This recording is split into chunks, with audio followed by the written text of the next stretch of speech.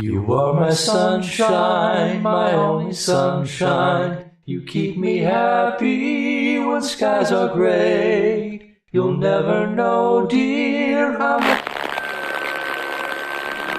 Welcome to an evening of old-time radio.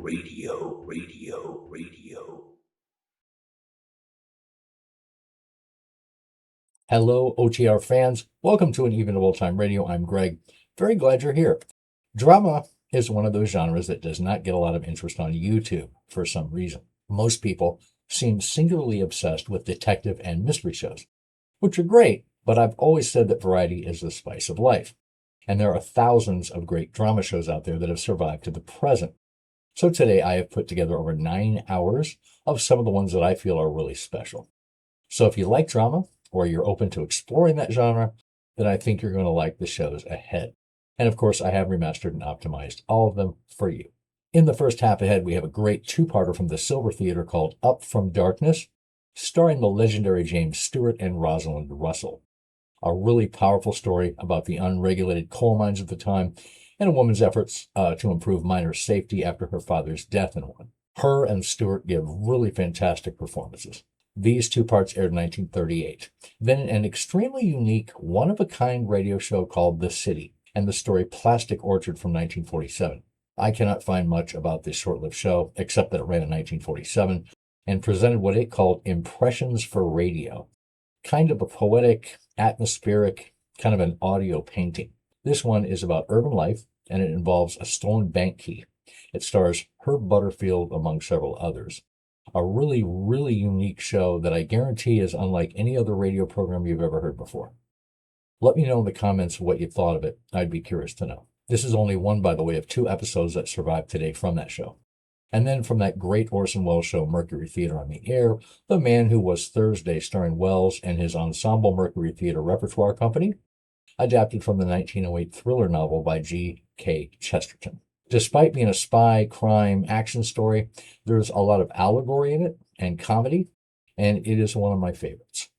It's also the final broadcast from Mercury Theater on the Air's summer series in 1938. And then another drama anthology show, Theater Guild on the Air, and their adaptation of the Oscar Wilde play, The Importance of Being Earnest, starring John Gielgud and his London theater company from the play itself. If you've ever seen the play, I'd be curious to know what you think of this radio version. I think it's fantastic. And finally, from Studio One, one of the best drama shows I've ever produced in my humble opinion, the great Michael Redgrave stars in Uncle Harry, which is their adaptation of the Thomas Job Broadway play from 1938, more so than the 1945 film, which was called The Strange Affair of Uncle Harry, which was also based on the play. Now, this is a psychological drama set in New Hampshire about a very kind man who arranges the murder of his 2 sisters. I hope you enjoy the shows ahead, and I'll see you at the halfway point.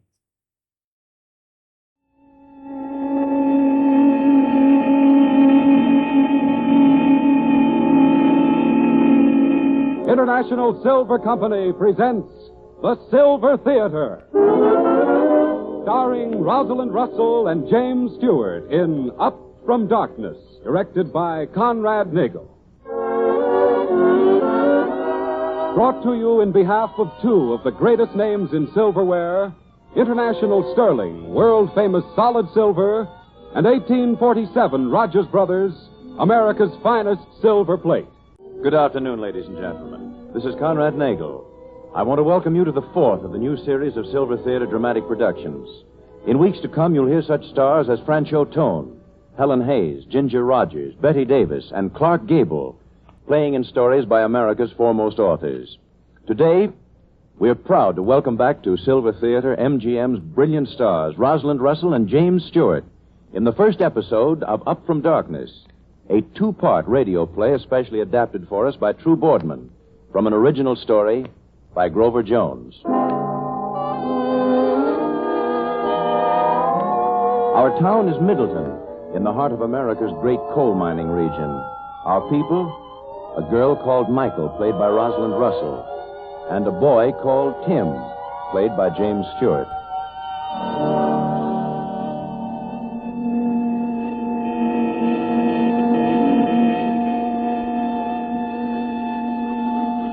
Hey, Mom, You hear that?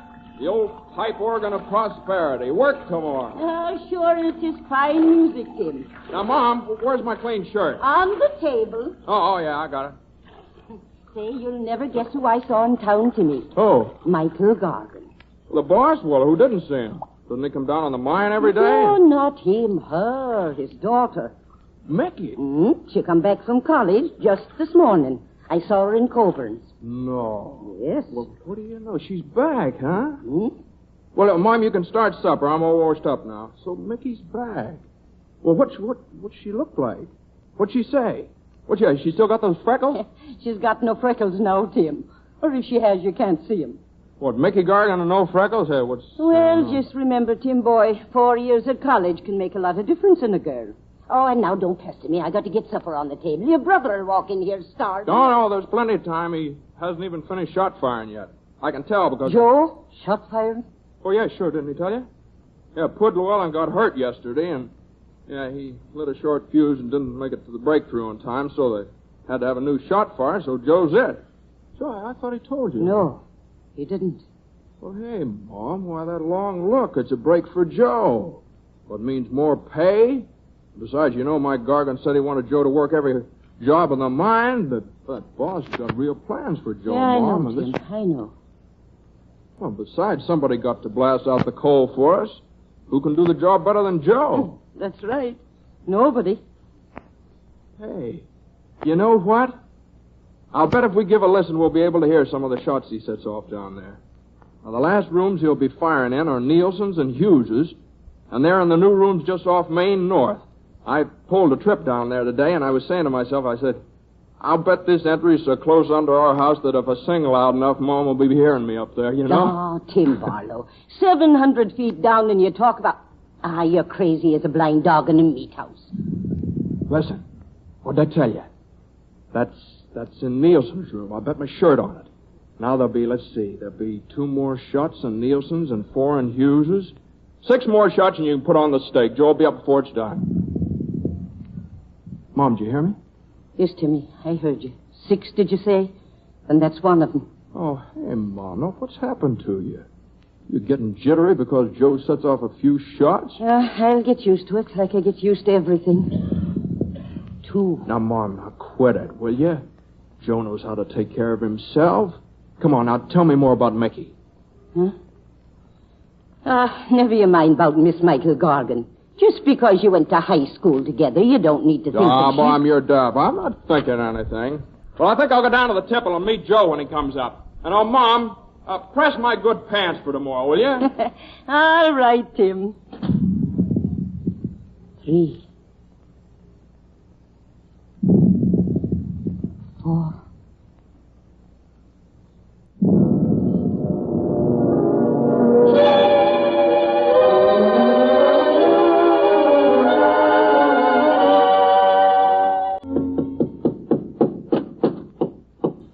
I see.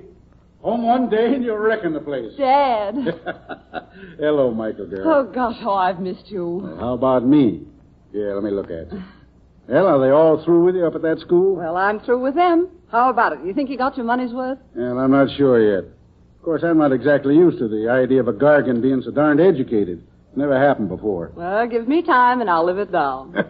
I hope so. Oh, you're just in time to help, Dad. That crayon portrait of Uncle Joseph has leered at us about 20 years too long. Down it comes. It's the beginning of the revolution. Oh, is it? It is. First the pictures come down, and then that stove out of the middle of the living room. I'm going to make this place livable, Dad. I'm going to do the Hold on, wait a minute. You're going to do nothing of the kind. Now, Mike Gargan, just because you own a coal mine, you don't have to live like a mule skinner. No? Now, you listen to me, young woman. Every man in this town calls me by my first name. And it's going to stay that way. But, Dad, that still doesn't mean your house has to look like a museum. This place is almost as out of date as your mine. Now, never mind the mine. Stick to something you know something about. I do know something about it. I know that 70 men have been killed down there in the last 5 years, and that other men are being injured there every day. All right. What do they wear? Well, maybe being your daughter, I think something ought to be done about it. Yeah, I suppose you'll be doing it. You probably had a very fine college course on problems of the miner or something. Now you come home and tell me how to run things. Yeah, that's swell. Of course, the mere fact that you've never been down in the mine, that doesn't make any difference. That's not fair, Dad. Oh, what's the matter with us? I'm home an hour and we're right where we left off when I went away. Battling about the mine. Yeah, you're right. That's my fault. I'm sorry, girl. Dad, while I was away, I thought about this a lot. Let's talk it out, hmm? All right, Michael. First of all, what you said about my never being down in the mine and having gone down into it, well, I would have a long time ago accepted That you're free. Yeah. I know that, girl. I've always known it. But I don't think you know why, Dad. You know the very first thing I remember as a kid? It was the shriek of that wildcat whistle that means a new disaster somewhere down there under the ground. Even before I was old enough to understand, I sensed the horror and terror that lay behind that sound. Sure. I know, girl. I can't tell you what it did to me. The dread it gave me, the thought of being part of something that could destroy so many lives. That's why I came to hate the mine, Dad. And I do hate it. But there's something else that I hate even more. That's letting you down. You see, I've always let you down. Oh, you don't know what you're talking about. Michael is a boy's name, Dad. Oh, you made yourself pretend that you were glad I was a girl. And you called me Michael anyway. But that couldn't make me another Mike Gargan. To grow up in the mine and to love it as you've loved it. Oh, you're crazy. No, I'm not, Mike. And because of that, I want you to know that I'm going to do something about the way I feel toward the mine. Sure, I'm afraid of it. I'm petrified of it. But I'll lick that fear, Mike. I've got to. I'm going to. But look, Miss Michael, it's no good for you just hang around mine all day. It's all right, Jan. But what you do here? Just standing hours and look at mine. In your face, you feel sick, maybe? No, Jan, it's all right. Maybe you're here to wait for somebody, huh? No, never mind, Jan, please. Tell me, that bunch of miners who came up in the cage, was that the last load for today? I mean, is there no one left working down there now? No, one more load. There, cage just come up now. This is the last one. I don't care if you've been cakelaying for 40 years. Weigh 250 pounds. Good night, boys. I just feel differently about the whole thing. He sort of set the world on fire or something. Well, night, Jan. Night, Tim. Mickey. Well, Mickey, how are you? Tim Barlow. Gee, it's great to see you, Mickey. I heard you were back. Mom told me you. Come on, sit over here on this crate. Here, I'll dust it off for you. Say, you look swell. You sure do. How was that college business? College? Oh, it was fine. Hey, you feeling all right? Yes, Tim. What, you're waiting for your dad? No, I just came down to see the mine. To see the mine? Uh-huh. You? Gee, as far back as I can remember, you always wanted to stay just as far away from the mine as you could get. Tim, you've changed. I didn't recognize you. Oh, yeah. Well, it's pretty hard to keep clean down No, there. it isn't your face, Tim. Or your clothes or anything like that. It's... Oh, you used to be taller. Why do you stoop over like that? Well, you just get used to it, I guess. You're down in the tunnels, you know. I see. So you're still here, huh? Working down there, I mean. Just like all the rest of them. Going down there every morning before dawn, coming out every afternoon. Well, what do you mean? Well, sure I'm still in the mine. Why shouldn't I be? Say, I'm a skinner now, Mickey. But it's 4 years, Tim. Surely in 4 years you've had time to find something better than working down in that blackness. I mean, a job where you could accomplish something. What do you mean? I am accomplishing something. I helped get that black stuff out of there, and you know what that stuff does? It makes light for people and heat, and it runs factories, and it's a kind of magic, that stuff is. It's like that lamp that guy, Aladdin, what's his name, had. Why don't I accomplish something like that? Tim, take me down in the mine. Take you down the mine? Now.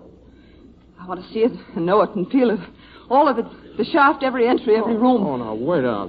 That doesn't make sense, Mickey. You're scared to death of going down there. I know that. That doesn't matter, Tim. Believe me, I've got to go down there. If I'm scared, I'll get over it. I've got to, Tim.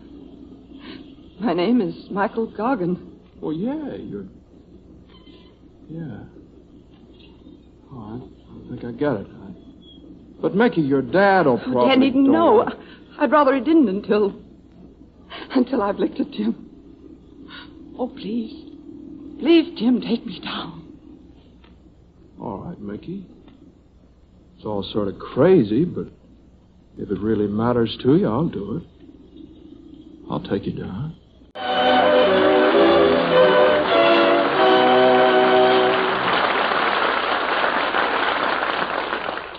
You've just heard Act One of the first episode of Up from Darkness, starring Rosalind Russell and James Stewart. Before the second act starts, a young man steps from behind the silver curtain with a grateful word for living in this generation. John Conte. We don't talk about it very much, but I think at heart we all realize how fortunate we are to be living in a generation that makes it so easy for us all to enjoy the finer things of life. Take that most cherished of women's possessions, lavish sterling silver, solid silver through and through.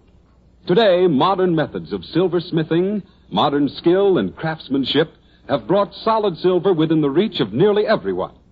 For example, do you know that right now you can get an individual place setting in International Sterling's thrilling Enchantress pattern, 6 distinctive pieces of solid silver for only $16.75? Well, you can. And believe me, Enchantress is a pattern of incredible beauty. It's modern in its graceful sweeping lines and exquisite proportions, and yet it's romantic, too, in the delicate bit of carving at either side.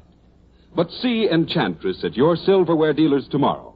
When you do, when you realize that here is silver loveliness that will never fade, when you find out for how little and on what easy terms you can own the solid silver you've always longed for, I know you are going to own International Sterling's Enchantress.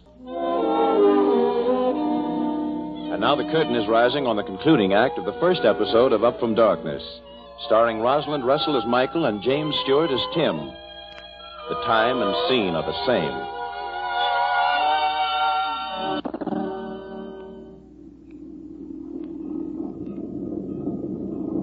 I don't know, Tim. Orders say no visitors in mine when shot firing going on. Yeah, but, Jan, we won't go where Joe's working. Please, Jan, it's all right. Your father know you go down in mine? Well, no, but he doesn't need to know. Please, Jan. Well, okay. You get on, Cage. I send you down. Okay, Jan. Come on, Mickey. Oh, wait. Wait till I get my cap. Hold it a minute, Jan. All right, Tim. Here, you better wear one, too. Thank you. Hold still while I light your pit lamp. Now I'll light yours for you. Okay. Hey, your hand's shaking there. I think maybe I better light it myself. Now. Okay, Jan. Okay, Tim. Down you go.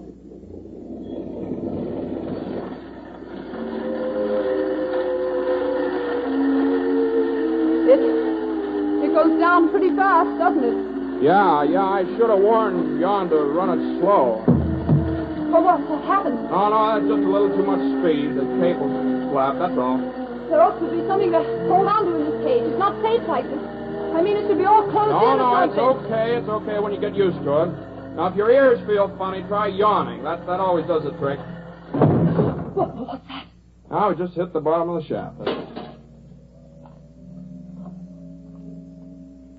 Well, how about it, Mickey? You coming? So black. I can't see anything. You will. It just takes your eyes a while to get used to it, that's all. Come on, we'll walk up the main entry. All right. Oh, Tim, the ground is wet here. It's soaking. Oh, sure, yeah. I didn't think of that. That's seepage. It's always like that. Of course, it's not so good on those shoes. That doesn't matter. You see, up in there... So, well, be careful. Be careful. Gosh, you almost walked into that lead wire. There's 1,200 volts in that circuit. You mean a wire like that is left exposed in this darkness? Oh, yeah, sure. Well, everybody knows where it is. Besides... Jim! What? There, just now I saw something. Something move. Oh, yeah, well, that's just a little rat. There's a lot of them down here that won't hurt you. Come on, I think you better take a hold of my arm. Yes. Maybe I better have. Keep your head down when you're walking. See better now? Yes, I think so. Sure you can. Uh-huh. You know, I knew a miner who'd never wear a cap when he worked. You know what he used for light? What? Lightning bugs. Ah. Yeah. Yeah, he used to go out the night before and capture just one lightning bug. Put it in the bottle. Then the next day he'd bring it down here. He'd work with that light all day. And then one day the lightning bug fainted and then he couldn't see at all. Hey, you're supposed to laugh at that. That's some joke, that. I guess I don't feel much like laughing right now. Well, I can just try. Tim, those things up there, what do you call them? Oh, they're cap pieces. But they look loose. Yeah, so they do. What if they give way? The roof caves right in. Does it do that often? Yeah, every now and then. How can you just pass it off like that? If the shaft does fall in, it means... Tim, aren't you afraid yourself? Afraid? I don't know. I never thought about it very much. I guess if I did, I might be. You see, Mickey, you get used to that down here. All these things that bother you, they're just part of our job. Even men being killed. Even that. Now look, Mickey, can't you understand? No, I can't understand. It's horrible down here. Even worse than I imagined. The dark, the cold, the dampness, as if that weren't enough. Oh, Jim! It's all right, Mickey. I should have warned you. Those are the shot fires. Now, Joe, my brother, is blasting out coal for the men to load tomorrow. Oh, I'm sorry, Yeah, I'm not sure. I should have warned you. Mickey, don't you want to go back up? No. No, I'm all right. Let's go on.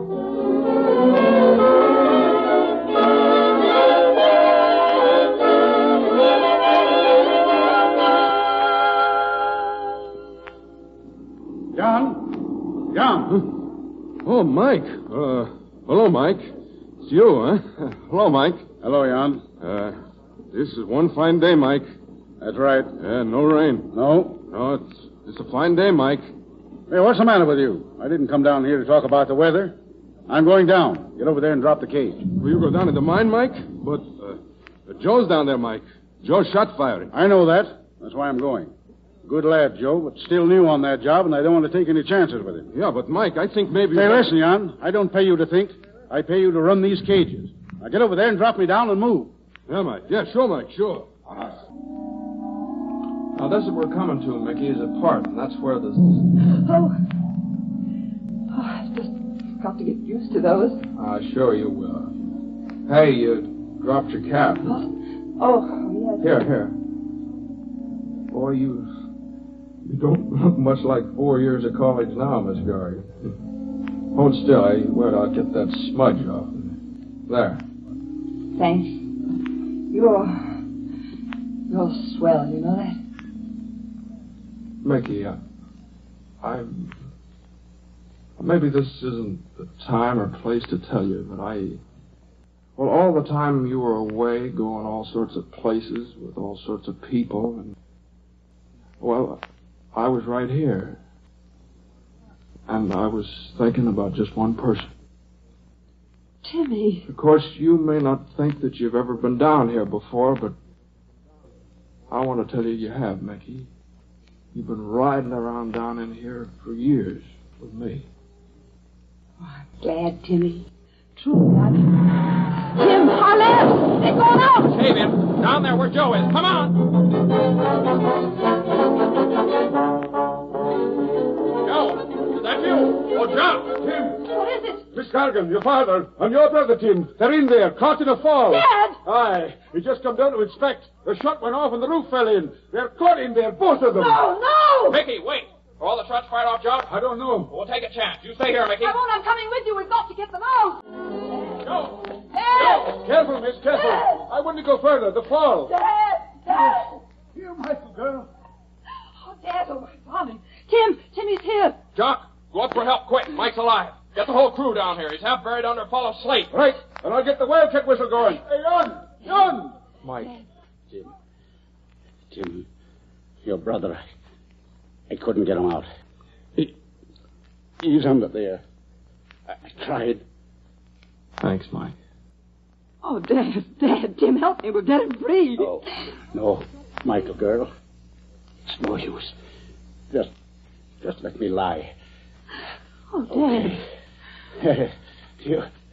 You picked a swell time to finally come in the mine.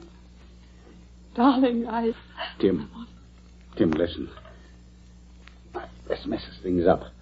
I counted on Joe to keep things going. To help Michael.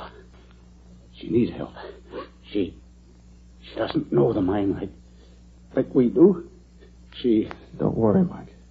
Oh, you hear that, Michael, girl? Mike. First name. Oh, remember what I told you. When they call you by your first name, you're okay. Even if... Easy. No use in that. No use. My father's dead. Can't you understand that? My God. My father dead. And so is my brother. So was my father, almost like this 2 years ago. You. You just stand there, not even cry, not say anything. Just accept this. The mine, Mickey, it'll always be the mine. For me someday. And for you, too, unless you stay up above where women belong. Why did my father die, Tim? For what good reason? That man is going to be braced and safe, strong enough for 100 blasts like that. Mickey, listen to me. And it's not just Dan. It's for Joe and your father. It's for all the others who have died and still others who will die if this place has its way. Mickey. Look at it. Live wires left exposed and cables unprotected and cages that are death traps in themselves. You're talking wild. You don't know what you're saying, Mickey. Yes, I know. This mine belongs to me now. And I'm going to fight it. I know that I can fight this monster that you and all the others just accept. I'll fight it alone if no one else will help me. But I'll make it pay for Michael Gorgon's death. If it's the only thing I ever do in life, I'll beat this mine.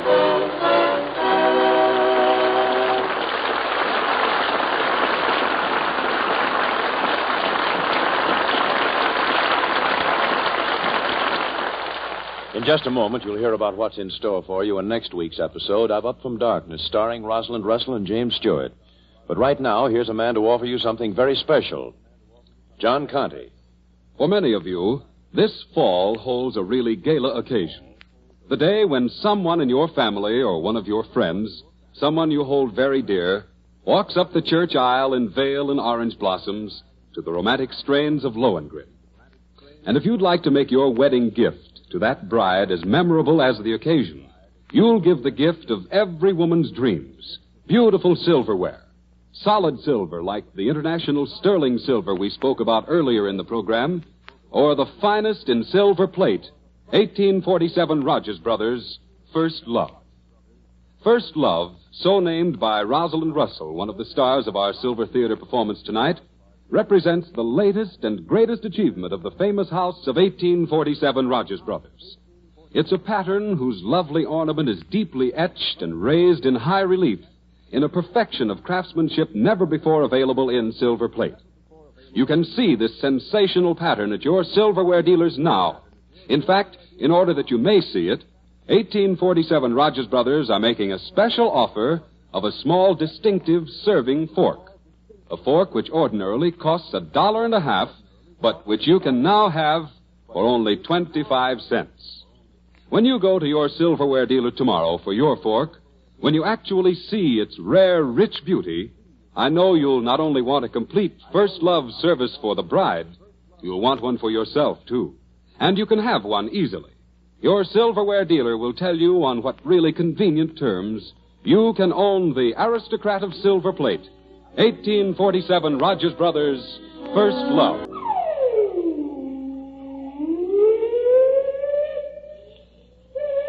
Tim's brother went that way. All the shot firers go that way. It gets them. But you can't do these things, Mickey. It's mining. You'll break yourself against it, Mickey.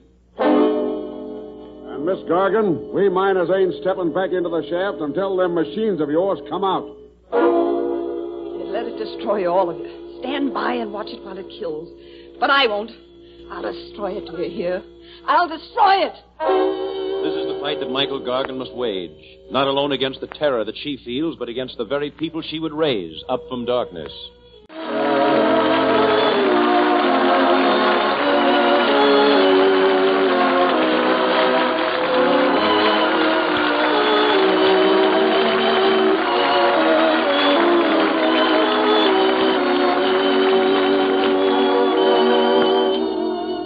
Next week at the same time, the Silver Theater will star Rosalind Russell and James Stewart in the concluding episode of Up from Darkness, directed by Conrad Nagel, with original music scored and conducted by Felix Mills.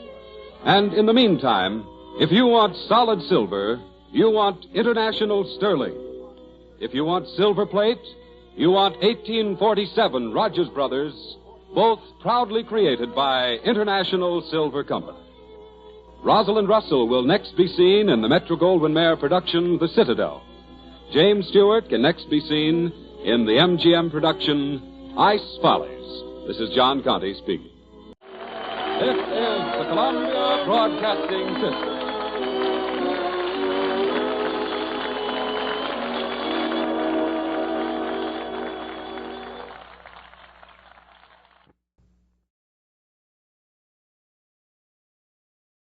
International Silver Company presents The Silver Theater, starring Rosalind Russell and James Stewart in Up from Darkness, directed by Conrad Nagel.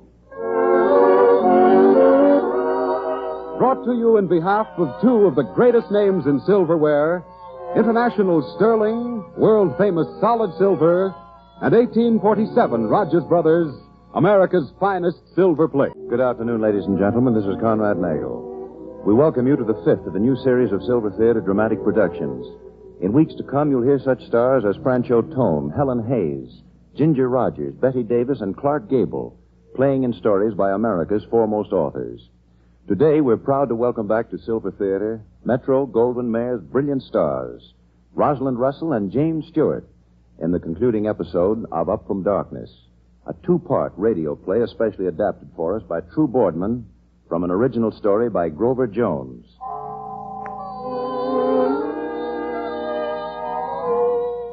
And now the lights are being dimmed and our curtain rises. It was just 3 months ago that Michael Gargan's father died the quick, dark death of disaster in a mine. And since that day, she's lived for but one purpose, to beat the mine that killed him, to rob it of the power to take men's lives. This is the task that faces Michael Gargan, played by Rosalind Russell, a task in which he has one strong ally, Tim Barlow, played by James Stewart. Our scene, the head office of the mine, early one evening. Michael is conferring with Mr. Melvin, the head bookkeeper. Miss Gargan, if I hadn't worked for your father for 30 years, I wouldn't say this. But if you want to have a mine to run, you've got to stop throwing money away on them machines. Throwing it away?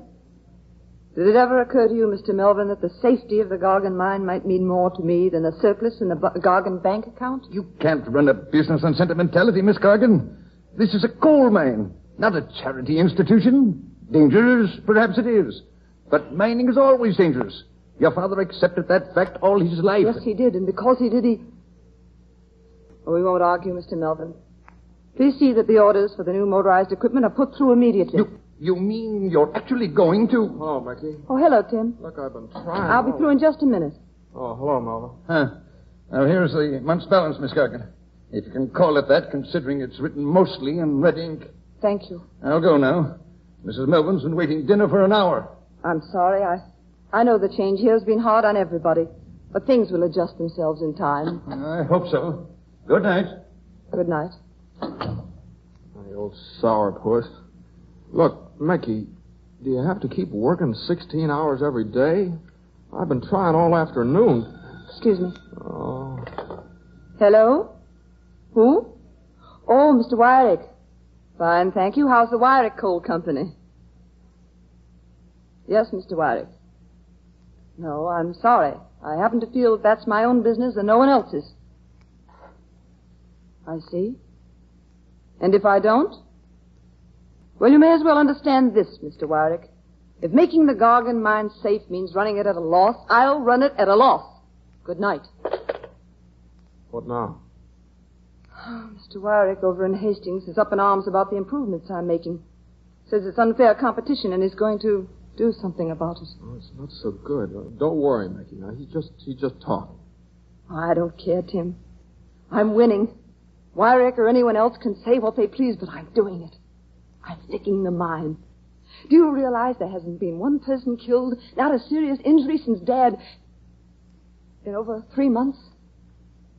Yeah, that's swell. Well, think of a record like that, Tim, even before the job is finished. And by the time we've installed the rest of the equipment I've ordered, we'll be well on our way. Mickey, that's what I wanted to talk to you about now, those machines and safety devices. Yes, Tim? Well, never mind now. Hey, your face is dirty again. Ink this time, I think. Here, I'll fix it. You know, since you turned working woman, you can manage to get your face smudged up more. Crazy. Tim? Yeah. Tim, I've got to check this balance. Oh, look, Mickey, it'd work out swell, you know it? We could drive over to Sheridan and then go for a week at Bryant Falls. I got quite a lot saved up, and besides, I got an uncle in Dubuque who's going to leave me $3,000, and he just wrote Mom last week that he's feeling pretty low. And Tim! Wait a minute. Is this supposed to be a proposal? Yeah, I guess that's what you'd call it. Oh, Tim, I You see, Mickey, I sort of think maybe your dad would like to know that somebody was taking care of you. You know, a woman on her own can manage to get herself mixed up in more darn jams, especially if she's sort of bull-headed. And, no, I don't know. Miss Gargan. Hello, Jan. Miss Gargan, I just here, so I come quick tell you. Tonight at Miners' Hall. Meeting. Well, go on, Jan. What kind of meeting? Men from mine, Miss Gargan. They meet to talk what they do about changes you make in mine. Everybody be there. I think you want to know. Thanks, Jan. Thanks for telling me. Okay. You do something, maybe, huh? It's not so good, Miss Gargan. I know, Jan. I know. Good night. Good night. Night, Tim. You knew about this, didn't you, Tim? I guess I did. And that was the reason for your proposal? Oh, not the reason. Maybe it's sort of rushed it a little. I see. Now, look, Mickey, this is serious, honest. Now, you've been up here in the office. You don't know how the men have been feeling. It started as soon as you began making changes down there, and it's been getting worse all the time. There's no telling what'll happen at that meeting No tonight. matter what happens, Tim, it can't make any difference. I started this fight, and I'm going to finish it. Mickey, you still haven't answered me. Will you marry me? But don't you see I can't answer that now, Tim? I can't, believe me, not until I've finished this job. Oh, but Tim, ask me again, will you? No matter what happens to your uncle in Dubuque.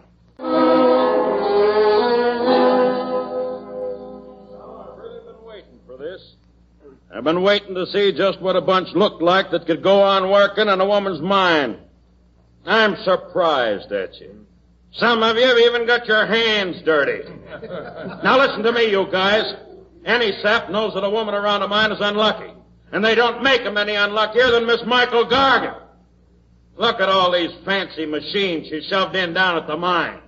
Do you like all that junk? No. Of course you don't. And here's something else. Just wait a while till these fancy machines get really working. One by one, you'll find yourselves getting fired. The machines will be doing the work. That's right, you're right. Yeah, not only some of you are going to be out of a job, you'll all be out. 6 more months of that highfalutin gal boss and this mine will shut down. You'll all be in the street. Yeah, your wives and your kids will be hungry. But that don't matter. Miss Gargan don't care about them. See only Shut cans up, Slocum. That's a dirty lie, and you know it. I've been waiting for you to blow off, Barlow. Now, listen to me, you guys. This bird Slocum doesn't live here, he doesn't work here, and I'll tell you what he is. He's a hired agitator from the Wyrick mine over at Hastings. Oh, yeah? Well, how does it feel to be promoted, Barlow? A mule skinner one day and a boss foreman the next. Having a gal for a boss may be unlucky for everybody else, but it's sure all right for you. Why, you low. Look out, Slocum. Get away. Let him up. Come on. Get back, you guys. Nice going, Barlow. Socking a man when he's not looking. You were looking then, you're looking now. Come on. Now, look here. Let go of me. Get out. Take it easy. Don't fight. There'll be none of that here, Barlow. Now, listen to me. Listen, all of you. Now, don't pay any attention to this guy. Don't be crazy. Look at what Mickey Gargan's trying to do. Suppose she has spent dough on those machines. It wasn't for herself, was it? And if she fired anybody, no, and she's not gonna. Now, give her a chance. She's only had 3 months. She's worked her head off. She's... Mickey. Who's in charge of this meeting? You, Mr. Saunders? Yes, Miss Gargan, but... I'd like to say something to the men myself. Well, this is a miners' meeting, ma'am, and according to the rules, an operator Then I'm can't... going to break your rule. Men, I heard most of what Mr. Slocum said a moment ago. And there are some things I want you to understand. He said I wanted to take your jobs away. That's not true. What I'm trying to do is for your own good. We got rules, and I want you to... No operators speak to a meeting unless they're invited. Well, what are we waiting for? Come on, let's go. I move the meeting be adjourned. Yeah, come on, boys, come on. You can all go down the street to Chambers' place. Wait a minute, please. Can't you listen to me? Hey, now, what's the matter with all you? Give her a break. Wait a minute. It doesn't matter, Tim. I'm sorry, Miss Gargan. Nothing I can do. Such fools they are. Thanks, Jan. It's all right. I go back to mine. Good night.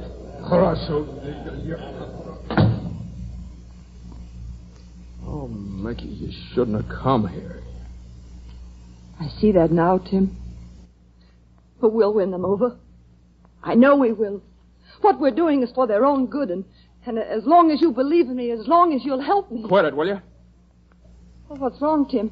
I'm a liar, that's all. Now, look, Mickey. I'd lick any other man that says it, but it's true. You're wrong. And if you keep on the way you are, you'll wreck the mine. Tim! You've gone about it with your eyes shut. Those men have always dug coal in just one way. It's part of their life, and now you want to change that life. Well, you can't, Mickey. Believe me. You're not a miner. You can't understand. Wait a minute, Tim. There's just one thing I want to know. Are you helping me finish what I started, or aren't you? I can't, Mickey. Not the way you're doing it. For your own sake, I can't. You're gonna change. That's enough. So I've gone about it with my eyes shut, have I? Well, maybe you're right. I was blind. I was blind enough to think that you, at least, could understand. To think that what you asked me this afternoon meant... Mickey, please, now listen to me. Why? Why should I listen to you? I wouldn't understand. You're a miner. I'm not. We speak a different language. Fear and suffering and death, they're not the same things to you and I'm me. only trying to make you see it straight. Will you go now, please? Mickey. Go on with the rest of them to Chambers Hall. Mickey, Go on, leave me alone.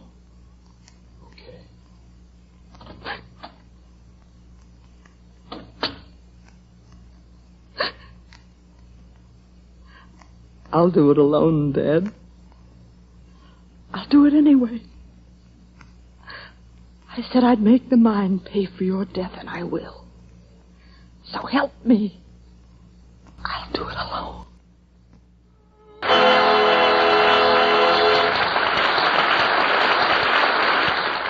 You just heard Act 1 of the second episode of Up from Darkness, starring Rosalind Russell and James Stewart. And now, before we bring you Act 2, we bring you a passing comment on today's styles.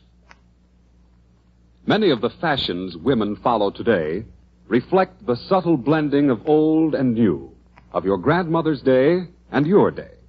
And in silverware, too, you find the same fascinating combination of romantic tradition and modern art. Particularly is this true of International Sterling's bewitching pattern, Enchantress. For the lustrous, mirror-clear center panel is truly modern. The delicate carving at either side just as truly romantic. A pattern all the more desirable because it's solid silver. Silver that grows richer, mellower as time goes on. And yet this exquisite silverware is not the luxury you might think. For example, you can get a place setting for one person in the Enchantress pattern, 6 distinctive pieces of solid silver for only $16.75. And there are other larger services also priced within your reach. What's more, there's a budget payment plan whereby you can buy your sterling silver right out of income. Your silverware dealer will be delighted to tell you all about it. See him tomorrow. See Enchantress, too. And begin now to make a dream come true. To own solid silver by International Sterling.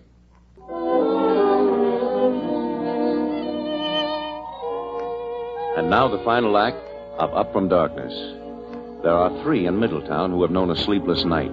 First, Michael, desolate and alone in the Gargan house on the hill, knowing that now she can expect no help in her struggle against the miners and against the mine itself.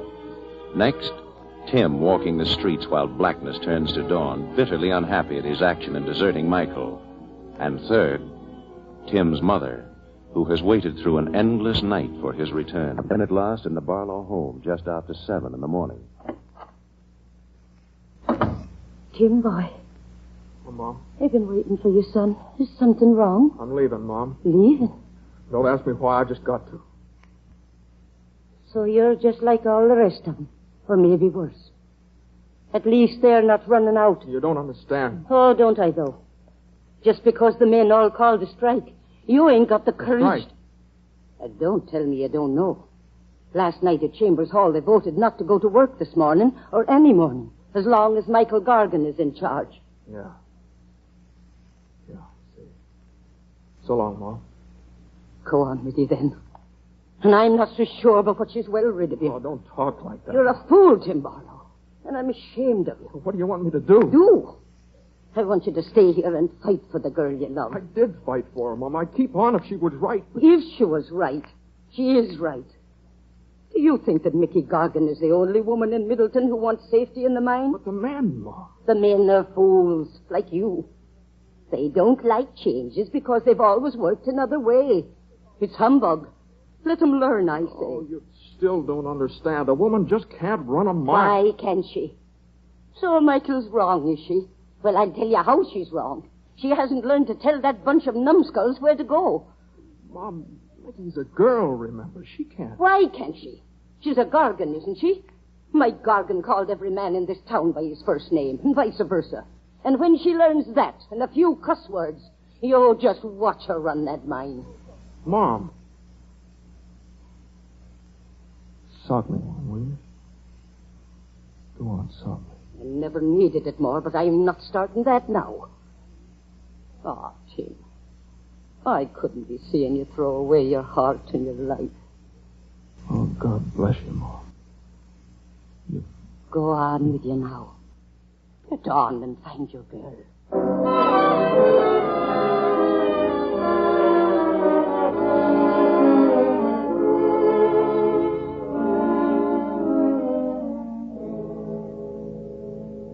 What time is it now, Jan? 20 after 7. I see. But maybe still not strike. Maybe miners just late, huh? All of them, Jan. All 20 minutes late. Jan, why didn't you strike too? Why do you stay at the mine? Me? Me top man. Keep the fan going in mine. But anyway, Jan not strike. Mike Gargan always good friend to Jan. Jan always good friend to Mike's daughter. With my people, once friend, always friend. You can't always say that for my people. Oh, you don't worry, Miss Michael. Tim, funny guy. He's kind of crazy, like all Americans, but Jan. he'll come back. Oh, you think Jan blind, maybe? Jan, please. Please don't talk about Tim. Sure, man. You go home now, maybe, huh? No. No, I'm going down in the mine. Down in the mine? I want to talk to someone. With the mine empty, Miss... Oh, you mean down there? Your father? Oh, yeah, I understand. Good, maybe you go. Sure, you just get on cage, I let you down. You got Captain Pete Lamp? Yes, here's one. Boy, I like. Now? You're not scared to go down alone? No. I'm not scared. Good. Miss Michael. Maybe down there. You say hello for Jan. Huh? All right, yeah. Down you go.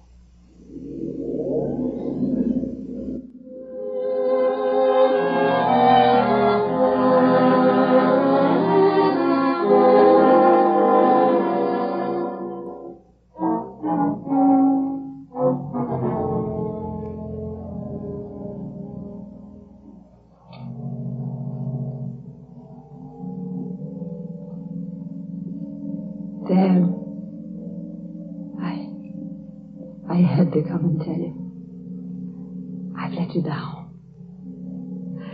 This mine of yours, Mike, I've really fixed it up. I fixed it up so swell that nobody will come working it. You see, you shouldn't have called me Michael after all. I guess we both see that now. Oh, Dad.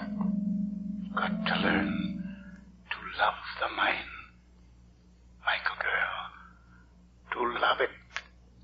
Not be afraid. I'm not afraid. I licked that bed. I told you I would, and I have. But what good does it do? I can't run the mine without men to work in it. Mike. Remember, girl. Mike.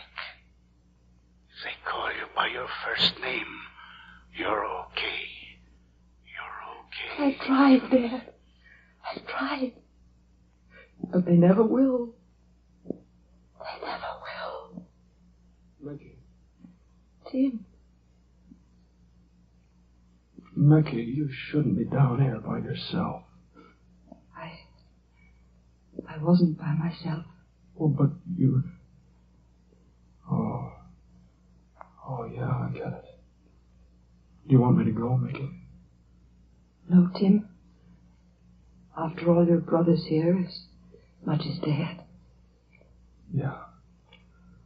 Oh, look, Mickey, there's something I want to tell you here. I love you. Oh, Tim. Tim, darling. Mickey, Oh, don't say any more. Just hold me close. I love you, Tim. I do love you. Well, then that's all that matters. When two people love each other, they're unbeatable. You know that? They are, Mickey. And now you and I are going to fight this thing through. Both of us. But it's too late, Timmy. I've messed everything up. I've already failed. Failed? What do you mean, failed? Listen, Mickey. You were right. You're right about everything you've done. It's just how you've done it that's been wrong. Why was it wrong, Tim?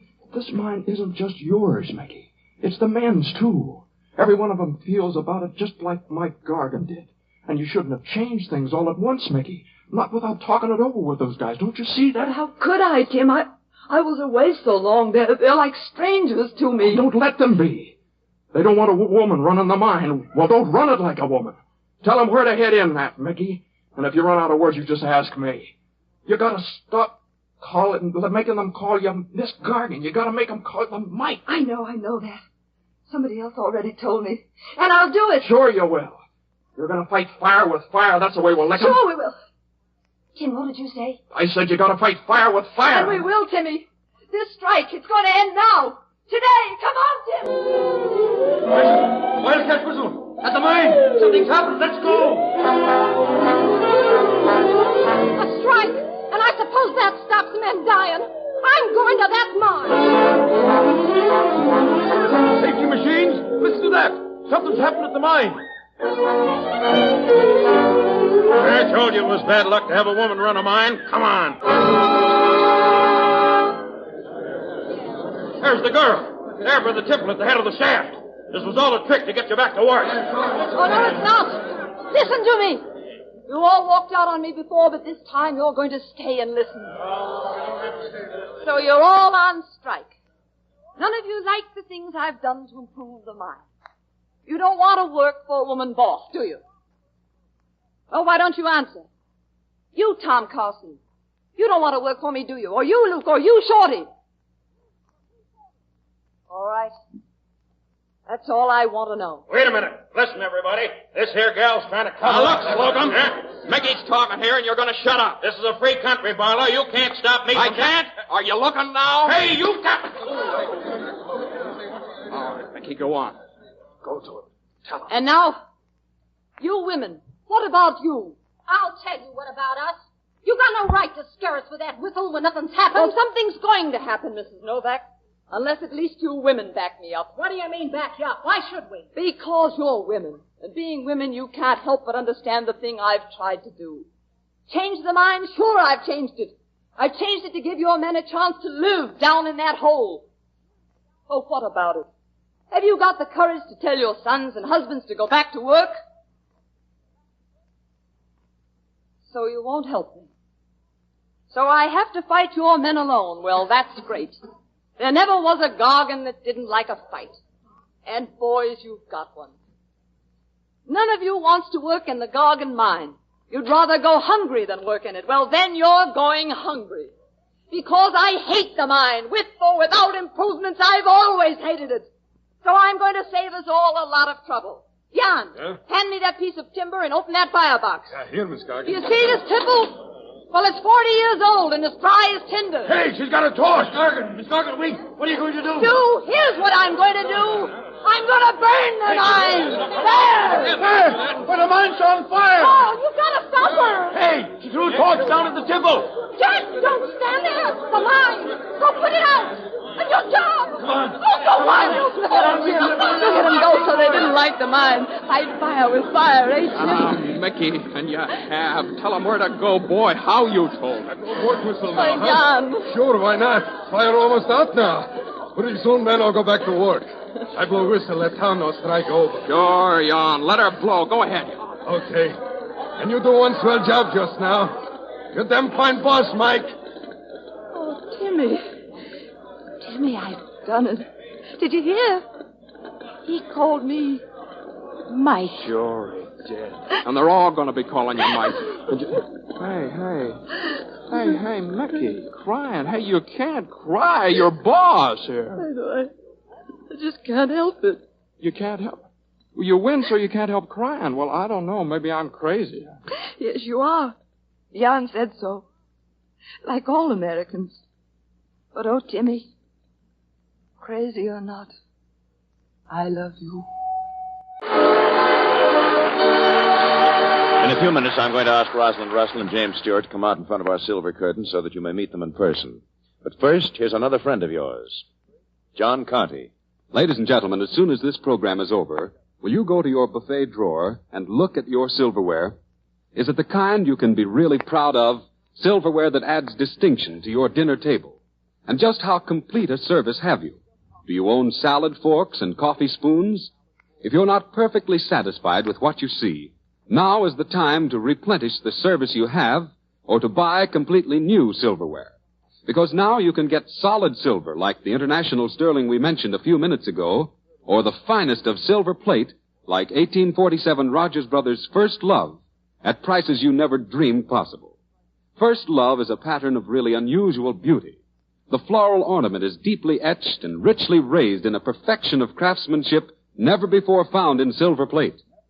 1847 Rogers Brothers would like you to have a small, distinctive serving fork in this exquisite First Love pattern. A fork that sells for $1.50, but which is yours for only 25 cents. By all means, go to your silverware dealer tomorrow and get it. Look at sets of First Love while you're there, and learn how easily and conveniently you can own the best in silver plate, 1847 Rogers Brothers. And now back to Conrad Nagel. For two persons such as Rosalind Russell and James Stewart, there's only one thing we can do. Roz and Jimmy, here's the microphone and several millions of your fans. Go ahead, Rod, you start. Well, it's been very nice for both Jimmy and me returning together to the Silver Theater. Rod, this is a lot like the time we were on the Silver Theater last season, you know. You just finished a new picture for Metro-Goldwyn-Mayer then, and You've just finished the Citadel for them now. Well, you were all banged up from playing football last year. Really banged up. Yeah, you know, it's happened again in the same place. Another football picture, Jimmy? No, ice skating now for Ice Follies. Picture MGM has me making now. I never knew ice could hit back so hard. You know? No, Jimmy, there's one more thing. Even nicer than a return engagement. Conrad has told me how much the people have liked First Love since we introduced it last season. Yeah, Roz, can I interrupt again? I suppose so. I bought some silver last week, a whole lot of it. Enchantress and First Love, the pattern you named, you know, from a new house. Is that mansion of yours finished? No, the roof isn't on yet, but I thought I'd start furnishing it in the right way. Good night, everyone. So long. And thank you. Good night, Rosalind Russell and Jimmy Stewart. We'll see you both soon again. Next week at the same time, the Silver Theater will star Franchot Tone with Rita Johnson in the Vivian Brotherton story Hollywood Legend, directed by Conrad Nagel, with original music scored and conducted by Felix Mills. All the characters and events in today's drama were purely fictional. John Conte speaking. This is the Columbia Broadcasting System.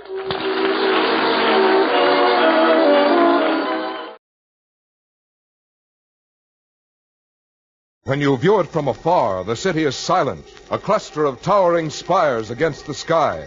But as you move down, across rooftops, over rivers, past factories and rail yards into the center, the city comes alive, jostling, turbulent, bellowing in 1,000 voices.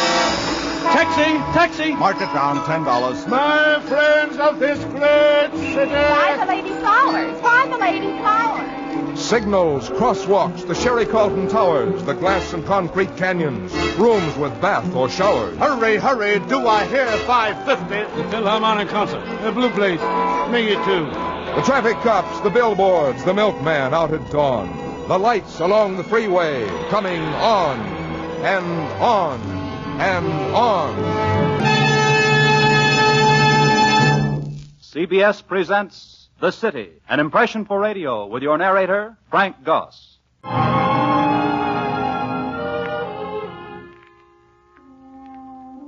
There is a cave within the mount of God, fast by his throne, where light and darkness in perpetual round lodge and dislodge by turns. In the moment before dawn, the city waits in antiseptic quietness for the new day.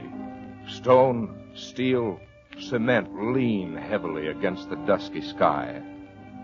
In the moment before dawn, the city is a desert where no man has ever been, and the cool wind goes about its morning erosion with careful certainty. Brick and wood, cement and asphalt, steel and stone of the city sweat in anticipation of the dawn. The miracle of morning occurs. Deftly, cautiously, morning slips through a crack on the horizon, expands on its way down from the heavens. The movement is from the east. Pompously, with great reptile dignity, the sun crawls along the jagged edge of the city, peering intently with an unblinking single eye into every shadow. The mute city grows bright and wet with morning.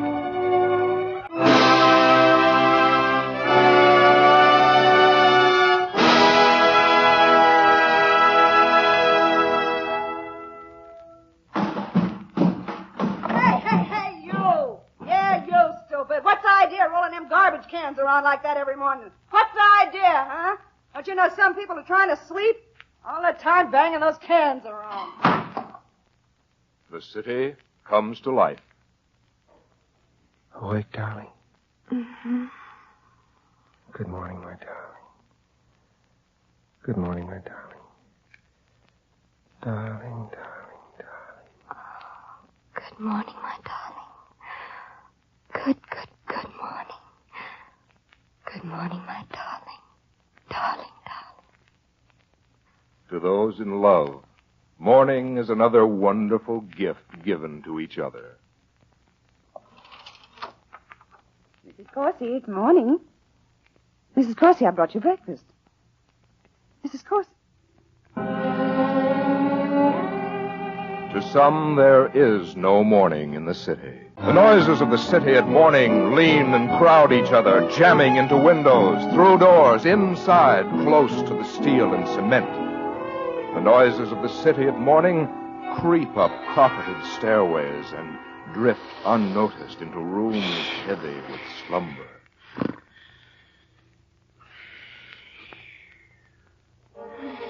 He has a small face fitted to a small head. He sits up in bed and looks wildly about. His eyes shift with great cunning. Slowly, he leans over and opens the drawer of his side table. He lifts a handkerchief from the drawer, a Gideon Bible, a box of matches, a deck of cards, a candy bar, and from under the lining paper, in the back of the drawer where it would never be seen, a key. He jumps out of bed and hurries to stand in front of the mirror. He looks at the 3-day growth of red beard on his face. His eyes shift quickly to the right and left. Slowly, he brings the shiny key in front of his face.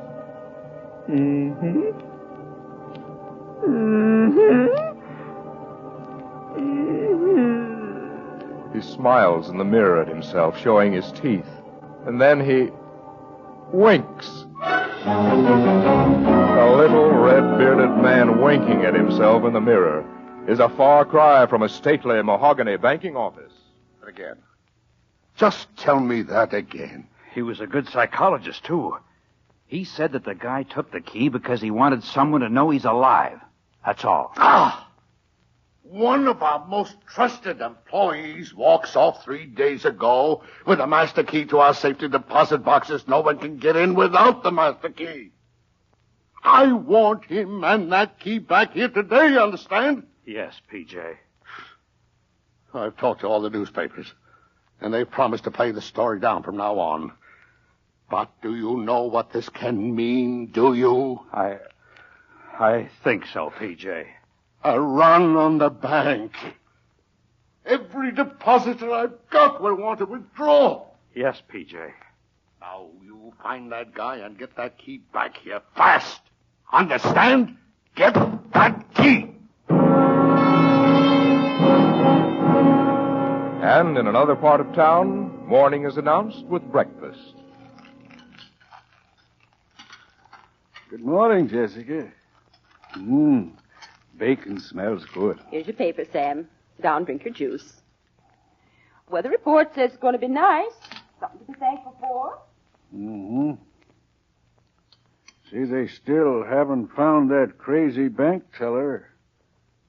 Think he's in the city somewhere, hiding out. Poor fellow. Your coffee, Sam. All right.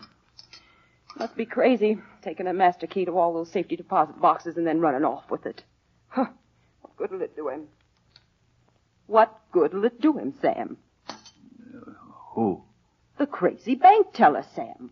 What good will it do him to have that key? Banks have a master key, box holder has a key, takes both keys at once to open the box. Sam, maybe he's going to disguise himself and go back to the bank. No, Jessica, I don't think so. They say he's sick in the head. A complex of some kind. He just wants people to know he's alive. Sam, have you heard anything? I'd tell you if I did, Jessica. The estate office will let me know. It's up to them. You'd think they'd let you know by this time, Sam. You've worked for the Spaulding estate for 22 years, Sam. In one place. Disgraceful. Garden of Art, indeed. Might just as well let you work in a downtown building like other men, but no. Garden of Art. Someone has to take care of it, Jessica. Why? No one ever goes there anymore. Spaulding Garden of Art is a city landmark, Jessica. They couldn't just close it up and forget about it. All those old statues. Colonel Spaulding had a good idea. People can't travel all over the world to see originals. So if they're copied and put in a garden right here in the city, everyone can see them. Free. Plaster and cement. No one wants to see them. I applied for the transfer, Jessica. Getting late. I better go to work. Don't forget your lunchbox, Sam. Goodbye, Jessica. Goodbye, Sam. And for a hard, square-built man, the morning is a search. Yes? Anybody registered here from Shower Springs, Indiana? Shower Springs, Indiana? Let me see. That's my key, Byron. Thank you. No, there's no one from Shower Springs. How many hotels around here? Well, in this block, there's the Strand and the Duclaw and the Horizon. Been to them. Guess I'll start through the telephone book. Thanks. Certainly, sir. Certainly.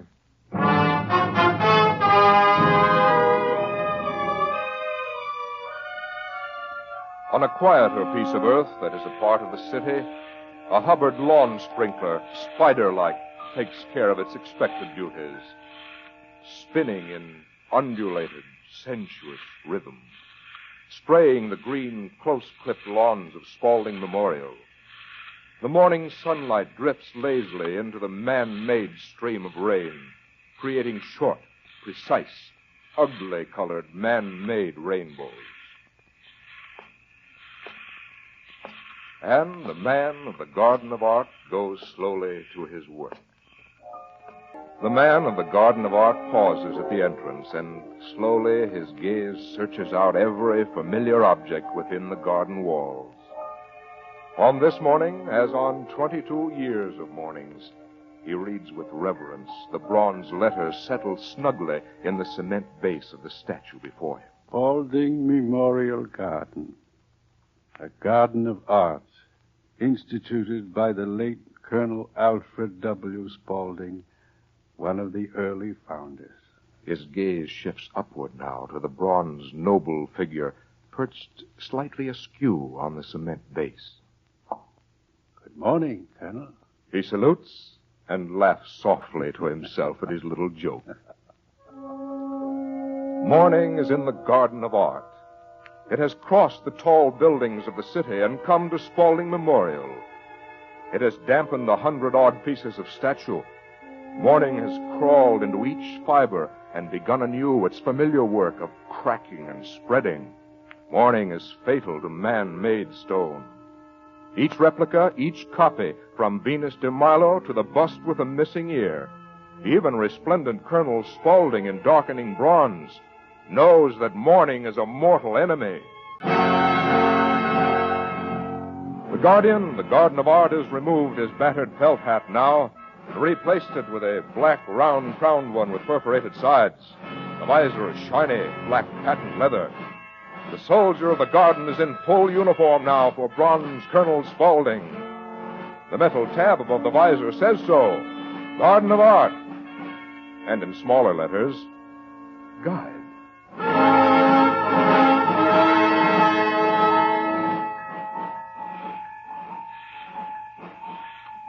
Spaulding Memorial. Sounds good, darling. The city landmark.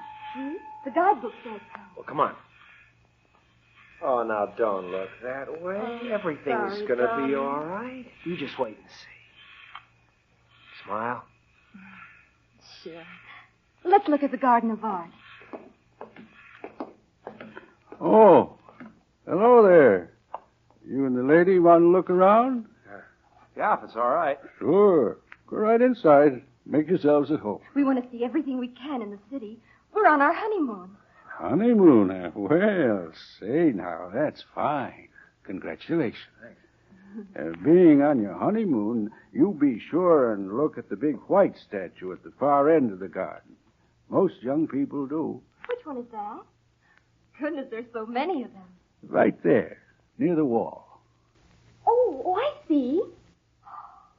Oh, this whole place it's beautiful. Oh, darling, if only. Well, Yeah, sure is.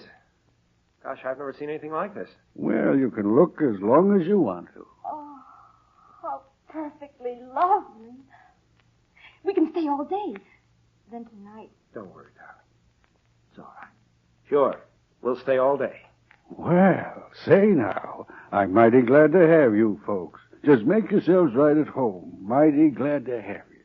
Oh, I almost forgot. When you get to that bust back there in the corner, Don't mind. Just needs a little fixing. His ear. His ear? Yeah. Fell off last fall. Been trying to have somebody come out and fix it. Wrote out 2 complaint orders on it.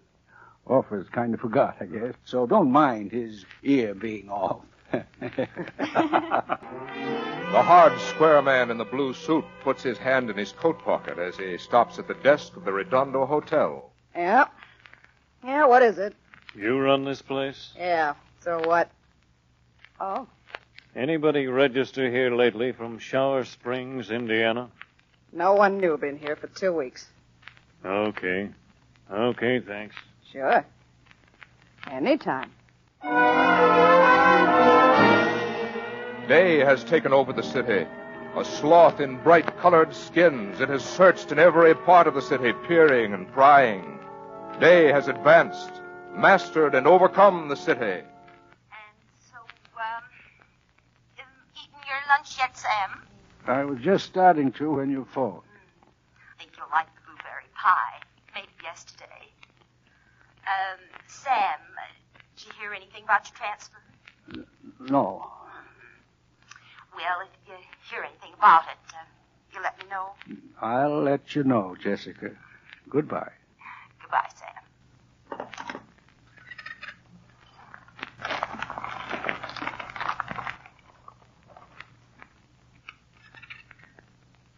Hiya, Sammy boy. Eating lunch? Oh, hello. Well, what do you know? There's somebody here for a change. 2 people. Things are really booming today, Sammy. Some people do anything in their day off. They just got married, and they've been here all morning. And they said they were going to spend the whole day in the art garden. Like I say, anything in your day off. Oh, almost forgot what I came for. Letter for you. Huh? Blueberry pie. Looks good. Guess the downtown office wants to know if you're still alive, Sammy. Spaulding Estate. Spaulding Building. Here. Letter for me? So long, Sammy boy. Colonel Spaulding's executive officer in the patent leather visor stares at the brown envelope on his desk. The cut of blueberry pie, midway to his mouth, remains a forgotten thing in his hand. A dripping berry, searching for gravity, falls with blueberry awkwardness. The city at high noon, and her children come to feed. They surge from caves in the brick mountains out into the asphalt valleys. They run like frightened, hurried, hunted things, wild things in search of food, escaping time. Plate special on 2. Straw pile side of bacon. Hey, look who's here. And right away she begins making cracks. Make it a pair without. Give me any more in a cup. You owe me for a week. Caroline ham stand, side of French fries. Keep on right. Cup of coffee, piece of apple pie, and what are you doing tonight? Cream and sugar. Imagine wanted to know what time I came home. Take it or leave it. No substitution. Number 2 a pair with soup. The city's children in gigantic swarm feed at the noon hour. At noon in the city, there is a stenchy quietness in the newspaper section of the public library, crowded with broken, tired stories of men, ageless stories, a week old. Miss? He wears no hat. His face is still red-bearded. Miss? His clothes are wrinkled, worn. Miss? Yes? I've looked all over the racks. Are these all the local papers? The Evening Sun, the Gazette, the Chronicle. Yes, that's all. Oh. Were you looking for any particular story? Perhaps I... Oh, no. They kind of let down on a story after a day or two, don't they? They do. Yeah, they take a story right off page 1. They don't... They always got to have something new, some new development. Yes, they do. That's newspapers. Oh? Well, thanks. Thanks a lot. Goodbye. Excuse me. Goodbye. For a moment, the spectacled, pencil-sharpened, unpowdered librarian watches the nervous little man. He's familiar in a vague way. Something new. On the grounds of the public library, there is a sundial. The nervous inquirer is watching it now as the smallest shadow grows before him. He studies it intently. He watches, fascinated, as the shadow moves without perception. And still the shadow moves, a vagrant thing like ponderous time itself, without perception. The shadow on the sundial moves to the right with great metal dignity. The shadow on the sundial moves for the entranced watcher. The shadow on the sundial moves on into time. There is something about a small office in the afternoon that is irresistible to sleep. His hat with the military air is on the desk now. He's not so much Colonel Spaulding's officer. The brown envelope bearing the news from the Spaulding building lies unopened beside the hat.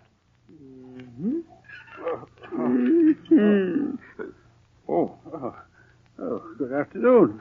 Go right in. I'm just coming out. I've been looking around. Must have missed you. Can I show you anything? Oh, no. I've been everywhere in the city today. I was just looking around. Well, stay as long as you like. Got to go now. Got something important to do. Many people coming here? Not many. Why? I just wondered. It's kind of run down, isn't it? Ever find anything in here? Mm-hmm. Ever find anything in here like money or a hat or an umbrella? Or maybe a key, huh? Yeah, did you ever find a key? Did you lose one? No. I just wondered. If I find anything, I always turn it into the Spaulding building, lost and found. Oh, sure you do. Sure. That is, if you find anything. I just asked. A good place to lose something. Awful good place. Yes, I suppose it is. Heads are hollow, aren't they? Uh-huh. Yeah. Well, see you around. Goodbye. See you in the newspapers. Yeah, so long. So long. The man of the Garden of Art sits thoughtfully now, and his eyes still ignore the unopened brown envelope.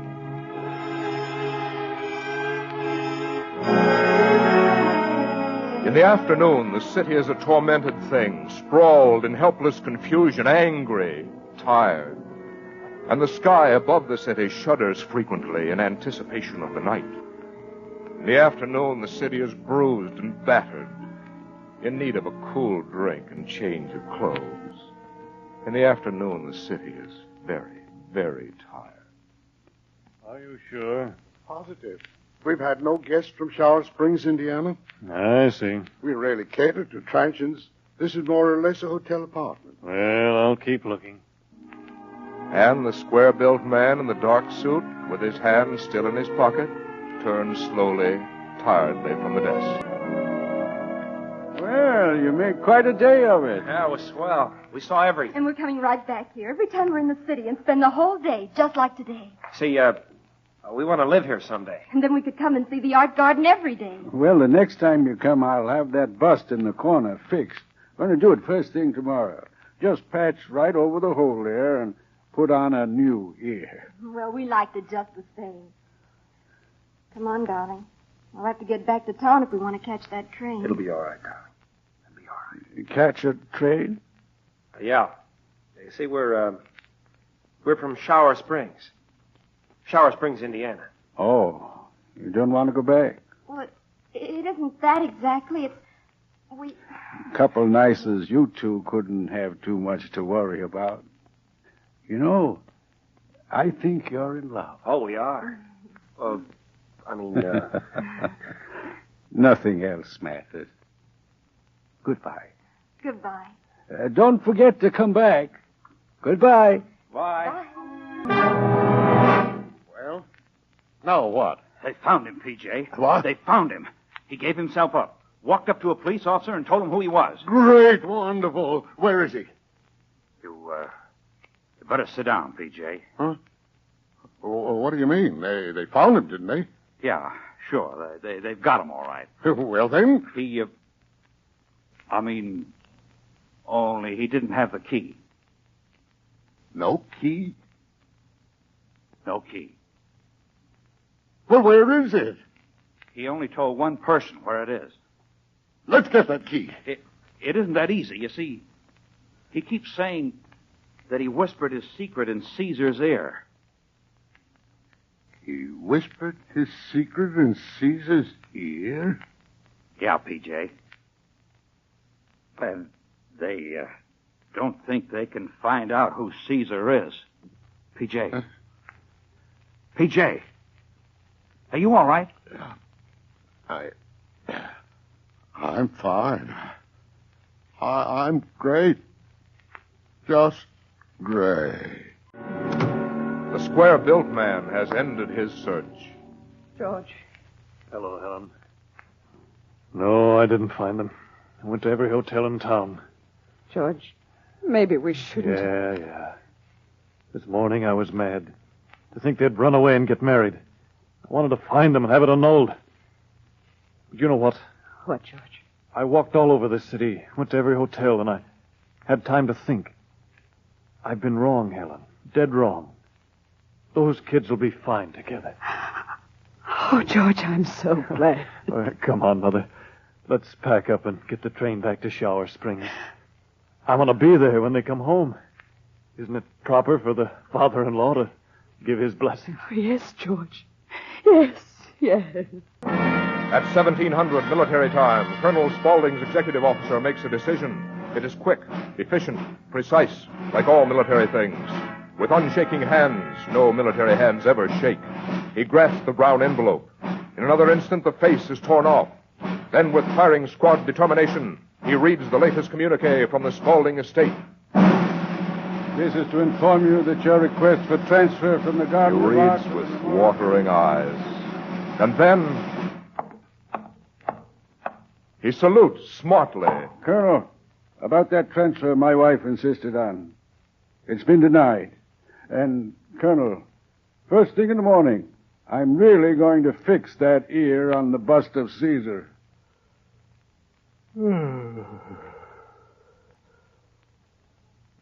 Good night, Colonel.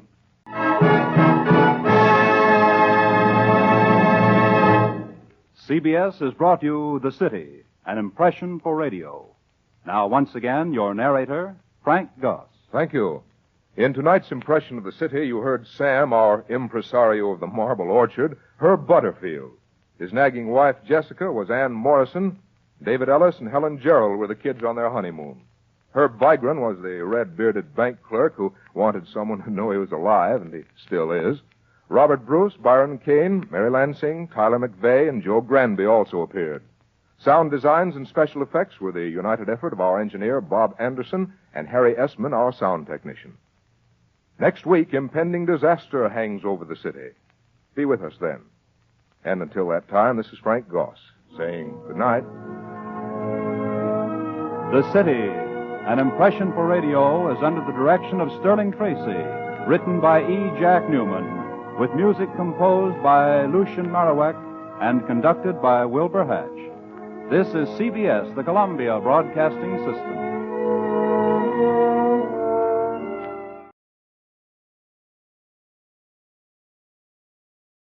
Wonderful to be famous. According to the story, that's what the young lady said to the fat man, the fabulously fat, the fantastic, the famous fat man, when he took her to lunch at a fashionable restaurant and everybody turned and stared. Tell me, she said, do people always recognize you? Does everybody always know who you are? Well, my dear, said Mr. Chesterton, if they don't, they ask.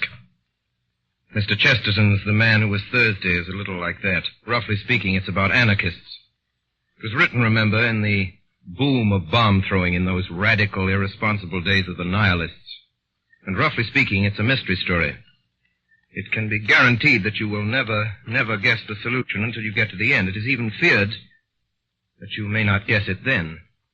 You may never guess what The Man Who Was Thursday is about, but definitely, if you don't, you'll ask.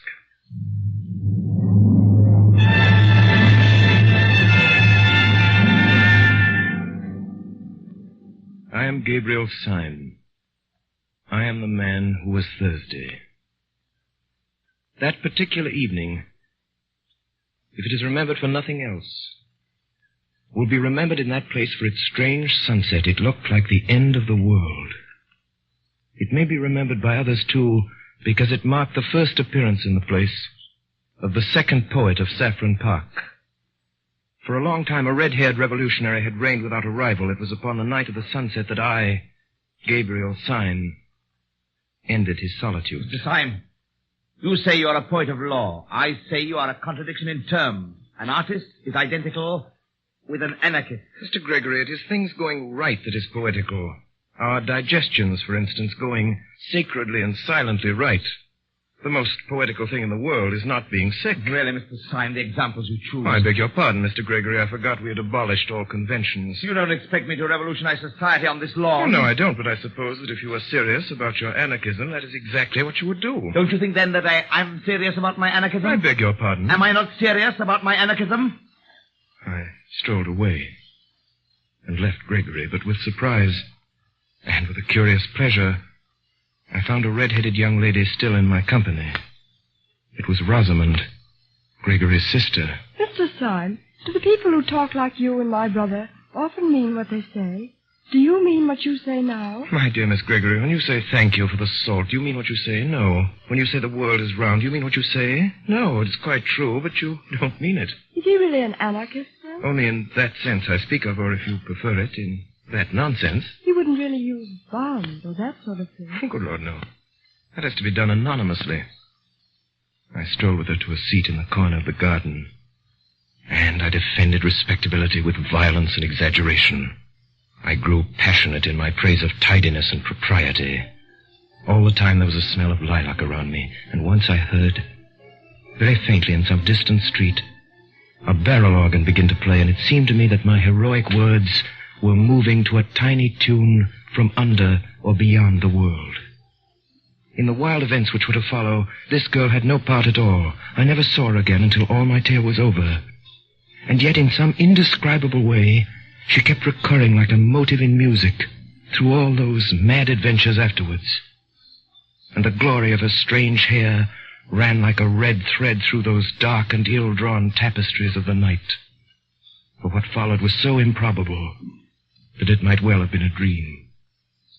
When I left the party and went out into the starlit street, I found Gregory waiting for me. Mr. Syme. Mr. Gregory. This evening you succeeded in doing something rather remarkable. You did something to me that no man has ever succeeded in doing before. You irritated me. Oh, I'm very sorry. There is only one way by which that insult can be erased, and that way I choose. I am going at the possible sacrifice of my life and honor to prove to you that you were wrong in what you said. In what I said? You said I was not serious about being an anarchist. Mr. Syme, may I ask you to swear by whatever gods or saints your religion involves that you will not reveal what I am now going to tell you to any son of Adam, and especially not to the police? Will you swear that? If you will consent to burden your soul with a vow that you should never make and a knowledge you should never dream about, I will promise you in return... You will promise me in return... I will promise you a very entertaining evening. Your offer is far too idiotic to be declined. You say that a poet is always an anarchist. I disagree, but I hope at least that he is always a sportsman. Permit me here and now to swear that as a Christian, and to promise as a good comrade and a fellow artist, that I will not report any of this, whatever it is, to the police. And now, what is it? I think that we will take a cab. The cab pulled up before a particularly dreary and greasy beer shop. We seated ourselves in a close and dim sort of bar parlor at a stained wooden table with one wooden leg. Mr. Syme, if in a few moments this table begins to turn around a little, please don't put it down to the champagne. I don't wish you to do yourself an injustice. Well, if I'm not drunk, I'm mad, but I trust I can behave like a gentleman in either situation. May I smoke? Certainly. Try one of mine. I took the cigar and started to light it. Almost before I had begun, the table at which we were sitting began to revolve, first slowly and then rapidly. You must be minded. It's a kind of screw. Quite so, a kind of screw. How simple that is. The next moment, we two, with our chairs and tables, shot down through the floor as if the earth had swallowed us.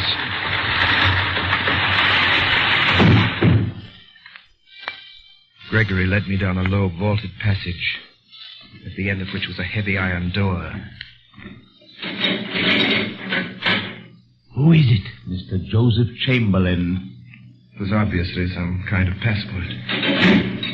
We stepped into a queer steel chamber whose walls were hung with dubious and dreadful shapes, things that looked like the bulbs of iron plants or the eggs of iron birds. They were bombs. And now, my dear Mr. Syme, now we are quite cozy, so let us talk properly. You said you were quite certain I was not a serious anarchist. Does this place strike you as being serious? It does seem to have a moral under all of its gaiety, but tell me, you have a heavy iron door. You cannot pass it without submitting to the humiliation of calling yourself Mr. Chamberlain. You surround yourself with steel instruments which make the place, if I may say so, more impressive than homelike.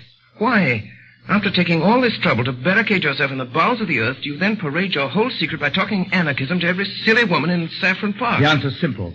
When first I became one of the new anarchists, I tried all kinds of respectable disguises. But at last I went in despair to the president of the Central Anarchist Council, who is the greatest man in Europe. Oh, what's his name? You wouldn't know it. That is his greatness. He looked at me. You want a safe disguise, do you? I nodded. Why then, dress up as an anarchist, you fool. I took his advice and have never regretted it. I preached blood and murder to those women day and night, and by heaven they would let me wheel their perambulators. You took me in. What do you call this tremendous president of yours? We call him Sunday. You see, there are 7 members of the Central Anarchist Council, and they are named after the days of the week. He is called Sunday by some of his admirers, Bloody Sunday. It's curious that you should mention the matter, because this very night we've called a meeting to elect a successor to the post of Thursday. And I don't mind telling you that it's almost a settled thing that I am to be Thursday. Gregory, I gave you a promise before I came to this place. Would you give me, for my own safety, a little promise of the same kind? Promise? Yes, a promise. I swore before God that I would not tell your secret to the police. Will you swear by humanity or whatever beastly thing you believe in that you will not tell my secret to the anarchists? Your secret? Have you got a secret? Yes, I have a secret. Will you swear? Yes, I will swear not to tell the anarchists anything you tell me. But look sharp. They'll be here in a couple of minutes. Well, Gregory, I don't know how to tell you the truth more shortly. By saying that your expedient of dressing up as an aimless poet is not confined to you or your president. We've known the dodge for some time at Scotland Yard. What do you say? Yes, Gregory. I'm a police detective. Mr. Joseph Chamberlain? Mr. Joseph Chamberlain. It was repeated twice, and thrice, and then 30 times. And the crowd of Joseph Chamberlains, a solemn thought could be heard, trampling down the corridor. Here are your friends, Gregory. Comrade Gregory, I suppose this man is the delegate? The fact is, comrade, I have been specially sent here to see that you show a due observance of Sunday. Well, comrade, I suppose we'd better give you a seat in the meeting. Gregory, I could see, was in an agony of diplomacy. Yes, I think it is time we began. The tug is waiting on the river. I move that Comrade Buttons take the chair. Second the motion! All those in favor? Aye! Carried. Comrade Buttons. Comrades, we all lament the sad decease of the heroic worker who occupied the post of Thursday in the Central Council until last week. He organized the great dynamite coup of Brighton, which under happier circumstances ought to have killed everybody on the pier. Upon you tonight, comrades, it devolves to choose out of the company present the man who shall be called Thursday. If any comrade suggests a name, I will put it to the vote. I move that Comrade Gregory be elected Thursday! Does anyone second? Second the motion! Before I put the matter to the vote, I will call on Comrade Gregory to make a statement. Gregory rose. He must have figured out that his best chance was to make a softened and ambiguous speech, such as would leave in my mind the impression that the Brotherhood was a very mild affair after all. My friend! There is the fact there!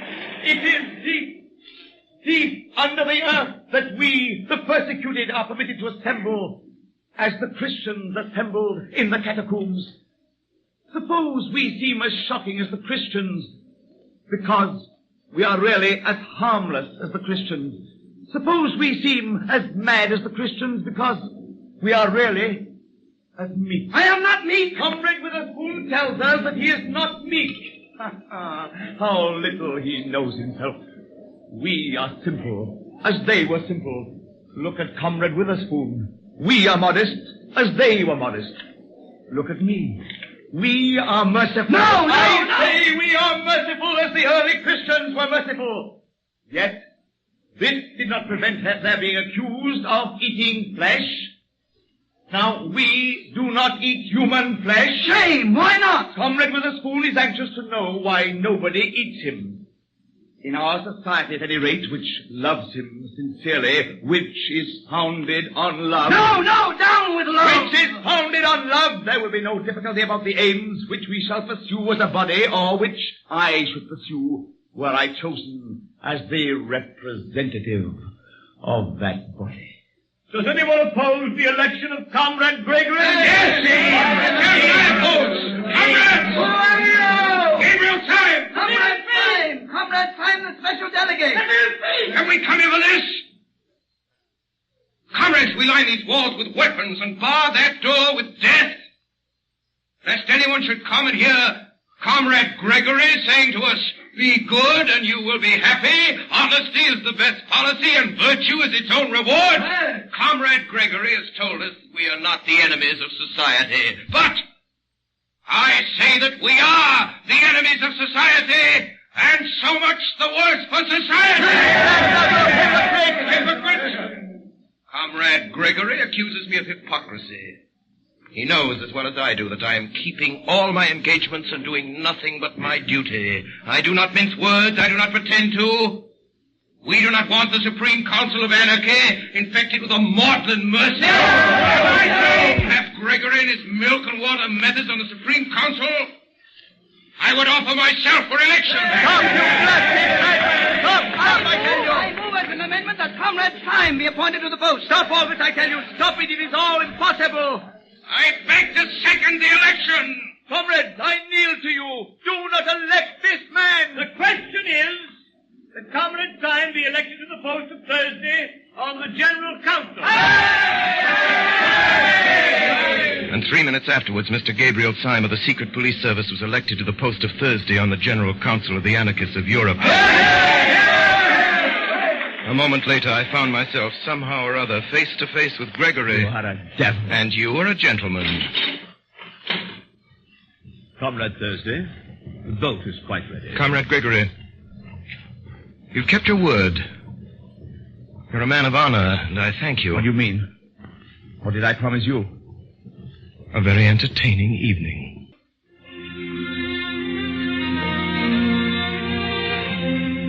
My name is really Gabriel Syme. I'm not merely a detective who pretends to be a poet. I'm really a poet who has become a detective. I come of a family of cranks.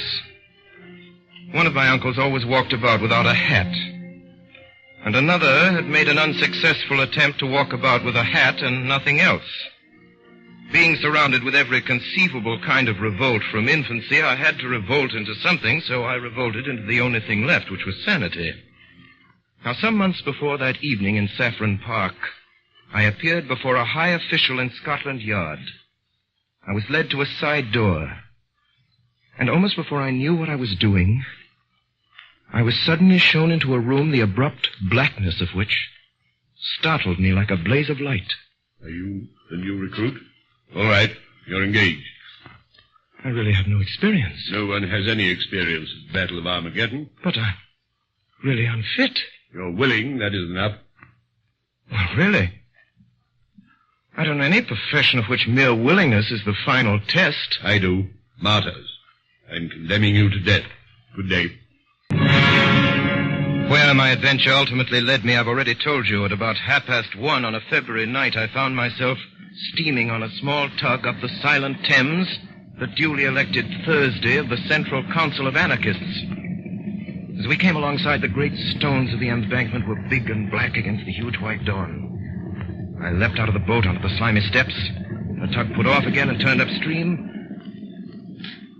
And I saw that there was a man leaning over the parapet and looking out across the river. And then the man smiled. And his smile was a shock. For it was all on one side, going up the right cheek and down on the left. With the dark dawn and the deadly errand and the loneliness and the great dripping stones, there was something something unnerving in it. There was the silent river and the silent man.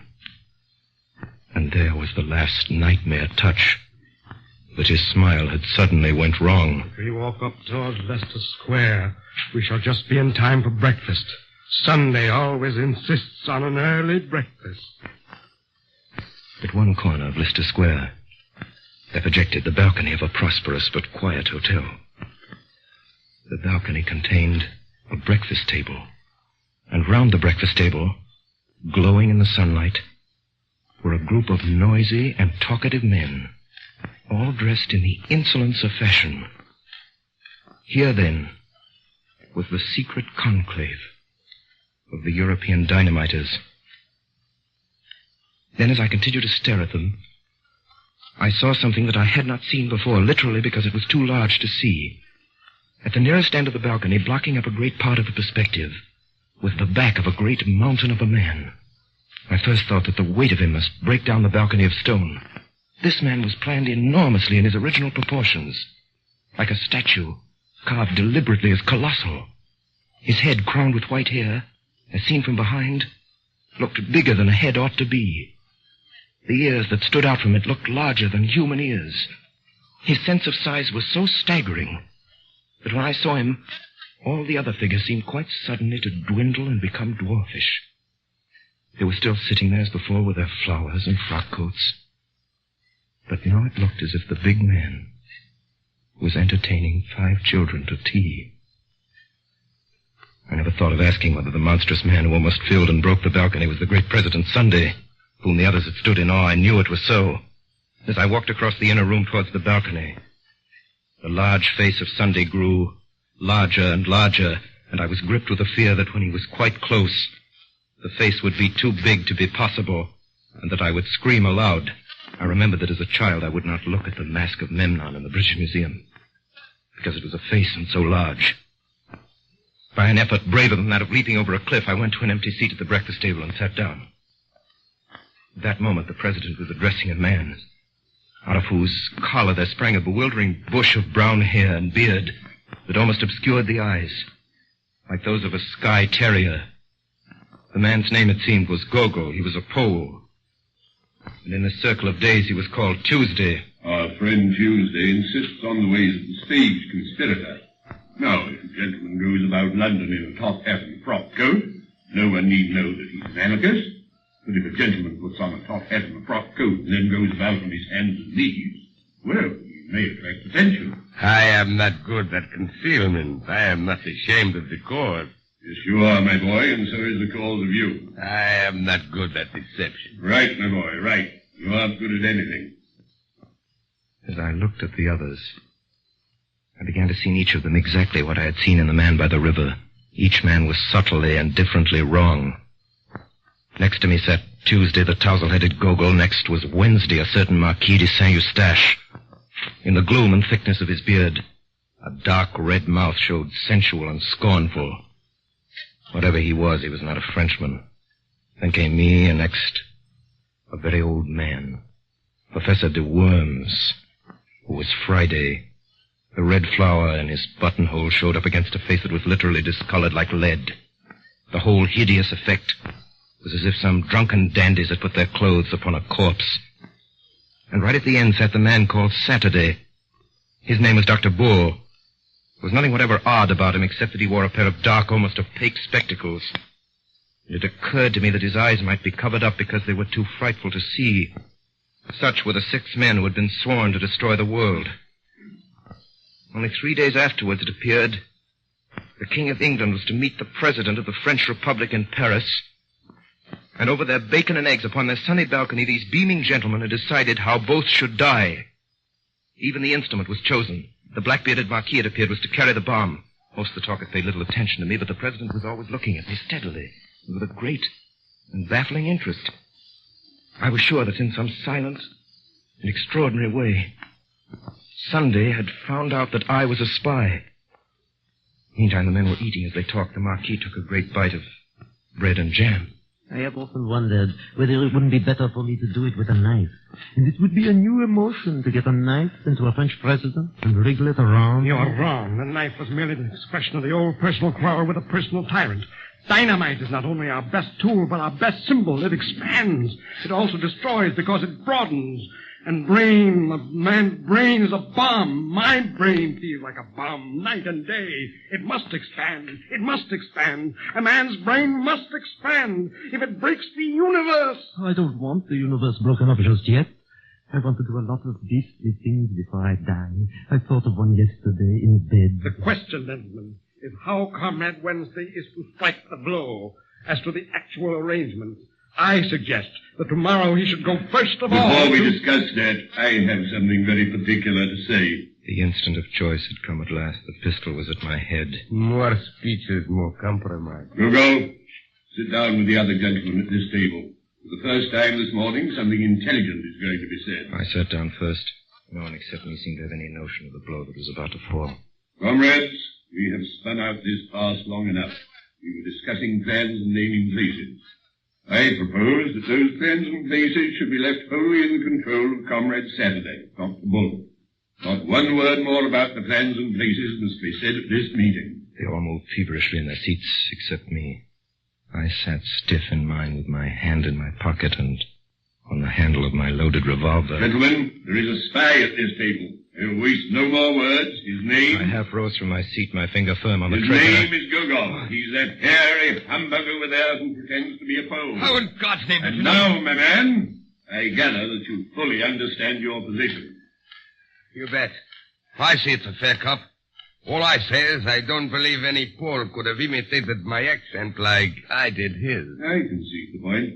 I believe your accent to be inimitable, so I shall practice it in my bar.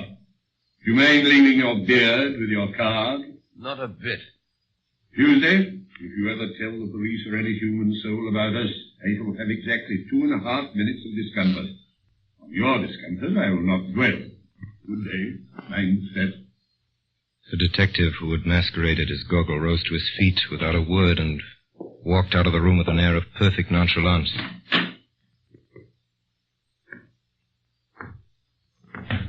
There was a slight stumble outside the door which showed that the departing detective had not minded his step. Time is flying. I must get off at once.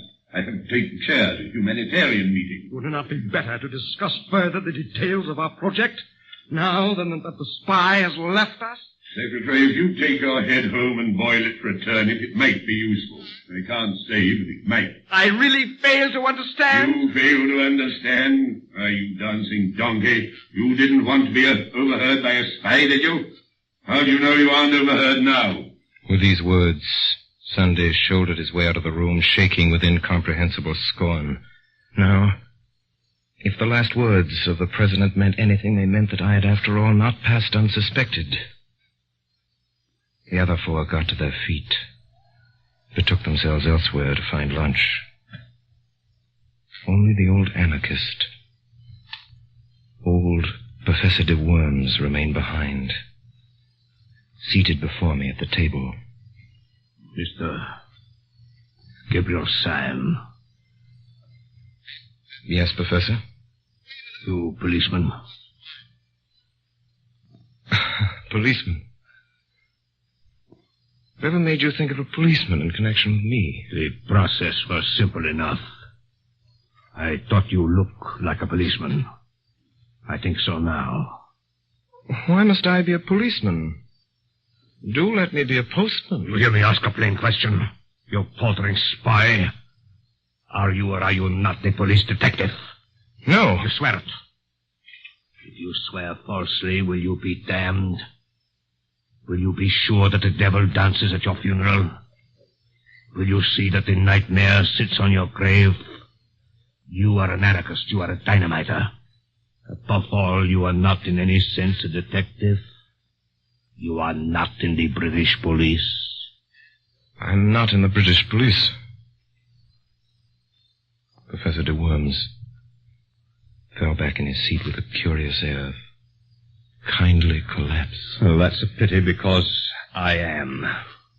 Because you are what? I am a policeman, a special policeman, and I serve under the man in the dark room. Man in the dark room. I understand now. Of course.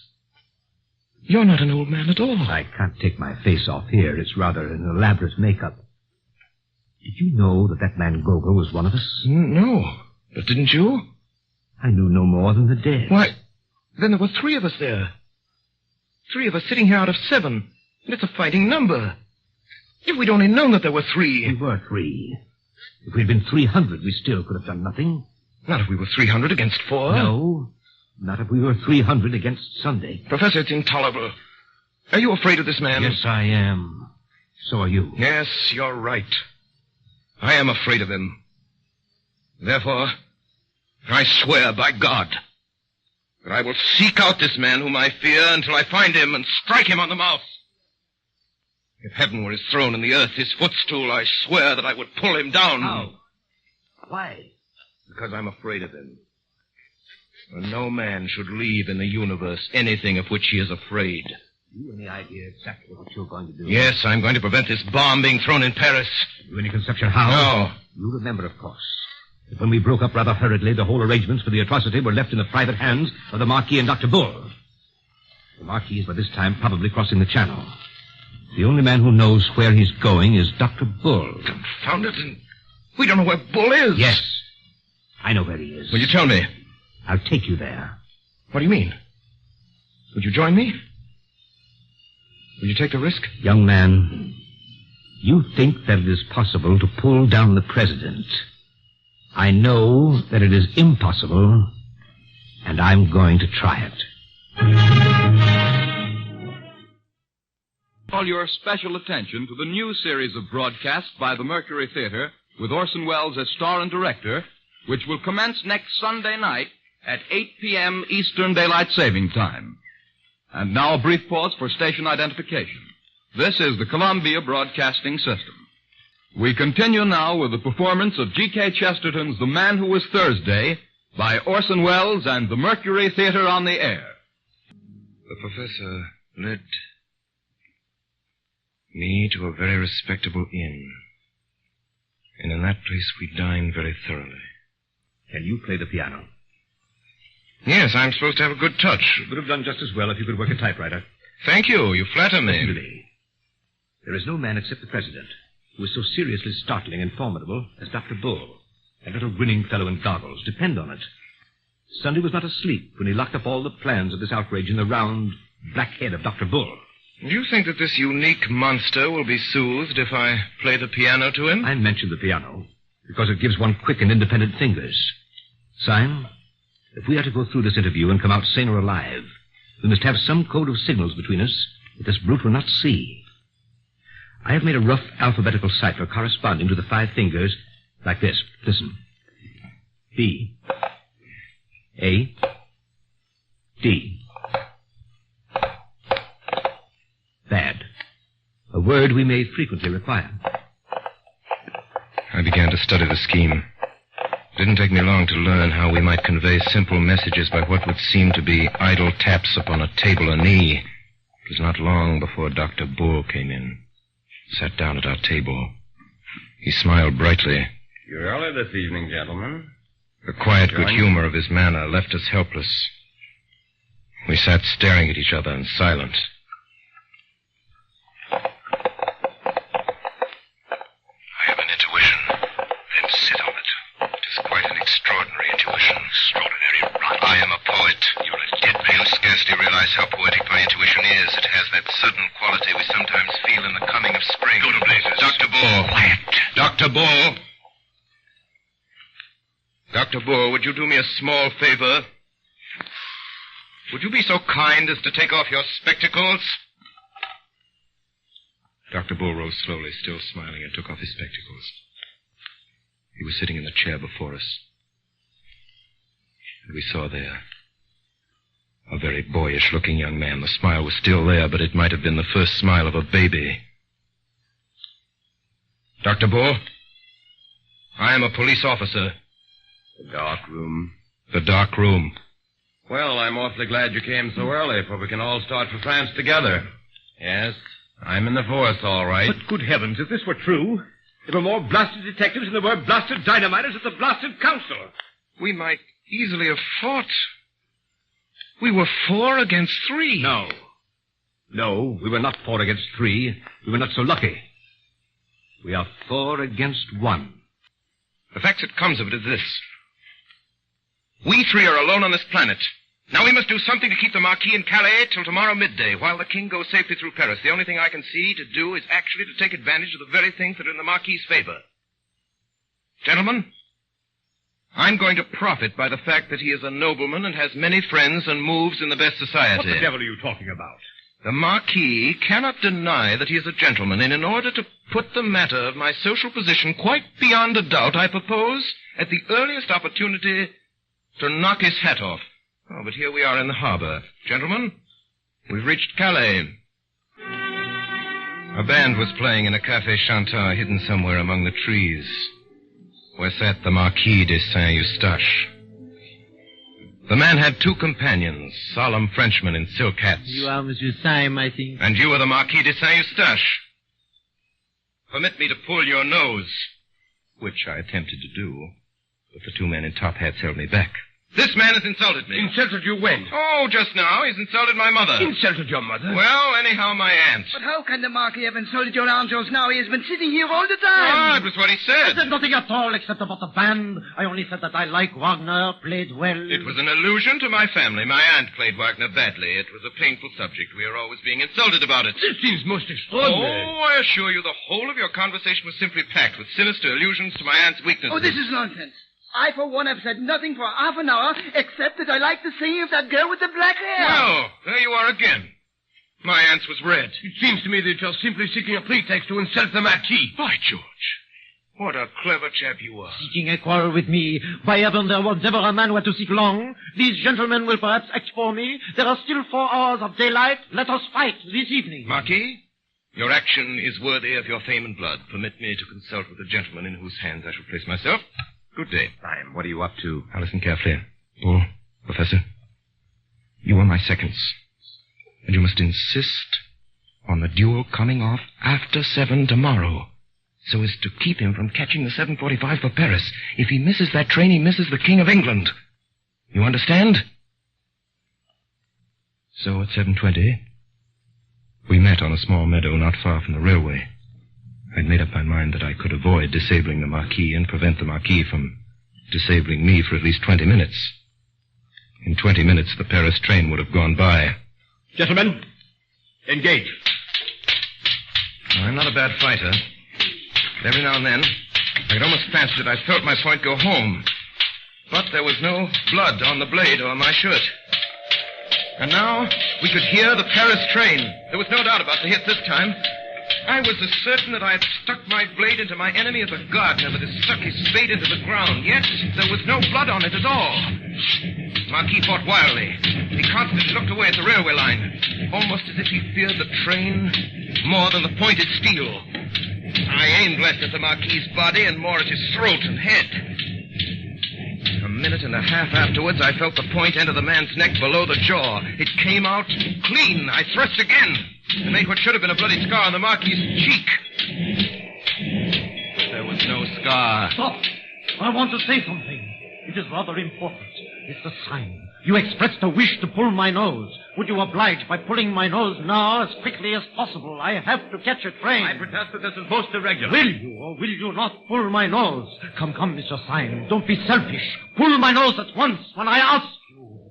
I took 2 paces forward and seized the Roman nose of this remarkable nobleman. I pulled it hard, and it came off in my hand. If anyone has the use for my left eyebrow, he can have it. Do accept my left eyebrow. It is the kind of thing that might come in useful any day. The Marquis was recklessly throwing parts of himself right and left about the field. You are making a mistake, but it can't be explained just now.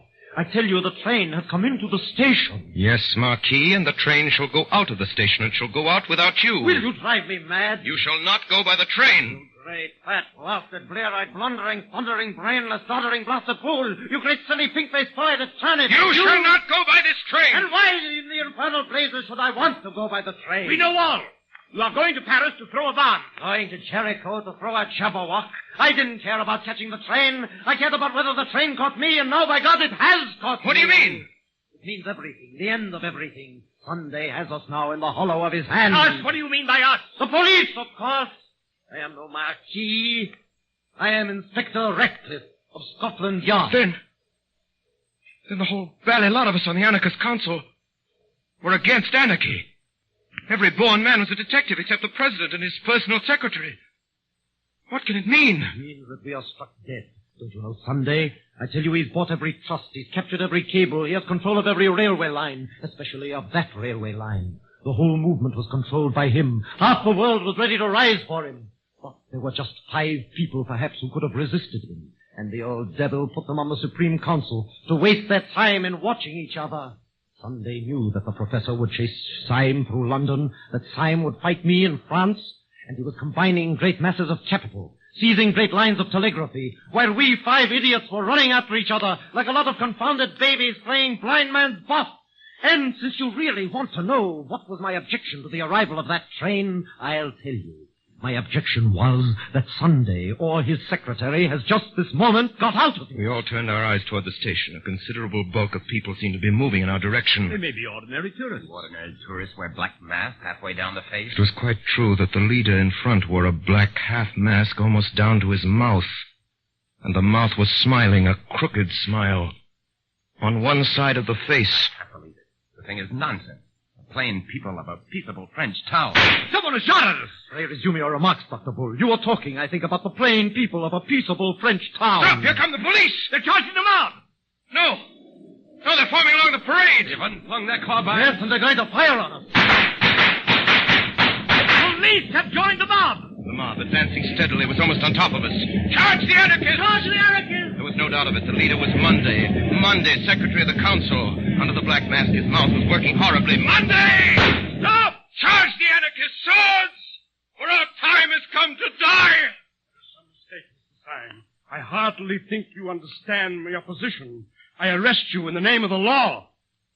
Law? But you are the secretary of the anarchist council. Nonsense. I am a detective from Scotland Yard.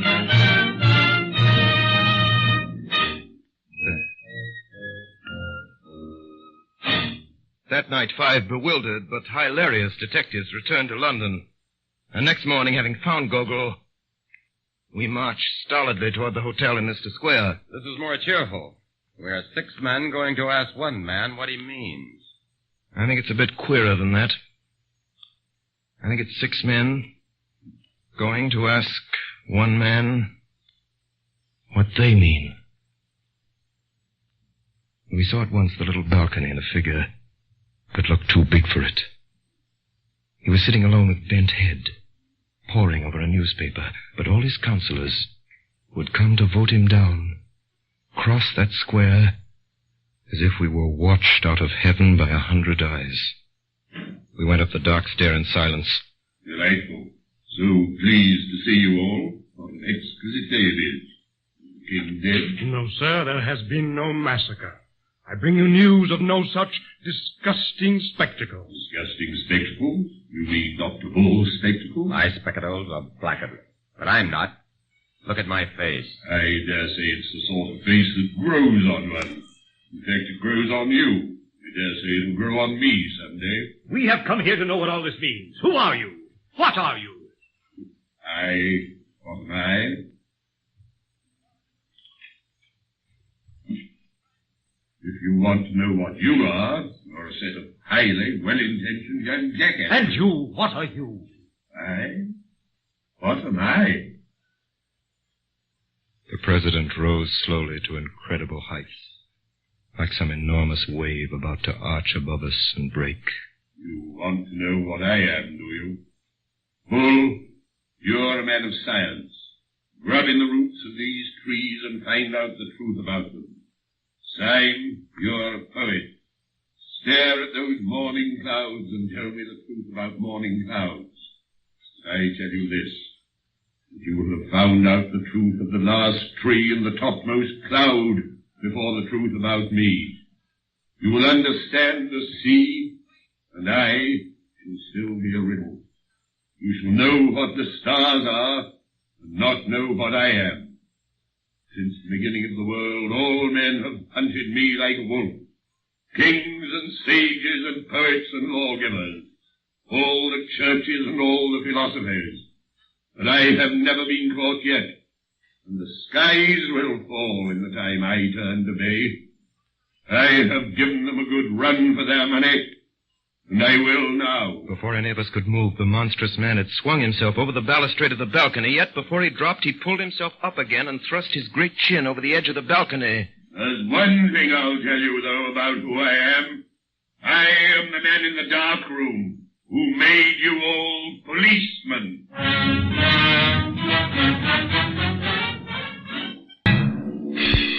Sunday fell from the balcony, bouncing on the stones below like a great ball of India rubber, and went bounding off towards the corner of the Alhambra, where he hailed a hansom cab and sprang inside of it. Of course, we all followed him. And at the highest ecstasy of speed, Sunday turned round, and sticking his great grinning head out of the cab, he made a horrible face at us, flung a ball of paper at me, and vanished. I caught the paper. What does it say, Simon? Let's see. No one would regret anything in the nature of an interference by the Archdeacon more than I. I trust it will not come to that. But for the last time, where are your galoshes? The thing is too bad, especially after what Uncle said. Fire engine appeared, and the president leaped incredibly from his hansom, caught the back of the engine, and flung himself onto it. After him! There's no mistaking the fire engine! Our cabmen whipped up their horses, and the president acknowledged this proximity by coming to the back of the fire engine, bowing repeatedly, kissing his hand, and finally flinging out to us a neatly folded note. Read it! Read it! Fly at once! The truth about your travel treasures is known! Of France! What place is this? Sunday had jumped from the fire engine over an iron gate, and we'd followed him to kind of park. Can it be the old devil's house? No, you fools! It's the zoo! Come this way. That's what? Come where? The elephant. An elephant? An elephant's gone mad and run away. What? Yes, he's run away with an old gentleman, a poor old gentleman with white hair. What sort of old A gentleman? very large and fat old gentleman in light grey clothes. The elephant has not run away with him. He has run away with the elephant. And by thunder, there he is. There was no doubt about it this time. Clean across the space of grass with a crowd screaming and scampering gaily at his heels went a huge gray elephant. On its back sat President Sunday with all the placidity of a sultan. Stop him! He's beyond the gate! Stop a landslide! He's out of the gate! Through street after street, through district after district went the prodigy of the flying elephant, and we followed it through the city, out into the suburbs, and finally to a fairgrounds. The president had disappeared. Look! Look over there! Look at what? Look at the captive balloon! Why the blazes should I look at a captive balloon? What is there queer about a captive balloon? Nothing, except that it isn't captive. 10,000 devils! He's got into it! We'd followed that balloon. All afternoon we'd followed it, and then, about twilight, the preposterous thing had staggered in the sky and sunk from view into the woods. Oh, if he's cheated us all by getting killed, it would be like one of his larks. And almost at the same moment, all six of us realized that we were not alone in the little field. Across a square of turf, a tall man was coming towards us, leaning on a strange long staff like a scepter. His advance was very quiet. He might have been one of the shadows of the wood. Gentlemen, my master has a carriage waiting for you in the road just by. Who is your master? I was told you knew his name. Where is this carriage? Has been waiting only a few moments. My master has only just come home. All six of us compared notes afterwards and quarreled. But we all agreed that in some unaccountable way the place where we came that night reminded us of our boyhood. It was either this elm top or that crooked path. It was either this scrap of orchard or that shape of a window. But each man of us declared that he could remember this place before he could remember his mother. Refreshments are provided for you in your room. I entered a splendid suite of apartments that seemed to be designed specially for me. I have put out your clothes, sir. Clothes? I have no clothes except these. My master asks me to say that there is a fancy dress ball tonight. You're to be dressed as Thursday, sir. Dressed as Thursday? Doesn't sound a very warm costume. Yes, sir. Thursday costume is quite warm, sir. It fastens up to the chin. I was led onto a very large old English garden full of torches and bonfires, by the broken light of which a vast carnival of people were dancing in motley dress. I seemed to see every shape in nature imitated in some crazy costume. There was a man dressed as a windmill with enormous sails, a man dressed as an elephant, a man dressed as a balloon. There was a dancing lamppost, a dancing apple tree, a dancing ship. One would have thought that the untamable tune of some mad musician had set all the common objects of field and street dancing an eternal jig. And long afterwards, when I was middle-aged and at rest, I could never see one of those particular objects, a lamppost or an apple tree or a windmill, without thinking that it was a strayed reveler from that revel of a masquerade. On one side of this lawn, in a kind of crescent, stood 7 great chairs, the thrones of the 7 days. And so the night wore on, and finally the last of the dancers vanished, and the fire faded as the long, slow, strong stars came out. And we 7 strange men were left alone, like 7 stone statues on our chairs of stone. Then Sunday spoke. We will eat and drink later. Let us remain together a little, we who have loved each other so sadly and have fought so long. I seem to remember only centuries of heroic war, in which you were always heroes, epic on epic, Iliad on Iliad, and you always brothers in arms. Tell me, who are you? I am the Sabbath. I am the peace of God. I'm grateful to you. Not only for wine and hospitality here, but for many a fine scamper and free fight. But I should like to know. My soul and heart are as happy and quiet here as this old garden. But my reason is still crying out. I should like to know. It seems so silly that you should have been on both sides and fought yourself. I have heard your complaints, and here, I think, comes another to complain. We will hear him also. And we saw standing before us the red-headed poet of Saffron Park. Gregory! Why, this is the real anarchist. Yes, I am the real anarchist. There came a day when the sons of God came before the Lord, and Satan also came with them. All right. I'm a destroyer. I would destroy the world if I could. Oh, most unhappy man. Try to be happy.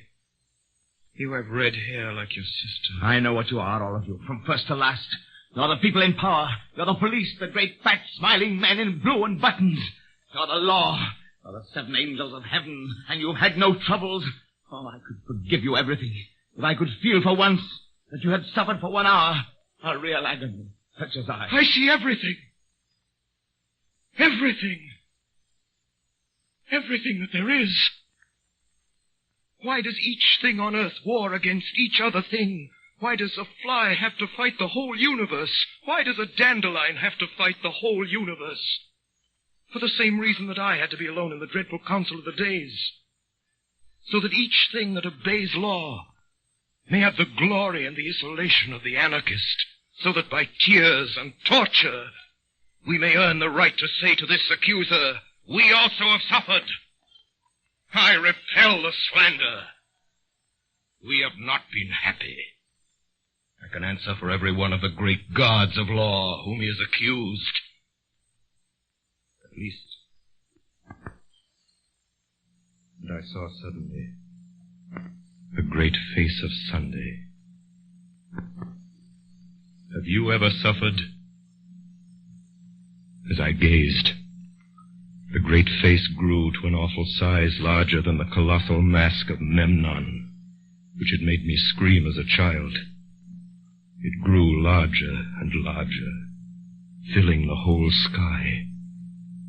Then in the blackness, before it entirely destroyed my brain, I seemed to hear a distant voice saying a commonplace text that I had heard somewhere Can ye drink of the cup that I drink of?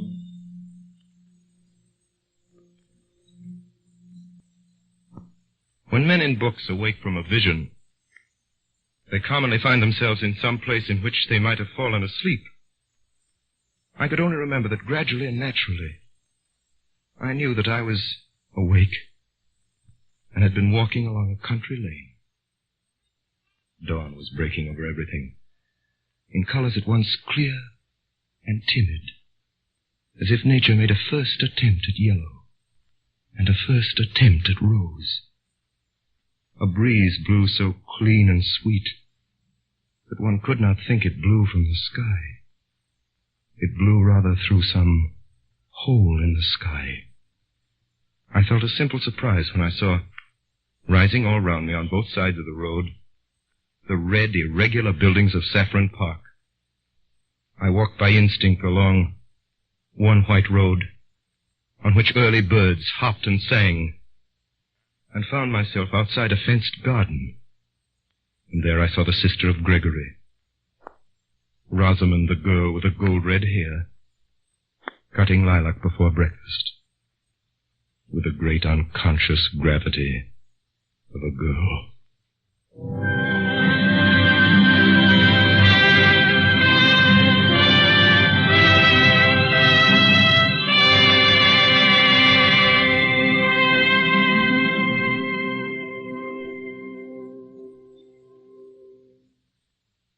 Tonight, the Columbia Broadcasting System, through its member stations coast to coast, and the network of the Canadian Broadcasting Corporation, has brought you a production of G.K. Chesterton's The Man Who Was Thursday, by Orson Welles and the Mercury Theater on the Air. The adaptation for radio was made by Mr. Welles.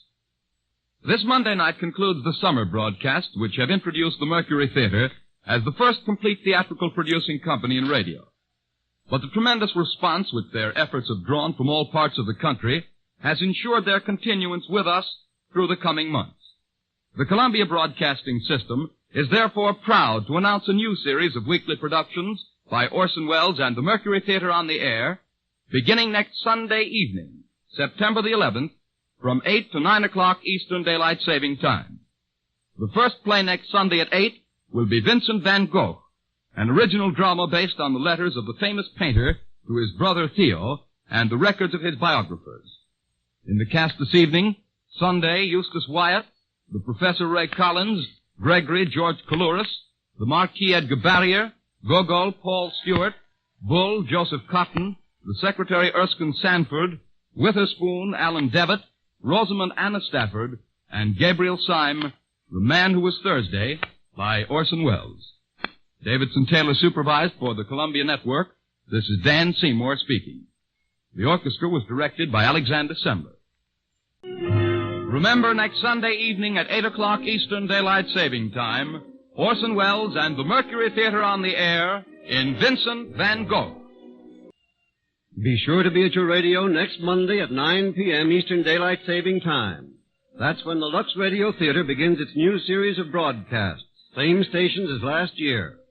The first presentation will be Spawn of the North, with George Raft, Fred McMurray, John Barrymore, Dorothy Lamour, and Akim Tamiro. Next Monday at 9 p.m. Eastern Daylight Saving Time. United States Steel, USS, the industrial family that serves the nation, presents the Theater Guild on the Air. Our stars, John Gielgud and his London company. Our play, The Importance of Being Earnest by Oscar Wilde. Produced on the air tonight by the Theater Guild, one of America's foremost theatrical producers. Every day, everywhere, you are served by products of steel. In your home, in your business, in your travel. The trademark of United States Steel, USS, on any steel product is your guide to quality steel.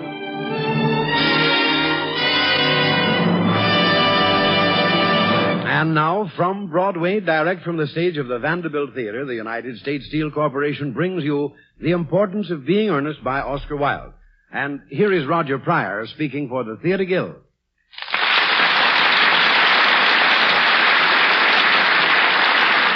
Good evening, everyone.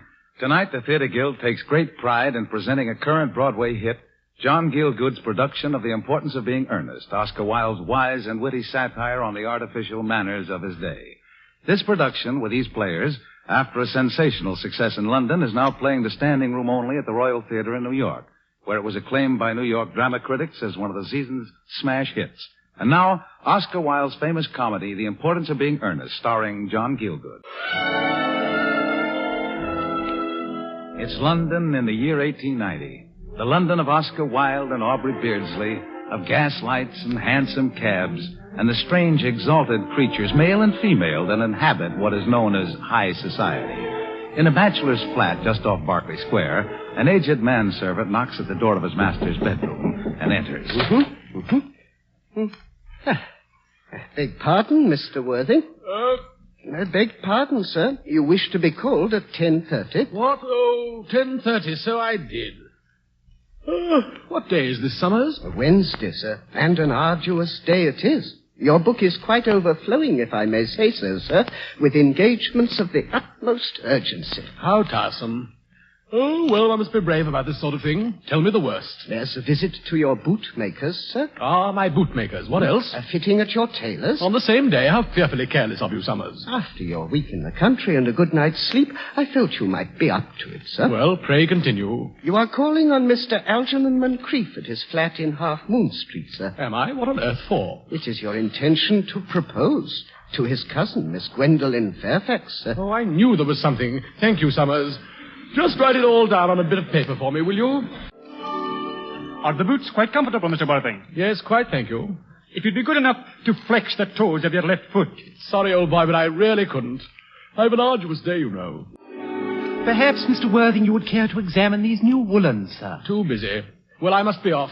Call me a hansom. But your waistcoats are quite ready for you, sir. The mauve, the dotted fawn, the magenta. Shall I? Sorry, too tired. Cabby. Yes, sir. Where to, sir? Half Moon Street, Piccadilly. Mr. Algernon Moncrief's. Yes, sir. Mr. Ernest Worthing. Hello, Algy, old fellow. Well, Ernest, what brings you up to town? Oh, pleasure, pleasure. What else should bring one anywhere?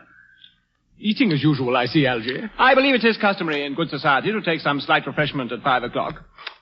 Where have you been since last Thursday? In the country. I came up to town yesterday. Shropshire? Oh, yes, of course. Hello, why all these cups? Why cucumber sandwiches? Why such reckless extravagance in one so young? Who is coming to tea? Oh, merely Aunt Augusta and Gwendolen. How perfectly delightful. Yes, that's all very well. But I'm afraid Aunt Augusta won't quite approve of your being here. May I ask why? My dear fellow, the way you flirt with Gwendolen is perfectly disgraceful. It's almost as bad as the way Gwendolen flirts with you. I am in love with Gwendolen. I've come up to town expressly to propose to her. I thought you come up for pleasure. I call that business. And please don't touch the cucumber sandwiches. They are ordered specially for Aunt Augusta. Well, you've been eating them ever since I arrived. That is quite a different matter. She is my aunt. Here, have some bread and butter. The bread and butter is for Gwendolen. And very good bread and butter it is, too. Well, my dear fellow, you needn't eat as if you were going to eat it all. You behave as if you were married to her already. You are not married to her already, and I don't think you ever will be. Why on earth do you say that? Well, in the first place, girls never marry the men they flirt with. Oh, that's nonsense. And in the second place, I don't give my consent. Your consent? My dear fellow, Gwendolen is my first cousin, and before I allow you to marry her, you will have to clear up the whole question of Sicily. Sicily? What on earth do you mean? I don't know anyone of the name of Sicily. I have here in my hand the cigarette case you left behind you the last time you dined here. Well, the inscription on it reads... You've no right whatsoever to read what's written inside. It's a very ungentlemanly thing to read a private cigarette case. Just give it back to me, Algy. According to the inscription, this cigarette case is a present from someone of the name of Cicely. Well, I thought you said you didn't know anyone of that name. Well, if you want to know, Cicely happens to be my aunt. Your aunt? Yes, charming old lady she is, too. For heaven's sake, give it back to me, Algy. But why does she call herself Little Cicely, if she's your aunt? From Little Cicely with her fondest love. My dear fellow, what on earth is there in that? Some aunts are tall, some aunts are not tall. That's a matter that surely an aunt may be allowed to decide for herself. Ah, yes, but why does your aunt call you her uncle? From Little Cicely, with her fondest love, to her dear Uncle Jack. Well, there is no objection, I admit, to an aunt being a small aunt, but why an aunt, no matter what her size may be, should call her own nephew her uncle? I can't quite make out. Besides, your name isn't Jack at all. It's Ernest. It isn't Ernest, it's Jack. Well, you've always told me it was Ernest. I've introduced you to everyone as Ernest. You look as if your name was Ernest. You're the most earnest-looking person I ever saw in my life. Well, my name is Ernest in town and Jack in the country. That cigarette case was given me in the country. Do you know, my dear fellow, I have always suspected you of being a confirmed and secret Bunburyist, and I'm quite sure of it now. Bunburyist? What on earth do you mean by a Bunburyist? I'll reveal to you the meaning of that incomparable expression as soon as you are kind enough to explain to me why you are Ernest in town and Jack in the country. Well, produce my cigarette case first. Why, here it is. Now, produce your explanation. Well, old Mr. Thomas Cardew, who adopted me when I was a little boy, made me in his will guardian to his granddaughter, Miss Cicely Cardew. Cicely, who addresses me as our uncle from motives of respect that you could not possibly appreciate, lives at my place in the country under the charge of her admirable governess, Miss Prism. Where is your place in the country, by the way? That is nothing to you, dear boy. You are not going to be invited. I may tell you candidly that the place is not in Shropshire. I suspected that, my dear fellow. But why are you Ernest in town and Jack in the country? My dear Algy, when one is placed in the position of guardian, one has to adopt a very high moral tone on all subjects. And so, in order to get up to town for a bit of pleasure, I have always pretended to have a younger brother of the name of Earnest, who lives in London and gets into the most dreadful scrapes. That, my dear Algy, is the whole truth, pure and simple. The truth is really pure and never simple. What you really are is a Bunburyist. You're one of the most advanced Bunburyists I know. What on earth do you mean? You have invented a very useful younger brother, called Ernest, in order that you may be able to come up to town as often as you like. I have invented an invaluable permanent invalid called Bunbury, in order that I may be able to go down into the country whenever I choose. Oh. Bunbury is perfectly invaluable. If it wasn't for Bunbury's extraordinary bad health, for instance, I wouldn't be able to dine with you tonight. I haven't asked you to dine with me tonight. I know, you're absurdly careless about sending out invitations. Besides, now that I know you're a confirmed Bunburyist... I'm not a Bunburyist at all. If Gwendolen accepts me, I'm going to kill my brother. Indeed, I think I'll kill him in any case. Cicely's a little too much interested in him, and I strongly advise you to do the same with Mr. Bunbury. If I get Aunt Augusta out of the way for 10 minutes so that you can propose to Gwendolen, may I dine with you? Oh, I suppose so, if you want to. And now that you've eaten all of Aunt Augusta's cucumber sandwiches, will you kindly pass me a piece of Gwendolen's bread and butter? It's a few minutes later.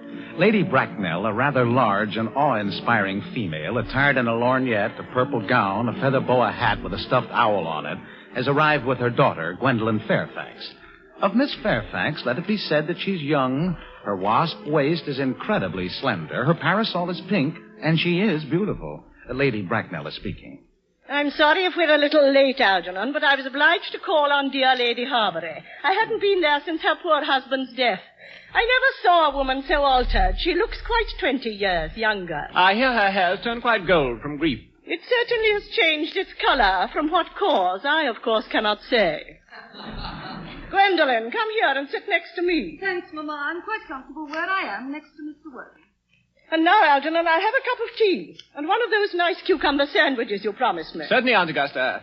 Good heavens, there are no cucumber sandwiches. I am greatly distressed, Aunt Augusta. No, it really makes no matter, Algernon. Oh, by the way, I've quite a treat for you at my little dinner party tonight. I'm afraid, Aunt Augusta, I shall have to give up the pleasure of dining with you tonight after all. I hope not, Algernon. It would put my table completely out. Your uncle would have to dine upstairs.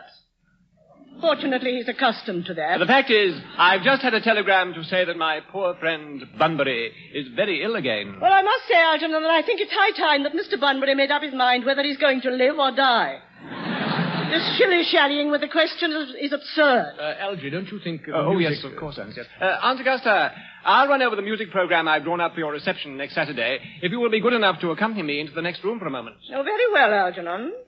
Gwendolen, I shall return in a moment. Yes, Mamma. Miss Fairfax, I would like to be allowed to take advantage of Lady Bracknell's temporary absence. I would certainly advise you to do so, Mr. Worthing. Mamma has a way of coming back suddenly into a room that I've often had to speak to her about. Miss Fairfax, ever since I met you, I have admired you more than any girl I have ever met. Since I met you. Yes, I am quite well aware of the fact.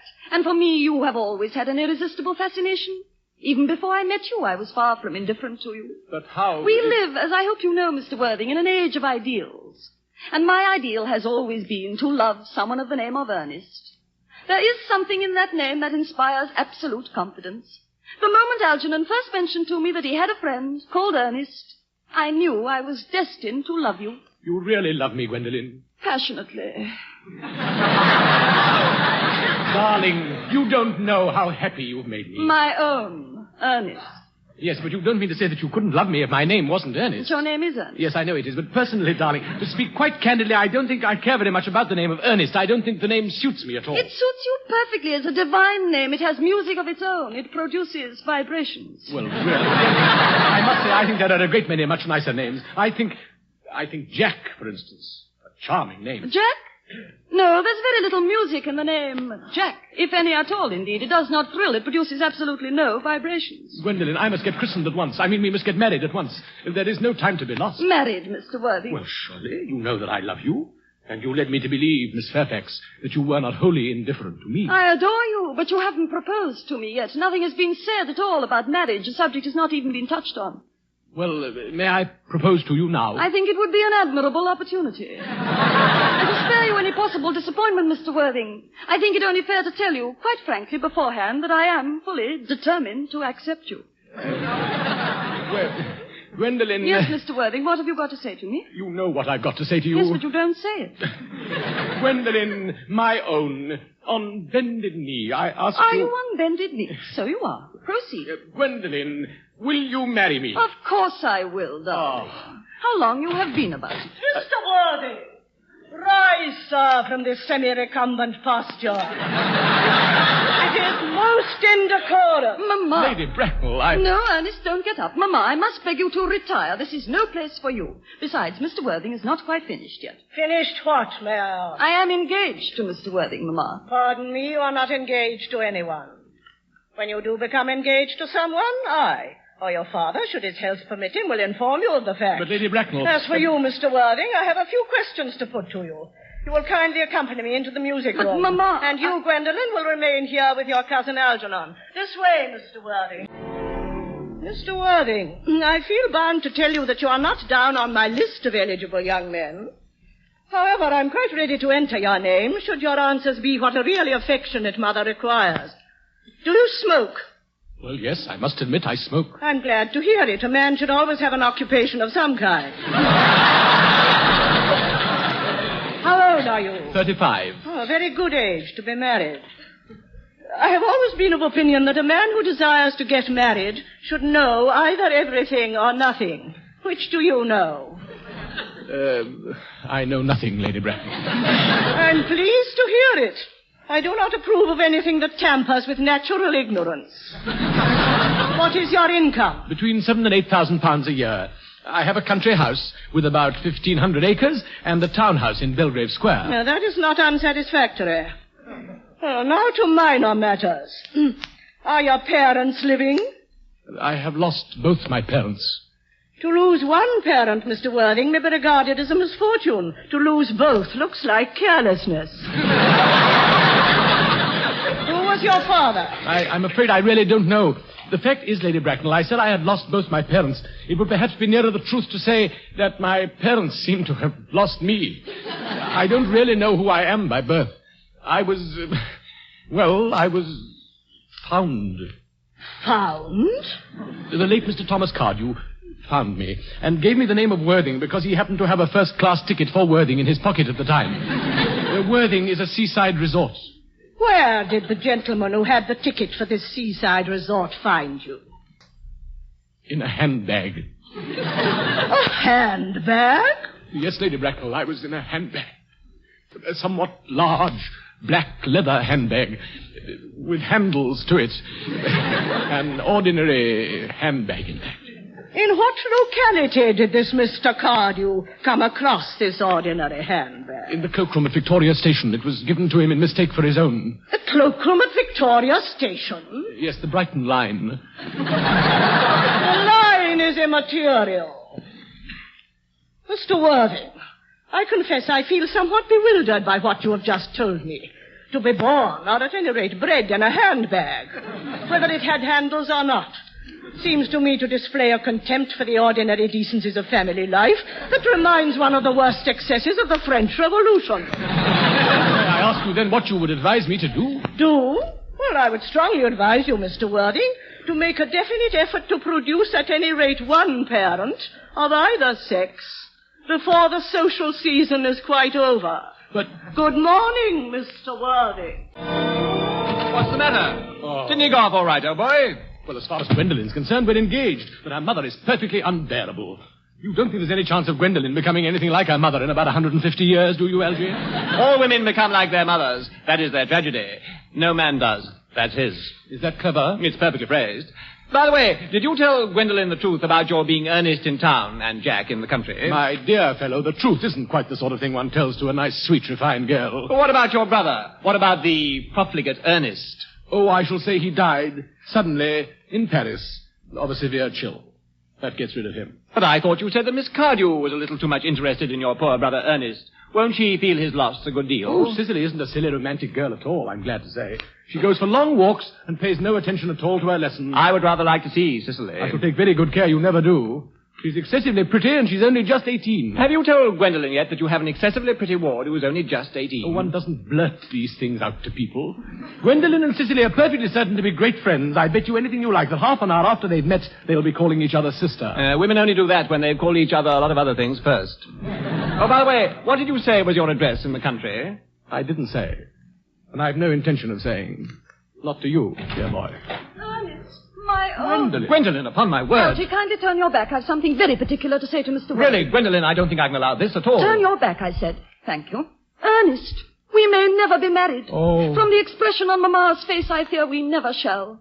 But although she may prevent us from becoming man and wife, and I may marry someone else, and marry often, nothing that she can possibly do can alter my eternal devotion to you. Dear Gwendolyn. The story of your romantic origin, as related to me by Mamma with unpleasing comments, has naturally stirred the deeper fibers of my nature. Your Christian name has an irresistible fascination. The simplicity of your character makes you exquisitely incomprehensible to me. Your London address I have. What is your address in the country? The Manor House, Woolton, Hertfordshire. The Manor House, Woolton, Hertfordshire.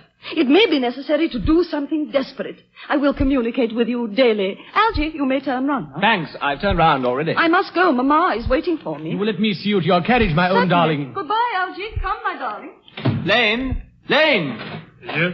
Tomorrow, Lane, I am going bunburying. Yes. I shall probably not be back till Monday. You can put up my dress clothes, my smoking jacket, and all the Bunbury suits. Yes, sir. And what address will find you, sir? The Manor House, Woolton, Hertfordshire. And by the way, Lane. Yes, sir? I have just thought of an innovation. This time, I am not using my own name. Yes, sir. What name are you using, sir? Worthing. Mr. Ernest Worthing. You quite understand that, Lane? Yes, sir. You are Mr. Ernest Worthing at the Manor House, Woolton, Hertfordshire. That is quite right.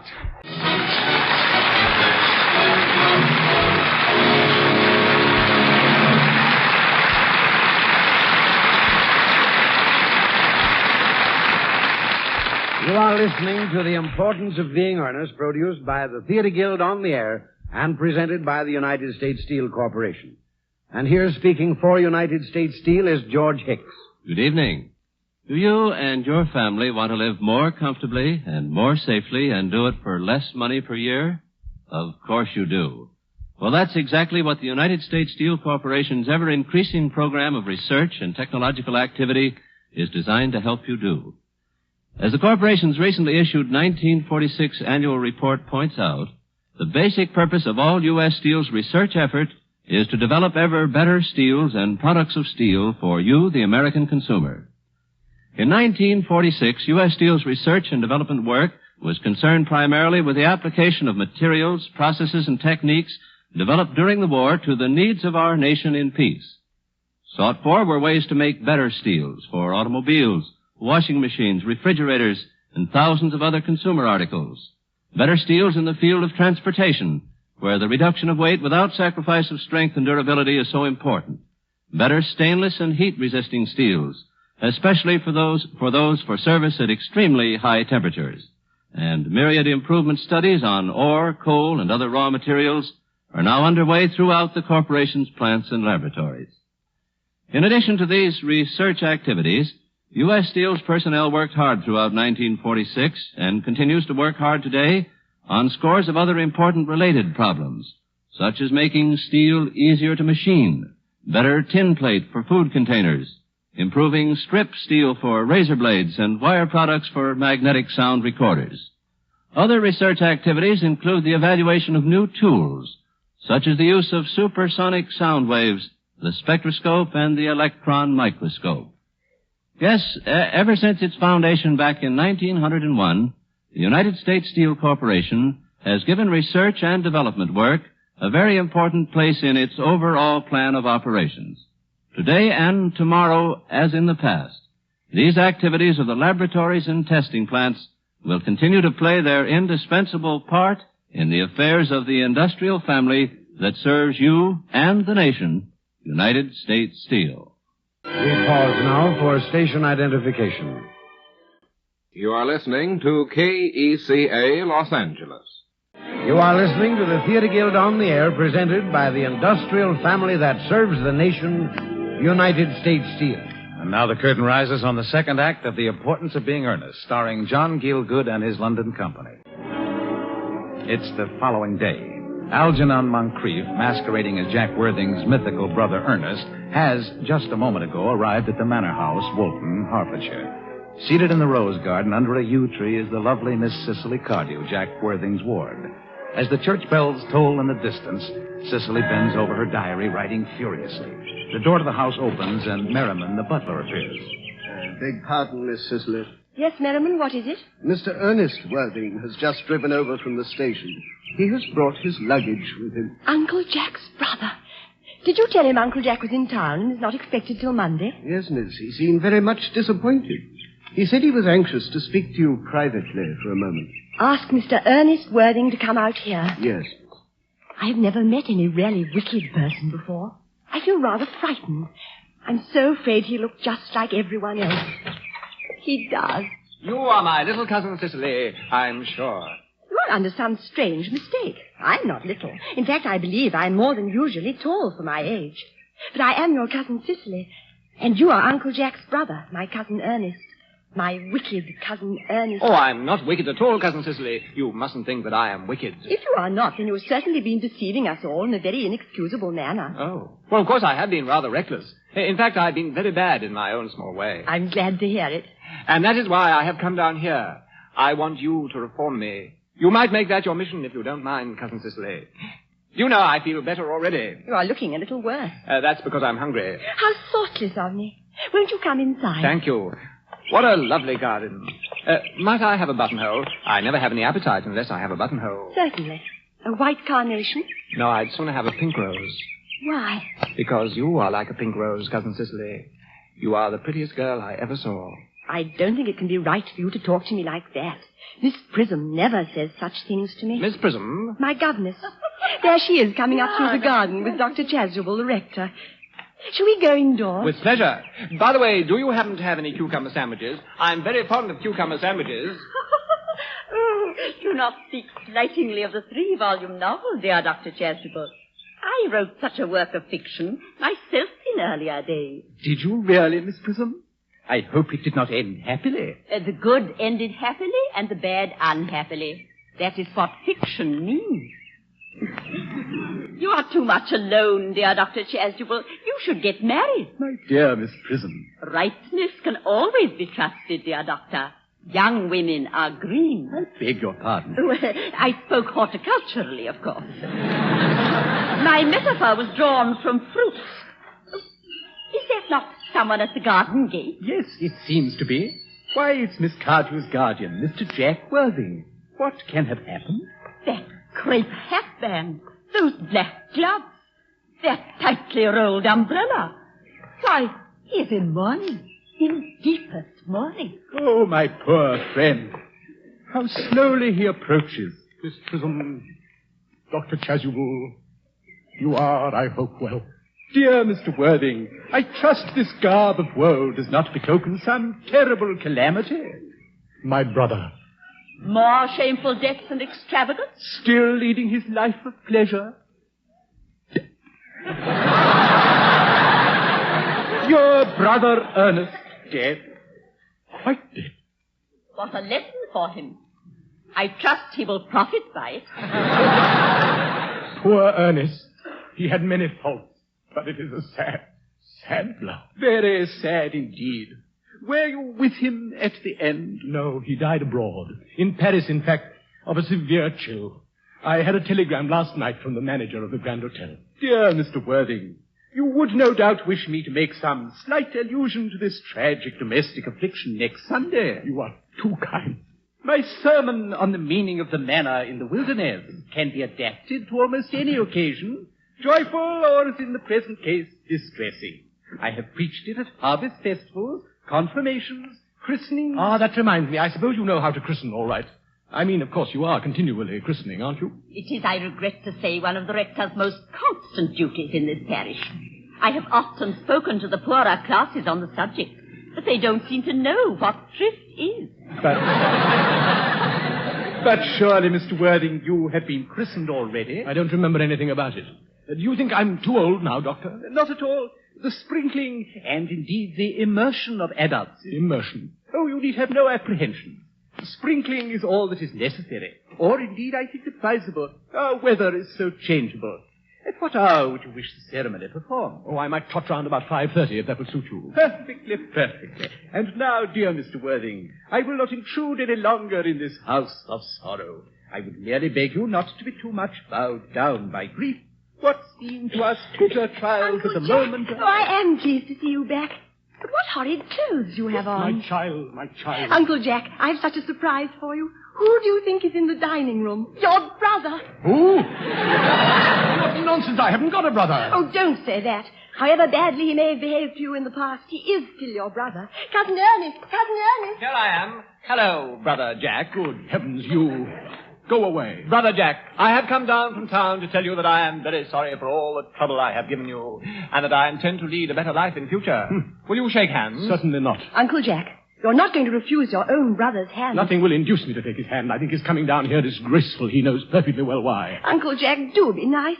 There is some good in everyone.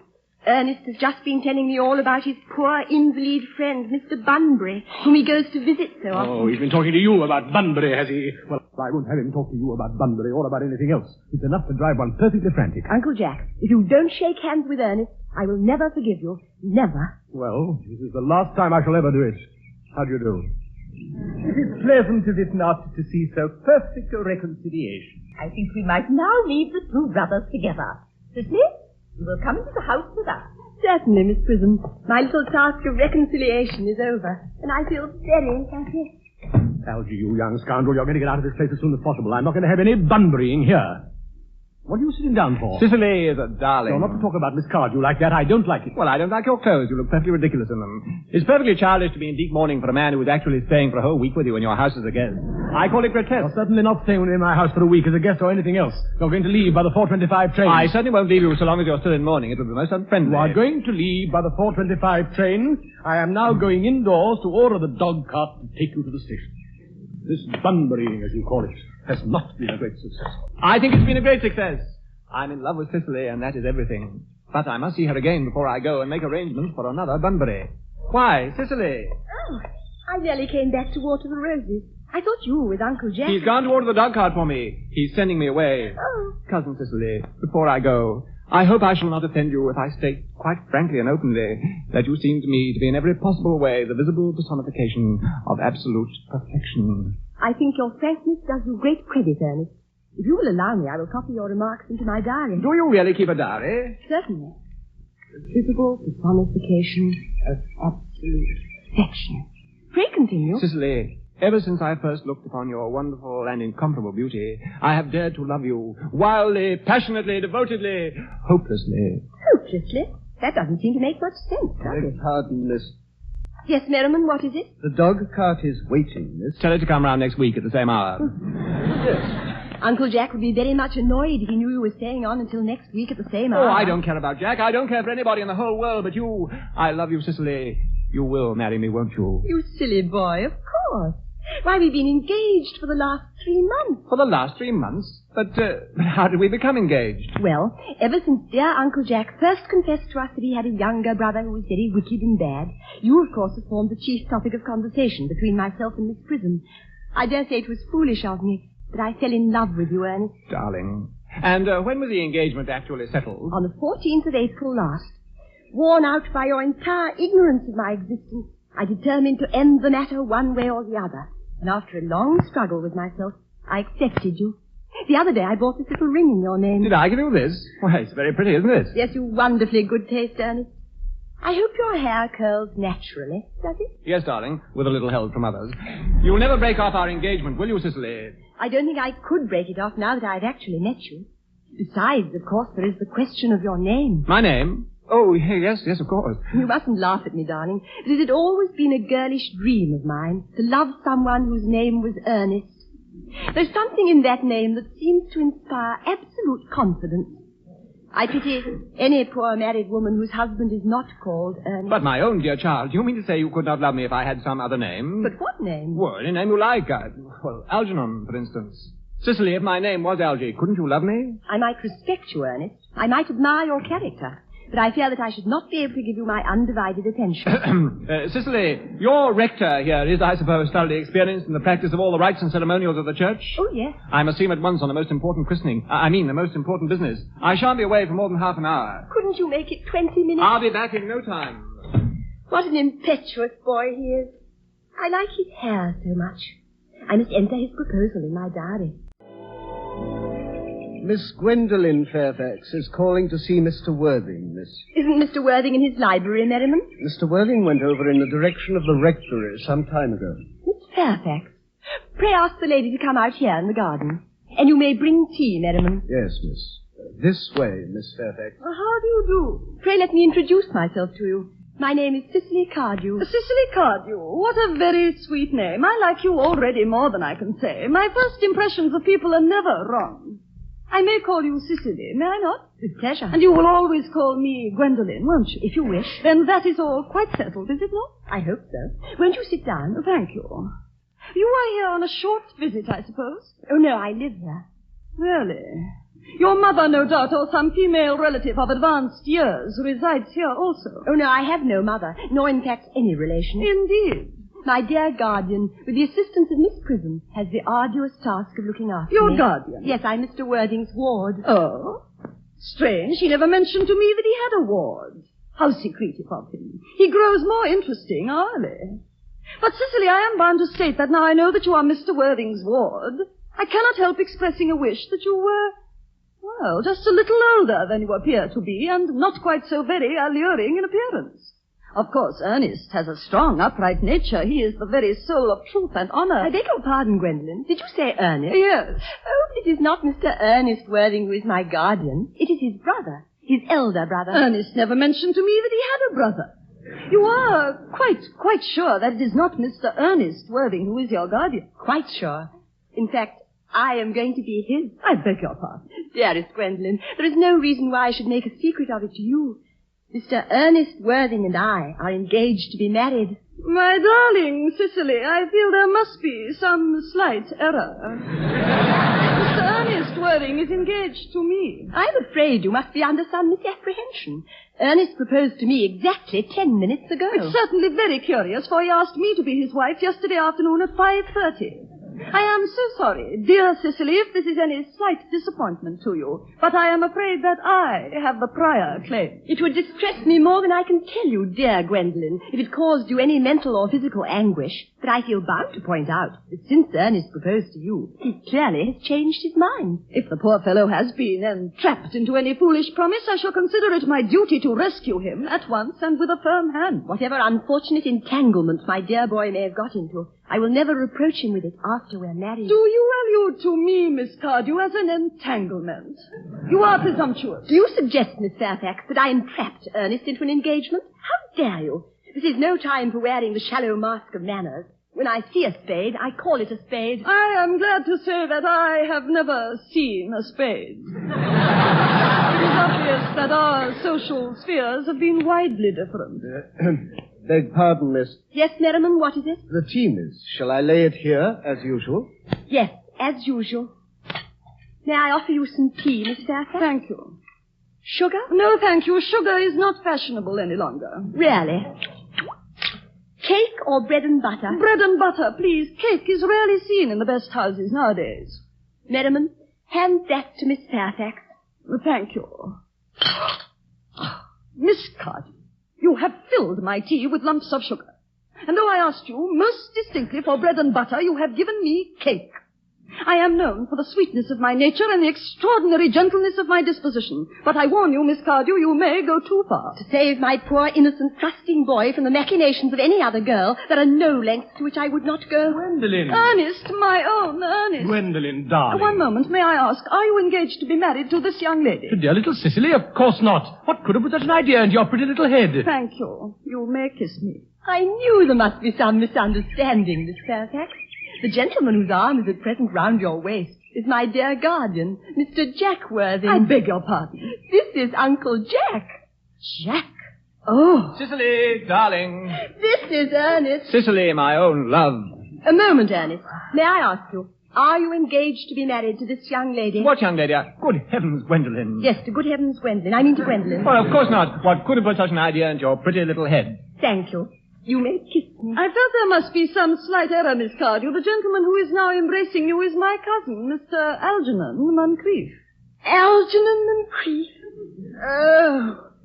Are you called Algernon? I cannot deny it. Oh. Is your name really Jack? I could deny it if I liked. I could deny anything if I liked.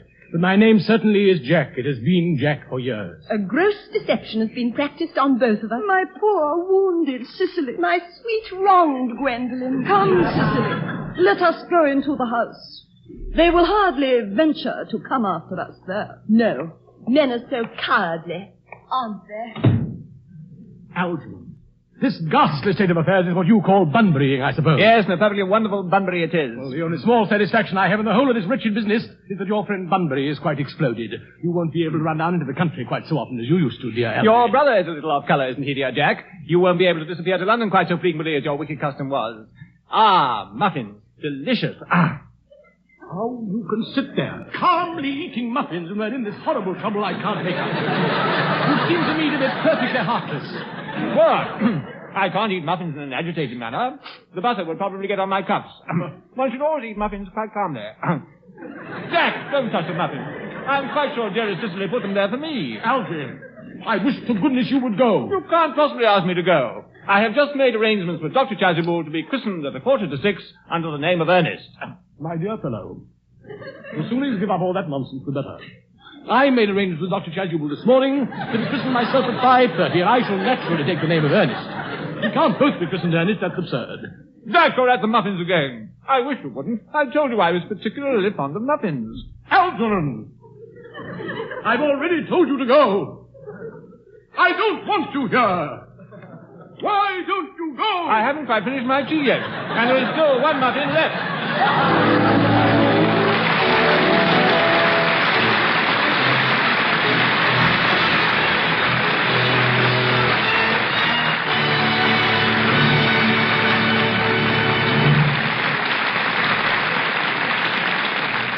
You are listening to The Importance of Being Earnest, produced by the Theatre Guild on the Air and presented by the United States Steel Corporation. And here again, speaking for United States Steel, is George Hicks. At this very moment, a stout little ship named the Mackinaw is working valiantly to clear the way for spring on the Great Lakes. The Mackinaw is a Coast Guard icebreaker, and for days she's been struggling to break through the heavy ice fields which lock up the Great Lakes every winter. This year, the ice has been unusually thick. The icebreaker is plowed through the Straits of Mackinac at the head of Lake Michigan, into Lake Huron, and through the vital Sioux Canal. Now she's crashing through the huge ice fields of Whitefish Bay and Lake Superior. Ships already have started moving through the Sioux Canal, and during the coming season, the Sioux will handle more tonnage than the Panama and Suez Canals combined. Many of the ships which will go through the Sioux Canal will be from the fleets of the Pittsburgh Steamship Company and the Bradley Transportation Company, members of the United States Steel family. During the past few days, ships of these inland fleets have left their winter berth to begin their annual job of carrying iron ore and limestone from the mines and quarries of Minnesota and Michigan to steel mills in Illinois, Indiana, Ohio, and Pennsylvania.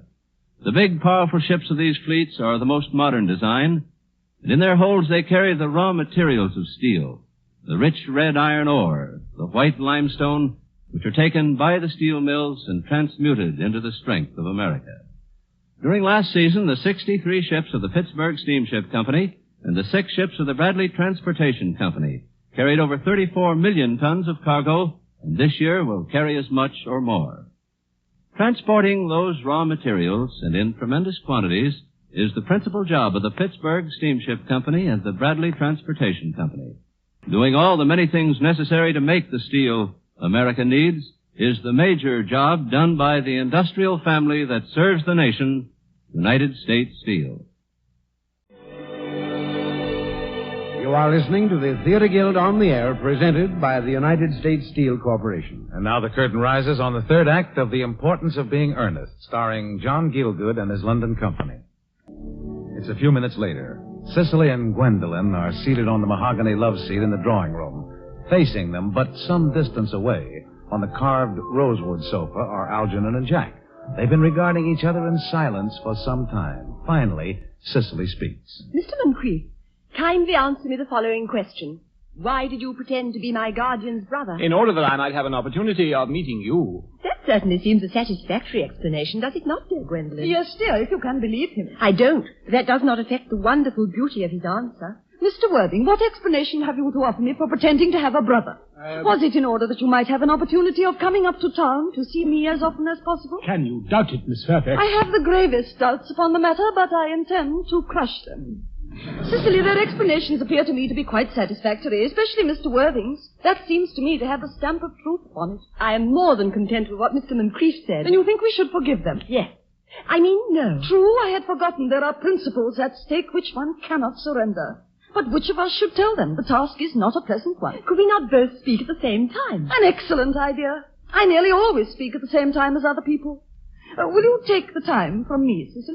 Certainly. Very well. 1, 2.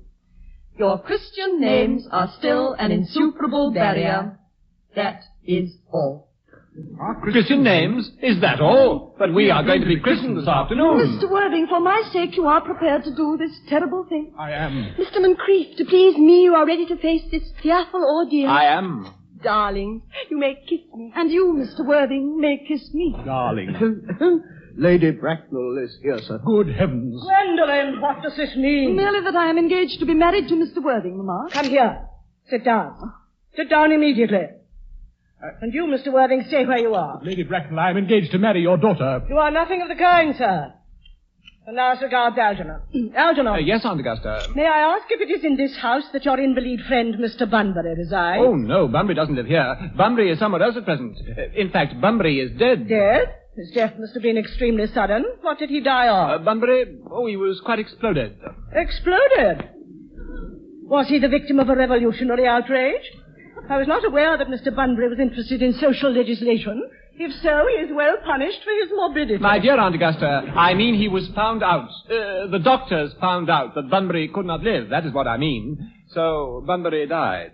He seems to have had great confidence in the opinion of his physicians.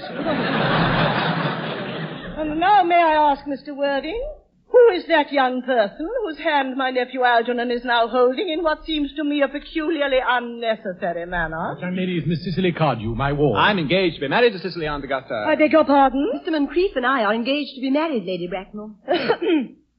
I do not know whether there is anything peculiarly exciting in the air of this particular part of Hertfordshire, but the number of engagements that go on seems to me to be considerably above the proper average that statistics have laid down for our guidance. Mr. Worthing, is Miss Cardew at all connected with any of the larger railway stations in London? Lady Bracknell, Miss Cicely Cardew is the granddaughter of the late Mr. Thomas Cardew. How interesting. Come, Gwendolyn, the time approaches for our departure. Yes, Mamma. As a matter of form, Mr. Worthing, I had better ask you if Miss Cardew has any little fortune. Oh, about £130,000, that is all. Goodbye, Lady Bracknell. So pleased to have seen you. A moment, Mr. Worthing. £130,000. Gwendolyn, sit down. Yes, Mamma. Miss Cardew seems a most attractive young lady now that I look at her. Oh, well, I suppose I must give my consent. Cicely, you may kiss me. I beg your pardon for interrupting you, Lady Bracknell, but this engagement is quite out of the question. I am Miss Cardew's guardian, and she cannot marry without my consent until she comes of age. That consent I positively decline to give. Upon what grounds, may I ask? It pains me very much to have to speak to you frankly, Lady Bracknell, about your nephew Algernon. But the fact is I do not approve at all of his moral character. I suspect him of being untruthful. Untruthful? My nephew Algernon? Impossible. He was at Oxford. This afternoon, during my temporary absence in London, he gained admission to my house by means of a false pretense of being my brother. In the course of his disgraceful deception, he succeeded in alienating the affections of my only ward. He subsequently stayed to tea and devoured every single muffin. Mr. Worthing, after careful consideration, I have decided entirely to overlook my nephew's conduct to you. That is very generous of you, Lady Bracknell. My own decision, however, remains unalterable. I decline to give my consent. Cicely, how old are you, sweet child? 18, Lady Bracknell. 18. Well, it will not be very long before you are of age. And so I don't think your guardian's consent is a matter of any importance. Pray excuse me, Lady Bracknell, for interrupting you again. But it is only fair to point out to you that according to the terms of her grandfather's will, Miss Cardew does not come legally of age until she is 35. 35? Cicely, is this true? Yes, Lady Bracknell. Algy, could you wait for me till I was 35? Of course I could, Cicely. You know I could. Well, I couldn't. I hate waiting even 5 minutes for anybody. It always makes me rather cross. Then what is to be done, Cicely? I don't know. My dear Mr. Worthing, as Miss Cardew states positively that she cannot wait until she's 35, a remark which I am bound to say seems to me to show a somewhat impatient nature. I would beg of you to reconsider your decision. My dear Lady Bracknell, the matter is entirely in your own hands. The moment you consent to my engagement to Gwendolen, I will most gladly permit your nephew to form an alliance with my ward. You can hardly imagine, sir, that I and Lord Bracknell would dream of allowing our only daughter, a girl brought up with the utmost care, to marry into a cloakroom and form an alliance with a parcel. Then a passionate celibacy is all that any of us have to look forward to. Dr. Chasuble. Everything is quite ready for the christenings. The christening, sir? Is not that somewhat premature? Both these gentlemen have expressed a desire for immediate baptism. At their age? Algernon, I forbid you to be baptized. I will not hear of such excesses. Am I to understand, then, that there are to be no christenings at all this afternoon? I hardly think that as things are now, it would be of much practical value to either of us, Dr. Chasuble. Then, if you would excuse me, Mr. Worthing, I would return to the church at once. I have just been informed that for the last hour and a half, Miss Prism has been waiting for me in the best dress. Miss Prism? Dr. Chasuble, did I hear you mention a Miss Prism? Yes, Lady Bracknell. Pray allow me to detain you for a moment. This matter may prove to be one of vital importance to Lord Bracknell and myself. Is this Miss Prism a female of repellent aspect remotely connected with education? She is the most cultivated of ladies, and the very picture of respectability. It is obviously the same person. Let her be sent for. Dr. Chasuble. She approaches. She is nigh. I'm told you were expecting me in the vestry, dear doctor. I have been waiting for you. Prism! Lady Bracknell! Come here, Prism. Prism, come here. Oh. Prism, where is that baby? A baby? 34 years ago, Prism, you left Lord Bracknell's house in charge of a perambulator that contained a baby of the male sex. You never returned. A few weeks later, the perambulator was discovered at midnight, standing by itself in a remote corner of Bayswater. But the baby was not there. Prism, where is that baby? Lady Bracknell, I admit the shame that I do not know. I only wish I did. On the morning of the day you mentioned, I prepared as usual to take the baby out of its perambulator. I had also with me a somewhat old but capacious handbag, in which I had intended to place the manuscript of a work of fiction that I had written during my few unoccupied hours. In a moment of mental abstraction, for which I never can forgive myself, I deposited the manuscript in the bassinet and placed the baby in the handbag. But where did you deposit the handbag? Do not ask me, Mr. Worthing. Miss Prism, I insist upon knowing where you deposited the handbag that contained that infant. I left it in the cloakroom of one of the larger railway stations in London. Which railway station? Victoria, the Brighton line. Gwendolen, everybody, wait for me here. I must retire to my room for a moment. What do you think all this means, Lady Bracknell? I dare not even suspect, Dr. Chasuble. I need hardly tell you that in families of high position, strange coincidences are not supposed to occur. Uncle Jack seems strangely agitated. I wish he would arrive at some conclusion. The suspense is terrible. I hope it will last. Prism, is this the handbag? The happiness of more than one life depends upon your answer. Examine it carefully before you speak. It seems to be mine. Yes. Here is the stain on the lining caused by the explosion of a temperance beverage. And here, on the lock, are my initials. The bag is undoubtedly mine. I am delighted to have it so unexpectedly restored to me. It has been a great inconvenience being without it all these years. Miss Prism, more is restored to you than the handbag. I was the baby you placed in it. You? Yes. Mother! I am unmarried. Unmarried? Oh, I don't deny that is a serious blow. But after all, who has the right to cast a stone against one who has suffered? Cannot repentance wipe out an act of folly? Why should there be one law for men and another for women? Mother, I forgive you. Mr. Worthing, there is some error. There is the lady who can tell you who you really are. Lady Bracknell, I hate to seem inquisitive. Could you kindly inform me who I am? You are the son of my poor sister, Mrs. Moncrief, and consequently Algernon's elder brother.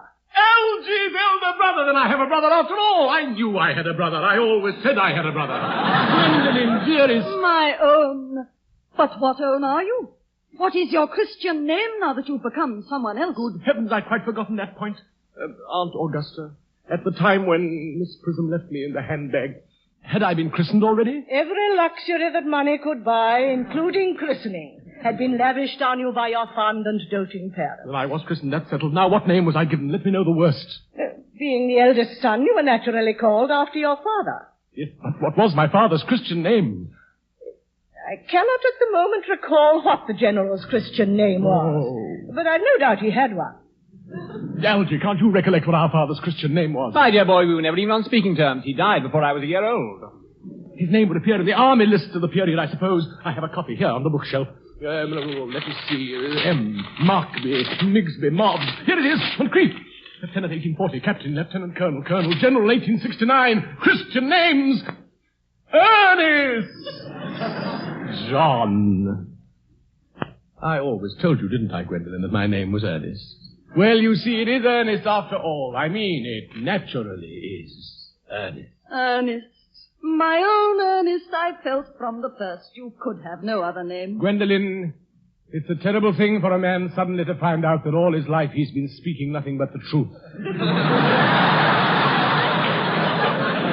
Can you forgive me? I can, but I feel that you are sure to change. My own one. Dr. Chasuble. Miss Prism, at last. Cicely, at last. Darling. Gwendolen, at last. Darling. My nephew, you seem to be displaying signs of triviality. On the contrary, Aunt Augusta, I've now realized for the first time in my life the vital importance of being earnest.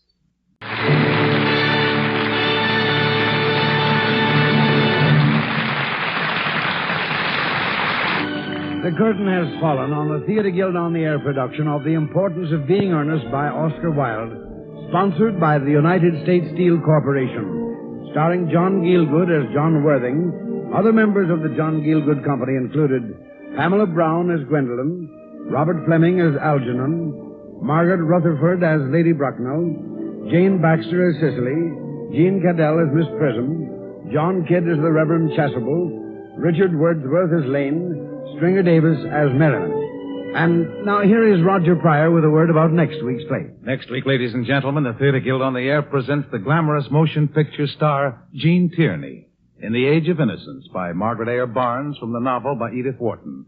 Featured with Miss Tierney are Arthur Kennedy of the current Broadway success All My Sons, Estelle Winwood, and Cyril Richards. So be sure to listen next week to Jean Tierney in The Age of Innocence. Remember, next week, The Age of Innocence, starring Jean Tierney. And remember, too, that the trademark of United States Steel, USS, on any steel product is your guide to quality steel. The Theatre Guild on the Air is under the supervision of Teresa Helburn and Lawrence Langner, with Homer Fickett, director, Carol Irwin, production executive, and Armina Marshall, executive director of the radio department. Music was composed and conducted by Harold Levy, and the play adapted for radio by Arthur Aaron. Your announcer is Norman Brokenshire. The United States Steel Corporation hopes that you'll be with us next Sunday at the same time.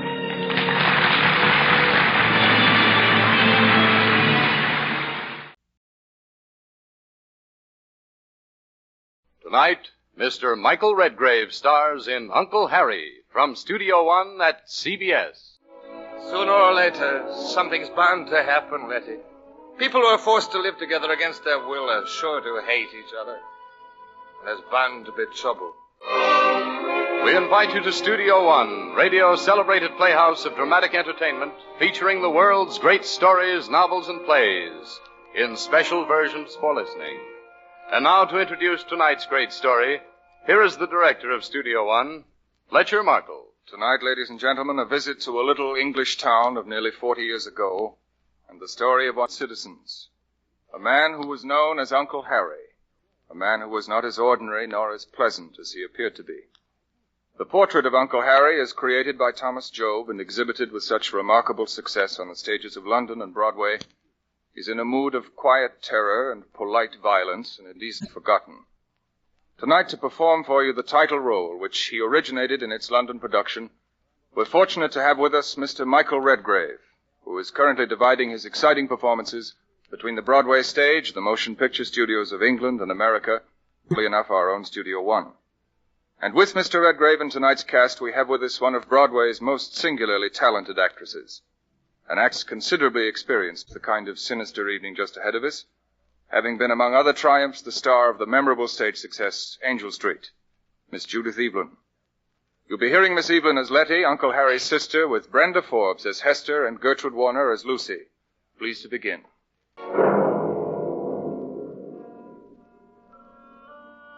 You know, we should do this more often, Lucy. Get out for a walk in the afternoon. I was surprised when you suggested it. Harry, I'm beginning to think you'll always be surprised at things I do and say. Oh, I don't know about that. I don't suppose you've ever done an impulsive thing in all your life. Of course I have, many times. Just name one. Well, You see? You can't. shall we sit here on this bench? Very well. But you're hoping when we sit down I'll change the subject. Oh, please, Lucy, don't let's talk about me. Let's talk about us. But that's the same thing. Harry, have you told them yet? Letty and Hester, about our getting married. You've been saying for weeks that you it. The first opportunity you found. Well, I just haven't found it yet. Sometimes I have a feeling that they know, Letty and Hester, that they're doing everything to prevent me from telling them. But when are you going to tell them, Harry? When? We've been going together for so long now. Oh, it's difficult, Lucy, because I realize how this will change my sisters' lives. They're so dependent on me, you know. I'm beginning to wonder, Harry, if it isn't you who's dependent on them. Well, of course I am, in a way. They're all the family I've got. Ever since I can remember, it was the three of us, Letty and Hester and me, even before our parents died. We've always been so very close. But if we're ever going to get married, you've got to break away from them. Oh, I will. I wonder. Well, what do you mean by that? Do you have any idea that I won't? I don't know what you're going to do, Harry. And I don't know how much longer I can wait. Lucy, you don't mean that. You can't. I don't know what I mean. Well, I'd hate my sisters if they came between us. You never hated anybody. Not Uncle Harry. Lucy, you just call me Uncle Harry. Well, everyone else in town does. Yes, but not you. Not you. It's a term of affection, isn't it? It's an insult, that's what it is. That's what they call me down at the Bluebell Tavern. It's their way of saying I'm too meek and too mild. It's a term of disrespect, that's what it is, even from them. But I didn't mean... It's their way of making fun of me to my face. Uncle Harry. They're saying that I'm timid, that I've no backbone. Is that what you're saying, Lucy? I'm only saying that you've got to tell your sisters about us. You've got to, Harry. I'll tell them. Only, you've got to promise never to call me that name again. I hope there'll never be another occasion when I'll want to call you that. Oh, promise you'll never call me Uncle Harry again. I promise. Is that you, Harry? It's me, Hester. About time. How long do you suppose dinner can be kept waiting without spoiling? Never you mind her, Harry. Just take your time. It's all right, Letty. Hester's just being nasty again. The dinner won't be ready for 20 minutes. It would have been if you hadn't insisted on baking that gooseberry pie. Harry likes gooseberry pie, don't you, Harry? Very much, especially yours, Letty. Well, I'd already fixed a coconut cake. Gooseberry pie is better after roast lamb. It's a waste having two desserts. Now, Hester, you know your coconut cake is never a waste. Oh, thank you, Harry. Well, how did you two pass the day? As usual, nothing ever happens. Did you have a pleasant afternoon? Very. Walked to the top of Richmond Hill. Really? All alone? Yes. Lucy never did show up at the social committee meeting this afternoon. That's only to be expected. You should know. You can never depend on Lucy. Oh, I know that, but there are some people who don't. Can't you two let Lucy alone? Why, Harry. You both know what I think of Lucy. Well, I mean, that she's a good friend of mine. I mean, you know I don't approve of people speaking badly of another person's character. I know, dear. Hester, I don't know why you always say things to upset Harry. I say things. Why, it was you. You know perfectly well how Harry feels about listening to gossip. Now, look here, Letty. You can't get away with it. Oh, I'm sorry, but I really would appreciate a little peace and quiet tonight. Of course, Harry, dear. I'm sure Hester is very sorry about upsetting you. Aren't you, Hester? Letty, I will not let you... Nevertheless, I must admit that Hester has very good reason for criticizing Lucy. What is that? Why, the way the girl fawns on you in public, Harry dear. It's a real disgrace. Oh, I'm sure you're both mistaken. Oh, no, we're not. You're just too good-natured to notice it, but you shouldn't allow it, Harry. Indeed, you should not. It gives the wrong impression. Why, only yesterday Mrs. Watson asked me when you and Lucy would be saying, I do. Well, I hope you stopped that rumor. Of course I did. It wouldn't surprise me one little bit, Harry, if Lucy were telling people that you've actually asked her to marry you. Well, what harm would there be if she were? What harm? You certainly don't want people getting the wrong idea, do you, Harry? Do you, Harry? No, of course not, but I'm very fond of Lucy. Fiddlestick, she's a very ordinary girl. No, Hester, she isn't. Oh, Harry, you just think the best of everyone. Well, it's a little more than that in this case. And what does that mean? Nothing. Nothing. You'd best be careful, Harry. Women like Lucy can corner a man before he knows it. When you're through. Oh, Nona.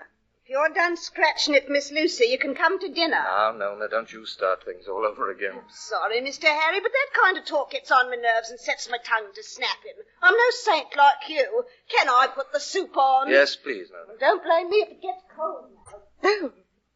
Really, someone should put that woman in her proper place. Well, after 20 years. Some of these days, I'll give her notice. You'll do no such thing. I will if I want to. When my mother died, she said, Hester, you see to it that Nona never leaves my little family, and I will see to it. Your mother. Now, I suppose she wasn't my mother, too. Ladies, please. Oh. Shall we dine? Oh, Harry, you're so sweet. Really, Harry, I wouldn't stay in this house another day if it weren't my duty to care for you. Letty, that was a mighty fine gooseberry pie. Did you really like it? I'm sure I don't know why Hester wouldn't let you have a second piece. Oh, that's just the way she is. Where did she go, by the way? There, she's still in the kitchen, You know, Letty, I don't believe that Hester understands me the way you do. Oh, I know she doesn't. You and I have always been different from her. Yes. I suppose that's why she's always been jealous of you. Of course it is. No, that's why I realized that you didn't mean what you said before dinner, that you really understood the way I felt and wanted to protect me from Hester. Didn't mean what I said about what? About Lucy. Oh. Letty, how'd you like to have Lucy for a sister? Oh, really, Harry, how could Lucy ever be my sister? Oh, by being me, of course. Well, that would upset Hester. Yes, wouldn't it? And think what a cozy little group we'd make, you and me and Lucy. I'm sure Mother and Father wouldn't have approved at all. They were always so anxious to protect us from outside influences. Of course, and that's just what I'm doing, too. I bring Lucy right into the family. You know, you and she would be really good friends. I've never had need for friends, Harry. I've always poured my affections out on you. Yes, I know you have, Letty. Letty, it really is too bad of you to leave Nona and me with all those dishes. Why, Harry, You haven't changed your slippers and smoking jacket. I'll go and get them. You'll do no such thing. I was the one who saw he didn't have them. I'll get them. You got them last night. It's my turn. Letty is right, Hester. Turnabout is fair play. Oh, very well. I won't be a minute, Harry, dear. Selfish. Just as selfish as she can be. Now, Hester, Letty can't help being the way she is. She needn't act as though you belonged entirely to her. She does try to boss me, doesn't she? I want you to stop her more. You know, that was just what I was doing when you came in. Really? What was she trying to do? Oh, run my life for me? Don't you let her, Harry. You and I won't allow her to get away with it, will we? Certainly not. Tell me about it. Oh, well, she started on Lucy again. She got it into her head that I really wanted to marry Lucy. No. Yes, and she said I couldn't do it. I said I would if I wanted to. But of course you don't want to. Well, I don't know. I might. Think what fun it would be to spite Letty. Yes, but Harry, you can't marry Lucy or anyone else. Well, why not? Because you know we only have money enough to carry us if we all live together. That's the way Father arranged it. If I want to marry Lucy, I'll earn my own money. Really, Harry? How? Well, by working. What work will you do? Oh, anything at all. Oh, who do you think's going to hire you to do anything? You've never done a day's work in your life. Who do you know who'd hire an inexperienced man of 34 years of age? Oh, yes, I suppose you're quite right, Hester. Harry, I think it would be best for everyone if you don't ever see Lucy again. You hear? I hear.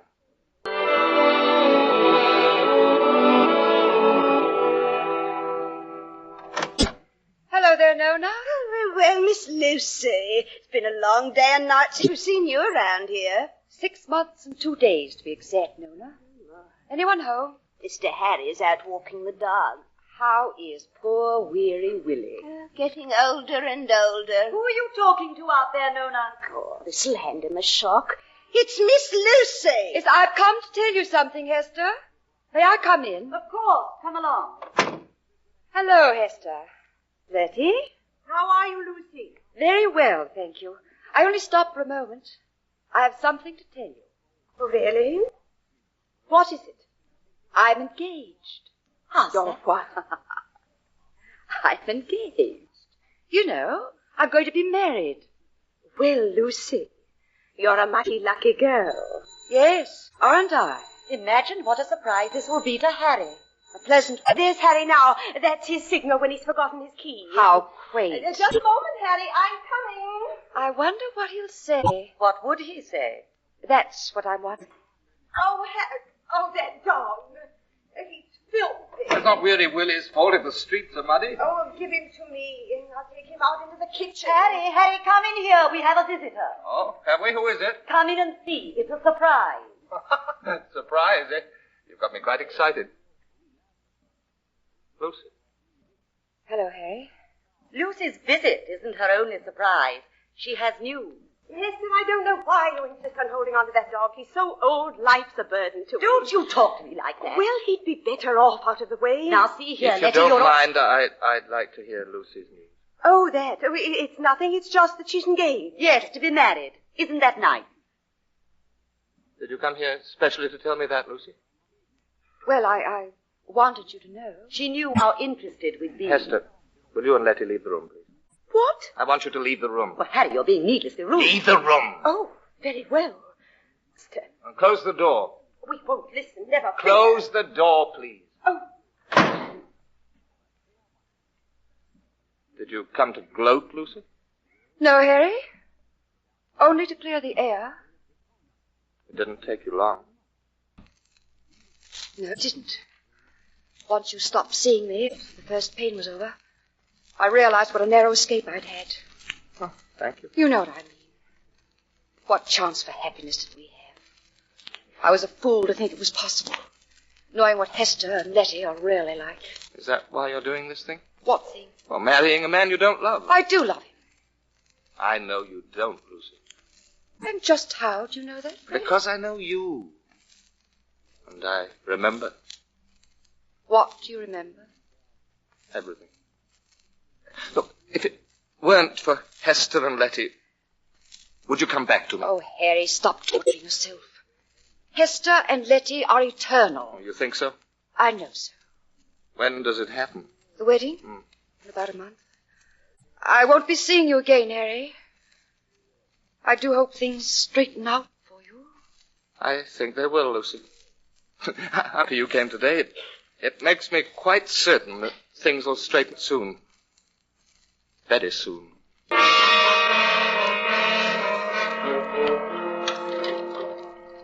Mind how you handle that platter, Nona. I'm minding. As I was saying, Letty, how I managed to keep hold of myself while that young hussy was here this afternoon, I'll never know. Miss Lucy is no hussy. Well, she certainly acted like one. Crowing over Harry, why the poor dear turned white. He did no such thing. He certainly didn't eat much dinner. But that's because he doesn't like beef stew. I told you that, Hester. It wasn't the beef stew. He's upset. He'd forget it in a minute if you'd let him. It's a miracle poor Harry doesn't go mad with you pestering him all the time. Pestering? No, I'm pestering him. You always have. Ever since we were children. Sometimes I think one of us would be all that he needs to look after him. You, I suppose. Why not? Why not? I'll tell you why not. Now, what's all that rumpus about? There, you did it again. Letty, some of these days I'm just not going to be able to endure your... Well. What's all the trouble now? Ask Letty. Ask Hester. Well, I'm asking both of you. Harry, do you want me to leave this house? Well, why should you? Letty says I'm not wanted. She says one of us is enough to take care of you. Letty, did you say that? Well, Mr. Harry, she did. I heard her. Really, Letty, that's not nice of you. Now you're angry with me. Yes, I am. Very, very angry. You did this, Hester. You did it. Keep your hands off me, Letty. You got Harry angry with me. He said so. I'll shake you for that until you're bones. I warn you, Letty, let go of me. I won't. I'll teach you to make Harry angry with me. And I'll teach you to lay your hands off me. Oh, you demon. You struck me. You provoked me. Oh, Harry. Harry, I'll have to ask you to choose between us. Someone must leave this house. I'll be in my room until you make the choice. Oh, no one can say this house lacks for entertainment. I hate her. I hate her. No, go up and see if you can calm Miss Hester. All right, but you've got more patience than anyone I know. Well, Letty, you seem to be in the mood for getting rid of everyone today. First poor, weary Willie, and now Hester. I wish Hester would take her stupid dog and never come back. You know, I've been thinking about what you said about Willie this afternoon. You're probably right. About what? About putting him out of the way. He's so old. It would be for the best. And it would make Hester so furious. Yes, we'd have to keep it from Hester. When will we do it? Sooner the better. Tonight, perhaps. But how? Well, poison's the best way. Hydroanic acid, I think. Will it hurt? Oh, not for long. Terrible. Well, I'd get the stuff myself, but I'm late for my appointment already. What appointment? Oh, you know, the usual thing, playing piano for the boys at the Bluebell Tavern. Look, why don't you take a walk and get it? Can you buy it just like that? Well, go to Ben's, the chemist. He'll let you have it. You'll have to sign for it, of course. Look, sign my name. I'll go this very minute. If you'll wait until I get my hat and coat, I'll walk down with you. Fear no more the heat of the sun or the furious winter's rages. Thou thy worldly task hast done, home art gone and ta'en thy wages. Golden lads and girls all must, like chimney sweepers, come to dust. Oh, Mr. Harry, who are you talking to? Oh, I was just talking. Talking to myself, that's all. How's Hester? How'd you suppose? You're really going to put one of them out, Mr. Harry? No, of course not. We'll patch it up somehow. You got more goodness in you than a man should have, Mr. Harry. When are you going to rear up and stop being a little martyr? When? Who knows? Maybe tonight? Yes, no. Maybe tonight.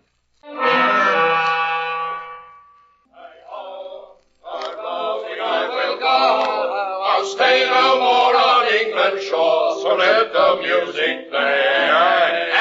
Albert, you're sour again. Isn't me, it's Blake. I'd do fine if you'd give me a chance at Swanee. Oh, no harmony, Blake. Well, then I'll do it solo. Well, you chaps, you sound merry tonight. Oh, hello, Miss Phipps. Good evening, Mr. Ben. Hello, Ben. Oh. What'll you have? The usual, please. You're late, Ben. You know how running a chemist shop is. Mrs. Watkins' youngest is down with measles. You'd better tune up, Ben. Albert's pipes are rusty again. Ah, Uncle Harry. Hello there, old Caesar Borgia. Your sister Lucretia Borgia was in the shop tonight. Finished talking fancy again. I don't quite follow you, Ben. Trying to cover your tracks, are you? Sending your sister to get the poison. Oh, that's a good one. Was it Letty? It was. And she signed your name. My name? What for? The poison. You have to sign for poison. Oh, well, what did she get? Hydroanic acid. Oh, I suppose she wants it to clean clothes or something. Oh, clean clothes. One whiff of stuff, and that's the last clothes she'll ever clean. And don't worry.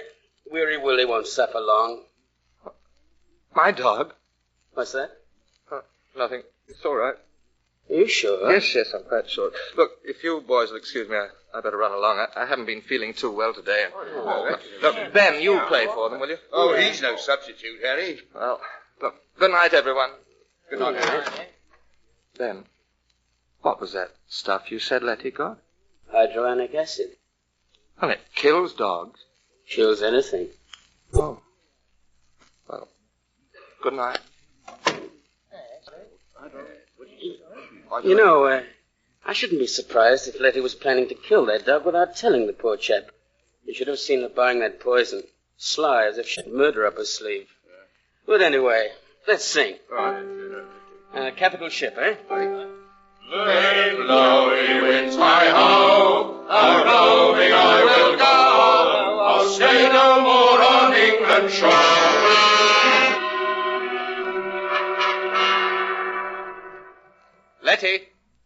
Letty, you home yet? In the living room. The singing break up early? No. I got to worrying about Weary Willie. You have changed your mind. I got the poison. Hester hasn't come down? No. Well, we don't have to do it tonight. We can wait for a day or two. All right. But what will I do with this poison? Ben says it's dangerous. Oh, better hide it. Look, put it in that jar with the matches. I'm the only one ever uses that. Look, you'd better write a warning on the label. It has poison printed on it, large as life. No one ever notices a printed warning. Look, here's a red pencil. Write danger or don't touch on it. I write both. Danger. Don't touch. Fine. Now, drop it in the jar. That does it. Nona still up? Yes, I do wish she'd make up her mind about that Hubert Fuller. Engaged all these years. Yes, I know how Hubert must feel. There she is now. Shield. Oh, shield to the bone. Oh, we all are. Look, what about some hot cocoa, huh? Lovely. I'll make it for you, Harry. Oh, you're very thoughtful, Letty. I like to do things for you. You know that. Nona, you keep Harry company. Very well. It's good to be home on a night like this. Nothing like an easy chair and a pipe to put a man at peace. Nona, would you mind handing me a match from that jar on the shelf next to you? I'm too comfortable to move. Of course. That jar, my hand gets caught in it every time. What's this? It's a little bottle. It says danger, don't touch. What on earth have you got there? Oh, I couldn't tell you. It's a little bottle with Miss Letty's writing on it. Well, if it's Miss Letty's, we'll have to ask her what it is. Harry, will you come upstairs, please? How did Hester know I'd come home? She's got the ears of a cat, that one. Oh, better go up and see what she wants, I suppose. Now, you put that bottle back where you found it. I will. A minute. Don't touch. Danger. Hydroanic acid. Whew. What's that, I wonder? Here it is, steaming hot, Harry, dear. And I've brought a nice full jug of it. Oh. Nona, where is it? She called him. Now the cocoa will get cold. Nona, what's this bottle doing out here on the table? I found it in the jar. What is this stuff, anyway? It's poison. Poison? What do you want poison in the house for? That's my business. Oh, all right. You must know we're going to put Willie out of the way. You what? Mr. Harry is going to do it. Mr. Harry is going to do it? That's what I said. Well, there we are. Now she's quiet again. Did you forget, dear, that I was preparing cocoa for you? Not for a minute. Where is it? There, on the table. Oh, nice full jug. Letty, You know, I think Hester's sorry for the way she behaved tonight. I should think she would be. Don't tell me she wants to apologize. I think she might, if she was given the chance. Well, wonders never cease. Letty, why don't you give her the chance? I'm not stopping her. No, you know she'd never come to you. You don't expect me to go to her. No, not obviously, but you might take her up a cup of cocoa. No. Now, think what a good person it would make you, wouldn't it, Nona? I suppose. No, Harry, I won't. Very well, I'll take her a cup myself. Oh, no, I'll take it. I knew you'd think it over. You're really such a forgiving person. Isn't she, Nona? If you say so. I pour out a nice steaming cup for you to take up, huh? No, I'll do it. No. This is an occasion I want to prepare for myself. Now, you two ladies sit right where you are. Let the gentleman do the work. Mr. Harry. Harry, for all your patching up our argument, I sometimes think that Hester and I will only be at peace in our grave. Hester likes lots of sugar, doesn't she? Yes. Now, put enough in to make it nice and sweet. Some of these days there'll be a quarrel you won't be able to patch up, Harry. Oh, I don't really think so. Not after you make this generous gesture. But there's nothing generous about it. I'm taking it because if I didn't, you would. Now, Letty, you mustn't let the sun go down on your wrath. Here's the cocoa, nice and hot and sweet. Now, you take it up to Hester, Letty, and seal the peace treaty.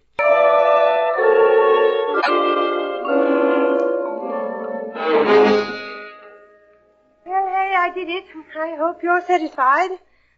Where's Nona? She's gone up to her room. Did Hester drink the cocoa? Not yet. Why not? Oh, she wants to finish the chapter she's reading. Well, it'll get cold. She only has one more page to read. Oh, this is cozy and peaceful, Harry. Just the two of us. We have our cocoa now. I don't see why not. Shall I pour? Would you? Oh, that's sweet of you. Harry. Yes? Hester didn't apologize at all. In fact, it was very condescending.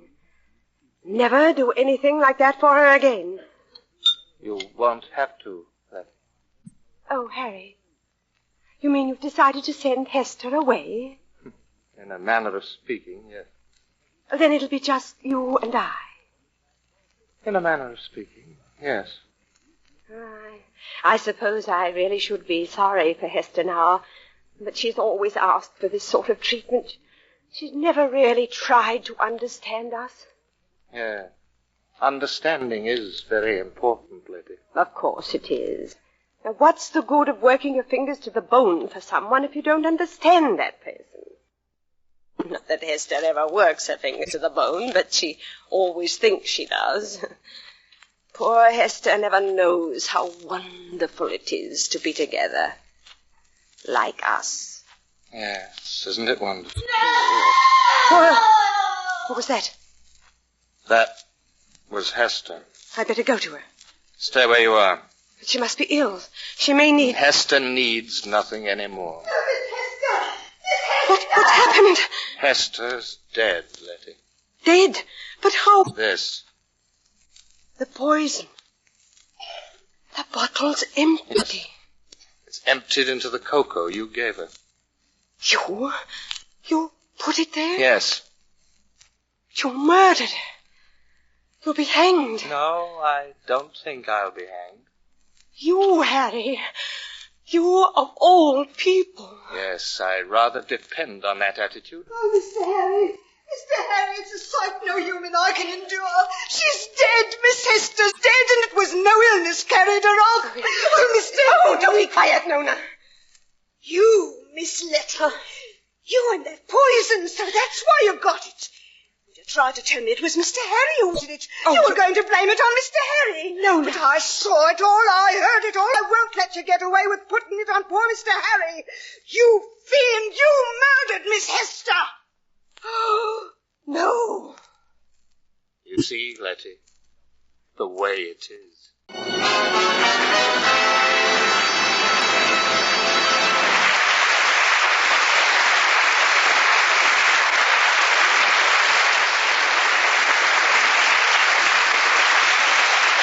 From Studio One, radio celebrated Playhouse of Dramatic Entertainment, you are hearing Mr. Michael Redgrave with Judith Evelyn, starring in Uncle Harry by Thomas Job, one of the world's great stories in a special version for listening by Lillian Shane. Studio One will return after the customary pause for station identification. This is CBS, the Columbia Broadcasting System. From Studio One, we continue tonight's full-hour dramatic entertainment. Michael Redgrave with Judith Evelyn in Fletcher Markle's production of Uncle Harry.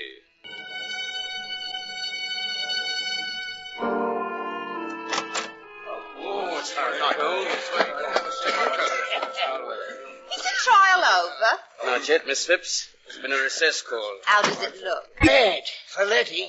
If you can call it bad, seeing as how she's guilty as sin. Now, Blake, you can't say that. All the evidence isn't in. Evidence? How much evidence do you want? Why, she practically convicted herself out of her own mouth. Yeah, she was flustered. An innocent person doesn't get flustered. That's not altogether true. Even so, you heard what Ben told him this morning. How'd it feel to be a witness, Mr. Ben? Well, I don't know. It's a terrible responsibility. But I had to tell how she'd bought that poison and signed Uncle Harry's name. That's what's got me so riled. How she's trying to put the blame on poor Uncle Harry. Maybe that's where the blame belongs. What? It's not impossible, you know. There's something more in this than meets the eye. Oh, rubbish. Oh, I don't know. I always felt there was something queer about Uncle Harry.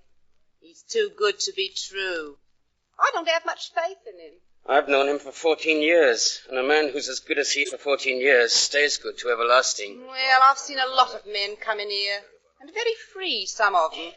But you never can tell for true what a man is thinking. Look what he sacrificed for those two women. I am looking. Perhaps he got tired of sacrificing. Even if you don't believe in him, you've got to believe in the facts. First, those two hated each other. Always did. Second, that girl no one approved. They had a real set to, including slapping on the day of the murder. Third, Letty said Hester would be better out of the way. Fourth, she buys the poison. And fifth, the poison was in the cocoa she took upstairs. Sounds all right. But I'm not quite easy. Oh, that's a woman for you. Unreasonable. Not logical. Then why is she saying it was Uncle Harry? Well, she's got to blame it on someone. Well, that's a terrible thing to blame on your blood. There's some people, flesh and blood don't count when their own skin's in danger. It's more than that, Blake. Them three living together like this was never healthy. Family ties are a good thing, all right, so long as they're not tied too tight. When they are, they're likely to choke somebody. Some philosopher, Albert, eh? Oh, I don't know. Well, whatever else, I don't want to miss Uncle Harry when the prosecution questions him this afternoon. I wonder what he'll say. He'll try to clear her, of course. Maybe. Of course he will. I know Uncle Harry. Please, you must believe me. Letty's innocent. She's innocent. Now, Mr. Quincy, we all understand how you feel, but you must try to control yourself and answer the questions I ask you. I'm sorry. Now, Mr. Quincy, you've heard the chemist, Mr. Blake, testify as to how your sister bought the poison. Heard your housekeeper testify that your two sisters had a violent quarrel the night of Hester's death. Oh, but there was nothing unusual. It didn't mean anything. You mean they often quarreled so violently? No, I didn't mean that. What did you mean? I mean, it was all my fault. In what way was it your fault? Well, you see, Letty always wanted to do everything for me, and Hester wouldn't allow it. So that's why Miss Letty said that one of them would be enough to care for you. Yes, but that was only because she was angry at the moment. And she did say it. Well, Never mind, Mr. Quincy. You don't have to answer. Thank you. Now, when you learned at the Bluebell Tavern that Miss Letty had purchased a large dose of poison, why did you leave so hurriedly? I was tired, and Wasn't it because you were fearful that Miss Letty was planning some mischief? No. Wasn't that the reason you tried so desperately to make peace between them when you got home? Wasn't that why you persuaded Miss Letty to take Hester a cup of cocoa as a peace offering? No, I didn't have to persuade her. She wanted to take it. She was eager to. No, she wanted to. She was eager to. You mean that after there had been a terrible fight between them, after Letty had that very day wanted Hester put out of the house, she was eager to take her the cocoa which killed Hester Quincy, the poisoned cocoa. No, you've got me all mixed up. All I know is that Letty didn't kill Hester. She didn't. I tell you that if there's any justice in this world, I would be on trial. It's all my fault. It's all my fault.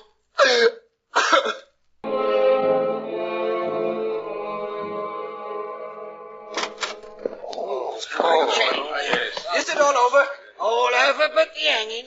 Blake, the jury isn't back yet. How can you tell? Listen to him. But I'll bet you a quart to a pint they'll be out less than an hour, and the verdict is guilty. I wouldn't bet on a thing like that. Of course not. Well, what did Uncle Larry have to say this afternoon? He tried to help.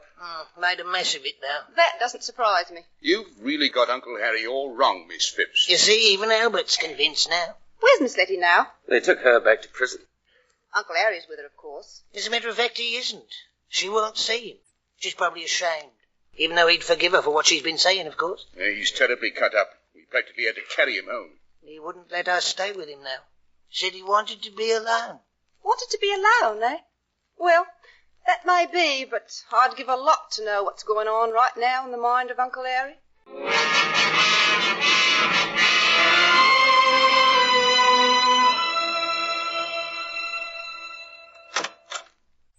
Harry? Lucy, I've been waiting for you. You said you wanted to see me. Yes, come in.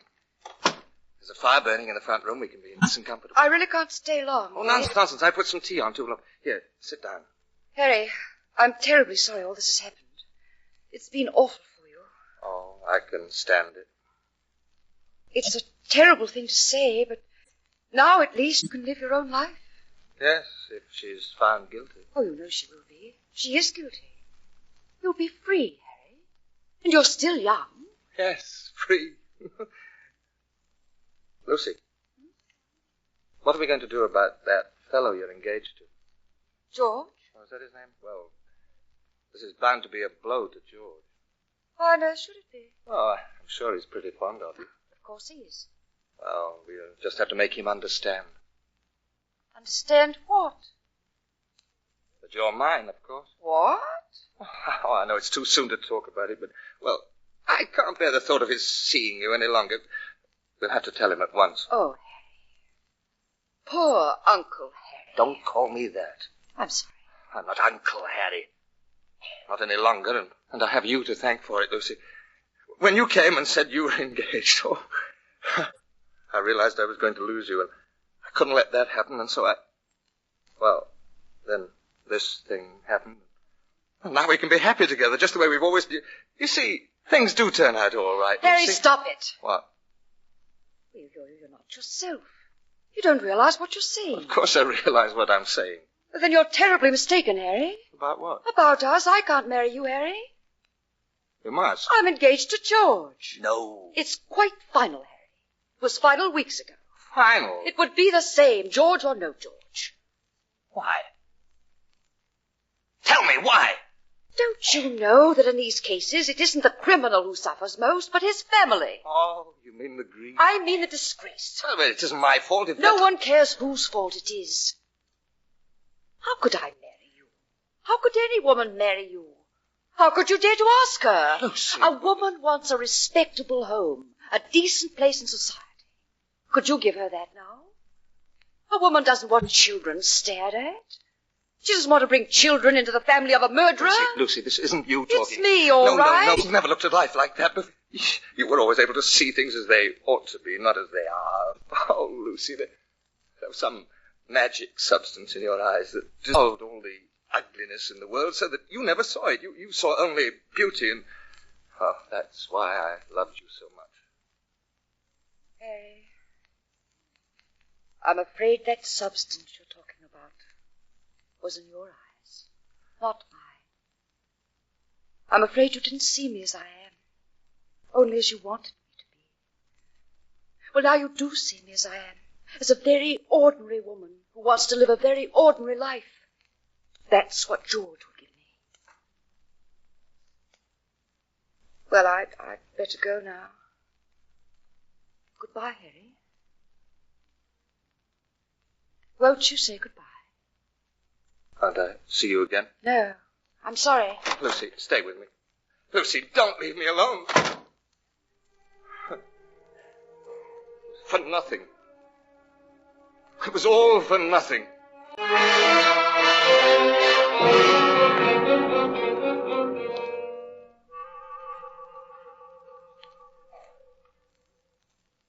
Mr. Harry? Yes. The verdict's just in. Yes? Miss Letty's been found guilty. Guilty, yes. And I've come to say goodbye to you, Mr. Harry. You're leaving? I have to. There's too many memories in this house, too many terrible memories. Nona, you too want a respectable home and a decent place in society? What are you talking of, Mr. Harry? I was just talking, just talking. That's what I mean. It's the house that does it. It isn't good to stay here now. You should get too. No. I'll stay here. I can't leave now. Well, I'll be on my way. Yes, you go along, Nona. Be all right, won't you? Yes, I'll be all right. Quite all right. Inspector Halloran, I've come to tell you, you've made a terrible mistake in the case of my sister. Yes, so you said all along. Yes, but I mean it this time. Didn't you mean it before? No, I was only pretending before. Inspector, I killed Hester.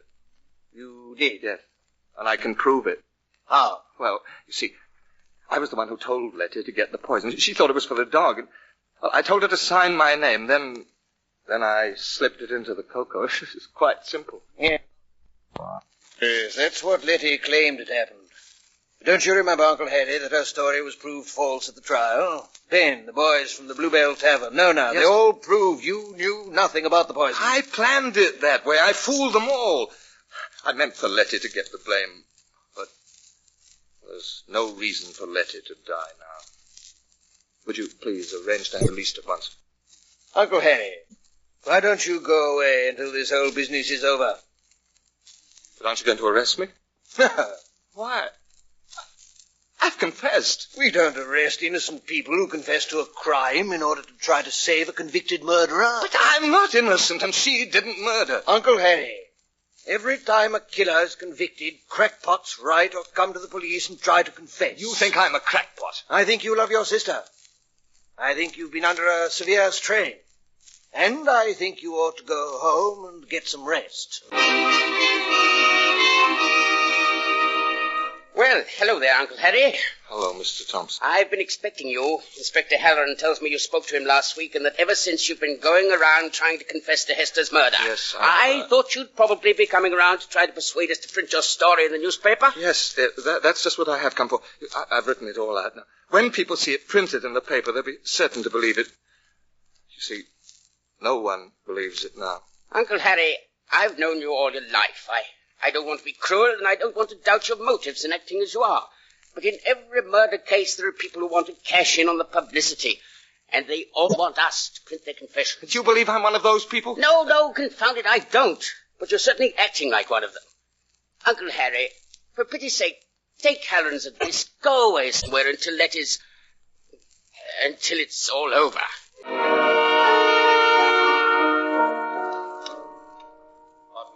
The man in the outer office says he has an appointment to see you. Says he's the brother of that woman who's going to the gallows in the morning. Oh, yes, I've been expecting him. Ask him to come. Come in now. Thank you. Are you the governor of this prison? I am. Well, you know why I'm here, of course. I do, and I sympathize, Mr. Quincy, but I really must tell you... Well, I'm prepared to have you disbelieve me. I planned it too perfectly. It's taken me all this time to find a way to break down my own perfect plan. But I found it at last. I can now prove that I killed Hester and that Letty is innocent. Mr. Quincy, all this is most unselfish of you and quite in keeping with what I've heard of your fine character. Nothing selfish about it, believe me. All I want to know is whether or not, if I convince you of Letty's innocence, you could postpone it. Well, I could arrange a stay of execution. Well, then, sir, please, will you read this? Is this another confession, Mr. Quincy? It's a very special sort of confession. Now, read it, please. Right now? Yes, please. Well, read at least the first page, and the rest will look after itself. You know, I always believe in getting things down in black and white. Good Lord. Extraordinary. You can't argue with black and white, can you? Letty said, what was that? Myself, that was Hester. Now you're coming to the part. Letty said she must be ill. She may need. Myself, Hester needs nothing anymore. Letty, what do you mean? Myself, Hester is dead. I emptied the poison into the cocoa you gave her. Letty, you murdered her. And I did. Here I gave her the little bottle.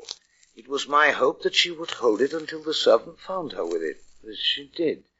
Thus I entangled my sister in a net of evidence from which escape was impossible. No hand could unspin the painstaking lines I had drawn about her. Only the reputation of a lifetime. You realize, sir, the implication of those last remarks? Oh, it's astonishing. Why are you confessing all this? There's no longer any reason why I should live. You're not doing this to save your sister. There's no point in Letty dying anymore. How long will it take before you release her, sir? I suppose there will be a few formalities. Mr. Quincy, I think you'd better get along. Well, why don't you arrest me? I've confessed. It doesn't hold water, my good man. Of course it does. I killed my sister Hester and I involved Letty. That's clear enough. We respect your attempt, Mr. Quincy. We honestly do. But there's nothing I can do with this. Letty and I are the only ones in the world who know what we said to one another at that moment. Now, look, if Letty is able to duplicate that conversation as I've written it there, it would mean that it actually took place, wouldn't it? Well, now... Well, of course, that's what it would mean, man. What else could it mean? You want me to test her, to see if she remembers all Oh, this? she'll remember it. Neither of us will ever forget it. Oh, the whole thing's impossible. Well, need I remind you, sir, that the world is full of impossibilities. Surely you can lose nothing by trying, and it lies in your power to correct a terrible injustice. Well, I'm not at all sure I'm doing your sister a kindness in confronting her with you. She's refused to see you since her conviction. Well, why shouldn't she after what I've done to her? And Letty never forgives a wrong. But she's human. She doesn't want to die. She'll be willing to see me now. Well, I hope this is the right thing. Oh, it is, sir. It is. Yes, sir. Bring in the prisoner from the condemned cell. Yes, sir. Now, you understand it isn't settled yet. Yes, but it will be. Oh, I wonder, sir, if you know what it feels like for a man to find himself after 34 years of being lost. No, of course you don't. How many men have been lost to themselves as I've been lost? And to how many men of those lost men has it been given to find themselves as I have now? Mr. Quincy... You think it's strange that I consider myself found now that I face death? Well, that, sir, is because you don't really understand the mind of a murderer. You see, it's very important to a murderer that he be punished. Otherwise, he's deprived of the proper end that crowns his deed and gives meaning to his work of art. Work of art? Oh, yes. Haven't you read the book called Murder is a Fine Art? It was written by Thomas de Quincey. It's quite a coincidence. My name is Quincy, too, isn't it? Well, de Quincey says that murder can be a fine art, and that when the murderer takes and makes no attempt to be ingenious, well, an artist, never invents. He merely arranges that which exists into a new pattern. So being an artist, I want to complete my masterpiece, and for that, I must be punished, you see? Yes, what is it? Miss Quincy is here. Oh, send her in. Tell me, sir, how does she look? A little shock to you. Yes, this waiting must be the dreadful part of the real punishment. It's told on her more than most.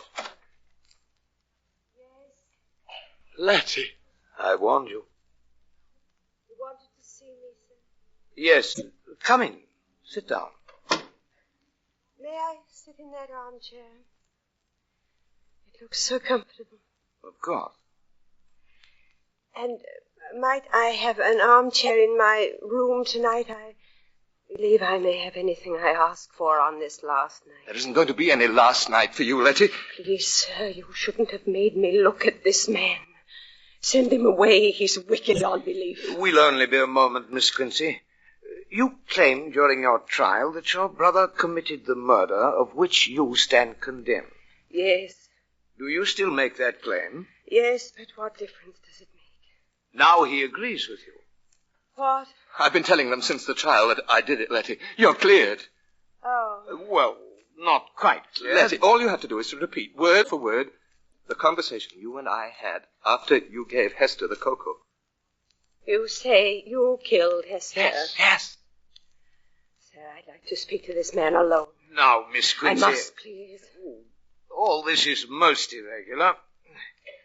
Very well, I'll give you 5 minutes. That will be plenty. Well, Harry, what are you up to now? I'm trying to save your life. Why? Why do you suppose? It can't be your conscience. Why not? Because you haven't one. What is it, Harry? Is it lonesome at home these days? Oh, just a bit. With Nona gone. So, everyone has deserted the sinking ship. I'm told Lucy married George last week. Yes. You did all this for her, didn't you, Harry? Oh, what's the difference? I don't care about it now. So that's it. Just as selfish as you ever were, eh, Harry? Selfish? Yes, selfish. I've had time to see through you these past weeks, Harry. I've recalled how you always gave away your toys when they broken, and how noble and generous you acted about doing it. Now you broke your life, and you want to give that away. But it won't work, Harry. Not this time. But you don't want to die. I've died many times since that night. Tomorrow won't matter to me at all. Nothing more can happen to me. But you, Harry, you've a nasty little time ahead of you, haven't you? You've got to pay for your crime for years and years. You'll walk along the street and people will smile. But they'll cross to the other side. You'll go home and be greeted by an empty house and the memory of me. You'll sit in an empty room with only your own horror to keep you company, and your loneliness will gnaw at you until your mind rots. Oh, I wouldn't be in your place for anything in the world. Letty, you can't do it. You always spoil everything for me. You can't spoil this. Tell them the truth, Letty. Tell them the truth. No. Everything all right in here? Please come in. She won't do it. She won't tell the truth. Please don't mind him. He's always been full of wild ideas, but this is the wildest yet. No. You won't forget that armchair, sir? You shall have it. You're a brave woman to refuse your brother's sacrifice. Don't let her leave, sir. Letty, please stay here. I won't let you go. You wouldn't care to say goodbye, would you, Uncle Harry? And they say murder will out. But not my murder. Not Harry Quincy's murder. Letty, you've got to let me finish what I've begun. You can't be so cruel. It's too cruel to make me go on living. It's too cruel. If you die tomorrow, I'll be left alone with what I've done. Quite alone. You see, Harry, the way it is. Yes. I see the way it is.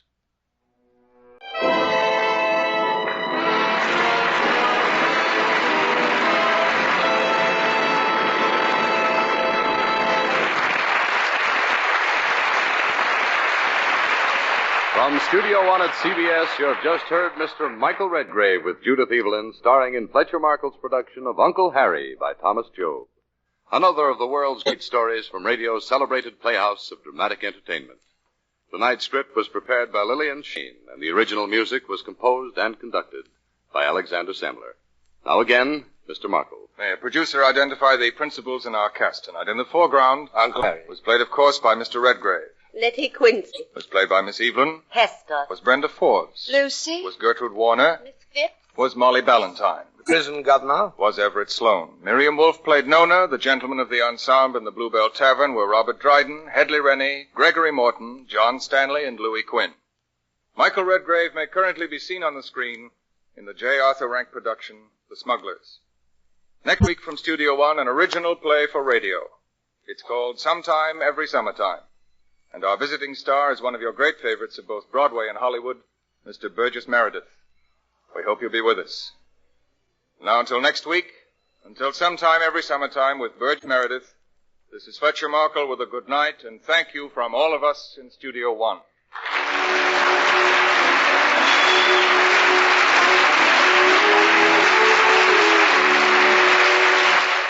This is Lee Vines, and this is CBS, where 99 million people gather every week, the Columbia Broadcasting System.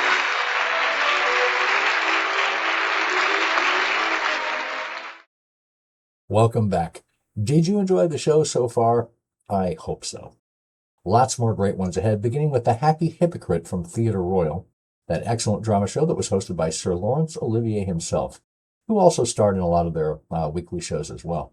This one also stars John Gielgud, who you just heard in the first half on The Importance of Being Earnest, and then two back-to-back super popular drama shows that were huge in their day, the Screen Guild Theatre and Lux Radio Theatre. The first one presents their version of Casablanca from the 1942 film and stars all three of the movie's main actors, Humphrey Bogart, Ingrid Bergman, and Paul Henreid, reprising their roles. This one has been done a lot of times on various shows, but I really think this one is probably the best adaptation, in large part because of the original actors being in it.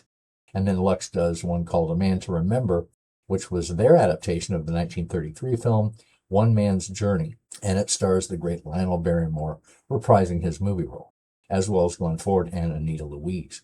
This one aired in 1942. Really excellent story, although I will admit I have never seen the movie, so I don't know how it compares.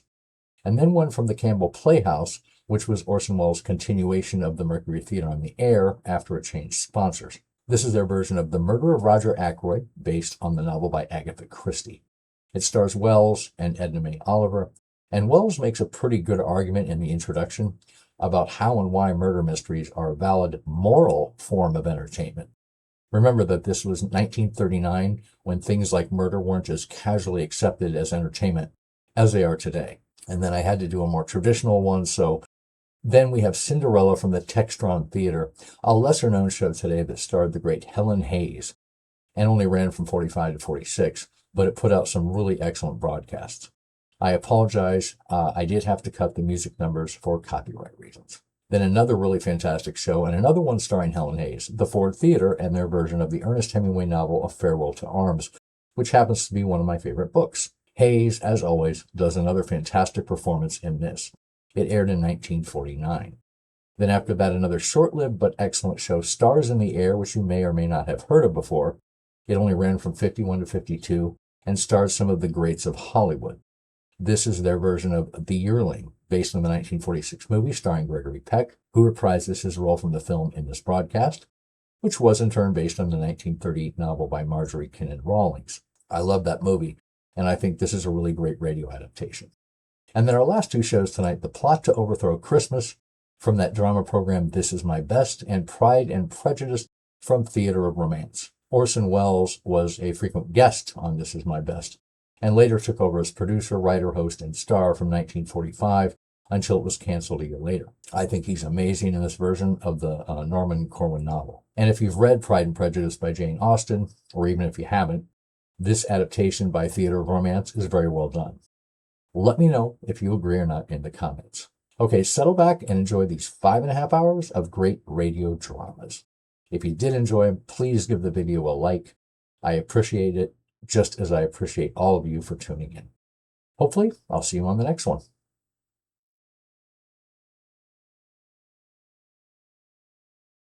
By transcription, the National Broadcasting Company presents Sir Laurence Olivier, your host in Theatre Royal. This is Laurence Olivier. Once again, it is my pleasure to introduce a good friend of mine from the theatre in the story that he's chosen for your entertainment. As many of you will already know, I am at this time preparing for its London presentation a new play. But in a few weeks' time, I shall myself have the pleasure of appearing for you each week in various roles. Meantime, this week, I'm glad to tell you that my invitation has been accepted by an actor whose name will be familiar to you all, and who I'm happy to count among my friends, John Gielgud. His work in the theatre, both in London and New York, will of course be familiar to you, and many of you will have seen him in the recent Hollywood film production of Julius Caesar. John has chosen a story which is among my own favorites, Max Beerbohm's The Happy Hypocrite. I myself will be setting the scene for you, and so here now is John Gielgud in the role of Lord George Hell in Max Beerbohm's tale of England in Regency days, The Happy Hypocrite. None, it is said, of all who revelled with the regent was half so wicked as Lord George Hell. I will not trouble my listeners with a long recital of his great naughtiness, but it were well they should know that he was greedy, destructive, and disobedient. I'm afraid there is no doubt that he often sat up at Carlton House long after bedtime, playing at games, and that he generally ate and drank far more than was good for him. His fondness for fine clothes was such that he used to dress on weekdays quite as gorgeously as good people dress on Sundays. He was 35 years old and a great grief to his parents. And the worst of it was that he set such a bad example to others. Lord George Hell! Why, yes, here comes George Hell. Gad, there's a buck for you. Oh, how wicked my lord is looking. Why, they say it is quite unsafe for a lady to be in the same room with him. I've known ladies make for the door as soon as he entered, but they generally pause to watch him through the keyhole. I vow you're a tease, my lord. But heavens, he's coming this way. Led by the twinkling candles of your eyes, my dear. I vow I shall die. Good evening, my lord. I hardly expected to see you at such a tedious function. Noblesse oblige, my dear fellow. His Royal Highness was good enough to command me. May I present your lordship to my Lady Jane Windermere? Your slave, madam. I am happy that the season has brought you up to town. It is all such a mad whirl, my lord, after the peaceful calm of the countryside. A fool's paradise, madam, if you'll pardon me. But surely, my lord, you would not deny the ennobling influences of trees and flowers or the English lakes. Quite unknown to me, madam. I've not seen a buttercup for 20 years. Yet I fancied you had come into an estate in Hertfordshire, my lord. Followed chase. Oh, why, to be sure. I won it off Sir Follett, followed by a chuck of the dice at Boodle's. Not that I ever dream of going there. They tell me the baronet lost every penny he had to you. True, sir. The fellow was ruined. And you then refused him his revenge, I hear. Surely, my lord, that was unkind. Unkind, sir? Why, when I'd won his mansion off him, didn't I offer to install him in the lodge? And did he accept? After a little hesitation, he did. On my soul, the man's place is a sinecure. He never even has to open the gate to me. Now, my lord, I vow you're a thief. What's more, my lord, I have even heard it whispered that the dice you were playing with were, loaded. I've never been at pains to deny the rumour, my dear fellow. Everybody knows that I cheat, but nobody has the effrontery to tax me with it to my face. Indeed, I've heard it asserted that you never sit down to a game of limbo with less than 4 aces up your sleeve, my lord. I have had as many as 7, sir. Oh, I wonder that you are tolerated at all, my lord. But didn't I see you at Garble's the other evening with that celebrated dancer on your arm, La Signora Gambogi? You'll see me there again tomorrow. They tell me there's a merry little dwarf whose debut will be quite an occasion. Also, a new singer who is to open in the Fair Maid of Samarkand. I shall be there to pay my homage. No, my lord, I vow. Bravo, bravo, Sagittaro, bravo. You are in a good humor tonight, my friend, no? Uncommonly. Last night I had the good fortune to relieve His Royal Highness of another 5,000 guineas. Oh, there's our merry little dwarf again. Bravo, Sagittaro. Bravo. Gobble. Coming, my lord. Champagne, Gobble, another bottle of port. I'll have that little homuncule, the merry dwarf yonder, come here to my box. I wish to compliment him on his skill as an archer and pledge him in a bumper of the grape. Oh, my lord is too kind. I will send him immediately. Clever little dwarf, if ever I saw one. Did you mark how accurately he shot his arrows, even when the scarf was tied across his eyes, and how he pierced the waxen figure through the heart? Take care he does not pierce you to the heart, my friend. I think I have seen the dwarf before, somewhere. A merry little dwarf. On my soul, he's quite taken my fancy with his fooling. Why, and here he is, gilded bow, arrows and all. Your servant, my lord. On my soul, you have a genius for the bow. Come and sit down by me. But first, let me present you to my divine companion, the Signora Gambogi, Virgo and Sagittarius again. To the health of your lordship. And by what means, or miracle, did you acquire your mastery of the bow? By long practice. Long practice on human creatures. Oh, on my heart, you'd be dangerous in a quarrel. Let me hear the music of that bowstring once again. As your lordship commands. This time, I will shoot at the stars.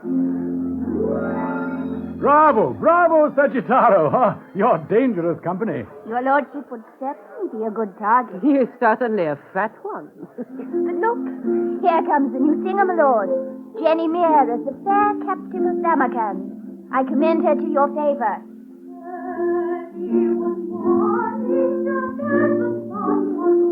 But she is entrancing. I do not think she is very much. She is not at all pretty. She is entrancing. What beauty. What innocence. My lord, you are hurt? A sudden twinge in my heart. Oh. But where's our little dwarf? He must have flown away.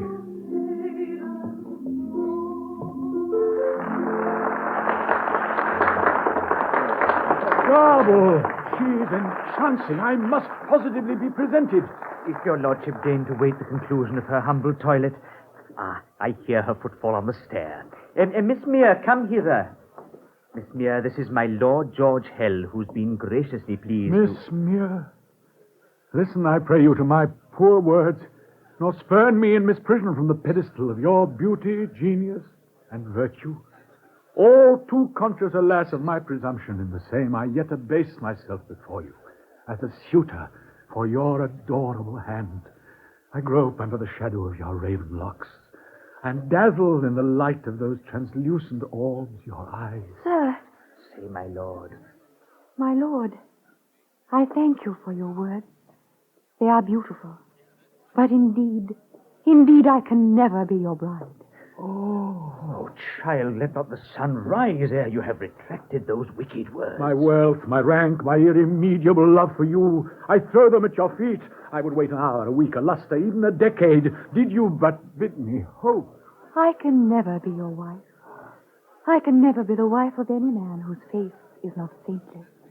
Your face, my lord, mirrors, it may be, true love for me. But it is even as a mirror long tarnished by the reflection of this world's vanity. It is even as a tarnished mirror. I can... Do not kneel to me, for I am poor and humble. I was not made for such impetuous wooing. Kneel, if you please, to some greater, gayer lady. As for my love, it is my own, nor can it ever be torn from me. But given as true love must needs be given, freely. Rise from your knees. That man whose face is wonderful, as are the faces of the saints, to him will I give my true love. Good night, my lord. Miss Mere, I beg you. Oh, she's gone. If your lordship pleases to rise from his knees, I... Oh, thank you, Garble, thank you. Oh, so there you are, my friend, and how ridiculous you look. Come, it is time we were going. No, I cannot. Goodbye. But, George... I will call the Signora's carriage. What shall I do? Whither shall I go? My past life swims before me, shallow and artificial as the lake at Garble. Shall I drown myself? There will be no one left in the gardens now to prevent me, and in the morning they will find me floating there, one of the noblest of love's victims.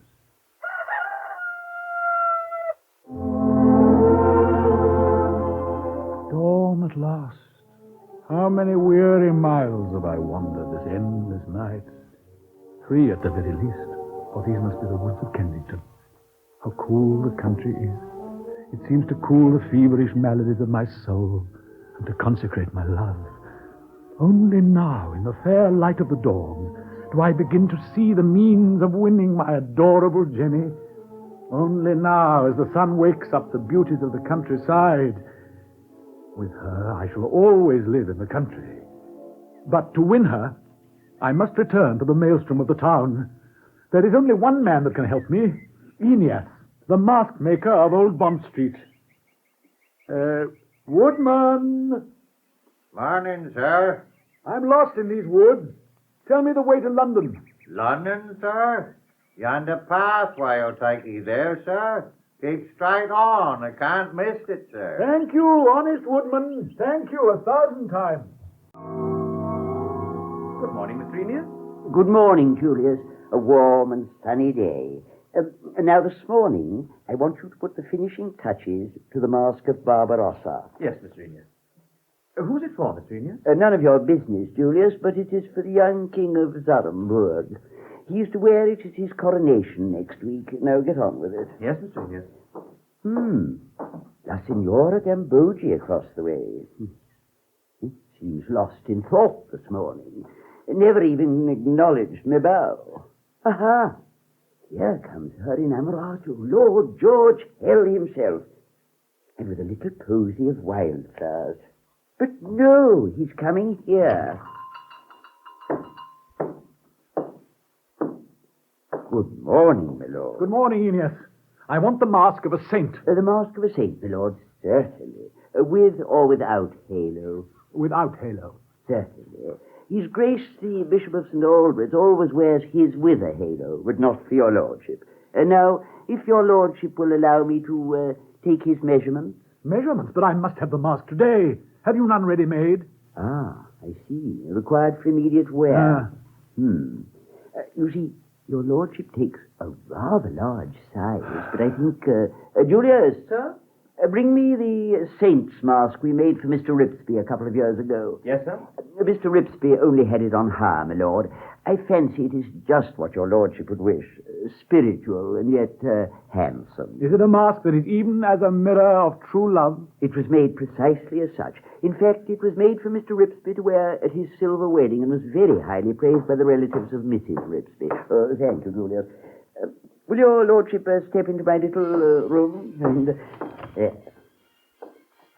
now, then, is the expression exactly as your lordship would wish? I wish it were more as a perfect mirror of true love.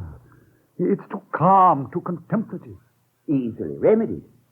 The eyebrows just a shade closer together, like that. Slightly fuller curve to the lips. So, there. Yes, indeed. And how long does your lordship wish to wear the mask? I must wear it until I die. Kindly be seated, then, I pray. For I am to apply the mask with great care. Warm the inner side of the mask over the lamp, Julius, if you please. Yes. And now, if your lordship will permit me, this pomade... yes. That's better, I think. Mask is warm. Yes. Thank you. Now, powder the inner side. So. And now, my lord, keep quite still for 1 instant. Yeah. There. Does that feel quite comfortable? Mm-hmm. Good. Now, please, look in the mirror, my lord. But I do look like a saint. I am proud to have served your lordship. That will be 50 guineas. Thank you, Earnest. Thank you 1,000 times. Thank you, Earnest. Thank you 1,000 times. The face of a saint. Yes, but what does it cover? Should I not be ashamed so to cheat the girl that I love? Behind this fair mask there lurks Fury, the Gambogi, waiting for me. Why, George, but what a change. So you have taken to wearing a mask? Madam, But I cannot let go so handsome a lover, even though he spurns me. Do not spurn me, George. Give me your posy of wild flowers. Why, you never looked so lovingly at me in all your life. Madam, I have not the honor to know you. Oh, yes, you have, my friend. You have the honor to know me very well. And you will know me better still before very long. Oh, here, beside this tiny stream, I have found peace at last. Peace from all but my thoughts. These waters, which mirror within themselves the mask which has become my life, are not their murmurs a reproach? Though she be taken with my looks, behind that mask still lurks the evil face that so repelled my dear. Yet may that mask itself not be a secret symbol of my true repentance and my love. My face was evil because my life was evil. Since I have seen her beauty, my soul has changed. My lord. Who is there hiding in the bushes? Only your merry little dwarf, my lord. But look, there on the further bank. Have you no eyes for her? Heavens, 'tis she. Will she not know me? No, my lord. But she will love you. Oh, I have disturbed you. Never. Without you, I am as nothing. Surely you are that good man whose feet features are the features of a saint, for whom I have waited so long. Oh, therefore do not kneel to me, but rise and suffer me to kiss your hand. For my love of you is lowly, and my heart is all yours. Nay, you are my queen, and I must needs kneel in your presence. Oh, no, no. Then I shall kneel with you. Beloved. Beloved. This posy of wildflowers, they are for you. I gathered them for you hours ago in this very wood. See, they are not withered. How was it for me that you gathered them, though you had never seen me? I gathered them for you, knowing I should soon see you. How was it that you, who had never seen me, yet waited for me? I waited, knowing I should see you at last. Come.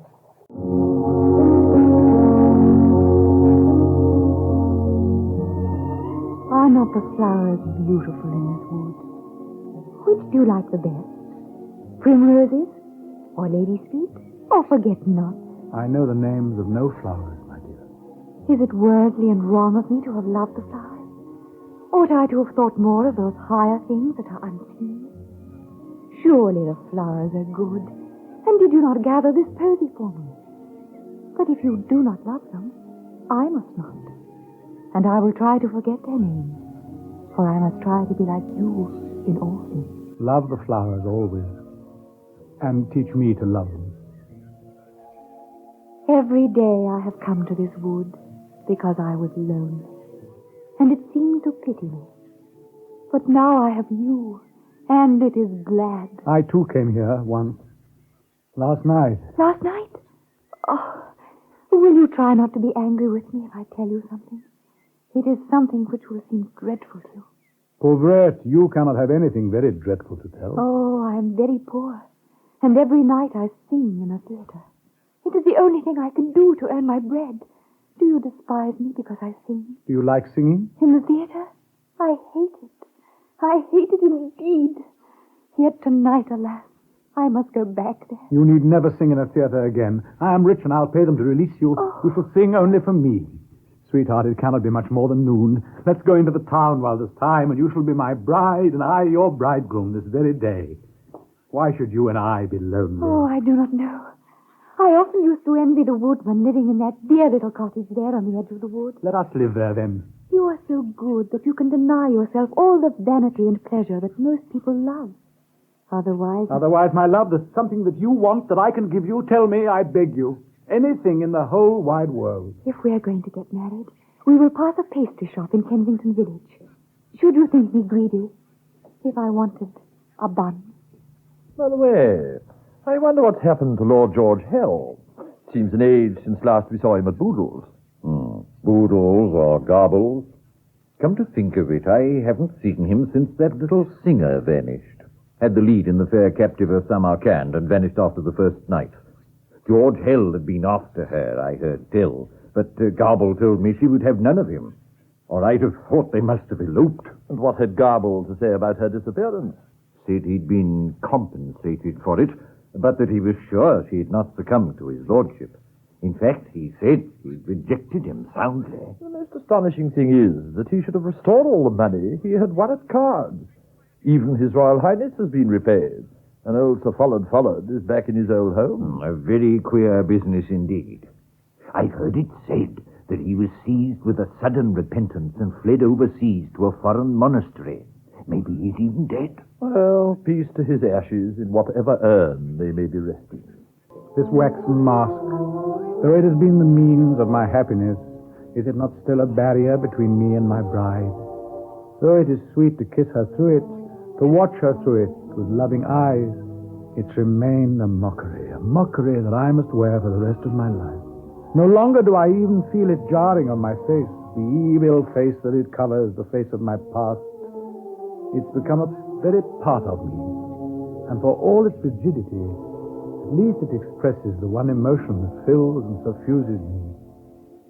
True love. My love? Dearest? Look at this little pagoda I have built with all our buns. Is it not pretty? Oh, dear, it has tumbled down. Oh, Dear husband, why do you not smile at my folly? Your grave face rebukes me. Smile, or I shall think I vex you. Please smile a little. My dear one, I cannot. I find my lips will not curve into a smile, however much amused I may be. Love of you has bound them in a spell. But I can laugh, though I love you. I do not understand. Ah, my dear, if only I could smile. If only I could show you all the fondness which is locked in me and all the smiles and happiness with which you fill my soul. Someday, perhaps you will tire of my monotonous gravity. Someday... But, Jenny, what is it? Why do you look so frightened? There is a strange woman smiling at me across the palings. I do not know her. There, behind you. She is nodding to me. I think she's foreign, for she has an evil face. Do not notice her. Does she look evil? I do not wish to look. Very evil and very dark. She has a pink parasol. Her teeth are like ivory. Do not notice her. Think. It is the anniversary of our wedding, dear. I wish she would not smile at me. Her eyes are like bright blots of ink. Let us eat our beautiful buns. Oh, she is coming in. George, forbid her to come in. I'm afraid. Pray pardon me. I could not mistake the back of so old a friend. Oh, you found me at last. But of course, how nice to see you again, even though your face has changed so marvelously. Madam, begone, I command you from this garden. I do not see what good is to be served by the renewal of our acquaintance. Acquaintance? Surely we were friends, rather. Nor is my esteem for you so dead that I would crave estrangement. Madam, you see me happy, living very peacefully with my bride. To whom I beseech you, old friend, present me. I would not desecrate her sweet name by speaking it with so infamous a name as yours. Your collar hurts me, old friend. I shall compose myself if you will forgive me. I may sit down. Jenny, then please retire pending this lady's departure. Go into the cottage, my love. I am less frightened by your side. Do not send me away. Suffer her pretty presence. Indeed, I am come this long way from the town that I may see her no less than you, George. Come and sit by me, little bride, for I have things to tell you. Are you expecting guests, George? And by the way, your wife's mask is even better than yours. What does she mean? Oh, send her away. Serpent, crawl from our Eden, ere you poison with your venom its fairest denizen. Even my pride knows certain bounds. I have been very forbearing, but even in my zeal for friendship, I will not be called a serpent. I will indeed be gone from this rude place.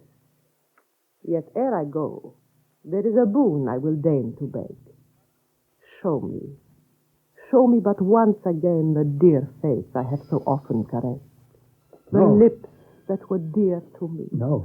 What does she mean? Bid him unmask for me, little bride. Intercede for me. You have more authority over him than I.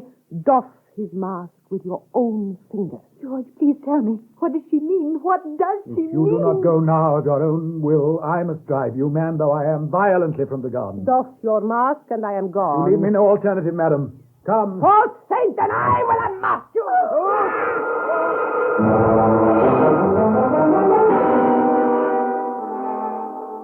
Like a panther, she sprang upon him and clawed at his waxen cheeks. There was a loud pop, as though some great cork had been withdrawn, and La Gambogia recoiled. She had torn away the mask. It lay before her upon the lawn, upturned to the sky. George stood motionless. La Gambogia stared up into his face, and her dark flush died swiftly away. For there, staring back at her, was the man she had unmasked, but lo, his face was even as his mask had been. Line for line, feature for feature, it was the same. 'Twas a saint's face. Madam, your cheek may well blanch when you regard the ruin you have brought upon me. Nevertheless do I pardon you. The gods have avenged through you the imposture I wrought upon one who was dear to me. For that unpardonable sin I am punished. As for my poor bride, whose love I stole by the means of that waxen semblance, of her I cannot ask pardon. Ah, Jenny, do not look at me. Turn your eyes from the foul reality that I dissembled. Dear husband, look at me. I do not understand. Why did you woo me under a mask? And why do you imagine that I could love you less dearly, seeing your own face? Look into my eyes. But Jenny, my face, it has become the same. Surely your face is even dearer to me, even fairer than the semblance that hid it and deceived me. I am not angry. 'Twas well that you veiled from me the full glory of your face, for indeed I was not worthy to behold it too soon. But I am your wife now. Let me look always at your own face. Let the time of my probation be over. Kiss me with your own lips. My love, I have grown worthy of you.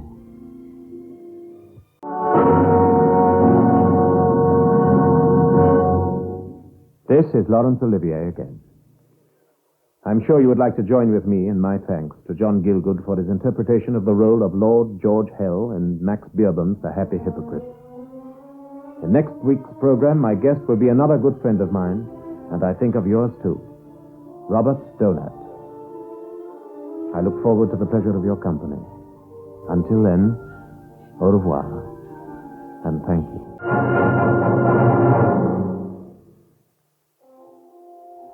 Sir Laurence Olivier introduced, as usual, today's transcribed program. The script was by D.G. Brightson. The music was under the direction of Sidney Torch. Theatre Royal is an NBC presentation produced and directed by Harry Allen Towers. Hear exciting Last Man Out tonight on the NBC Radio Network. Lady Esther presents the Screen Guild Players. The Screen Guild play tonight, Casablanca. The starring players. This is Humphrey Bogart. This is Ingrid Bergman. And this is Paul Henry.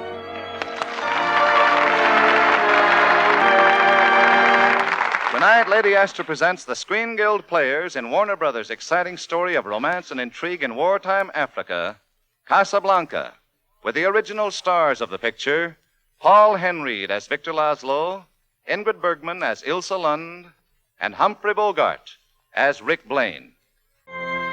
Barely escaping the conquering Germans' entrance into Paris, Rick Blaine fled to Casablanca. There, months before the American troops landed, he was operating Rick's American Cafe. Casablanca swarmed with refugees, and Casablanca's more permanent foreign residents did a land office business in exit visas and letters of transit. Rick, however, avoided involvement in that dangerous business until the night our story began. He was in his office above the cafe, where he could watch and hear the crowd below when his head waiter called to him. Yes, Carl? The prefect of police, Captain Renault, would like to speak to you. I'll send him in. Yes, sir. Rick will see you, Captain Renault. Thank you, Carl. Hello, Rick. Hello, Louis. Why the formality? Well, I have some unpleasant news for you, Ricky. I mean, you're looking for more graft. Oh, no. At least not right now. My men arrested Ugarte on his way to your roulette wheel, Ricky. Well, except to Ugarte, what's so unpleasant about that? Well, in itself, nothing. But we arrested Ugarte for murdering 2 German couriers and stealing their letters of transit. Ugarte did not have those letters of transit when he was arrested, and he's seen no one but you, Ricky, since the murder. What are you building up to, Louis? Arresting me? No, not immediately, at any rate. I just want to give you a word of advice. Ugarte was going to sell those letters tonight to Victor Laszlo. Laszlo? Here in Casablanca? Yeah. Well, you know, Ricky, this is the first time I've ever seen you so impressed. As head of the underground movement, Laszlo's impressed half the world. Yes, it's my duty to see that he does not impress the other half. Rick, Laszlo must never reach America. He stays in Casablanca. 20,000 francs says he doesn't. We'll make it 10,000. After all, I'm only a poor, corrupt official. All right, it's a bet. Well, no one else would dare supply Laszlo with exit visas, Ricky, and since he can't leave Casablanca without them, make certain that you don't give him those letters of transit. But Oh, you needn't deny it, Rick. I'm certain you have the letters. Even if I had those letters, Louis, you know I stick my neck out for nobody. Yes, to date. But I suspect, Ricky, under that cynical shell, you're a sentimentalist. Now, if you'll come downstairs with me, I'll introduce you to Major Strasser and Victor Laszlo and his charming companion, the most beautiful woman who has ever come to Casablanca.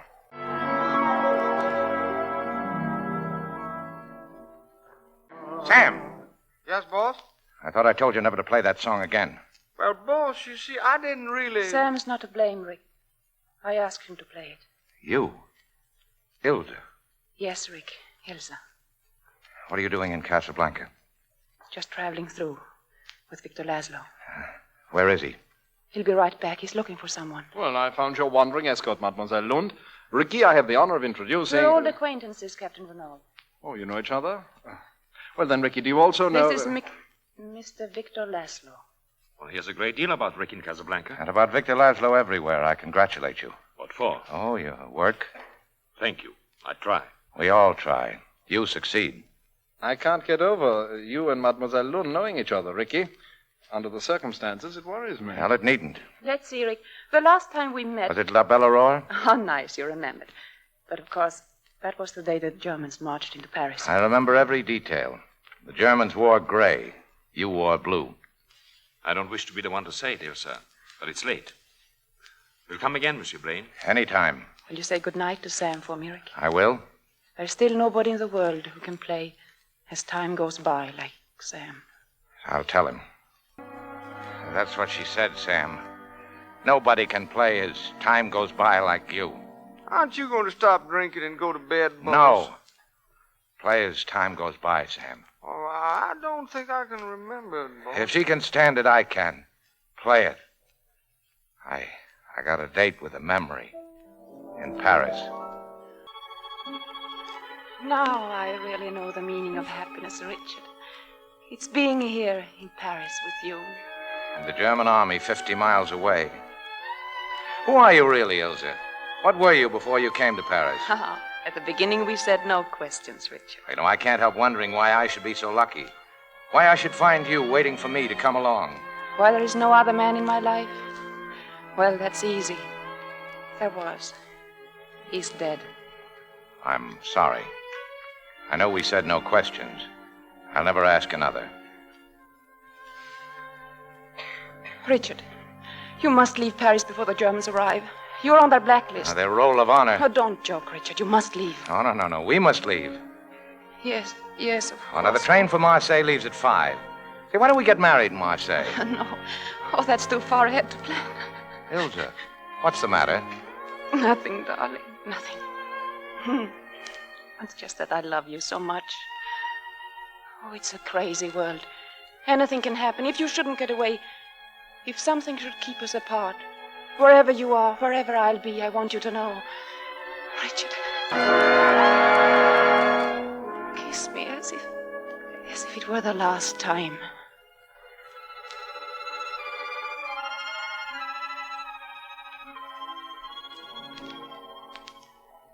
Boss, wake up. Boss, you gotta wake up. That lady's here. And this ain't no memory in Paris. She's right here. You're as drunk as I am, Sam. No, he's not, Rick. I'm here. I left Victor at the hotel and came back. I have to talk to you. Funny about your voice, how it hasn't changed. I can still hear it. Richard, dear, I'll go with you any place. We'll get on a train together and we'll never stop. No, please. I can understand how you feel. You understand how I feel. How long was it we had? I didn't count the days. Well, I did. Every one of them. Mostly I remember the last one. You and I were going to run away from Paris together. Oh. But you didn't meet me at the station, did you? Please, Rick.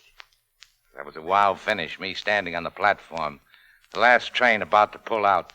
But you didn't show up, and Sam had to push me on the train. The Rick I loved in Paris would let me explain, but this Rick, looking at me with hatred. I'll be leaving Casablanca soon. We'll never see each other again. You'll see me before you go. No, Rick. Oh, yes, you will. Some night you'll lie to Laszlo and come to me. No, you see, Victor Laszlo is my husband. And was, even when I knew you in Paris. Well, Laszlo, I wondered when you'd come to see me. Captain Reno and Major Strasser kept me busy for the past 24 hours. Well, there's no use fencing around. You've come about those letters of transit, haven't you? Yes, I have. You and Strasser and Reno. Seems to be the general impression in Casablanca that I have those letters. Suppose we assume that you have them. All right, go ahead. You must know it's very important I get out of Casablanca. Why you? More than any of the others stuck here? It's my privilege to be one of the leaders of a great movement. You know what I've been doing. You know what it means to the work, to the lives of thousands and thousands of people, that I reach America Don't you ever wonder if what you're fighting for is worth all this? We might as well question why we breathe. If we stop breathing, we die. If we stop fighting today's enemies, the world will die. What of it? And it'll be out of its misery. You know, Monsieur Blaine, you sound like a man trying to convince himself of something he doesn't believe in his heart. That wasn't always your attitude. You ran guns to Ethiopia. You fought against the fascists in Spain. I was well paid on both occasions. The winning side would have paid you better. Isn't it strange that you always happen to be fighting on the side of the underdog?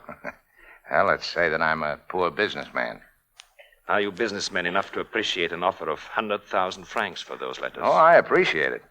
But if you offered me 1,000,000 francs, I wouldn't accept it. Very well, then. You have the letters of transit. You won't give them to me. But I want Ilsa to be safe. Monsieur Blaine, I ask you as a favor to use the letters to take her away from Casablanca. You love her that much?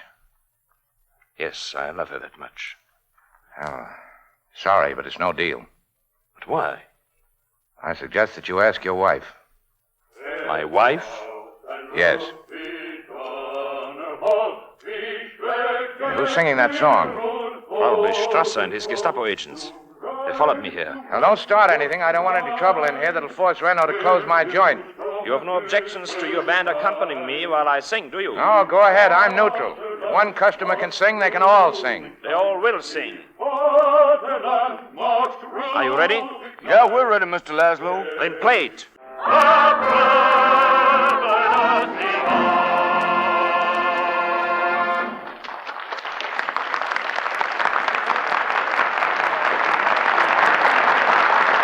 So ends Act One of Casablanca, starring Ingrid Bergman, Humphrey Bogart, and Paul Henreid.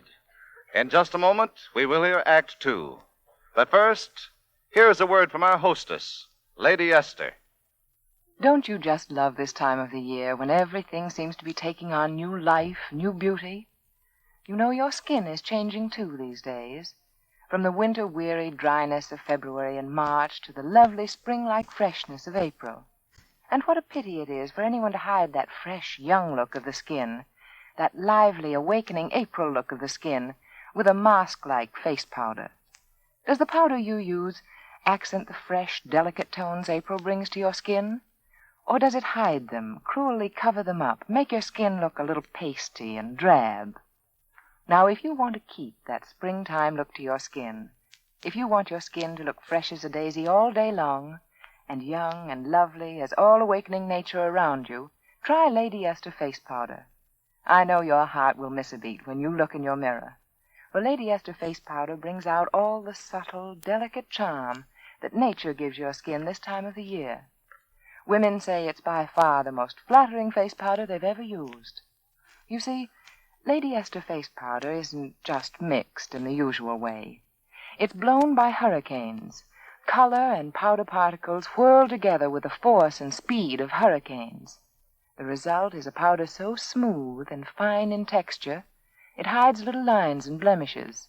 So rich and exciting in shade, it adds instant life and beauty to your appearance.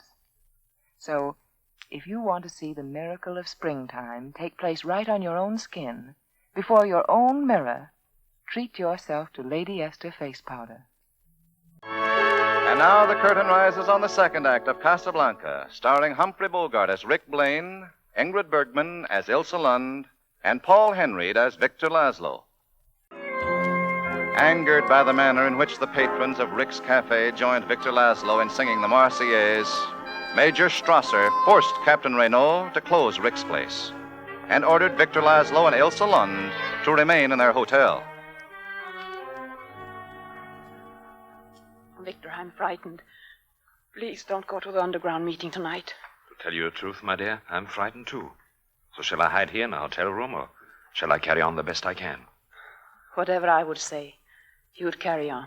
Since our friend Rick has refused to part with those letters of transit, what else am I to do? Did Rick give you any reason? He suggested I ask you. Ask me? Yes. Ilsa, when I was in the concentration camp, were you lonely in Paris? Yes, Victor, I was. I know how it is to be lonely.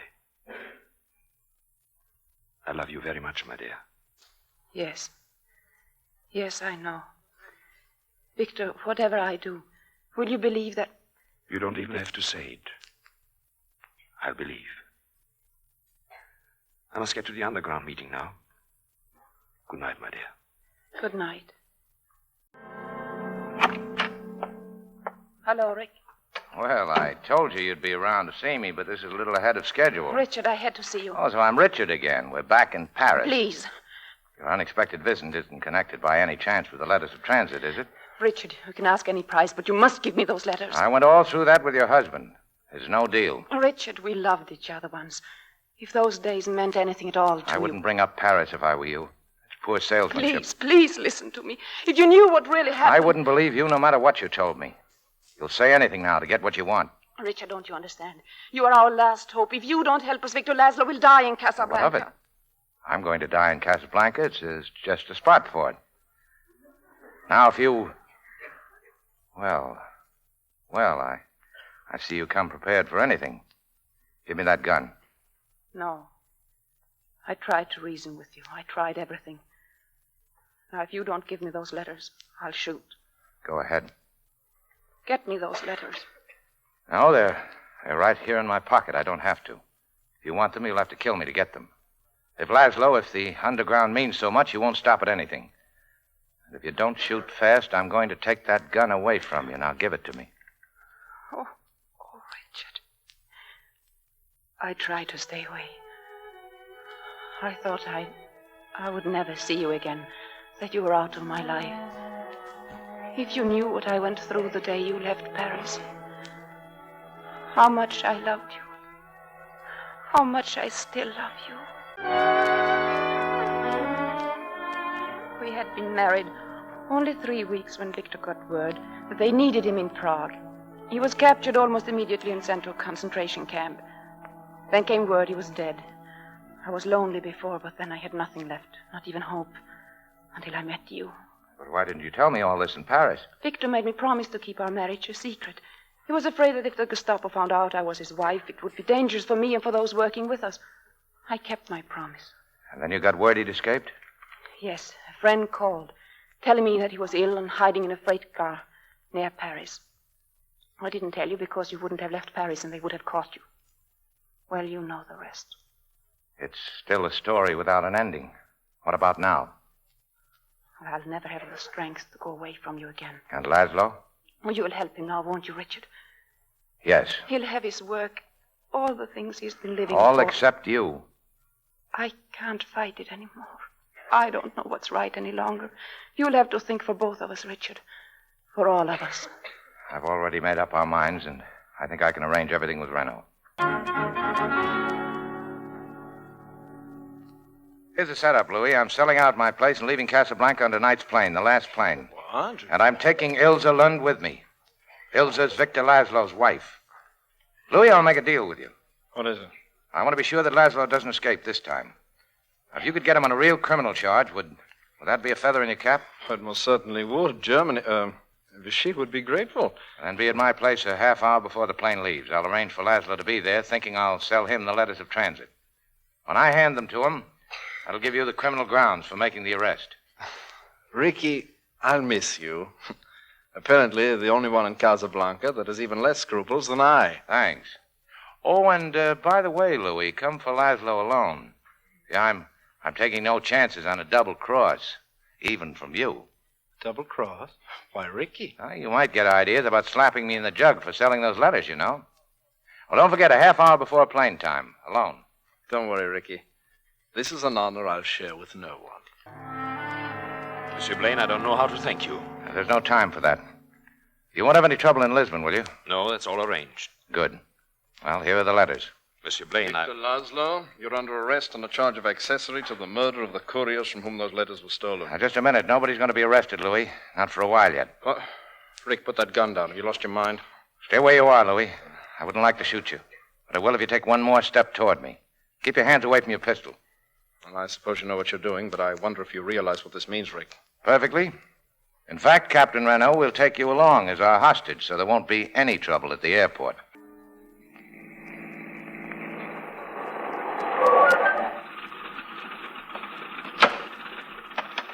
only 10 minutes till the plane leaves. We have to hurry. I'll go get the luggage aboard. Coming, Ilsa? No, I'll wait here with Rick and the captain. I'll be right back.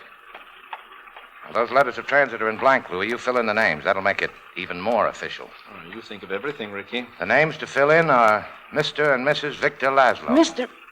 But why my name, Richard? Because you're getting on that plane. But what about you? I'm staying here to keep Captain Renault company till the plane leaves. No, Richard. What has happened to you? Last night Last night we said a great many things. Did you mean everything you said? You know I did. You said I'd have to do the thinking for all of us. Well, my thinking adds up to you getting on that plane with Victor. No, but Richard... I know what you're going to say, that you belong here with me. Yes. But if you stayed here, we'd both land in the concentration camp. Isn't that right, Louis? I'm afraid that Major Strasser would insist. You're only saying this to make me go. I'm no good at being noble, Ilsa. I'm saying it because it's right. What about us? We'll always have Paris. We didn't have it. We lost it till you came to Casablanca. We got it back last night. When I said that I would never leave you. Everything is in order. Are you ready, Ilsa? Laszlo, there's something I'd like you to know before you leave. I know, Monsieur Rick. Ilsa has told me all I need to know about you and herself. I don't ask you to explain anything. Well, I'm going to anyway. Might make a difference to you later. Last night, Ilsa tried everything to get those letters. When nothing else worked, she did her best to pretend that she was still in love with me. That was all over long ago. For your sake, she tried to pretend it wasn't. And I tried to let her pretend. We couldn't even fool ourselves. Richard. Monsieur Blaine, welcome back in the fight. This time our side will win. Shall we board a plane, Ilsa? Yes, Victor, I'm ready. God bless you, Richard. Goodbye. Well, I suppose you know this isn't going to be pleasant for either of us, Ricky. I have to arrest you, of course. When the plane leaves, Louis. Well, sooner, I'm afraid, Ricky. Here comes Major Strasser. You better keep quiet, Louis. I'd hate to have to shoot you now. Why did you ask me to come to the airport, Captain? Well, I was afraid Victor Laszlo might be leaving on this plane, sir. Sort of a double cross, eh, Louis? Of all the ridiculous ideas, Captain. Possibly. Nevertheless, he's on the plane. Well, why do you stand there? Why don't you stop him? Ask Monsieur Rick. Stay where you are, Strasser. Herr Blaine, I would advise you not to interfere with an officer of the Third Reich. I'm a true neutral, Strasser. I was willing to shoot Captain Renault, and I'm willing to shoot you. But you'll shoot too late. Oh. Nice shooting, Ricky. But I'm afraid my gendarmes heard those shots.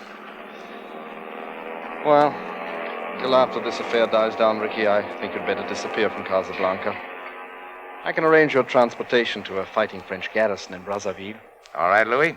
I could use a trip, but don't forget, you still owe me 10,000 francs for our bet on Laszlo's escape. Oh, well, we'll need that to get to Brazzaville. We'll need it? Certainly. I can be as silly a sentimentalist as you. You know, Louis, I think this is the beginning of a beautiful friendship.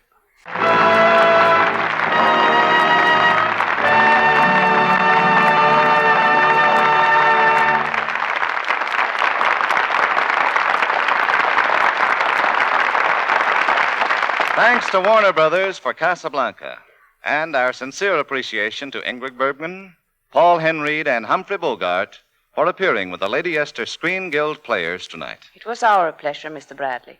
We know how these programs benefit the Motion Picture Relief Fund, and we know, too, how important the relief fund is to our profession. We're happy to give our services.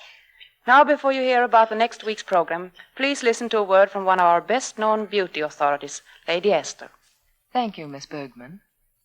When you hear a woman say in delight, "Why, that's sheer flattery," you can be sure she's received a compliment that delights her very soul.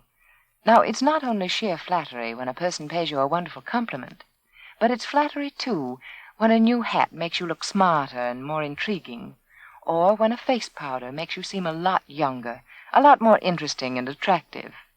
You know, surveys show that women have found Lady Esther face powder to be the utmost in sheer flattery for their skin. Many of them say they prefer Lady Esther face powder because of the delicate smoothness of its texture. Others speak of the warmth and liveliness of the Lady Esther shades. But the smoothness of texture and the beauty of shades are both the result of one thing, the Lady Esther Twin Hurricane method. By this method, The color and powder particles are blown together with the fury and speed of hurricanes into a finer, smoother blend than ever was known before. A powder of such delicate texture it clings to your skin like soft mist. A powder so truly blended that the shade looks clear, fresh, and alive on your skin. Try Lady Esther face powder, and when you look in your mirror, I know you'll exclaim with delight, "Why, this is sheer flattery." Next week, the Lady Esther Screen Guild players will present that great farce comedy, Nothing But the Truth, starring lovely Lucille Ball and that great protector of the truth, the man who never tells lies, Frank Morgan. Humphrey Bogart will soon be seen in Warner Brothers' production, Action in the North Atlantic. Ingrid Bergman, Humphrey Bogart, and Paul Henreid can currently be seen in the Warner Brothers picture, Casablanca. We wish to thank the 200 members of the Fighting French in our audience tonight who sang the Marseillaise. Music on tonight's program was arranged and conducted by Wilbur Hatch. The Screen Guild players are presented every Monday night at this time by Lady Esther. To save materials, buy the larger size of Lady Esther face cream. This is Truman Bradley speaking for Lady Esther, saying thank you and good night. This is the Columbia Broadcasting System.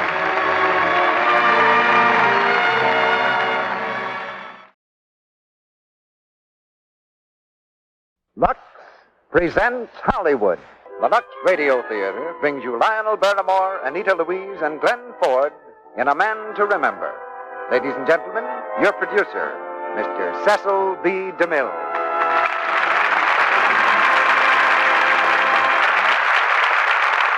Greetings from Hollywood, ladies and gentlemen, and greetings to the armed forces of the United States all over the world who hear the Lux Radio Theater through shortwave and other special facilities.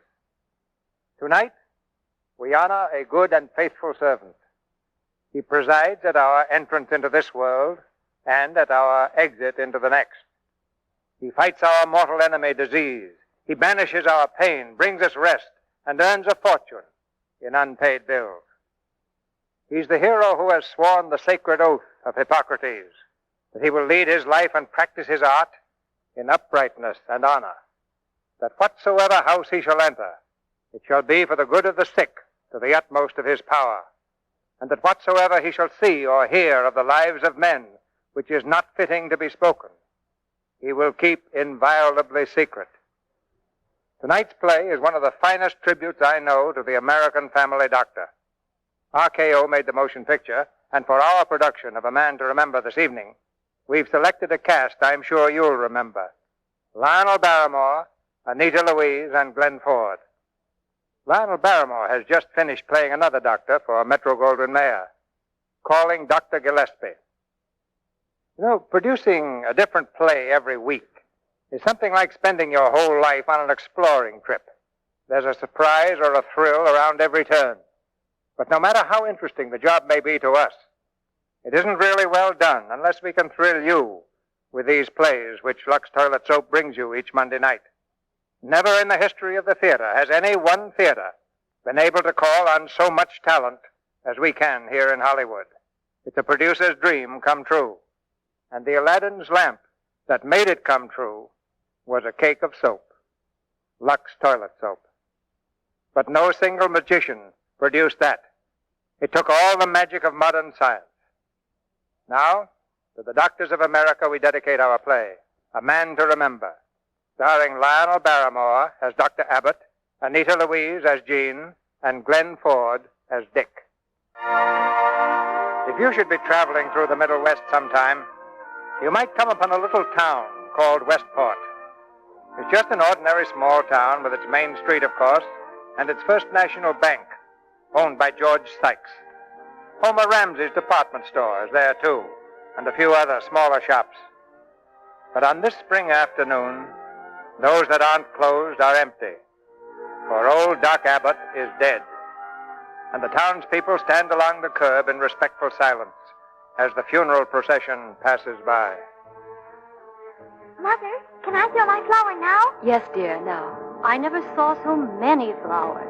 Never. He deserved it, if any man. What's going on, Bud? I'm a stranger in town. Somebody important die? Old Doc Abbott died. Take off your hat, stranger. Hmm? Oh, sure. On the second floor of the bank building is the office of Lawyer Perkins. From his window, the three leading businessmen of the town also watch the procession. But they're unmoved, cynical. Look at that crowd down there. I gave the town the only hospital it ever had, the George Sykes Memorial Hospital. But you think Abbott was the only man in this town worth a plug nickel? I put in the first department store in Westport. I suppose that doesn't amount to anything either. Yes, and Joe Harkness here done a few things, too. Yes, sir. 'Twas me got the public schools put in, to say nothing of giving the town a newspaper. Yeah, and I'll bet the three of us won't scare up more than a baker's dozen at our funerals. Seems the more shiftless you are, the more people take up with you. Like old Doc Abbott down there. Mr. Sykes, Mr. Ramsey, Mr. Harkness, if you gentlemen can stifle your grief for a moment, perhaps we can get down to work. All right, Counselor. While the town's marching behind the doc's casket, let's us figure up the expense. Sit down, gentlemen. I brought Doc Abbott's strongbox with me. I'm sure you're anxious to know what's in it. You bet we are. I find that in most cases of this nature, the creditors prefer to wait until, say, a half hour after the benediction has been delivered. Now, look here, Perkins. That ain't fair. The doc would want us to have our money. Of course, George. Suppose we get down to business. You first, George. Well, to begin with, I hold Doc Abbott's personal note for $600 plus 100 interest. 700. How about you, Homer? I had the bookkeeper figure up his account today. $726.37. He ain't paid a bill at the store since 1928. And you, Joe? He owes me $1,100. I see. Well, gentlemen, Doc Abbott's son gave me this strong box this morning. Suppose we just turn everything out right here on my desk. Gentlemen, the estate. Oh, you get everything upside down doing it that way, Clyde? I guess it doesn't matter. Well, here we have... Looks like one of those notes you were talking about, George. Westport First National Bank, $300 with accumulated interest at 7%. Signed John Abbott, dated May 4th, 1922. Yep, that's the first one, 1922. Yes, just about 20 years ago, wasn't it? I remember. It was right after Doc came back to Westport. I guess he needed money pretty badly at the time, so he went to the bank to see his old friend, George Sykes. Morning, George. Well, if it ain't John Abbott. That's right. How are you, George? Fine. Sit down. Been a long while since you left here, John. Pretty near 25 years. This is my boy, Dick. Well, quite a young man. How old? I'm 8, sir. 8? Well. This is George Sykes, Dick. We used to go to high school together. That's right. Your father left right after we graduated. He was voted the boy most likely to succeed. Weren't you, John? It seems kind of funny now, doesn't it? Dick, suppose you wait outside for me. I got a little business I want to talk over. Well, sure, Dad. Yes, sir, John. A long time. Oh, I heard you lost your wife, John. Too bad. Yeah, she died in Chicago. I couldn't stay there after that, so I came back. Aiming to hang out your shingle in Westport, eh? Yeah, as long as I can make a living. Well, we got some doctors here already. But there's a lot of poor folks on the other side of town. You can probably find enough business to get by. Well, I figure to. I'll need a little eating money, though. That's why I came to you. I'd like to make a loan, George. Yeah? How much? Oh, about $300. That's a whale of a lot of money, John. What have you got to offer as security? 17 years' experience as a practicing physician. I've done pretty well. You're broke right now, ain't you? That ain't doing so well, John. I meant about keeping my patients alive. That's my business, you know. All right, John. I'll make out a note for $300 and give you $250. Got to have a little bonus, you know, when there isn't any security. But I always like to help out an old friend. Do you help out many of your old friends this way, George? Oh, you'd be surprised. You know, George, they should have elected you the boy most likely to succeed. Huh? Oh, sign right here, John. The doctor never paid that note, George? Nary a penny of it. That's why we're here, Perkins, to get what's due us. Well, suppose we just lay this note aside for the present. The next paper here seems to be a bill. It's made out to Howard Johnson, July 17th, 1922. Delivery of child, $25. What's that written on the bottom of it? Seems to be a notation Doc made. Johnson has no money. Well, that was the trouble with Doc. Always treating poor folks who couldn't pay him. Well, I suppose it's pretty hard for a doctor to refuse, Jode. This Johnson now, he was a farmer. He sent for Doc about 2 o'clock one morning. His wife was having a baby. Well, it's all over. You have a fine baby girl, Mr. Johnson. A girl? I wanted a boy. Somebody who could help me work this farm when I get old. Girls are for people who can afford them. How's my wife? Well? I did everything I could, Johnson. I'm afraid she wasn't in very good condition to begin with. And, I did everything I could. You mean she... There's only one thing I can say. I know how you feel. Because I lost my wife that way. And the baby. Just about a year ago. But keep the baby warm, whatever you do. I'll be back a little later. You get out of here. Get out and don't you never come back. But, man, don't you want to know how to take care of the baby? I said get out, do you hear? Now go on. Go on before I give you more. Get out! I guess you ain't responsible right now. I'm sorry, man.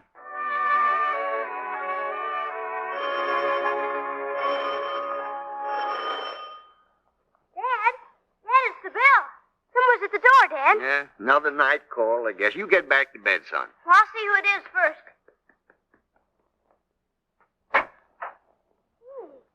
Hey, Dad. Huh? Who is it, son? It ain't anybody. What? It ain't anybody, Dad. There's a basket on the porch. That's all. Basket? Look, Dad. It's a little baby. And there's a note pinned on it. What's it say, Dad? Well, let's see, son. Dear Doctor, I'm sorry I hit you. Please give the kid to somebody who'll be good to us. Gee, what are you going to do, Dad? Well, seems like you got a baby sister, Dick. Let's get her in. Never did hear that story before, Counselor. No, Doc didn't often tell it, Jode, but that's how he came to adopt the girl you all watched grow up and know as Jean Abbott. Well, let's get on with the estate. Seems to be largely bills and more bills, gentlemen. Here's one that ought to look familiar to you, Homer. Homer Ramsey, General Merchandise. To Doc Abbott account, $1, $12. Yeah. Oh, yes. Guess he did buy a doll at the store once. July 17th, 1925. Somebody wrote, "Please remit" across the bill when it was sent. Well, that was a mistake. Oh, say, I remember hearing about that. Sure. Seems Doc owed you for that doll, and one morning he walked in the front door with a pig under his arm. Little shoat it was, squealing to beat the band. What's all this now? What's the matter here? Oh, Mr. Ramsey, it's a pig. I can see that. Is it yours, Doc? Nope, it's yours, Homer. You're crazy. Nope. You see, Homer, you sent me a bill this morning for a doll I bought for my daughter. The bill was marked, "Please remit." I figured you must be kind of hard up, so I hurried right down. But I can't take a pig in payment. Well, that's the way my patients pay me. Pigs, eggs, potatoes. I got this shoat for fixing Mrs. Harkin's liver condition. How much was the bill I sent you? $12. That pig ain't worth more than $5. Well, maybe not right now, but he will be. Here, I brought you a bag of corn, too. Feed the corn to the pig, and in 3 months, Homer, you'll be owing me money. Now, but hey, by the way, come to think of it, I believe you owe me money right now. Yep, here it is. Your bill for Mrs. Ramsey's appendicitis operation. Well, come into my office, John. I want to talk to you about that. Sure. Take good care of that pig, Mr. Raymond. Sit down, John. Yeah, thank you, Homer. John, that bill was sent to you by mistake.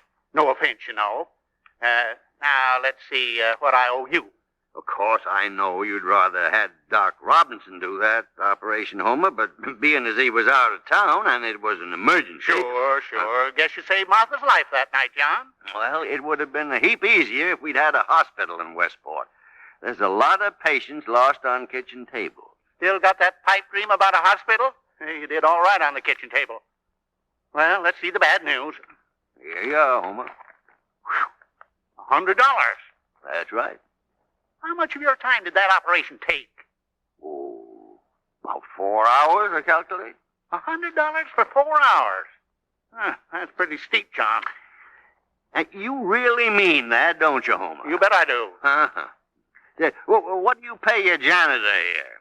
40 cents an hour? Uh-huh. Well, I guess I made a mistake in figuring the bill, Homer. That's more like it. Yeah, but the only place we differ is the value each of us put on your wife. I was a mite too high, so I'll settle right now for 40 cents an hour. $1.60 cash. Oh, now, John, I didn't mean that. I'm perfectly willing to pay a fair price. Give me $1.60. Well, I feel ashamed to settle for that, John. Really, you know, Give me the money. Huh? Oh, sure. Here it is. Thanks.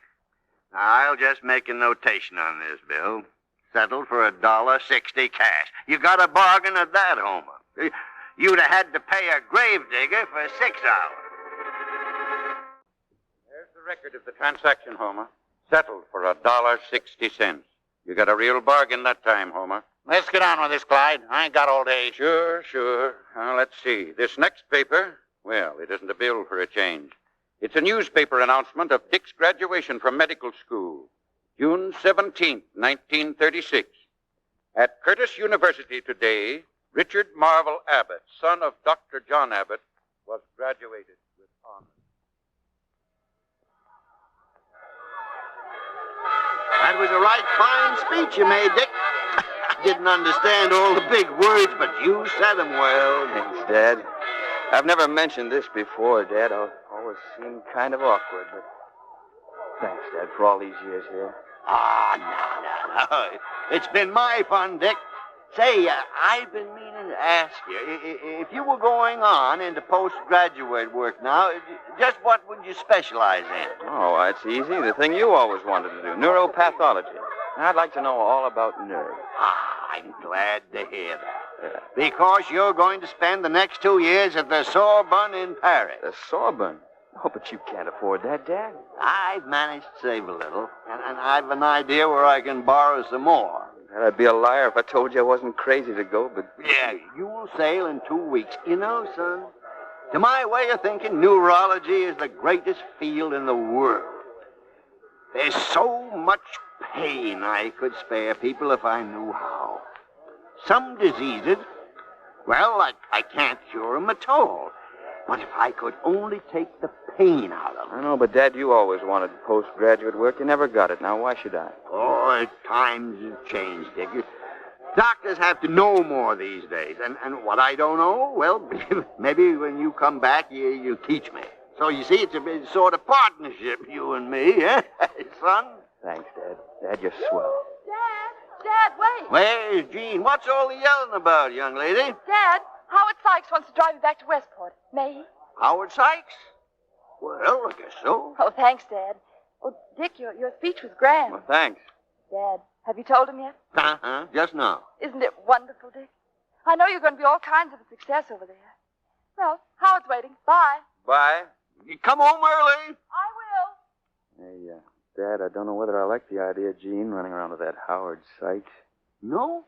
Why, son? You haven't got anything against Howard Sykes, have you? No, of course not. Neither have I. Not a thing. Except, of course, he's George Sykes' son. Yeah.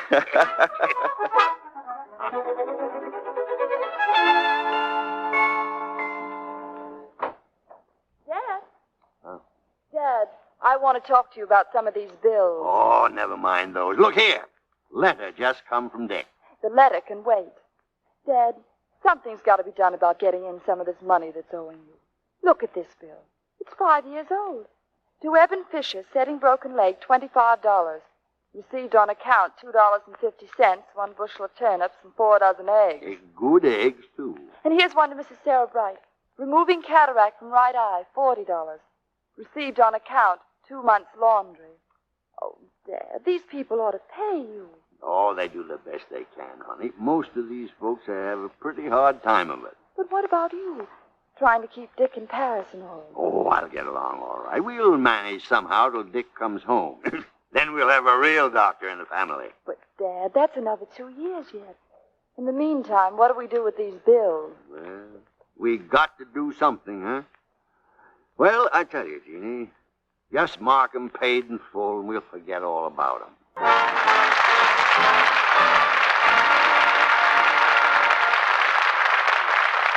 just a few minutes, Mr. DeMille and our stars, Lionel Barrymore, Anita Louise, and Glenn Ford, will return in Act Two of A Man to Remember.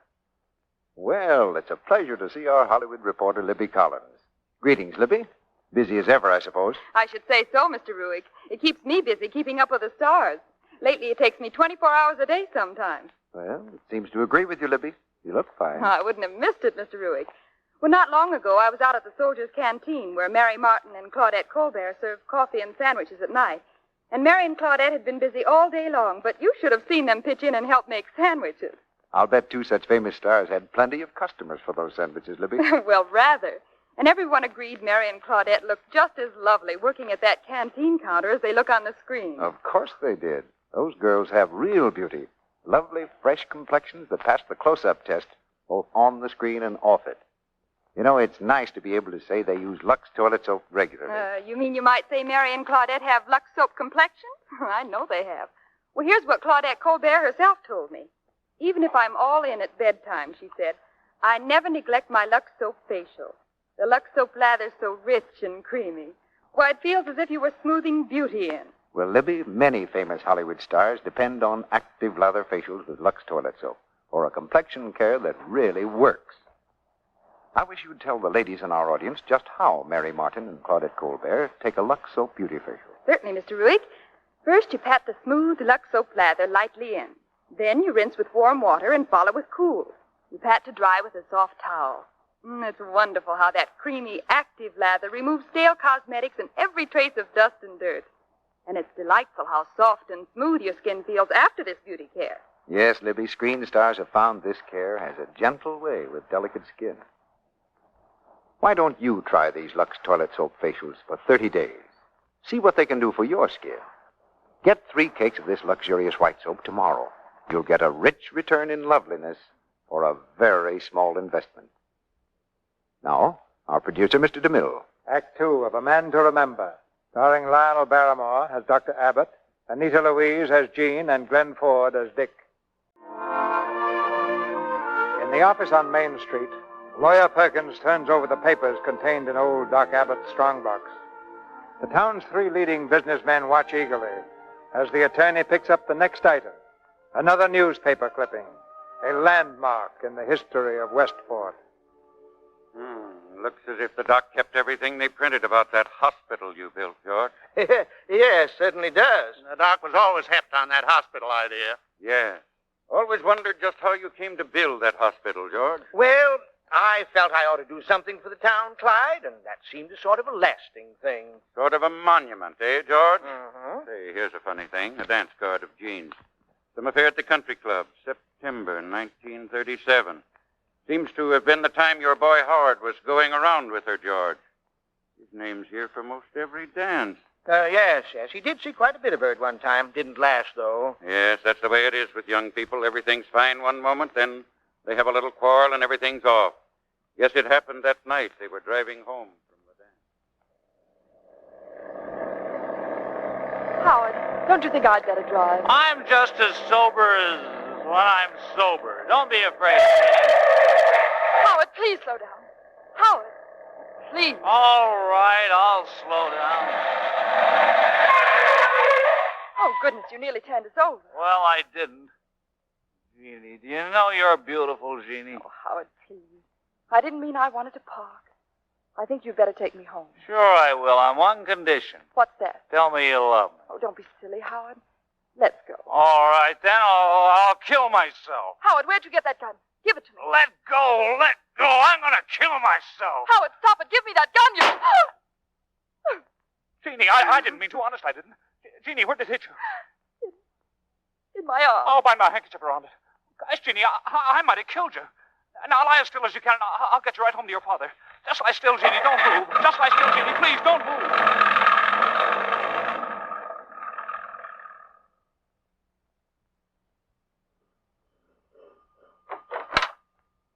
Oh, hello, George. Come in. Where is he? Where is my son? He's gone home. You just missed him. Is he all right? Yeah, he's all right. And Jeannie's all right, too, luckily. Just a shot in the shoulder. John, this is terrible. Yes, George, it is. Might have been murder. Or at the very least, manslaughter. But the boy didn't mean to hurt her. I know, George. And he feels pretty terrible about it. But, well, that, I suppose, is a question for the jury to settle. You know, of course, I have to report any gunshot wound to the police. That's the law. But, John, you can't do that. You can't do that. Listen, John, I'll do anything to make it right. Will you, George? You name it. I'll do anything you say. George, you've made a lot of money around this town. I guess you're about the biggest man Westport's ever produced. Well? I was just thinking it's a shame that you won't leave any fitting memorial behind you. A man like you should engrave his name in the history of his town. Something big, George, you know? Something worthwhile. Like what? Like the George Sykes Memorial Hospital. You mean you want me to build a hospital? That's the idea, George. Well, I won't do it. Why, this is blackmail. Yes, sir. I guess it is. Well, it won't work. I won't build a hospital for you or anyone else. Not even for your son, George? Be a pity to see him go to jail. Now, wait. John, be reasonable. I'm willing to do anything within reason. That's the way to talk. Yes, sir, George. I'll bet it won't cost you more than $30,000 or $40,000. 30 or 40?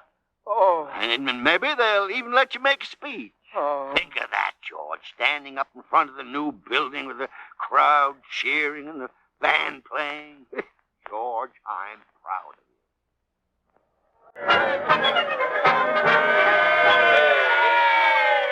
And now we hear from the man who made this building possible, the greatest humanitarian in our town, Mr. George Sykes. Thank you, Dr. Robinson. Thank you. Friends and fellow townspeople, in giving this handsome structure for the benefit of our sick, I, George Sykes, am doing very little. When I glance back at this structure costing $40,000 plus landscaping, I do not feel proud, my friends. I feel very humble because I have been able to do some little act to make my presence in the community a thing of benefit to us all. I thank you.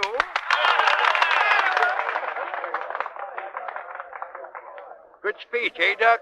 Short, to the point. Wonderful speech. I guess that makes George Sykes about the biggest man this town ever saw. And what a heart. What a heart. I think I'll go in and take a look around the building. I'd like to see what he's done inside.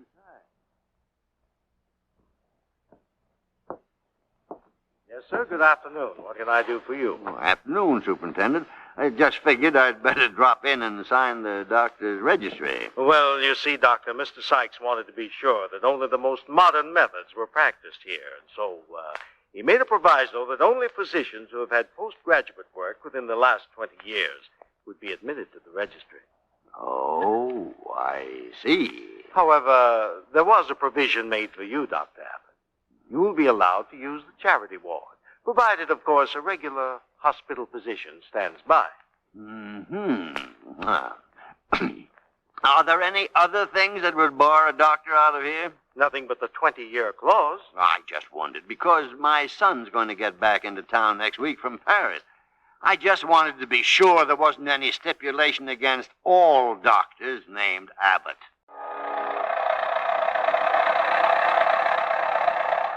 Well, son, end of the line. Ah, gosh, the old place hasn't changed a bit, has it? Same old house, son. Dick. Oh, it's wonderful to see you again, Dick. Hello. Oh, Jean. Hey, you've changed. Have I? I told you, son.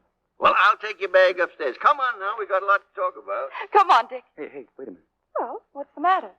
Well, you really surprised me, Jeannie. I mean, hey, you know, I didn't even kiss you. Well, it's not too late, is it? No, I guess it isn't. Well, what's so funny? Oh, I don't know. Well, all the time I've been thinking of you as a sister. Yeah. And you're not at all, are you? Why, no. I'm not. Sit down. I'm itching to hear what you've been doing. Did you study under Dr. Redding all the time? Mm-hmm, 2 years. Redding. Great man. Yeah, he knows his stuff all right.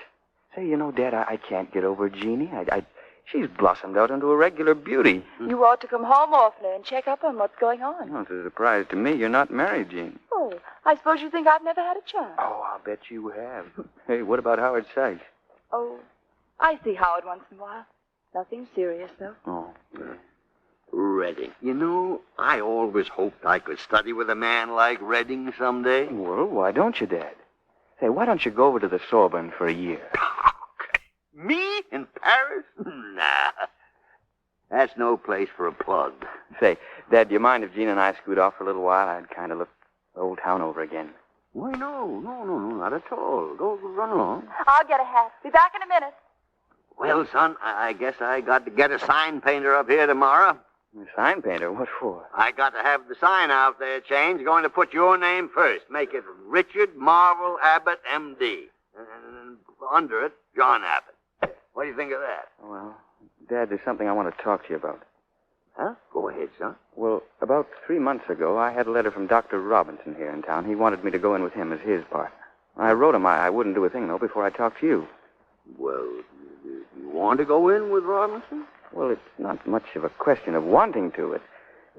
Well, forgive me, Dad, but I know the kind of patience you have. Say, you know, I'll bet you're way in debt right now on my account. So if I go with Dr. Robinson, I'd make it some real money. Well, son, money's never bothered me much. But what I owe or what's owed me.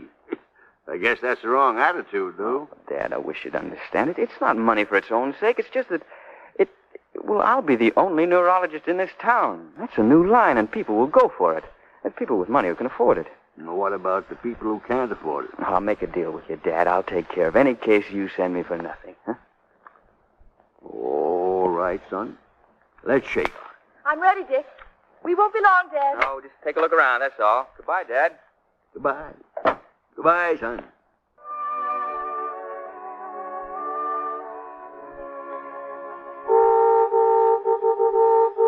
What's all the racket about? Hey, come on out, can't you, Jeannie? I want to show you my new car. Oh. So you have a new car? Uh-huh, sure. Well, what do you think of it, huh? Oh, it's very nice. Much better than anything your father ever had. Oh, now, don't be like that. Dad understands if you're going to succeed as a doctor, you've got to put on a little front. Your father never did. Then I suppose he isn't a success. Look, Jean, Dad knows exactly why I moved and why I went into partnership with Dr. Robinson. You evidently don't want to understand. After all he's done for us and what he's expecting from you, I'll never understand. Oh, now, please, Jean. Hey, come on, have dinner with me Thursday night and we can talk this out. Hmm? No. Oh, now, why? I've been meaning to tell you for the past week, only so seldom we see you anymore. I'm going to be married. Oh. Howard Sykes? Yes. Okay. Congratulations. Good night. Good night.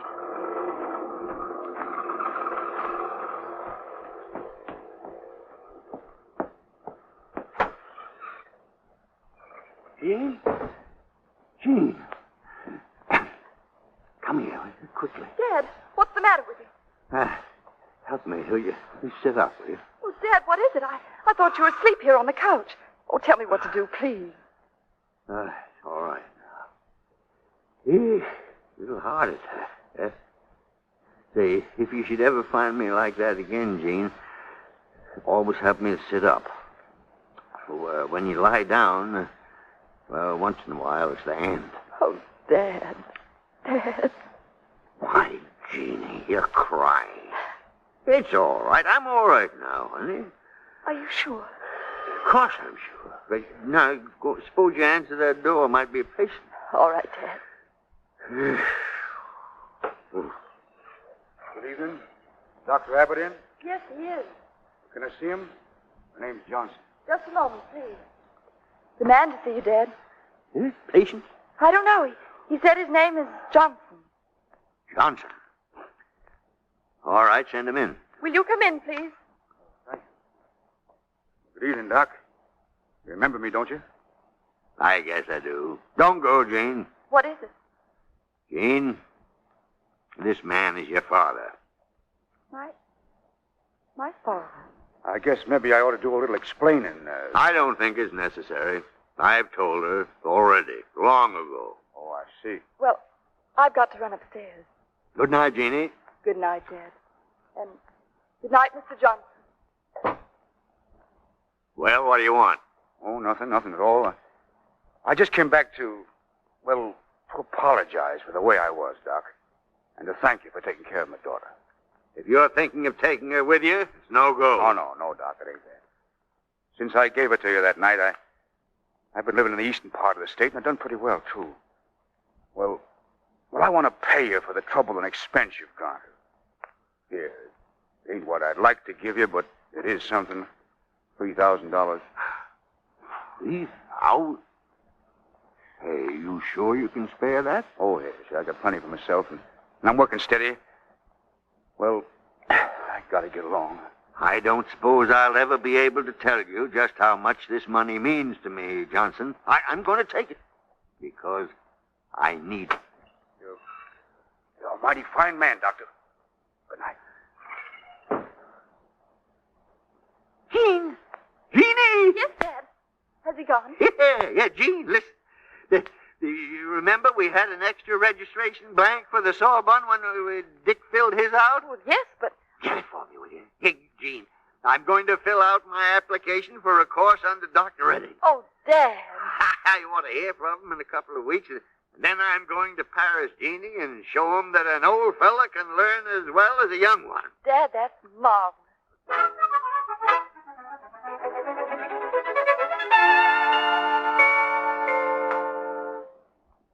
Now say ah.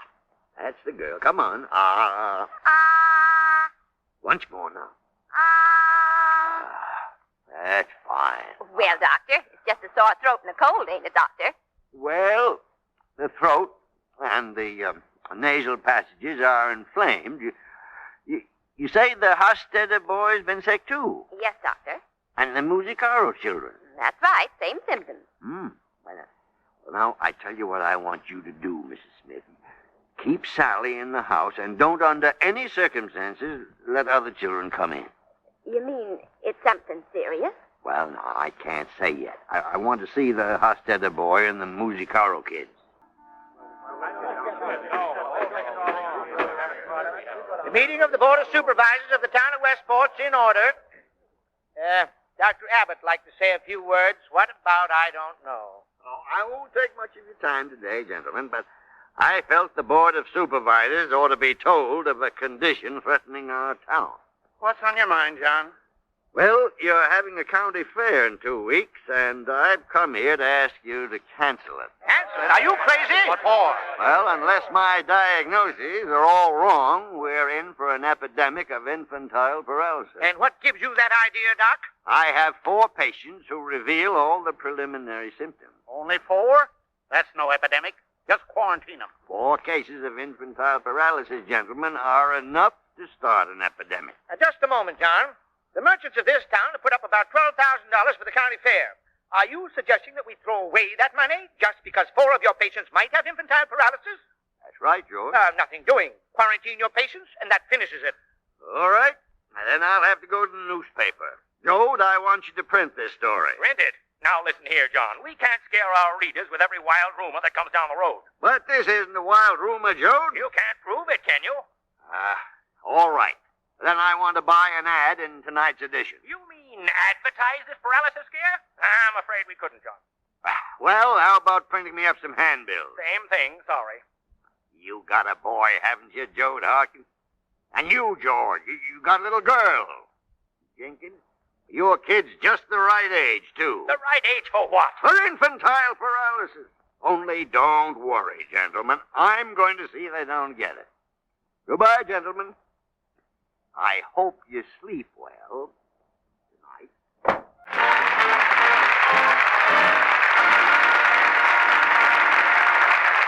We pause now for station identification. This is the Columbia Broadcasting System.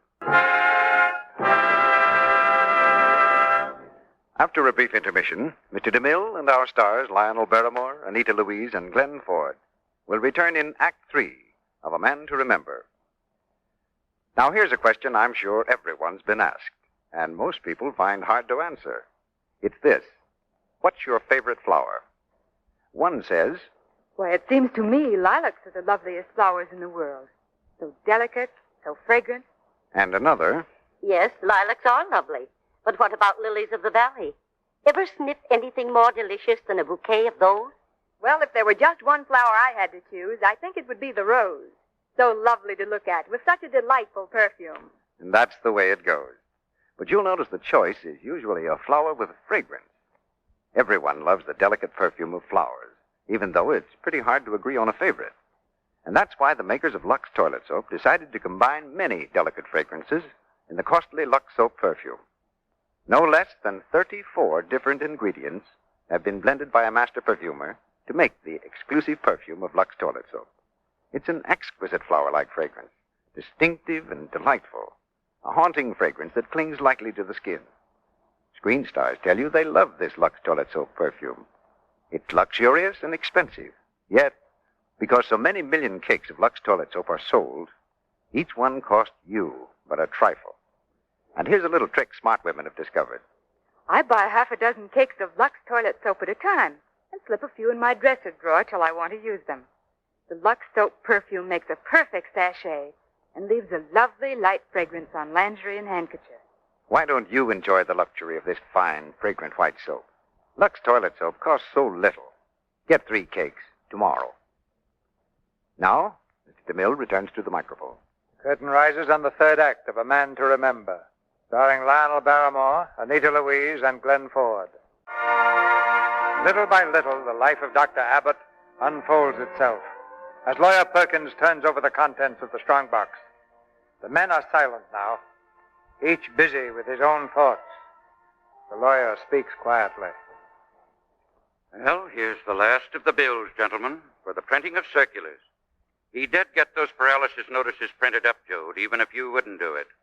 And there's another item here showing that he gave each kid who helped him 10 cents to post the notices around town.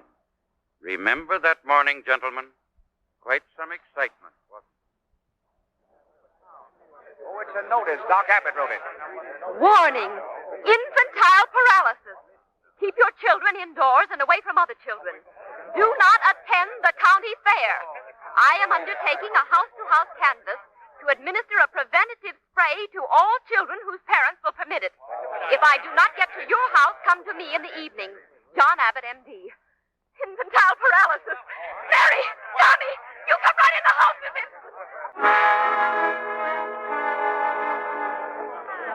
We weren't home when you came today, haven't any money, Doc, but I'll Dr. pay you Robinson payday. is my doctor, but I couldn't get in touch with him today. All And I right, couldn't try to folks. get Now, if you'll just line up one by one, I'll take care of you in the living room.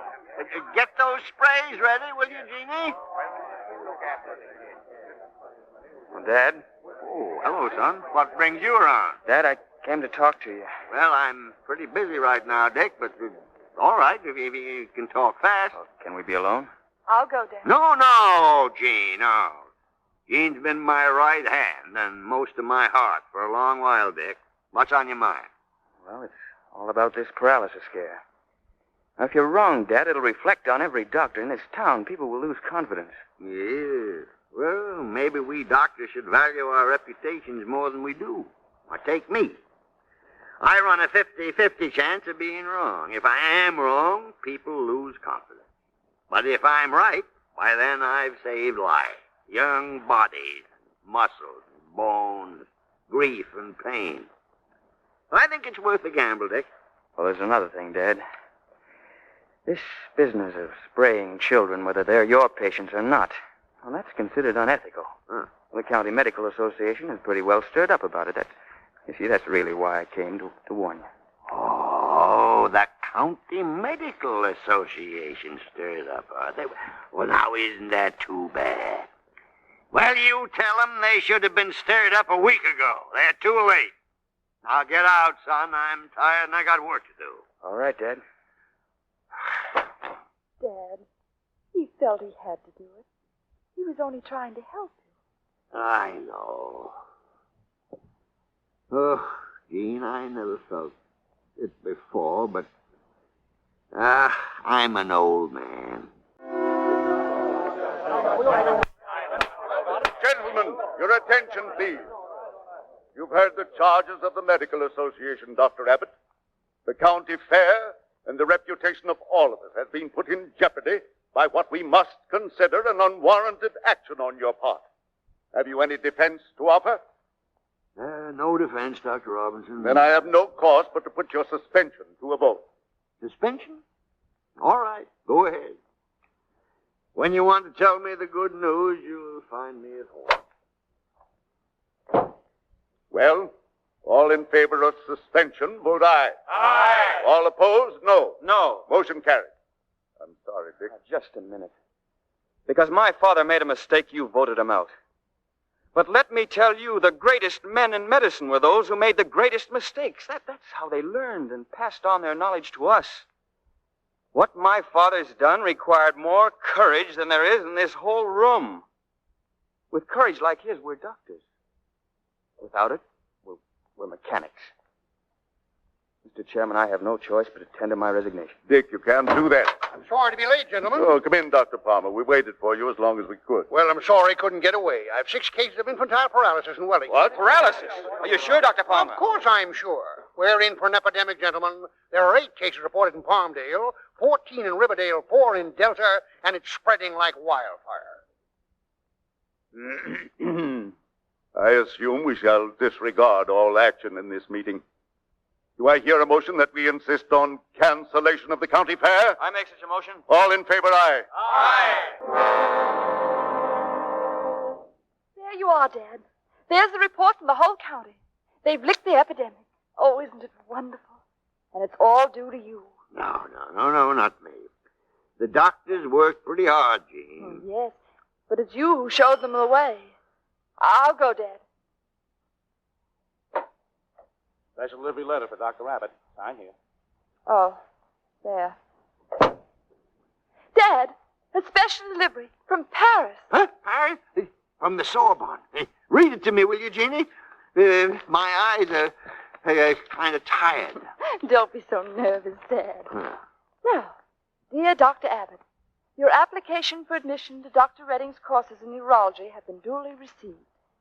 We regret to inform you that this class requires 2 years graduate work from anyone entering. We are therefore... That's enough, Jeannie, that's enough. Oh, Dad. Oh, it's not fair. No, maybe it's just as well. I got a better place for that money anyway. May I come in? Dick? Hello, Jean. Hello, Dad. Well, son, it's good to see you.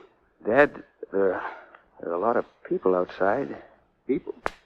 Well, send them in. Well, I think maybe you'd better see them on the front porch. It's pretty much of a crowd. Crowd? To see me? Who are they? Well, the minister's leading them. Come on out here, Dad. Well, Dick, what's all this? Looks like everybody in town. Well, I guess it is, just about. Good evening, Doctor. Oh, evening, Reverend. Dr. Abbott, you've been among us for a long time, and you've worked hard. You've never made much money, I guess, because the people you worked for didn't have much. But you didn't care. You just kept right on working. We wanted you to know we're grateful. I have here a letter of thanks. It's got 6,000 signatures, Doctor. Every man, woman, and child in town. It's just to let you know that we love you. Why, I believe Dr. Robinson has a few words to say. Dr. Abbott, I've come to extend my personal and professional apologies. You've taught us all something, not only about medicine, but about humanity. The Westport Medical Association has delegated me to inform you that, if you will accept it, you have in advance been elected president by acclamation.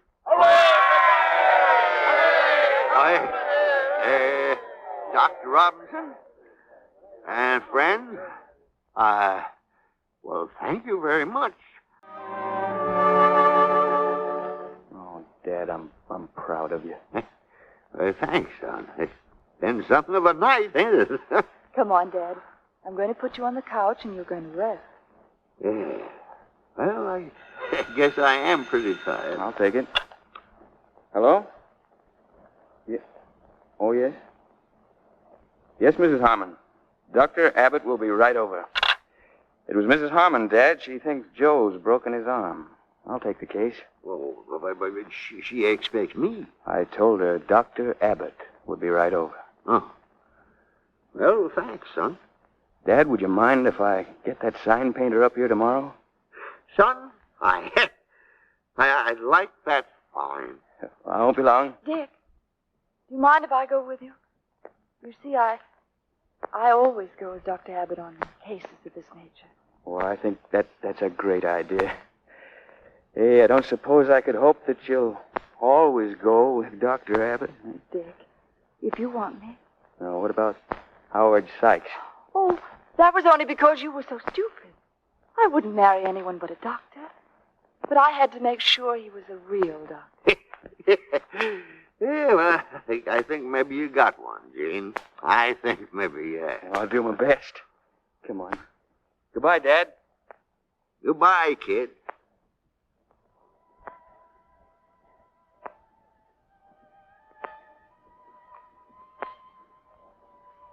Dr. Abbott, be right over. So much. We regret to inform you. 6,000 names. Every man, woman, and child in the town. Dr. Abbott, be right over. Dr. Abbott.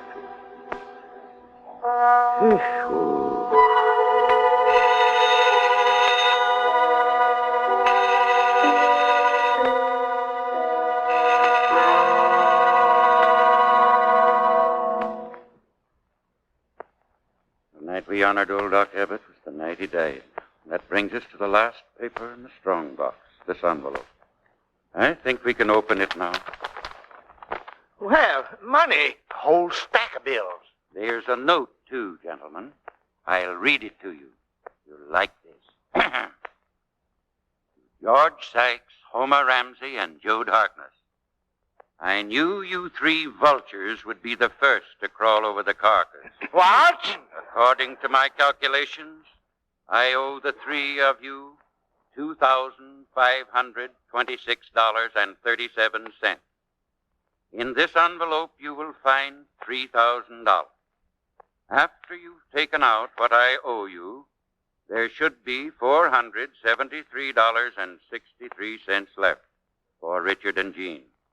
Don't try to make it any less, because knowing you good people, I took the precaution to tell them exactly how much there was. Until I see you all in eternity, I am your humble servant, John Abbott, M.D. Well, that's that. He was a good man. Paid every cent he owed. 3:30. I suppose the service is just about over by now. Kind of wish I'd have gone. Yeah, I wish I had too.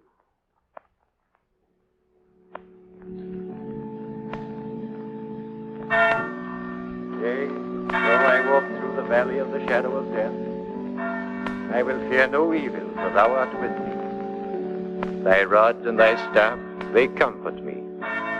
Thou preparest a table before me in the presence of mine enemies. Thou anointest my head with oil. My cup runneth over. Surely goodness and mercy shall follow me all the days of my life, and I will dwell in the house of the Lord forever.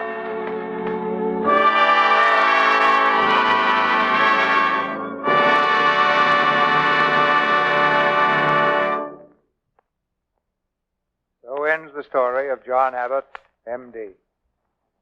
Throughout America, there are thousands of others like him, whose estates are measured not in money, but in memories of service to their fellow men.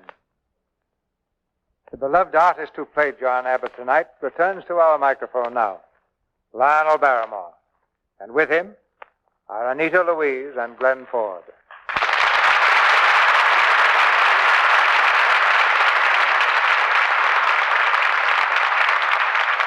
I'm glad to be back with you, C.B. And one thing I'm sure of, Mr. Barrymore, is that every doctor in our audience got a thrill from your performance tonight. And you know, nowadays we have a pretty good chance to follow their example of self-sacrifice.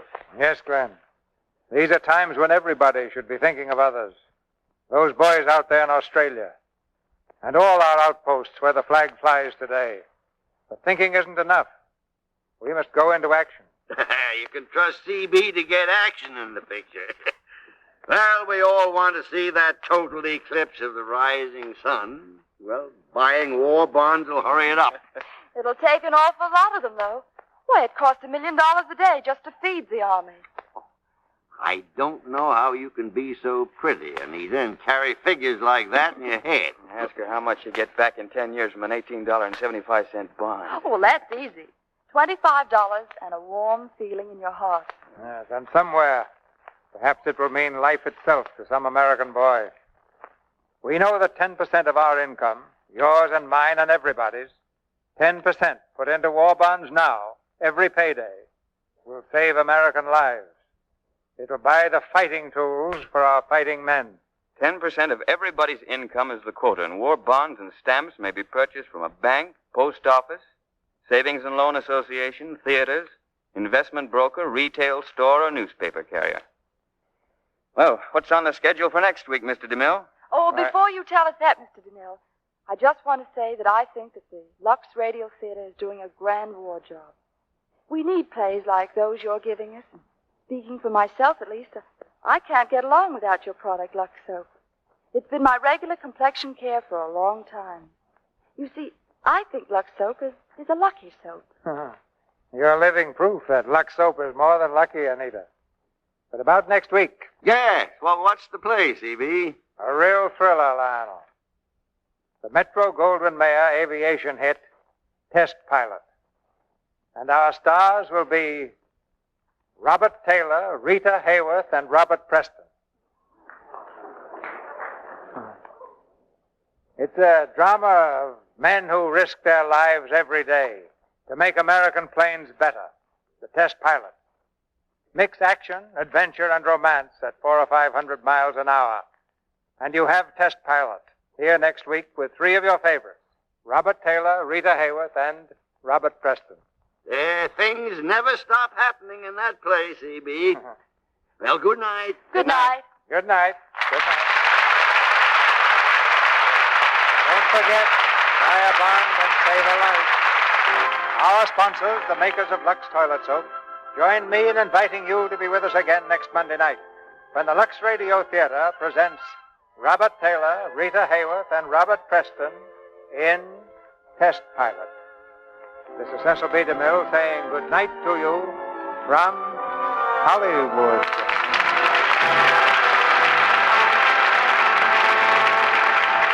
Glenn Ford appeared through the courtesy of Columbia Pictures and will soon be seen in their production of The Eagles Fly High.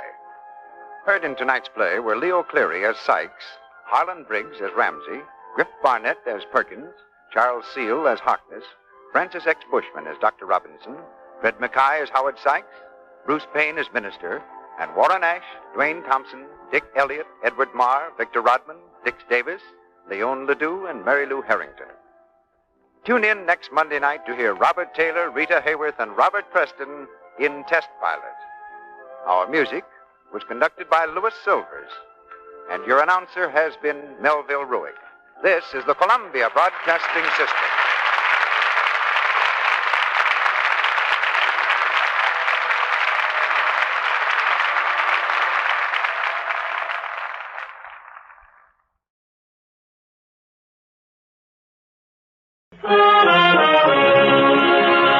The makers of Campbell Soups present the Campbell Playhouse. Orson Welles, producer.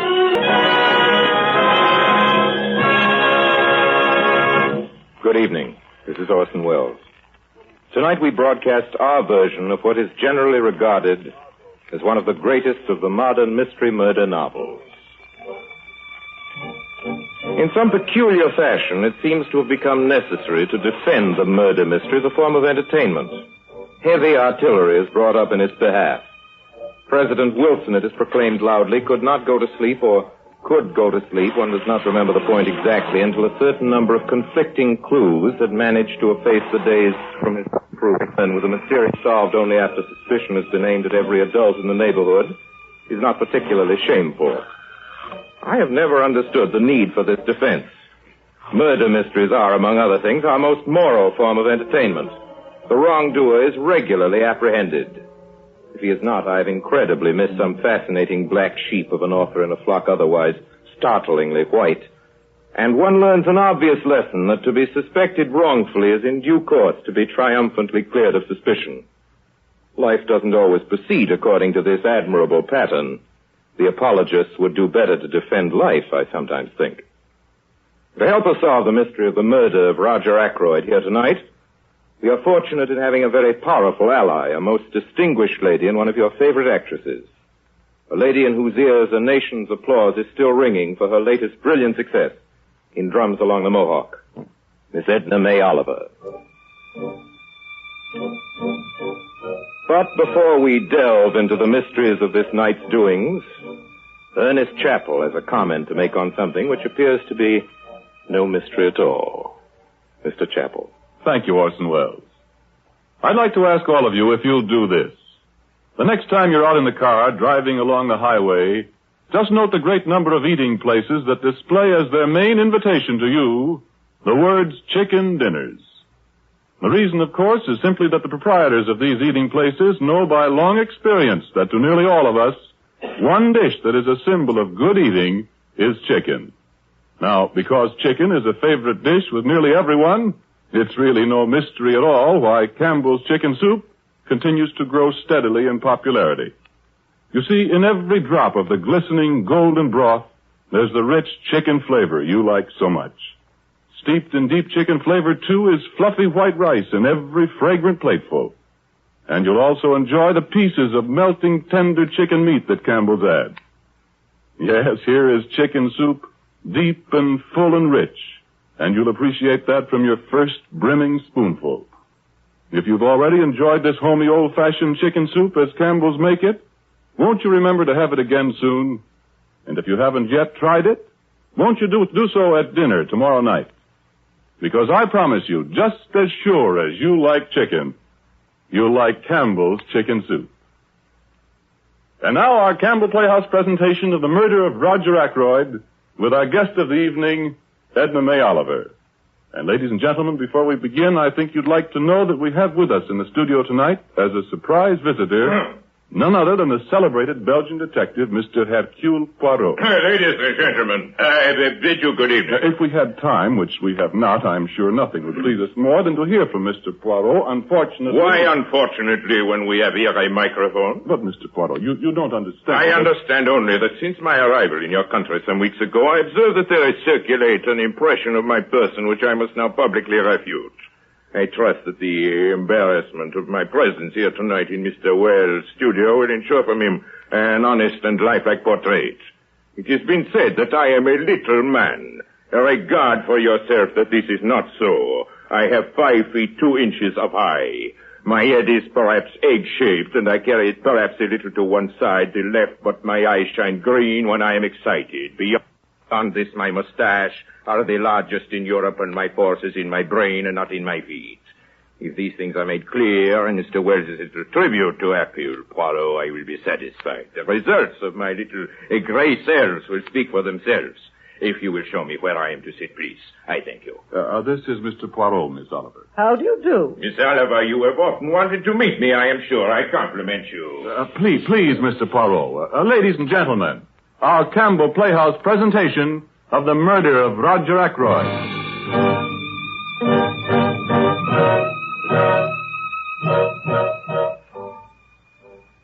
Well, let me to start with give you some idea of the little village of King's Abbot, of which I have so many years been the leading, I must admit, also the only physician and surgeon. My name, by the way, is Shepherd, James Shepherd. We have a large railway station, small post office, 2 rival general stores, very few able-bodied men, a staggering number of unmarried ladies, none of whom are getting any younger, and an amazing number of retired military officers, all of whom are getting older. In fact, the only newcomer for many months lives next door to me, concerning whom little is known despite the earnest and tireless investigations carried on in respect to him by my sister Caroline. Caroline and her little group of earnest ferrets, or maiden ladies like herself, have been forced to content themselves with the simple fact of his nationality, which is alien, of his name, which is Poirot, the obvious fact that he potters around his garden all day growing cucumbers, and the suspicion, based chiefly on malicious deductions, he's a retired hairdresser. Let's see now. The main house of any importance in King's Abbot is Fernley Hall, owned by Roger Ackroyd, who's always looked more like a country squire than any country squire could really look, but who's actually an immensely wealthy manufacturer of wagon wheels, nearly 50 years of age, rubric of face, and genial of manner, in general, the life and soul of our, to this week, peaceful village. The other house of any importance has been left to Mrs. Ferrars by her late husband. Mrs. Ferrars died on the night of the 16th of September, a little less than a week ago. It seems longer than that. I was sent over for 8 o'clock the morning of the 17th. There was nothing to be done. She'd been dead some hours. I turned to my home as soon as I decently could, looking forward happily to the warm breakfast I'd missed, and rather unhappily to the certainty of a relentless cross-examination by my sister Caroline. Is that you, James?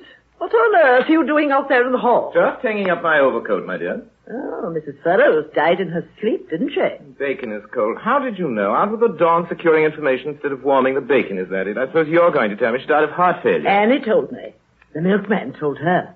He had it from Ferrars' cook. Since you're bound to hear sooner or later, Caroline, from the greengrocer or the postman, I might as well tell you myself. She died of an overdose of sleeping medicine. She hadn't been sleeping well lately. Nonsense. She took it on purpose. Well, why on earth should Mrs. Ferrars wish to commit suicide? A widow, still fairly young, very well off, good health, nothing to do but enjoy life. And looking forward to marrying Roger Ackroyd. Don't forget to leave that out. That's an item of fact only in your local gossip circle. A fact's a fact. And there is such a thing as remorse, James, even if you're as wealthy as Mrs. Ferrars. Remorse? I have always been convinced she poisoned her husband, and I'm more than ever convinced of it now. If you'd arranged an inquest a year ago, as I suggested you should... You're talking nonsense, Caroline. Then you're absolutely satisfied it was an accident? I'm satisfied this bacon is not going to get any warmer by itself, and it's time I went to the surgery to see my patient. All right, James. You don't have to be grumpy about it. Oh, by the way, Mr. Ackroyd's butler, Parker, called. What about? Mr. Ackroyd wants to know if you'll dine with him this evening. He says he'd regard it as a great favor if you'd cancel any other engagement. Of course I'll go, and don't worry, Caroline. I may tell you all about the dinner tomorrow. Oh, then I'll give you something to tell Mr. Ackroyd tonight. Rafe Peyton is back. Rafe Peyton? Yes, and he's staying at the Dog and Whistle. I know he's taking particular pains to be sure that Mr. Ackroyd doesn't find out about it. I wouldn't dream of telling him. Roger Ackroyd's relations with his stepson are his own affair. Believe me, Caroline, according to every interpretation except your own. I can't help it if people tell me things. In answer to questions. Well, you'd better rush along to that precious surgery of yours. You've got 4 patients waiting. How do you know? Well, one can't help seeing through a window if one is looking through a window. The distance from my house to Fernley Hall, Roger Ackroyd's home, is a little over 2 miles. I remember that evening as I walked that the subject of Caroline's latest piece of gossip kept returning to my mind. Rafe Peyton was in King's Abbot. Rafe Peyton, whom I'd known and liked since he was a child.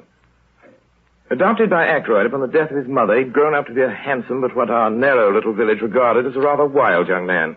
There'd been many stormy scenes between his stepfather and himself before he finally left for London. According to Caroline, he was secretly engaged to Flora Ackroyd, Roger Ackroyd's niece, who with her mother was now living in Fernley Hall. According to Caroline, I say, and Caroline's information, I'm afraid, is always exact. However illegitimate her source may be. What's the trouble, Ackroyd? A bit under the weather? Yes, Doctor. I've had a little of that pain after food lately. You must give me some more of those tablets of yours. I thought as much, Ackroyd. I brought some up with me. My bag in the hall. I'll get them. Oh, don't trouble.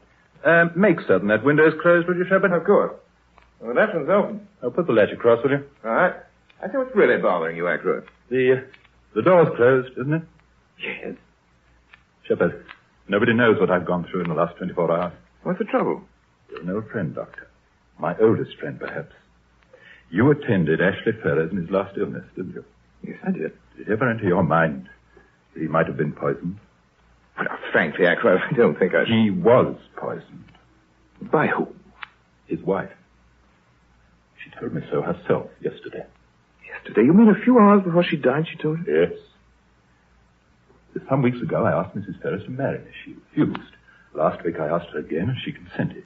Yesterday, I called upon her. I noticed that she'd been very strange in her manner for some days. Now, without the least warning, she broke down completely. She told me everything. Her hatred of her swine of a husband, her growing love for me, and then, a year ago, the dreadful means she had taken to free herself. It was poison, Shepard.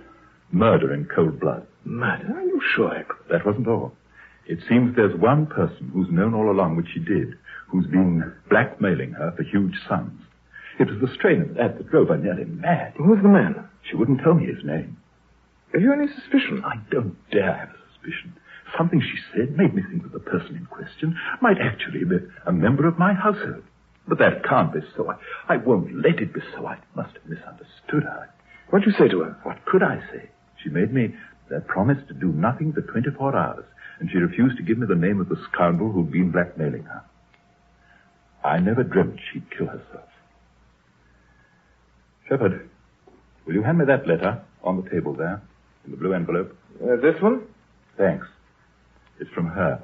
It arrived during dinner. She must have written it just before she... You think she wrote you the little bit she didn't tell you, is that it? Name of the man? Yes, I think so. I've got to open it, and yet I'm afraid. What's that? What? I thought the latch of the door gave a bit. Yeah? I'll see if there's anyone there. No one. Nerves, I expect. Are you sure you shut the window? Yeah, it's closed. Well, I'll read it. If I read it to you, it won't seem so bad. I won't be facing it alone, no matter what the name. My dear, my very dear Roger, a life calls for a life. I see that. I saw it in your face this afternoon, so I'm taking the only road open to me. I leave to you the punishment of the person who made my life a hell on earth for the last year. I would not tell you the name this afternoon, but I propose to write it to you now, dear Roger, now that I have nothing more to fear. Will you forgive me, Shepard, but I see I must read this alone. It was meant for my eyes and my eyes alone. Do you think that's wise, Roger? I'd rather wait. Well, if you insist on not letting me help you. If you must put it that way, yes, my dear friend, I do insist. I'm sorry.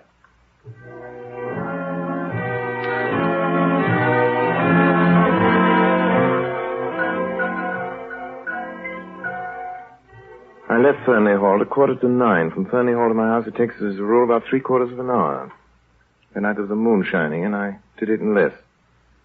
On the road, I noticed the lights blazing in our parlor.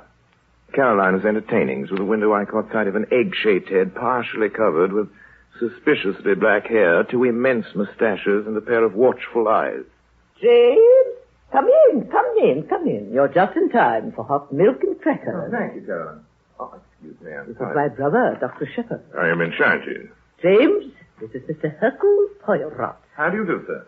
Mr. Poirot is our new neighbor. If I may be permitted one slight correction, my name is Hercule Poirot. Your good sister proceeds on the familiar English assumption that we are not English, do not know how to pronounce our own silly names. He's just making fun of me, James. He has a very dry wit. We've had quite an interesting conversation. I question that it was two-sided. And you know what Mr. Poirot told me? He's a policeman.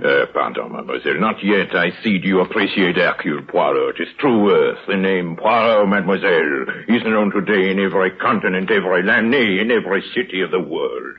I am become the mode, the last word. I am as much a specialist as an Harley Street physician. Well, that's what I said, didn't I? A detective. Yeah, consulting detective. That's what I said. I'm afraid, Mr. Poirot, you find little to occupy a man of your talents in this village. Mr. Poirot tells me what he's looking for just now is peace and quiet. Precisely, mademoiselle. That and the correct soil, which you have in so great abundance here in King's Abbot for the cultivation of cucumbers. Oh, I'll answer it. It's probably Mrs. Bates and her rheumatism. Never mind, Caroline. I'll take it. Oh, all right. Hello. Hello. What? What's that? Certainly, of course. Of course I will at once. What is it? It's Parker, the butler, calling from Fernley. Just found Roger Ackroyd. Murdered. Why, Dr. Shepard. Where is he, Parker? I beg your pardon, sir. Mr. Ackroyd, don't stand there staring at me. Have you notified the police? The police, What's the matter with you, Parker? You called me to tell me your master's been murdered. The master murdered? Didn't you telephone me not 5 minutes ago and tell me Mr. Ackroyd had been found murdered? Me? Oh, no, sir. My English is not of the best, Dr. Shepard, but there seems to be a peculiar misapprehension. Why, Dr. Shepard, I I'll never... give you the exact words I heard just now on the phone. This is Parker, the butler at Earnest speaking. Will you please come at once, sir? Mr. Ackroyd has been murdered. But, Doctor, Where is Mr. Ackroyd, Parker? Why, he's in the study, If you don't mind waiting down here a moment, Monsieur Poirot, I won't be a minute. This way, sir. But of course. I'd rather not intrude on him, sir, if you don't mind. Well, I will then.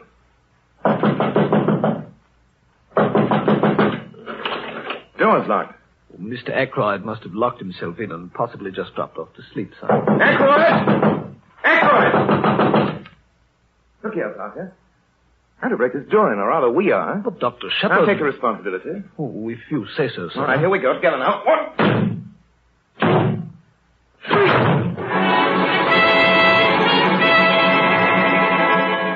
The inspector? Head is sideways, permitting the dagger to penetrate the jugular. Death was instantaneous. Has the body been moved? Beyond making certain that life is extinct, I haven't disturbed the body in any way. You didn't touch the dagger, did you, Doctor? No, Inspector. No, good. Well, we'll want that for fingerprints. Rummy-looking thing, isn't it? Foreign-looking. Moorish silver. Mr. Ackroyd was quite a collector. There are his silver cases over against the wall. Eh? Who are you? My name's Raymond. I'm Mr. Ackroyd's private secretary. That's right, Inspector. It's been with Mr. Ackroyd almost 2 years now. Oh, very well. Now, Doctor, how long should you say he's been dead? Half an hour at least, perhaps longer. You had to break down the door, eh? What about the window? The English people, they have a mania for the fresh air. The big air is all very well outside where it belongs. Why admit it to the house? Hey, who are you? How did you get in here? You call yourself, unfortunate man, an inspector of police, and you say to me, who am I? Hercule Poirot, master detective, possessed of the finest brain in Europe. Known in every continent, in every land, nay, in every city. Not in my part of the world, you ain't. I never heard of you. How vouch for Monsieur Poirot, Inspector? It's at my house and the phone call came. Mr. Ackroyd's death. Oh, well, all right then. You can stay. But this is my case, and don't you forget it. Now then, when was Mr. Ackroyd last seen alive? I don't know, probably by me, and I left, let me see, a little before 9. Mr. Ackroyd was certainly alive at 9:30. I heard him in here talking. Who to, Mr. Raymond? I don't know. I just heard his voice. But I know it was 9:30. You didn't hear any of their conversation, did you, Mr. Raymond? I did catch a fragment of it. It did strike me as a trifle odd. Remember, please, the words exact. It is very important. Not sure that I can. The words exact. Wait a minute, Mr. Parrott. Who's conducting this case? You or me? Now then, Mr. Raymond, what was these words you heard Mr. Ackroyd say at 9:30? Well, come on. I'd swear under oath the exact words were, the calls on my purse have been so frequent of late that I find it impossible to accede to your request. Thank you, Mr. Raymond, very much. I beg pardon, Inspector. Well, what is it, Parker? I just remembered. Miss Flora saw Mr. Ackroyd later than 9:30, about 9:45. She was just coming out of this room. You mean she was just closing the study door? No, sir. She'd already closed the door when I saw her. She told me Mr. Ackroyd was not to be disturbed again tonight. Where's Miss Flora? Upstairs in her room. Shall I ask her to come down? No. I'll go up. One moment, if I might be so humble, Monsieur Inspector. Could I ask our friend Parker for a little information? Well, what is it? Thank you for your so gracious permission, Inspector. Tell me, Parker, is this room exactly as it was when you entered it with Dr. Shepard? Well, to tell you the truth, sir, I felt myself that this chair here was drawn out a little more. It has been puzzling. The grandfather chair between the door and the window. That's right, sir. That's very curious. No one would want to sit in a chair in such a position. What are you talking about? When a man wants to sit, he sits, don't he? Who pushed it back in place, I wonder? Did you, Parker? No, sir. I was too upset at seeing the master and all. It isn't important, is it, sir? It is completely unimportant. That's why it is so interesting.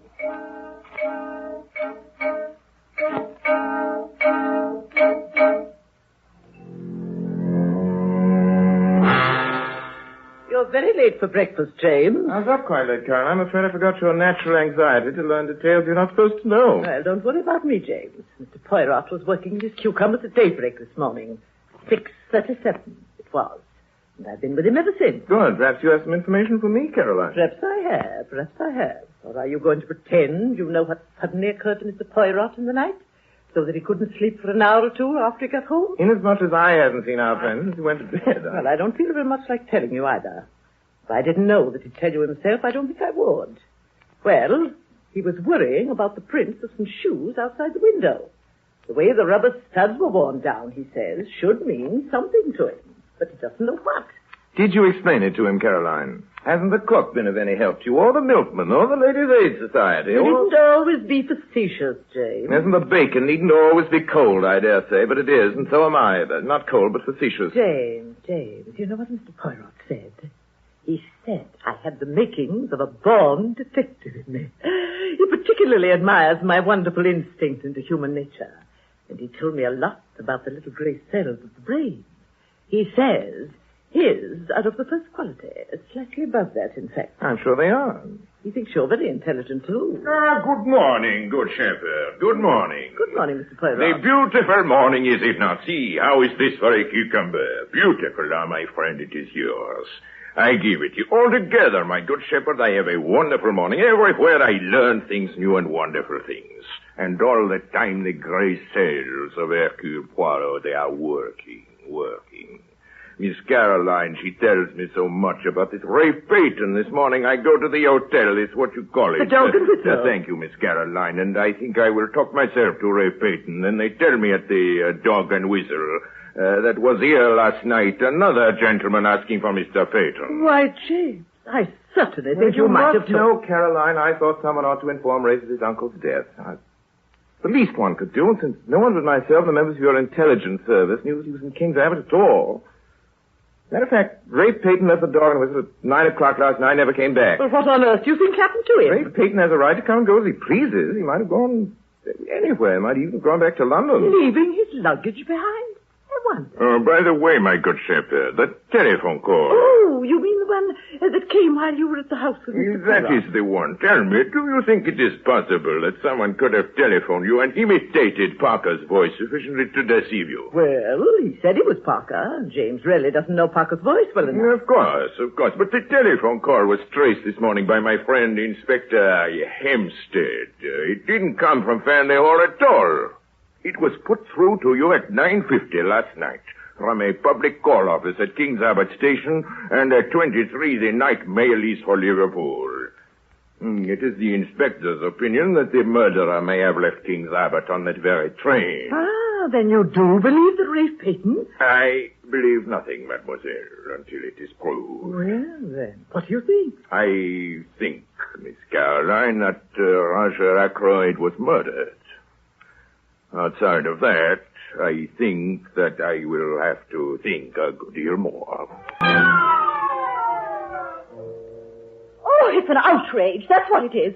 A little man, not even an Englishman, a foreigner with moustaches, comes into this home, a British home, a house of mourning, unsolicited, unwelcome. Oh, Mother, do be quiet. Flora, I will not. He comes in here, into my own brother-in-law's house, questions us like a lot of criminals, besmirches us, kith and kin. Mrs. Ackroyd. Mr. Poirot, you must excuse my mother. My uncle's death was a terrible shock. I understand, mademoiselle. It is very little that Hercule Poirot does not understand. Honestly, no, Mr. Poirot, you're on the wrong track.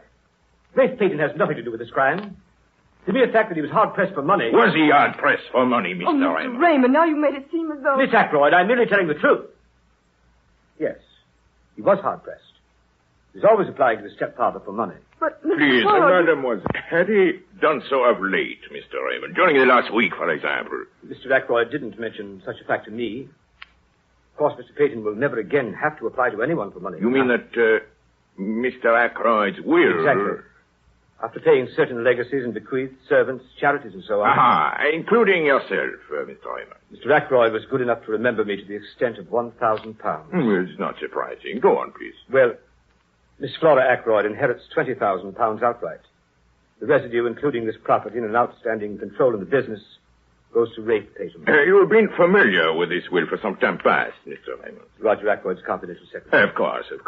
And Mr. Ackroyd possessed a very large fortune indeed, did he not? Fortune that would have been regarded as large even in less tax-ridden times. Then the immediate inheritance of such a large sum would have eased very considerably the present difficulties of Mr. Rafe Payton. Mr. Poirot, you don't... Is that so, Mr. Raymond? Yes, that is so. You awful little man, talking that way, when you know how Flora feels about Ralph Patton.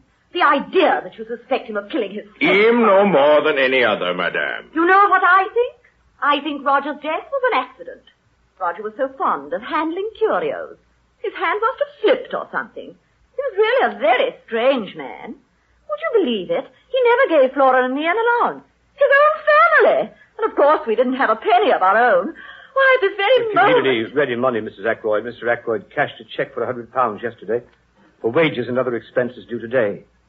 The money was never spent. And where, if you please, is this money? He always kept his cash in his bedroom. I suggest that we see if the money is there. Why, Mr. Poirot, surely... Am I to understand, you miserable little foreigner, that you're intimating that I merely intimate, ladies and gentlemen, that we see if the money is still there.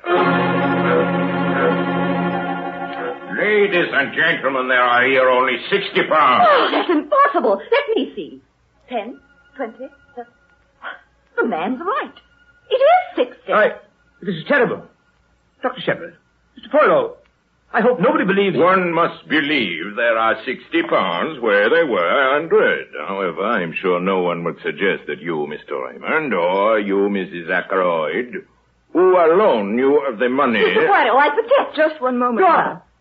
I took the money. I'm a thief. I'm a common, vulgar little thief. Now you know. I'm glad that it's come out. I am glad also, Miss Flora.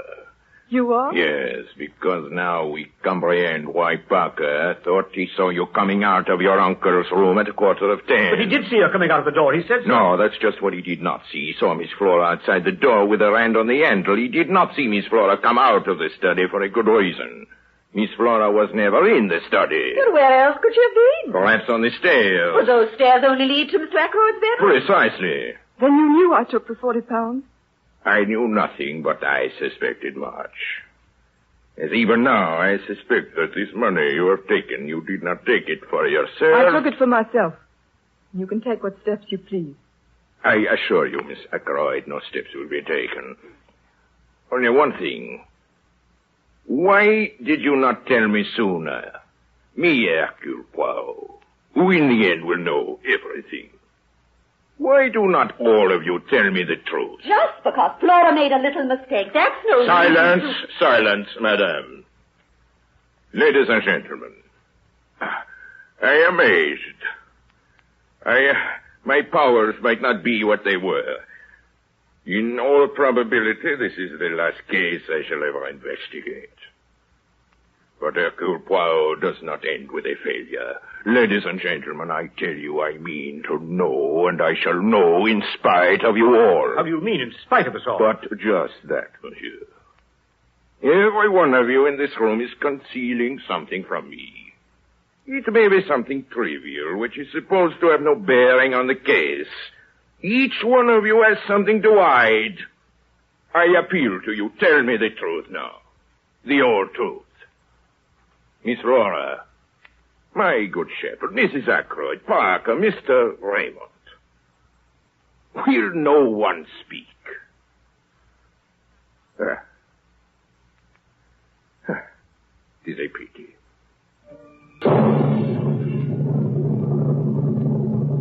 You are listening to Orson Welles in the Campbell Playhouse presentation of The Murder of Roger Ackroyd with Edna May Oliver.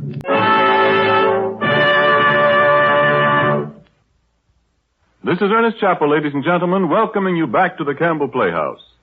In a moment, we shall resume our presentation of The Murder of Roger Ackroyd. Meantime, I'd like to call your attention to this interesting fact. Authorities tell us the young people of today are healthier than the youth of any previous generation. And they say that a big contributing cause is the broader use of the right kind of foods. Take soup, for example. Women have always realized the value of good soup in the weekly diet. But it took a long time to make it. Then came Campbell soups, and women one after another tried them.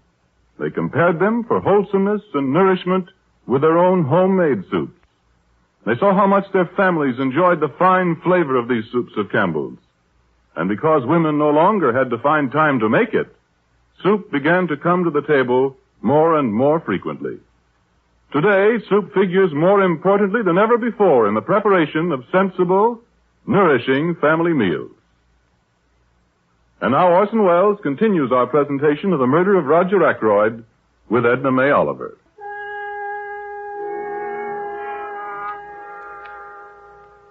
I am a village surgeon, and Hercule Poirot is a distinguished Belgian detective, so it was scarcely for me to tell him I thought he was wasting his time. It was certainly not for me to tell him that he was getting on my nerves. Not that I didn't admire his extraordinary cleverness on the inside. Poirot was right, for instance, about the dagger. Police investigation confirmed his suspicion that the fingerprints on the handle of the dagger were those of Roger Ackroyd, the murdered man, though the position of the dagger definitely precluded suicide.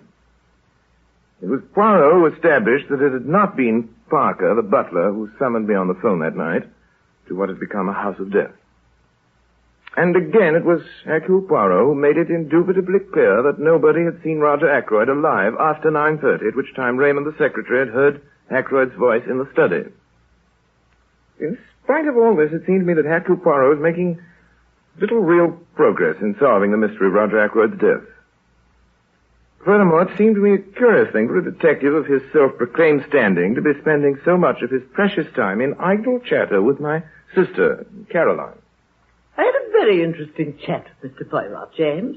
He thinks me very intelligent. So you've told me. Is it just a coincidence, Caroline, that on those occasional mornings when the bacon is both warm and crisp, it should be so far away from me that I can't reach it? Too much bacon isn't good for you. No such thing as too much bacon.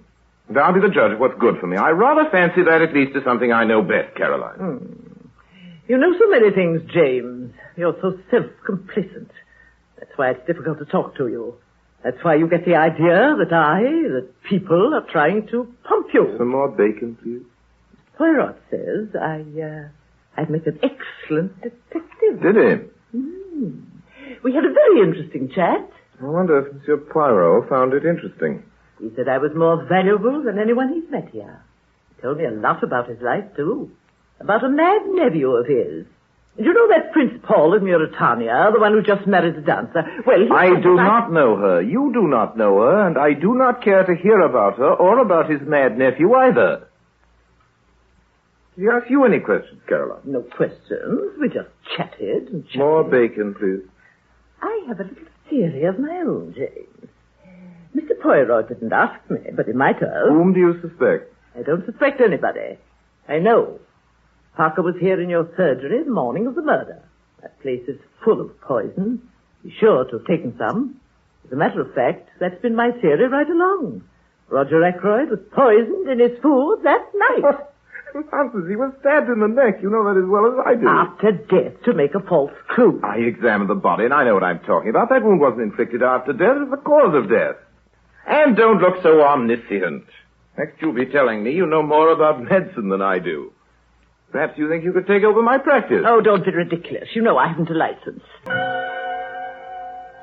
That afternoon, Caroline had a mahjong party made up of her little group of village gossipers, in whose opinion, I now learned, Rafe Peyton was mysteriously concealed somewhere in Cranchester, the only big town anywhere near us. Of course, that was true. Miss Gannett's maid, it seems, had contributed the additional information that while taking a walk that afternoon on Cranchester Road, she'd seen Monsieur Poirot in a large black car coming from that direction. After that, I was not surprised to learn that Monsieur Poirot had been invited to my house for dinner. Caroline believes, whenever possible, in getting her information directly from headquarters. A little more raspberry shake, Mr. Poirot. Under no circumstances. I am already a man of a corpulence so great it would hardly become me if I, perhaps, yes. There is no harm in a little raspberry shake. There you are, Mr. Poirot. I beg your pardon, Caroline, if I might have my first helping. Oh, I'll sort this on me, James. There you are. Thanks. Mr. Poirot, What do you think about Rafe Peyton now? What I think would scarcely be regarded as legal evidence in the courtroom, mademoiselle. Dear. You are incredulous, mademoiselle Shepard. I am incredulous. You have a theory, perhaps. I don't have a theory. I know. Oh, Caroline. James, Don't meddle about in what you don't understand. There are several points to this case. Yes, mademoiselle. Point number 1. Mr. Ackroyd was heard talking to someone after 9:30. Point number 2. At some time during the evening, Rafe Peyton must have come in through the window as evidenced by the prints of his shoes. Point number 3. Mr. Ackroyd was nervous that evening and could have only admitted someone he knew. Point number 4. The person with Ackroyd at 9:30 was asking for money. We know Rafe Peyton was in a scrape. Admirable. Oh, and one other thing, Mr. Poirot.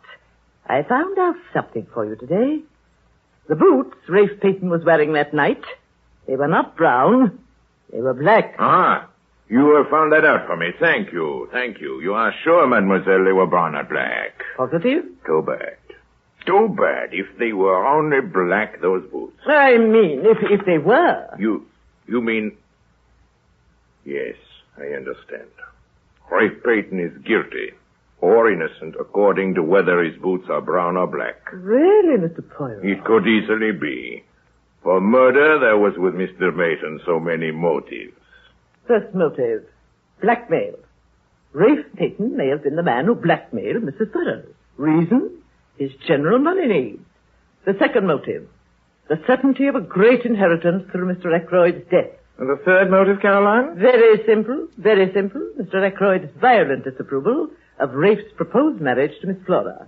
Well, after listening to you, Caroline, I'd say the case looks very black against him. I haven't a case, James. I know. Late that afternoon, Monsieur Poirot called on me to ask if I could arrange a little conference room at his home that night. There were to be present Mrs. Ackroyd, Flora, Raymond, and Parker. I think Caroline, who was present when he called, would have given 10 years of her life to have been added to the list. For my part, I would have been only too glad to yield up my place among those who, on that particular evening, gathered around the beaming countenance of the Belgian detective and cucumber breeder. Yeah, I'm clearing my throat.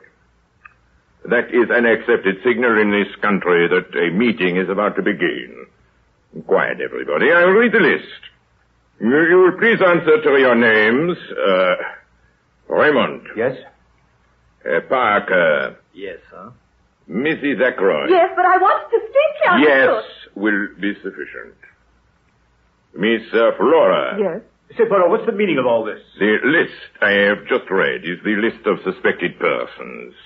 Every one of you present had the opportunity to kill Mr. Ackroyd. I won't stand for this. I'm going. You will not go, madame, until you have heard what I have to say.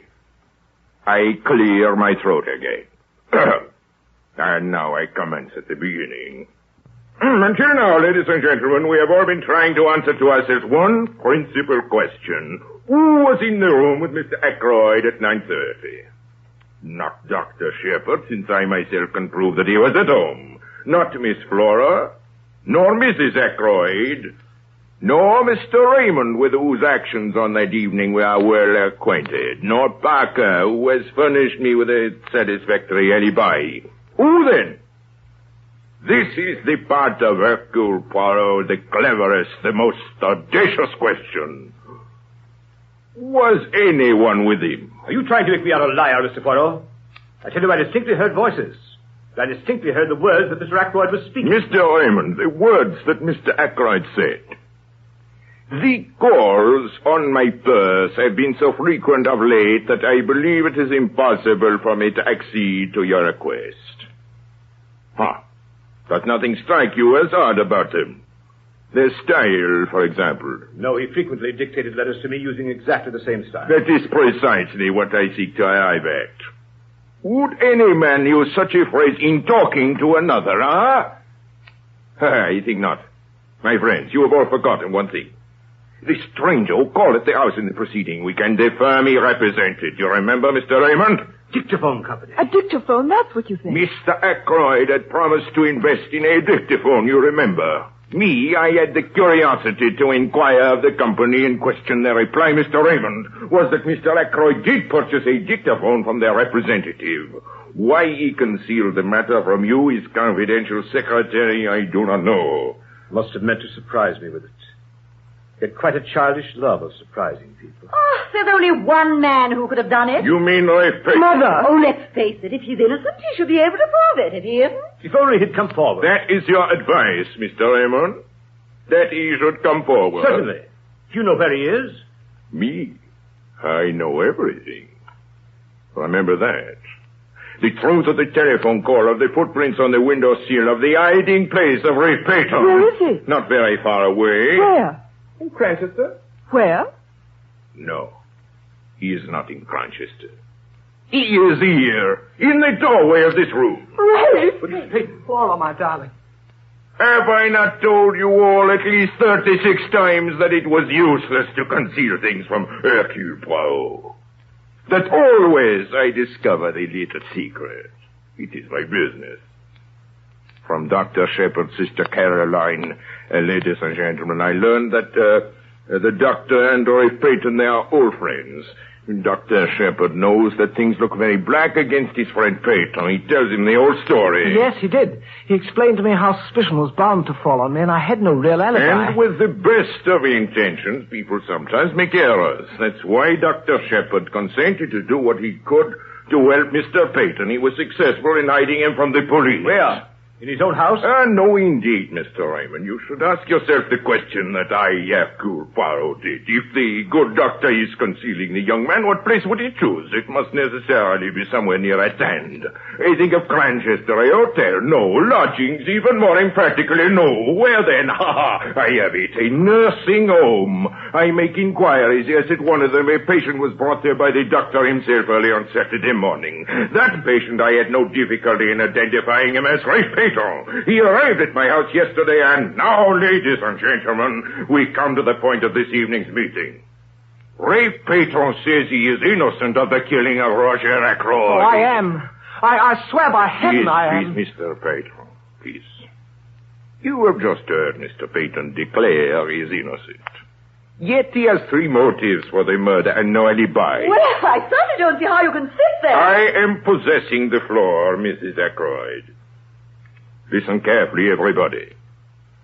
To save Mr. Payton, the real criminal must confess. I speak to you, Hercule Poirot. I know that the murder of Mr. Ackroyd is in this room now, at this table, tonight. Tomorrow in the morning, the truth goes to the police. You mean you know who? Yes. At the moment, I know. I alone. For the murder of Roger Ackroyd, there is only one way out.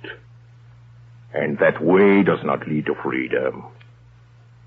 And it is to the murderer now that I speak. This is a matter of life and death. And I, Hercule Poirot, am not joking. Good night.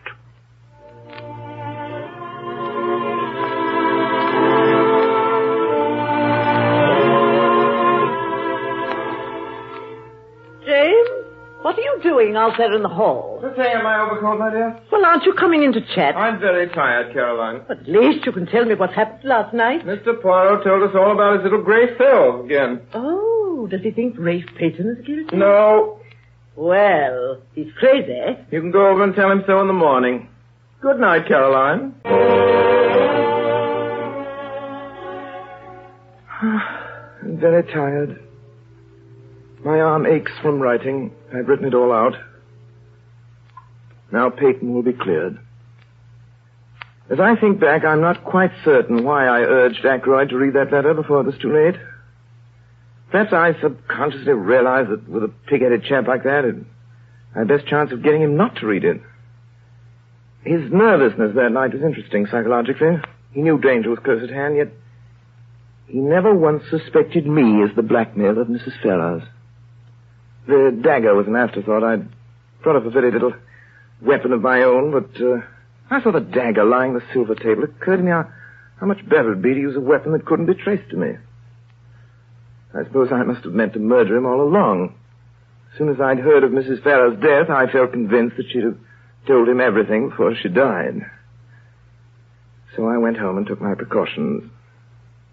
The dictaphone he had given me 2 days before to adjust. Something gone a little wrong with it, and I persuaded Ackroyd to have a go at it instead of sending it back. I did what I wanted to it.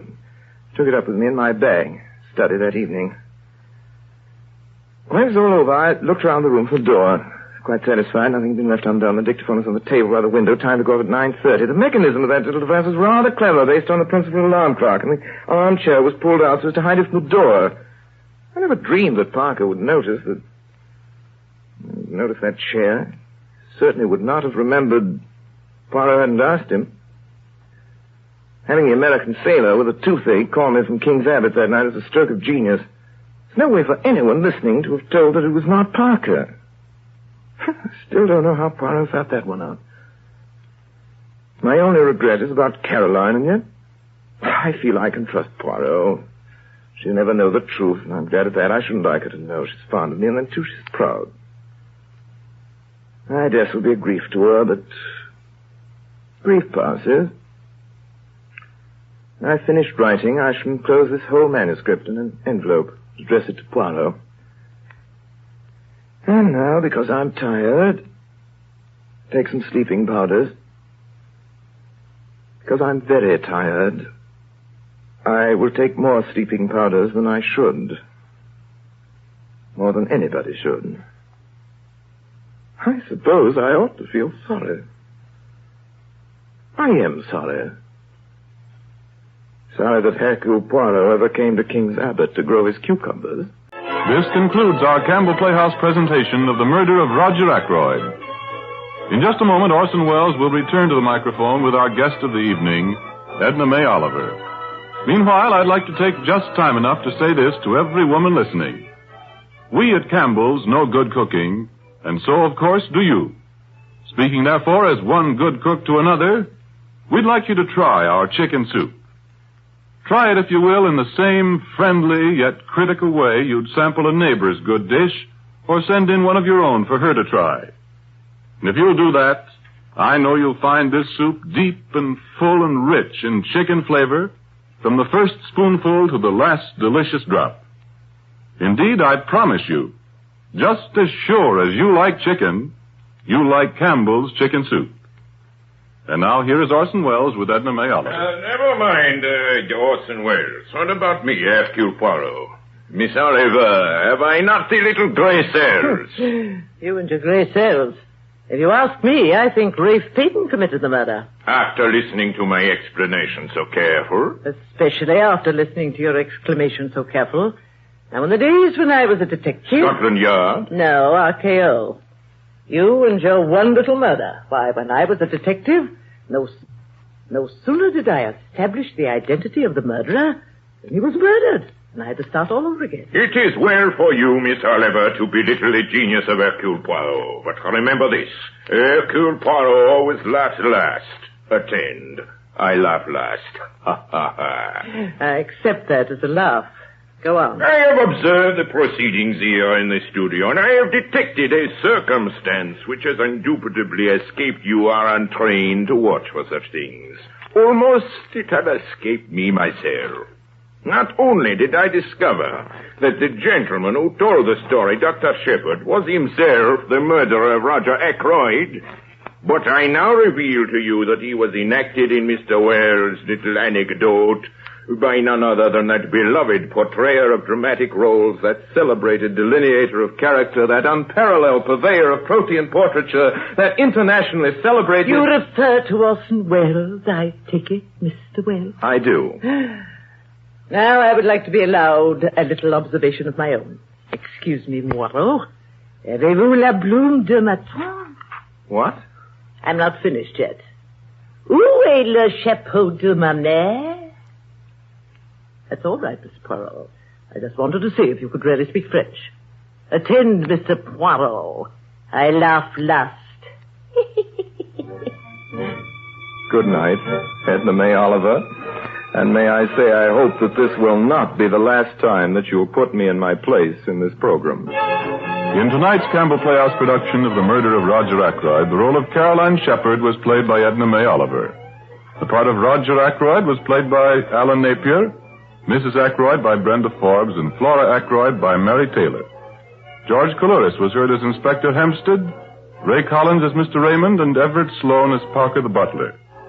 Dr. James Shepard, who committed the murder, was played by Orson Welles, and Hercule Poirot, who arrested Dr. Shepard, was played by Orson Welles.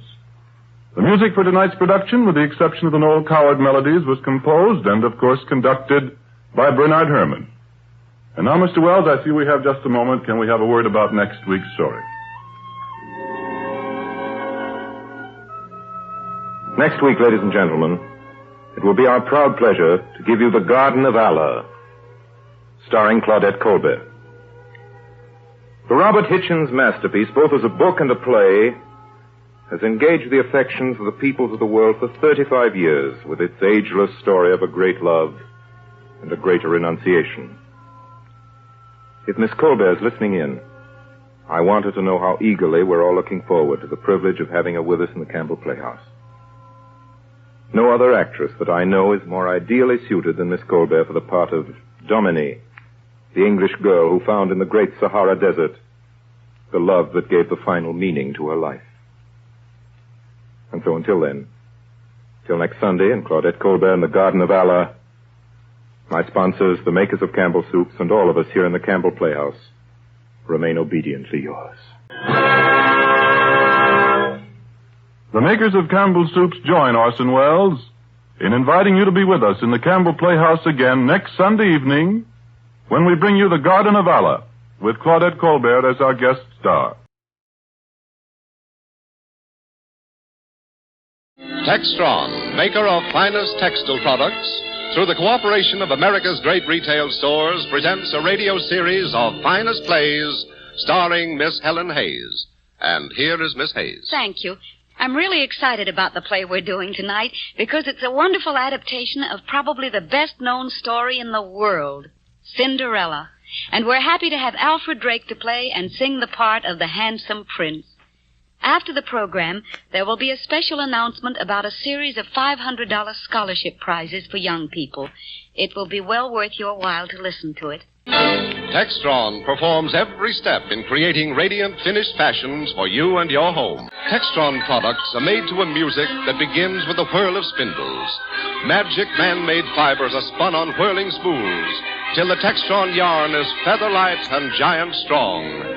Woven to the music of harp-like looms, the Textron patterns rise like melodies, and the Textron dyes are chords of color, warp of shadow, weft of sun, glimmering, shimmering miles of loveliness. Click go the cutters, hum go the stitchers, with parachute precision in a flowing undertone, till the Textron products gleam in finished perfection. Draperies, bedspreads, shower curtains, hostess coats, lingerie, menswear, myriads of fashions. And wherever it appears, the Textron label is a symbol of strength and beauty blended like music, every step of the way from the raw fiber to the finished Textron masterpiece. And here is Cinderella, starring Helen Hayes, with Alfred Drake as the prince. Once upon a time, in a land far, far away, there lived a poor little drudge. Her name was Cinderella. Cinderella, you lazy girl. Go fetch the mirror that we may see our beauty. Yes, stepmother. Cinderella, fetch my cape. Yes, Grimalda. Cinderella, fetch my comb. Yes, Maggette. Cinderella, your sisters are waiting. Stupid child, we'll be late for the ball. Cinderella, come down this instant. Hold up the mirror, Cinderella. I'm coming. Hold up the mirror that your sisters can see how they look. Yes, stepmother, but it's so heavy. Do what you're told. Higher. Higher. I'm trying. Oh, my hair, this curl won't stay in place. Of course it will. Oh, let me see. Let me have a look in the mirror, too. My arms hurt. I can't hold the mirror. Lift it higher. Higher. Higher, brat. There. Now let me look. Oh, my lips. So pale. Never mind. 1 second, Mother. I've forgotten to powder. 1 moment, Mother. I've neglected to paint. Girls, come at once. We must be off to the ball. Oh, the ball is starting. We must be off. Hold up the mirror, Cinderella. I must have one last look. Higher. Hold it higher, girl. Oh, higher. I must see my lips. Oh, please, my arms are so tired. I can't.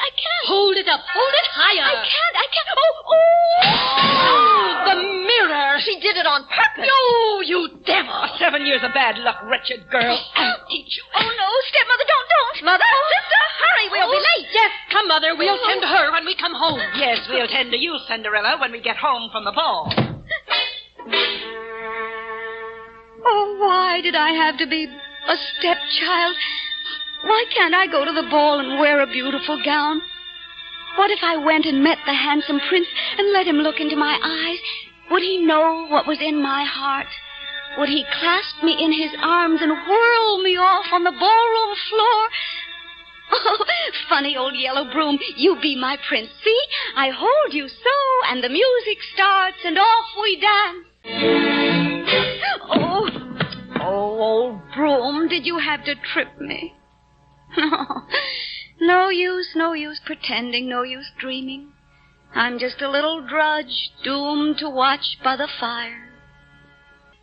Oh, me, if I could only sleep, then perchance I would dream. I'll put my head down and close my eyes. What's that? Oh, I must have been dreaming. I heard the most beautiful music. No, my child, you were not dreaming. You really did hear beautiful music. It is played for me wherever I go. Played by the four winds on a harp brought by the little fairies from an island across the sea. Oh, you're so beautiful, so beautiful. How could I be dreaming when I don't remember falling asleep? Get up, Cinderella, and let me present you to my court. Your court? I see no one else. No, they are invisible, but they are here. Are you not here? Oh, this is the most wonderful thing that ever happened. Who are you? I am your fairy godmother, and it's high time I came along. We can't have a lovely little girl like yourself staying home alone by the fire. It will not do. It will not do at all. But I don't wish to be rude, but I didn't know I had a fairy godmother. One never knows about things like that, my dear. We fairies are funny people. But enough of this chatter. We have things to do, you and I. But I can't think of a thing we can do. I can't even serve you supper. Oh, tush, child. We don't eat, save for a drop of honey from a flower at Eastertide. Now, let me see. If you're to go to the ball, you've got to go in style. To the ball? Of course you're going. How else can the prince fall in love with you if he doesn't see you? Oh, but I couldn't go to the ball. Oh, yes, you can, and you are. When I get finished with you, you'll be the belle of the ball. Now, let's begin at the beginning.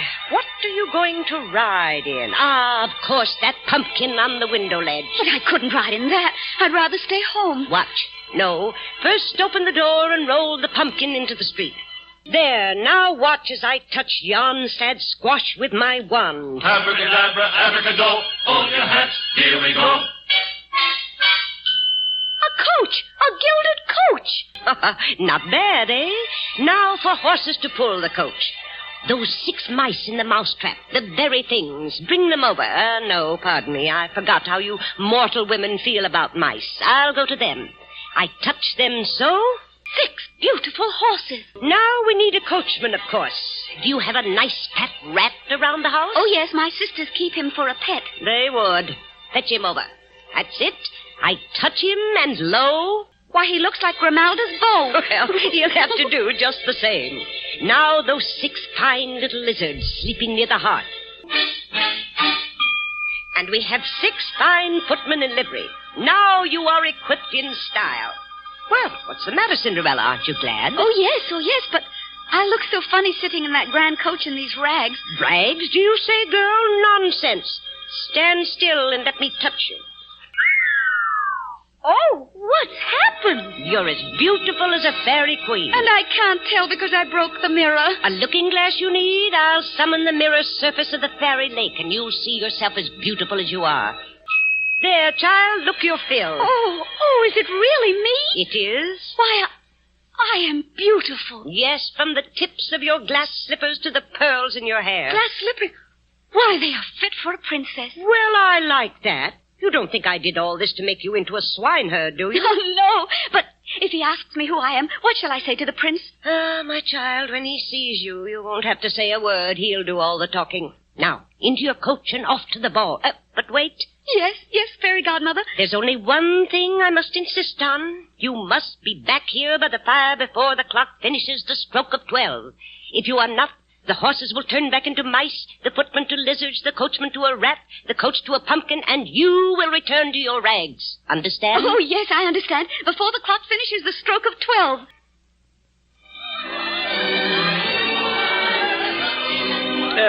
Royal Highness, you're not dancing. No, Prime Minister, I am not. But surely, Highness, since you ordered this ball yourself, you ought to circulate. The ambassador from Oz is here, and the Duchess of Dell. She's the sister of the powerful King of Rodinia. There are affairs of state to be discharged, Highness, in whispers behind the royal palm. Prime Minister, you are nothing but a roll of ancient parchment in endless need of a signature. You weary me.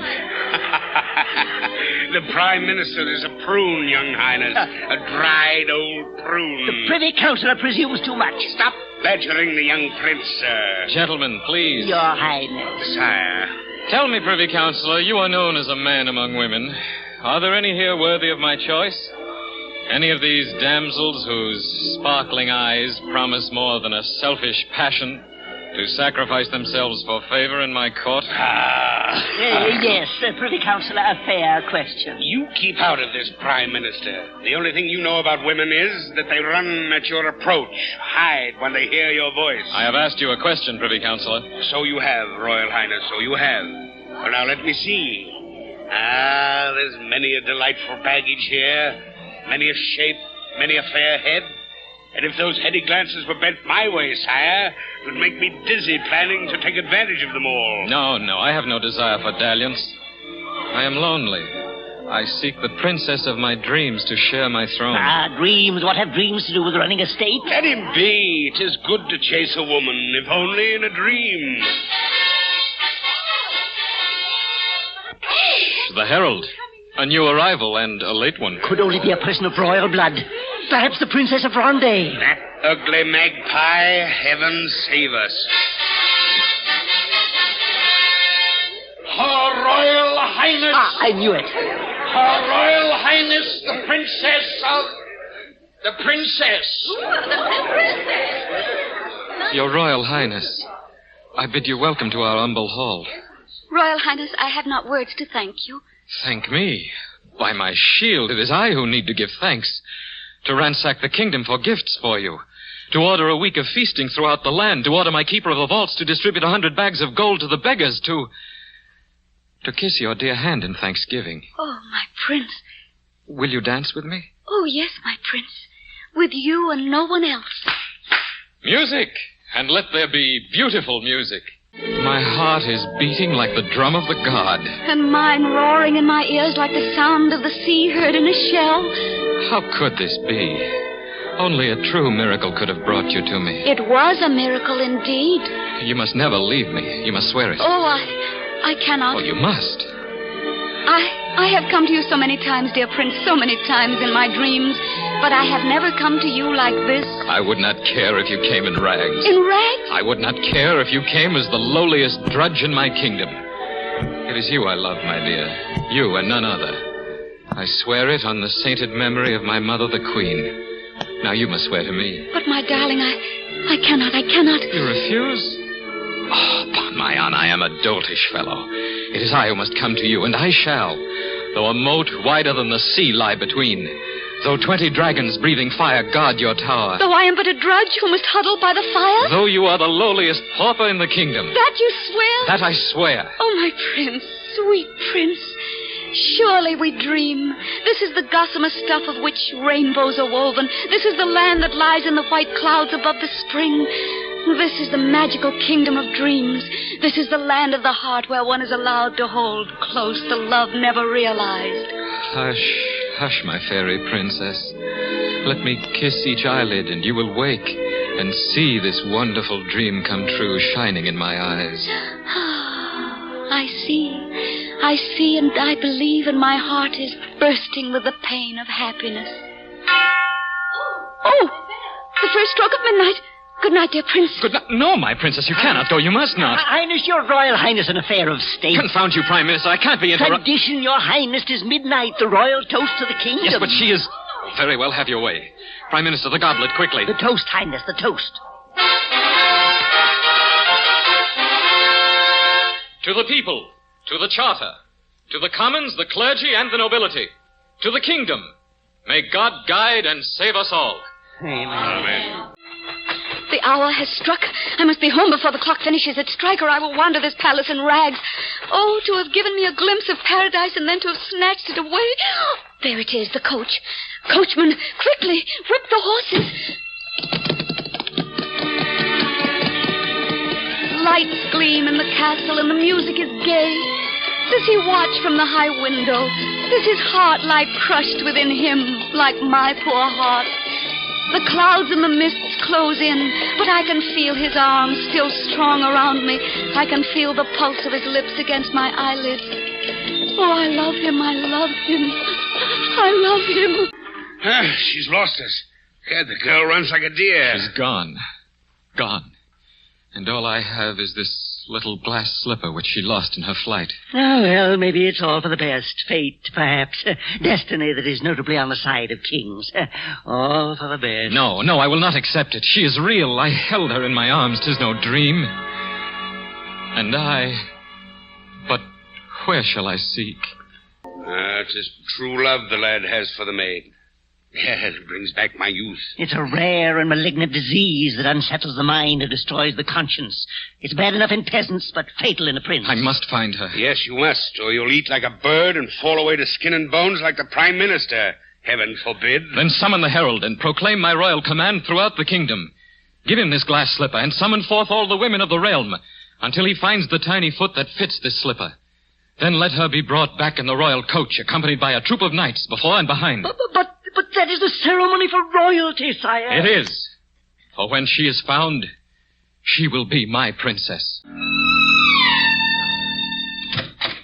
Oh, my feet hurt. I don't know why they should. Nobody asked you to dance. Look at Cinderella talking to herself in the middle of the room. Oh, not a thing done. The glass not swept from the floor. Lazy, evil, good for nothing. No, stepmother. Don't strike me again. Don't you dare. What's that? Oh, you dare answer my mother back? Such impudence. I'll show her. Oh, don't. What is that? Hear ye. Why, it's the Prince's herald. Oh, like something terribly important must be happening. Open the door, Cinderella, quickly. We must know what this means. Oh, stepmother, it can have nothing to do with us. Open the door. Hear ye, women of the realm. It is commanded that you women present yourselves at once, and the girl whose foot fits this tiny glass slipper shall be taken forthwith to the palace of the prince, where riches and happiness await her forever and a day. I have spoken. Quickly, you fools. The girl whose foot fits that slipper will be the princess. Get your shoes off at once. You have heard the proclamation. Present your feet with it. Yes. Oh, what a tiny, tiny little slipper. Oh, you need not worry, dame. Your feet match your face. I can see at a glance that none of you need bother. I will try on the slipper. Let your right, heaven help me. Do so. I will. What with that great flat foot away? I'll put you under arrest. I am small. My foot will fit it. Well, hold it forth. Zounds, you're as bad as your sister. That foot will never fit. Yes, it will. It will. A little more pressure. Stop! Would you break the glass slipper, wench? Oh, I think it fits. Stand up and push down. Enough. You've got a foot like a man. Hold. Yonder girl by the fire. A pretty one, by my word. You, lass. Me, sir? You. What's your name? My name is Cinderella. Oh, it is, eh? Well, try this on for size. But, sir, Now, do as you're told. The prince commands it. Very well, sir. I will try. Here, I'll hold the slipper. Now, you slip in your toe, and if it fits, it fits. Please, stepmother, I wouldn't dare do this if he hadn't commanded. Don't worry. If he wants to waste his time, it's all right with us. Now, poise your toe, girl, and place it in the slipper. By the kingdom, it fits. Oh, bring the coach. Summon the knights. The lost princess has been found. Her Royal Highness, I beg your pardon. Her Highness, it's Cinderella. A ragged little beggar. Gad, could she be the glittering princess of yestereve? It is she. Cinderella, it's you at last. I have no words, nor clothes to hide my shame, Royal Highness. I find it not even in my heart to beg your mercy. My darling, I would come to you, though the moat between us be wider than the sea, though 20 dragons breathing fire guard your tower. Though I am but a drudge who must huddle by the fire. Though you are the lowliest pauper in the kingdom. That you swear? That I swear. Oh, my prince, my prince. This is the gossamer stuff of which dreams are woven. This is the land that lies in the white clouds above the spring. This is the magical kingdom of dreams. This is the land of the heart, where one is allowed to hold close the love never realized. But we shall live forever in that world, you and I, my Princess Cinderella. You and I, dear prince. And so they lived happy ever after. You have just heard Helen Hayes and Alfred Drake in Cinderella. The music was composed and conducted by Vladimir Zelinsky. Miss Hayes has an announcement of great importance to parents and to young people. One that may make a Cinderella success story out of your life. Miss Hayes. The textile world of tomorrow offers a brilliant and profitable future to the young people of America. And here is the opportunity of a lifetime for you to qualify yourself for an executive position in this great field. For the first time in the history of America's oldest and second largest industry, the New England Textile Foundation is offering a minimum of 20 scholarships of $500 each at famous New England textile schools starting with 1946 fall term. Scholarship winners may choose among many fascinating fields in textile study: design, chemistry, marketing, or production, including new techniques in synthetic fibers. You boys and girls are eligible to compete for these valuable scholarships if you are a resident of one of the 48 states or United States territories, 25 years of age or under, and either a graduate of high school or prep school, or a senior who will graduate this coming June. For an application blank and a circular giving full details about these scholarships, write to the New England Textile Foundation, Providence, Rhode Island. Requests for application blanks must be postmarked no later than March 1st, 1946. That address, which may transform your life into a success story, is the New England Textile Foundation, Providence, Rhode Island. Textron is happy to participate in this unusual undertaking because of its great faith in the textile future of New England and in the young people of this country.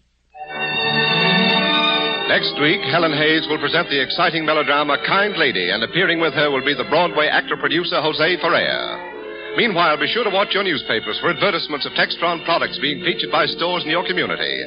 Always look for the Textron label, your assurance of strength and beauty blended like music, every step of the way from the raw fiber to the finished Textron masterpiece. This is Frank Gallen.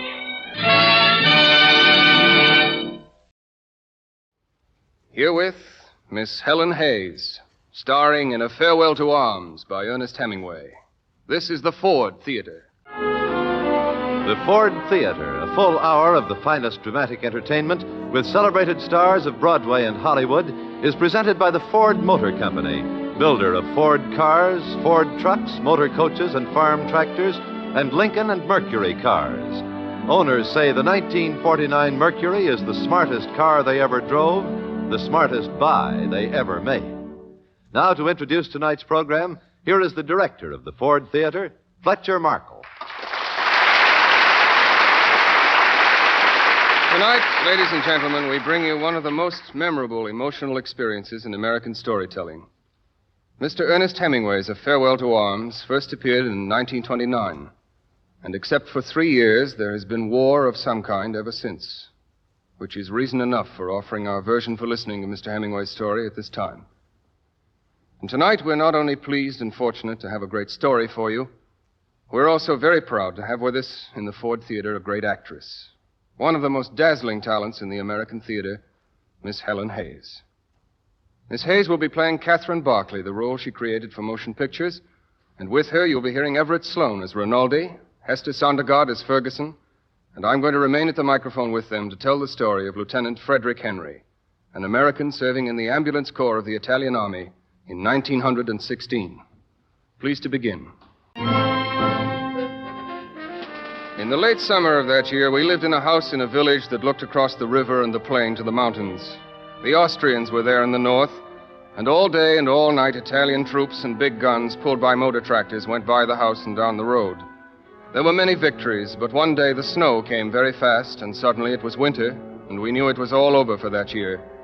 None of the mountains beyond the river had been taken. That was all left for the offensive next year. I went on a long leave, and when I came back to the front, we still lived in that town. There were many more guns in the country around, and the spring had come. The room I shared with Lieutenant Rinaldi, a surgeon in the Italian Medical Corps, looked out on a courtyard. The window was open, and there was a breeze from the sea.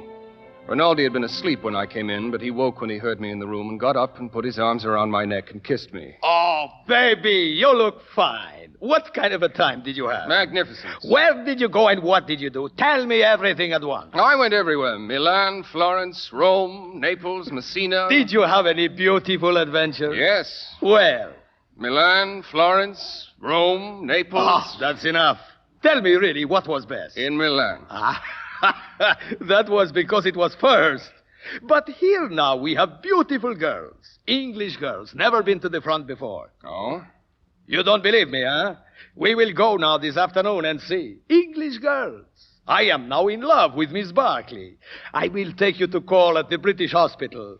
I will probably marry Miss Barclay. I have to get washed up and report. Doesn't anybody work now? Next week the war starts again. They say so. The winter is over.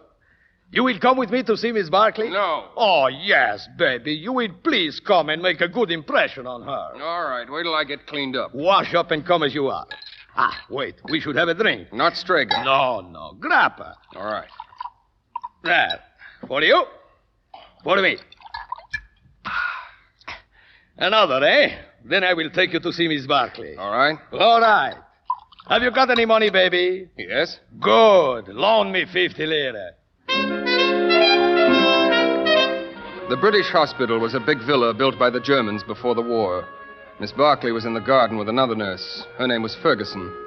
We walked through the trees, Miss Barclay somehow walking with me and Rinaldi ahead with the other nurse. Miss Barclay was blonde and had a tawny skin and gray eyes, and she carried a thin rattan stick bound in leather like a riding crop. I thought she was very beautiful. You're not an Italian, are you? Oh, no. I'm an American. What an odd thing to be in the Italian army. Oh, it's not really the army. It's only the ambulance. Just that I was in Italy when it started, and I speak Italian. It's very odd, though. Why'd you do it? I don't know. There isn't always an explanation for everything. Oh, isn't there? I was brought up to think there was. What's that stick you're carrying? It belonged to a boy who was killed last year. Oh, I'm awfully sorry. He was a very nice boy. He was going to marry me, and he was killed in the Somme. There's not really any sort of war down here, is there? Not yet. His mother sent me the little stick. They returned it with his things. Had you been engaged long? 8 years. We grew up together. Why didn't you marry? I don't know. I was a fool not to. I could have given him that anyway. But I thought it would be bad for him going away. I see. Have you ever loved anyone? No. Let's sit down on the bench here. All right. You have beautiful hair. Do you like it? Very much. I was going to cut it all off when he died. Oh, no. I wanted to do something for him. He could have had anything he wanted if I'd have known. I would have married him or anything. I know all about it now. But then he wanted to go to war, and I didn't know. I thought it would be worse for him. I thought perhaps he couldn't stand it. And then, of course, he was killed, and that was the end of it. I don't know. Oh, yes, that was the end of it. Your friend's a doctor, isn't he? Yes, he's very good. That's splendid. You rarely find anyone any good this close to the front. This is close to the front, isn't it? Quite close. Are they going to have an offensive? Yes. Then we'll have to work. There's no work now. Have you done nursing long? Since the end of 15. I started when he did. I remember having a silly idea he might come to the hospital where I was, with a saber cut, I suppose, and a bandage around his head, something picturesque. This is the picturesque front. You suppose it will always go on? No. What's to stop it? Oh, it'll crack somewhere. Do we have to go on and talk this way? No. That's a relief, isn't it? After a while, we said goodnight and left. Walking home, Rinaldi said, Miss Barclay prefers you to me. That is very clear. But the other one is very nice. Very. You like her? No. The next evening, I went to call on Miss Barclay again at the British Hospital. She was sitting on a bench in the garden. Miss Ferguson was with her. They seemed glad to see me, but in a little while, Miss Ferguson got up to go. I'll leave you two. You get along very well without me. Don't go, Helen. I'd really rather. I must write some letters. Good night, then. Good night, Mr. Henry. Don't write anything that'll bother the censor. Don't worry. I only write about what a beautiful place we live in and how brave the Italians are. That way you'll be decorated. That will be nice. Good night, Catherine. I'll see you in a little while, Fergie. I don't think Ferguson likes me very much. Oh, nonsense. She's very nice. She's a nurse. Aren't you a nurse? Oh, no, I'm something called a VAD. We work very hard, but no one trusts us. Why not? I suppose because we're volunteers. The Italians didn't want women so near the front, so we're all on very special behavior. We're not allowed out. I can come here, though. Oh, yes, we're not cloistered. Let's drop the war. It's very hard. There's no place to drop it. Let's drop it anyway. No, please don't. Your arm. Why not? I want to kiss you. No. Yes, please. Oh, I'm sorry. I didn't mean to slap you. You're quite right. I'm dreadfully sorry. I just couldn't stand the nurse's evening off aspect of it. I hurt you, didn't I? Oh, you did exactly right. I don't mind at all. Poor man. You see, I've been leading a sort of a funny life here, and you're so very beautiful. You don't need to say a lot of nonsense. I said I was sorry. We do get on. Yes. We have gotten away from the war. You're sweet. No, I'm not. Yes, you are a dear. I'd be very glad to kiss you, if you don't mind. I looked in her eyes and put my arm around her as I had before and kissed her. I kissed her hard, and as I held her, suddenly she shivered. I held her close against me, and I could feel her heart beating, and her head went back against my hand, and then she was crying. Oh, darling, you will be good to me, won't you?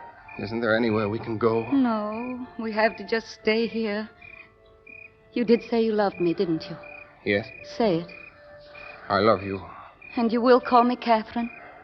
Catherine. This is a rotten game we play, isn't it? What game? You're a nice boy and you play it as well as you know how, but it's a rotten game. You always know what people think? Not always, but I do with you. You don't have to pretend you love me. That's over for the evening. There's something else you'd like to talk about? But I do love you. Please, let's not lie when we don't have to. Catherine. Sounds very funny. Catherine. Not the way he said it. You don't pronounce it very much alike. But you're very good. And you will come and see me. Of course. You don't have to say you love me. That's all over for a while. Good night. I want to kiss you. Do you want to very much? Yes. All right.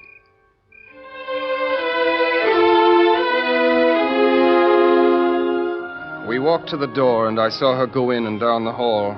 I liked to watch her move. I went on home. It was a hot night, and there was a good deal going on up in the mountains. I watched the guns flashing on San Gabriele. Then I went up to my room. So, you make progress with Miss Barclay, eh, baby? Oh, we're friends. You have that smug air of a cat with a mouthful of canary. And you have the air of an ignorant, uninformed Italian oaf. Good night. Good night, little kitten. The next afternoon, we heard there was to be an attack up the river that night and that we were to take 4 ambulances there. I was riding in the first car, and as we passed the entry to the British hospital, I told my driver to stop. I hurried up the driveway, and inside the reception hall, I asked for Miss Barclay. She was on duty, and they sent an orderly to find her, and she came back with him, and we stepped outside. I wasn't expecting you until tonight. I'm leaving now for a show up above Plava. An attack? Oh, it's all right. I don't think it's anything. And you'll be back? Tomorrow. Here, please take this. It's a St. Anthony. They say a St. Anthony's very useful. I'll take care of him for you. And come tomorrow night. Yes. Goodbye. No, not goodbye. All right. Do be a good boy and be careful. Catherine? No. Oh, no, you can't kiss me here. You can't. All right. Tomorrow night.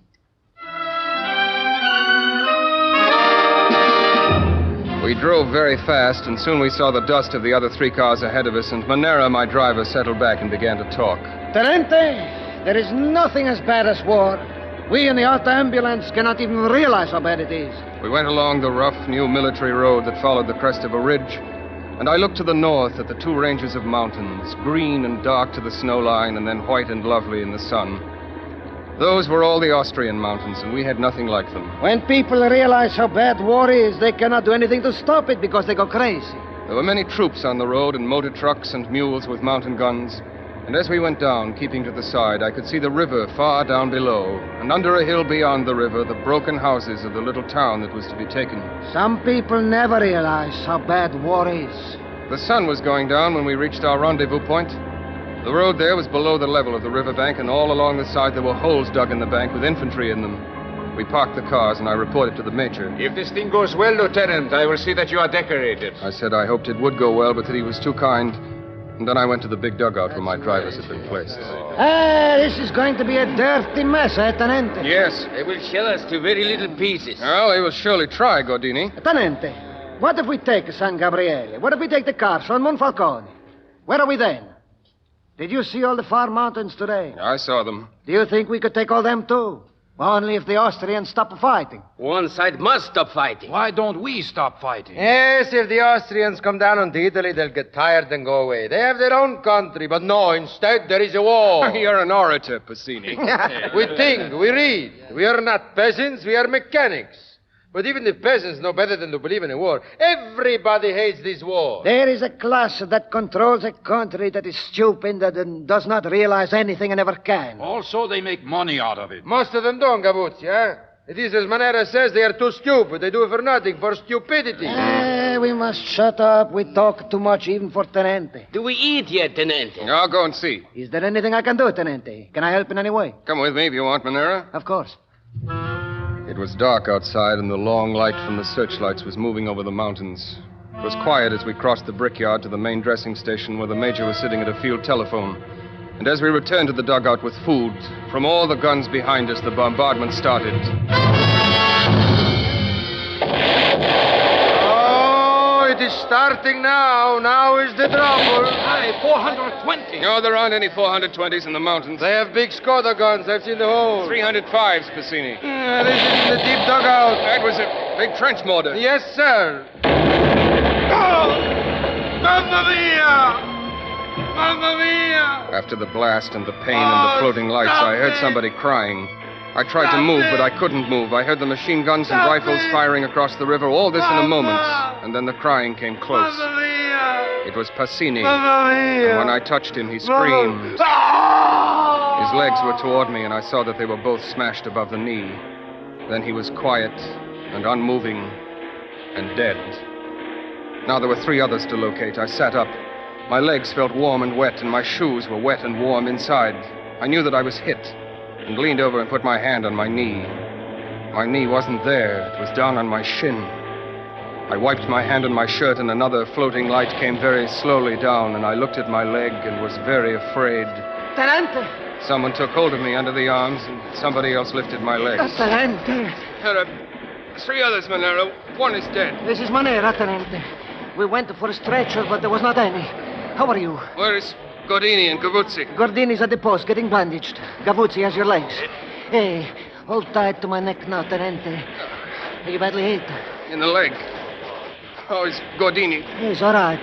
There's a big trench mortar shell. Orsini's dead. Yes, he's dead. Oh, I'm sorry, Tenente. Hang on to my neck. If you drop me again... It was because we were scared. Are you unwounded? We were both wounded a little. Can Gordini drive? I don't think so. Oh, go. I'm sorry, Tenente. We won't drop you again.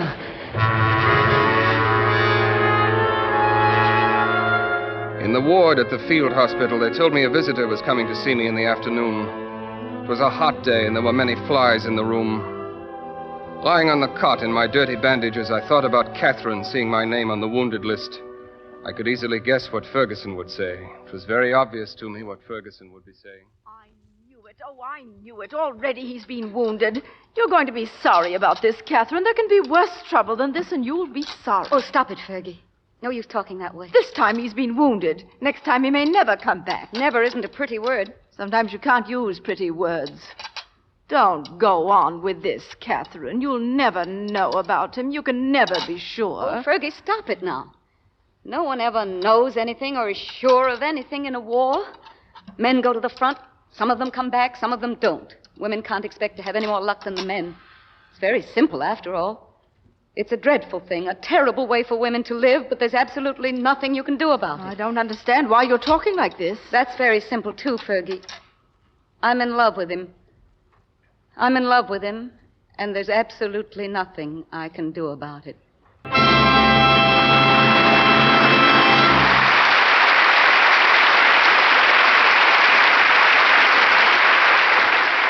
Day after day, week after week, owners of 1949 Mercurys continue to tell us what they think of their new cars. The comments of the overwhelming majority can be summed up as a proud statement that their 1949 Mercury is the smartest car they ever owned, the smartest buy they ever made. Owners from coast to coast say that the long, low, handsome new Mercury is the best-looking car they ever owned. They're proud of the powerful new 8-cylinder V-type Mercury engine and its wonderful economy. They tell of their family's enjoyment of Mercury's Comfort Zone ride, its broader, softer seating, its increased all-round visibility. And they praise Mercury's front coil springing, easier steering, and super safety brakes. They say they're pleased at how good the 1949 Mercury really is. Mighty pleased. And they know what they're talking about, too, because thousands of owners have driven their Mercurys millions of miles now. They have road-proven the 1949 Mercury. Inspect the 1949 Mercury yourself. Visit your Mercury dealer and get the full story from him. Once you see the Mercury inside and out, once you sit behind the wheel, your own experience will confirm the high opinion of Mercury owners, and you'll make your next car Mercury. And now here's Act Two of tonight's Ford Theater production of A Farewell to Arms, starring Helen Hayes as Catherine Barclay with Fletcher Markle as Lieutenant Henry. My visitor that first painful afternoon in the field hospital was Rinaldi, and he came in very fast and bent down over the bed and kissed me. How are you, baby? How do you feel? I bring you a bottle of cognac and good news. You will be decorated. Huh? What for? Because you are gravely wounded. Tell me exactly what happened. Did you do any heroic act? No, I was blown up while we were eating cheese. Oh, be serious, baby. You must have done something heroic either before or after. Didn't you carry anybody on your back? Cordini says that you didn't carry anybody. I couldn't move. Well, that doesn't matter. Didn't you refuse to be medically aided before the others? Not very firmly. It doesn't matter. It was all a great success. Did they cross the river? Enormously. How is everything? Splendid. We are all splendid. Everybody is proud of you.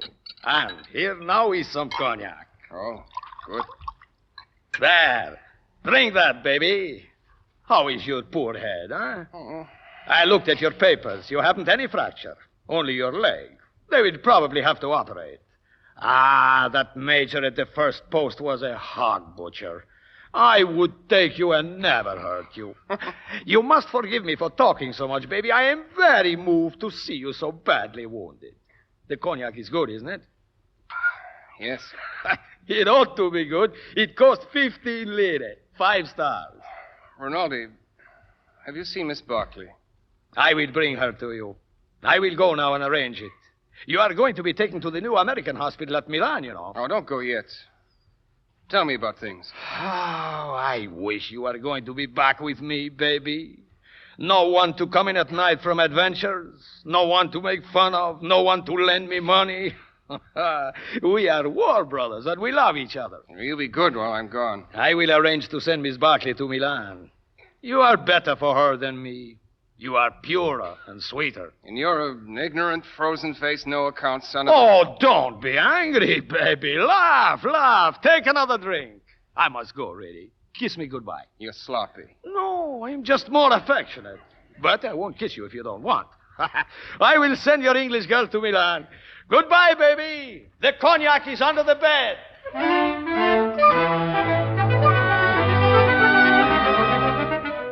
The next day in the morning, I left for Milan. It was a bad trip. The pain went on, and I could feel it going in and out of the bone. Everything was new at the hospital, and they were not prepared for wounded yet. There was no room ready, and the doctor was in Lake Como, and no one knew anything about a Miss Barclay. I slept badly with the pain, but when I woke in the morning, I heard someone coming along the hall, and the door opens. It was Catherine. She stood there for a moment. She looked fresh and young and very beautiful. When I saw her, I knew that I was really in love with her, and everything turned over inside me. She looked up and down the hall, saw there was no one, and then she came to the side of the bed and leaned over and kissed me. Hello, darling. Oh, you sweet. Weren't you wonderful to come here? It wasn't very hard. Rinaldi arranged it. Ferguson and I were transferred together, but I may not be able to stay. Oh, you've got to stay. You're wonderful. I want to hold you. You mustn't. You're not well enough. Yes, I am. Please. Feel our hearts beating. I don't care about our hearts. Oh, you're lovely. You've got to stay. They can't send you away. I'm crazy in love with you. We'll have to be awfully careful. You'll have to be careful in front of other people. I will. You'll have to be. Now, I must go, darling, really. The doctor's coming. He telephoned from Milan. Oh, when does he get here? He'll be here this afternoon. I'll come back when I can. The doctor decided to operate on my leg the next morning. It was good that Catherine was there. She stayed on duty that night, and it was good to have her near. A breeze came in the night, and we watched the beam of a searchlight move across the sky, and we heard the men of the anti-aircraft gun on the next roof talking.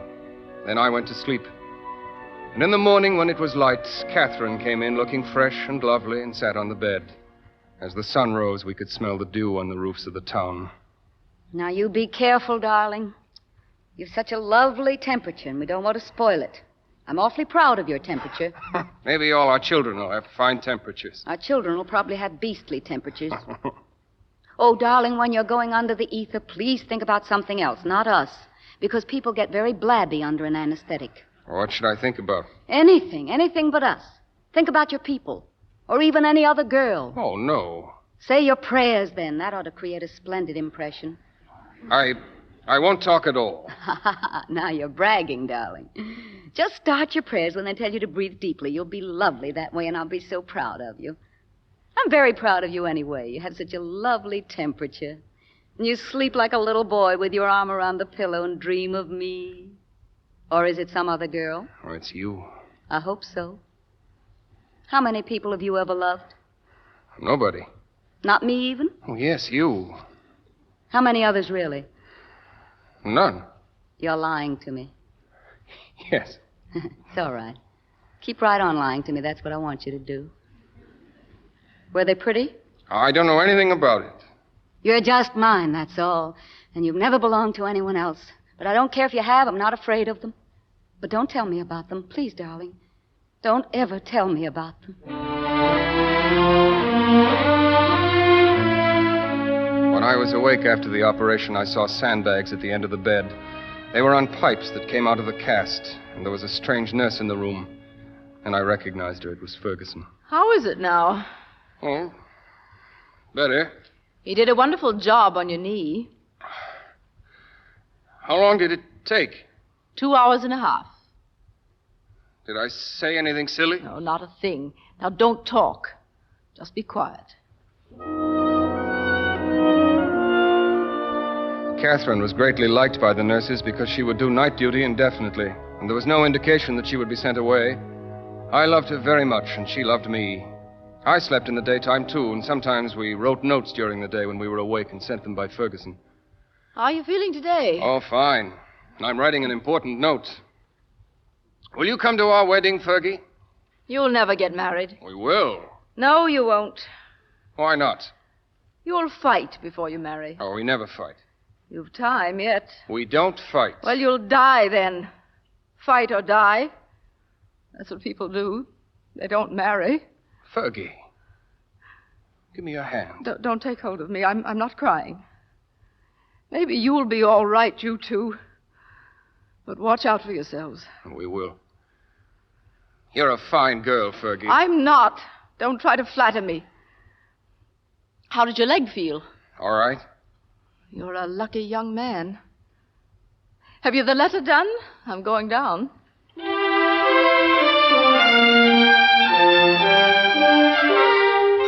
We had a lovely time that summer.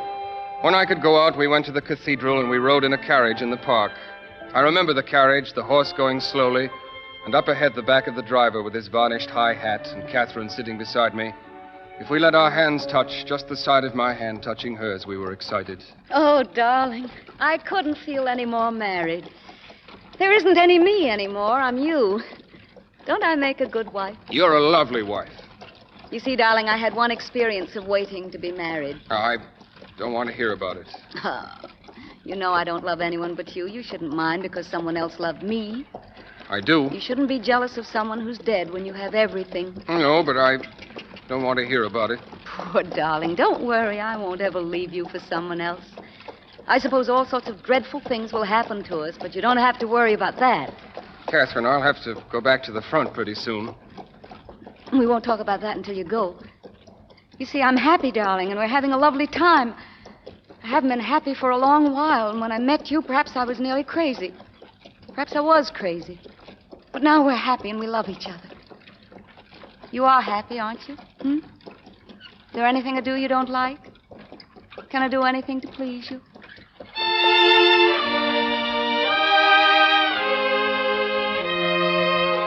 The summer went that way. I don't remember much about the days, except that they were hot and there were many victories in the papers. My legs were healing quickly, and it was not long before I was on crutches and then walking with a cane. One night late in the summer, we were talking softly out on the balcony. There was a mist over the town, and in a little while the mist turned to rain, and we came in. Soon it was raining hard, and we could hear it drumming on the roof. I got up to see if it was raining in, but it wasn't, so I left the door open. Listen to it. Such a sound. Oh, it's raining very hard now. Darling, you'll always love me, won't you? Of course. And the rain won't make any difference? No. That's good.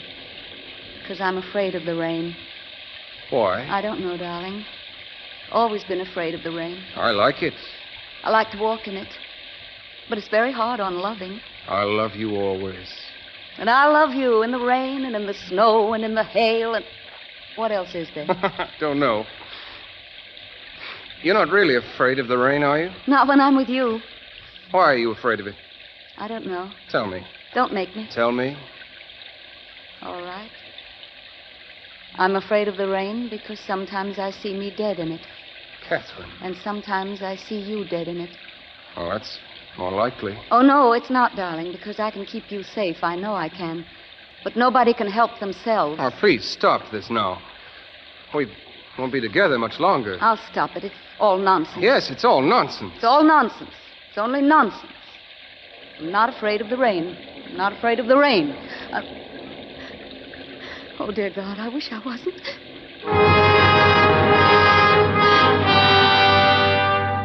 In September, the first cool nights came. Then the days were cool, and the leaves on the trees in the park began to turn color, and we knew the summer was gone. The fighting at the front went very badly, and they could not take San Gabriele. My leg was now as well as it would get for a long time, and in October I got word that I would receive 3 weeks convalescent leave and then return to the front. I told Catherine about it as soon as she came off duty that day. Well, that's lovely, darling. Where do you want to go? Oh, nowhere. I want to stay here. Well, that's silly. You pick a place to go, and I'll come, too. How will you work it? I don't know, but I will. If necessary, I'll simply leave. You're such a good girl. Where should we go? I don't care. Anywhere you want. Anywhere we don't know people. Well, don't you care where we go? No. I'll like any place. What's the matter, Catherine? Nothing. Nothing's the matter. Oh, I know there is. Tell me, darling. It's nothing. Tell me. I don't want to. I'm afraid it'll make you unhappy or worry you. No, it won't. You sure? It doesn't worry me, but I'm afraid to worry you. It won't if it doesn't worry you. Do I have to? Yes. I'm going to have a baby, darling. It's almost 3 months along. You're not worried, are you? Please, please don't. Oh, I'm not worried, only about you. That's what you mustn't do. People have babies all the time. Everybody has babies. You are a fine girl. No, I'm not. But I try to be a good wife to you. You are. And please don't worry. We'll be all right. And I'll write you every day while you're at the front. And where will you be? I don't know yet, but somewhere splendid. I'll look after that. Well, we should have a drink to all this. Would you like a brandy? No, thank you. It only makes me dizzy. But you have one. Didn't you ever drink brandy? No, darling. You have a very old-fashioned wife. The night I was to return to the front, Catherine and I walked to the Cathedral Square in Milan and had a farewell dinner in a front room in a little hotel at the far end of the square. We drank a bottle of Capri and ate very slowly. And afterwards, Catherine said, It's a fine room. And you're a fine girl. I'm a very simple girl. I didn't think so at first. I know. I was a little crazy. But I wasn't crazy in any complicated manner. I didn't confuse you, did I, darling? No. We have such a fine time now. I don't take any interest in anything else anymore. I'm so happily married to you. But at my back, I always hear Time's winged chariot hurrying near. I know that poem. It's by Marvel. But it's about a girl who wouldn't live with a man. It's nearly time to go. How often will you write? Every day. Do they read your letters? Well, they can't read English enough to hurt any. I'll make them very confusing. But not too confusing. I'm afraid we have to start to go. All right, darling. We're never settled anywhere very long, are we? We will be. I'll have a fine home for you when you come back. Maybe I'll be back right away. Perhaps you'll be hurt just a little in the foot. Or the lobe of the ear. No, I want your ears the way they are. And not my feet? Your feet have been hit already. We have to go, darling, really. All right. You go first. We drove in a carriage to the station in the rain. The rain was clear and transparent against the light from the station. We stopped, and I turned to Catherine. Her face was in the shadow from the hood of the carriage. It's raining, darling. Yes? But it's a soft rain. We might as well say goodbye. I can't go in? No. Goodbye, Kath. Will you tell the driver to take me back to the hospital? I have already. Goodbye. Take good care of yourself and young Catherine. Yes. Goodbye, darling. I stepped out into the rain and the carriage started. Catherine leaned out and I saw her face in the light and I heard an echo of her voice. Goodbye, darling. She smiled and waved and the carriage went up the street. Goodbye. I wondered if it was goodbye.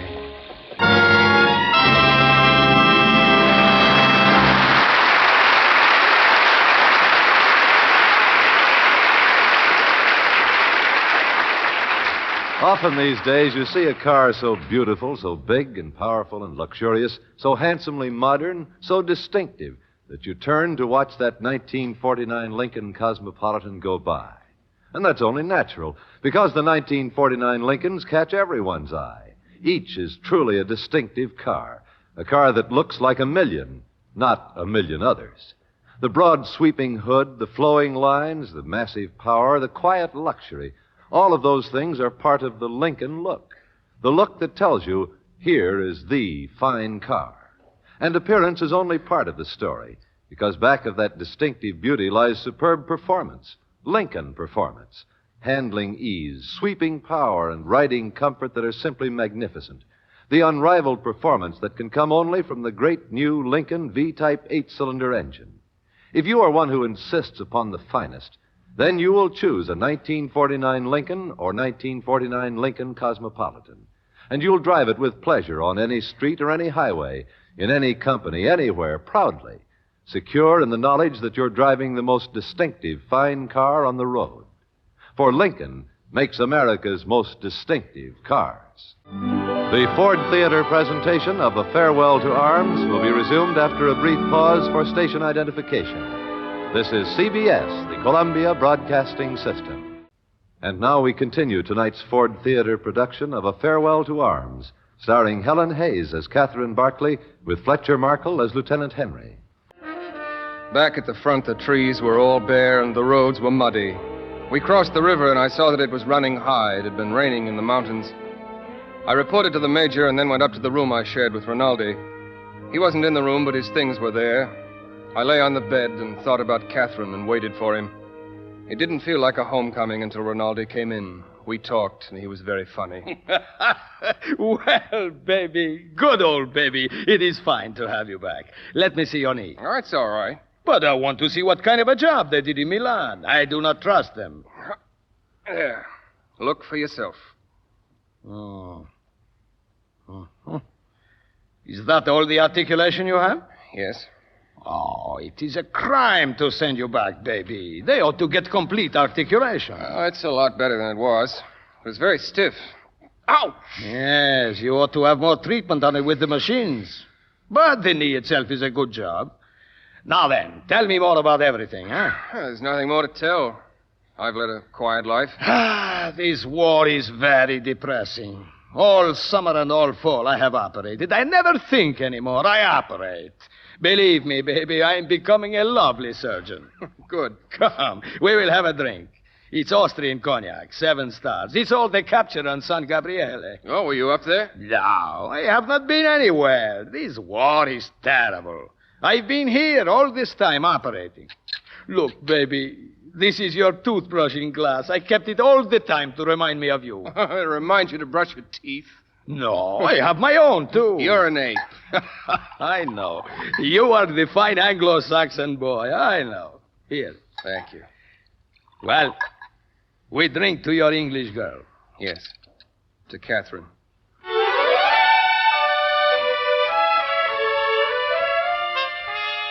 For a long time, there were only small attacks and counterattacks. And then one night the wind rose, and at 3 o'clock in the morning, with the rain coming in sheets, there was a great bombardment, and Rinaldi was killed. The next night, the Austrians broke through the lines up toward Caporetto, and the order came through to retreat. In the night, going slowly along the crowded roads, we passed troops marching under the rain, horses, wagons, mules, motor trucks, all moving away from the front. At the beginning, the retreat was orderly, wet, and sullen.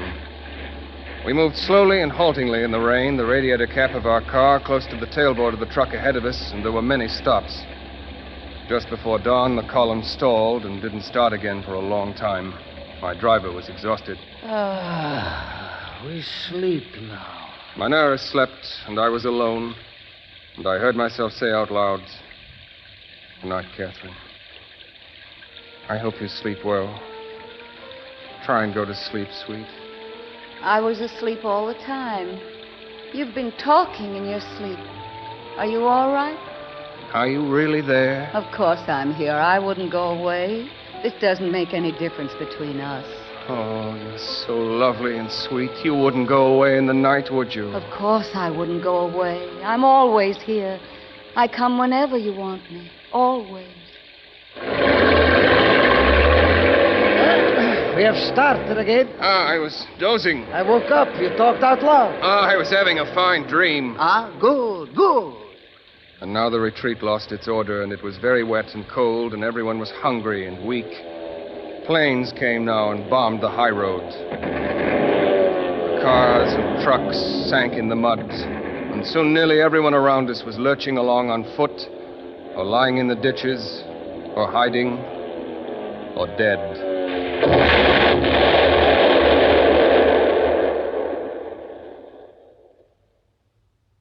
You do not know how long you are in a nightmare like that retreat from Caporetto.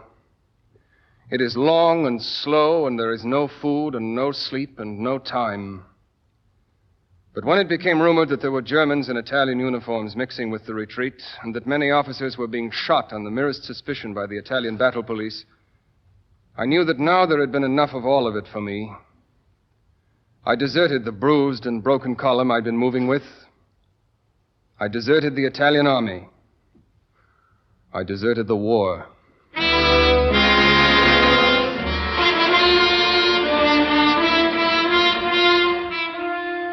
Somehow I got to a railway line and climbed aboard a flat car in a freight train going south with guns. I dropped off the train in Milan as it slowed into the station in the early morning. I bought some civilian clothes from a friend and destroyed all of my papers except my old passport. Then I rode out to the American hospital and went to the porter's lodge. The porter and his wife were glad to see me. You are back. You are safe. Yes. Tell me, is Miss Barclay here at the hospital now? Miss Barclay? The English lady nurse. His girl. Oh, no, she is away. You're sure? I mean the tall, blonde English young lady. Oh, yes, I'm sure. She has gone to Stracey. That is true? When did she go? Oh, she went 2 days ago with the other lady English. I bought a ticket to Stresa and rode through the Lombard country feeling lonely and sad. At Stresa, I went directly to the Grand Hotel where I knew the barman from times when I'd spent leaves there. He was surprised to see me. But this is not the season, Tenente. What are you doing here? I'm on leave, Emilio. Convalescing leave. Well, there is almost no one around. I don't know why they keep the hotel open. Did you ever get the American tobacco I sent you? Yes, and thank you. It lasted a long time. Good. Tell me, have you seen 2 English girls in the town? They came here day before yesterday. They are not staying at this hotel, Tenente. They're nurses. One of them is my wife. Oh, yes, I've seen 2 nurses. They are at the little hotel near the station. Oh, I'm glad to hear you are married, Tenente. It was very thrilling to see Catherine again, and we had an evening of great celebration. The following morning, looking out the window of our room at the sunlight on the lake and the mountains beyond, Catherine said, Darling, won't they arrest you if they catch you out of uniform? They'll probably shoot me. Then we won't stay here. We'll get out of the country. Oh, I thought something of that. Yes, we'll get out. Oh, darling, you shouldn't take silly chances. You're liable to be arrested here any time. I won't have it. And where would we be if they took you off? Oh, let's not think about it. I'm tired of thinking about it. I won't let you out of the hotel again until we leave here. Where are we going to go? Please don't be that way, darling. We'll go wherever you say. Switzerland is down the lake. We can go there. That'll be lovely. I wish we didn't have to live like criminals. Darling, don't be that way. You haven't lived like a criminal very long, and we never really live like criminals. We're going to have a fine time. Oh, I feel like a criminal. I've deserted from the army. From the war, you mean? You don't really feel like a criminal, do you? Not when I'm with you. And we'll always be with you, darling, little Catherine and I. And we'll go with you any place, any time you wish.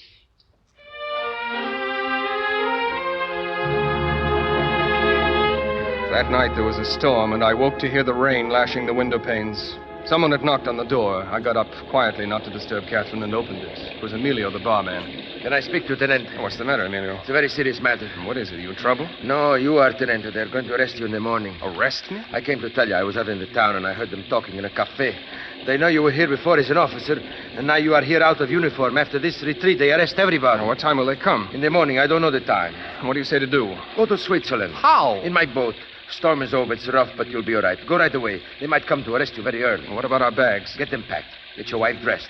I'll take the bags out the servant's entrance to the boat. You know where it is, Tenente? Yes, you showed me yesterday. Hurry, Tenente. Just walk out downstairs as though you were going for a walk. We got dressed and went out into the night. There was a cold, wet November wind, and I knew it was snowing in the mountains.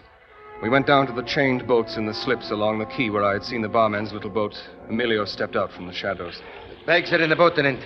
I want to pay you for the boat. You send me the money later, that'll be all right. But how much, senor? What do you wish? In the boat are sandwiches and a bottle of beer. Well, let me pay you for those, then. All right, give me 50 lira, but you'd better get in and let the lady be careful. I will, thank you. Darling, do you know where to go? Up the lake. You know how far? Past Luino. Past Luino, Cannaro, Tranzano. The wind is with you, but you aren't in Switzerland until you come to Brissago. What time is it, darling? It's only 11 o'clock. If you're all the time, you ought to be there by 7 o'clock in the morning. Is it that far? It's 35 kilometers. But when the wind is strong, use the big umbrella for a sail. It will help. Good luck to you, and send me some more American tobacco if you can. I will. Good luck to you. And thank you very much, senor. Good luck. Are you ready, Cat? Yes.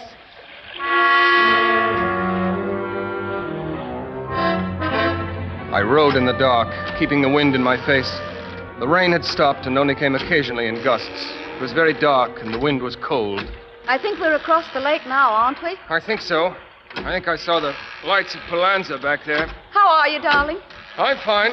I could take the oars for a while. No, I'm fine. Poor Ferguson. Tomorrow she'll come to the hotel and find we're gone. I'm not worrying so much about that. It's about getting into the Swiss part of the lake before it's daylight. Customs guards see us. Is it a long way yet? Yes. I'll hold the umbrella up for a while.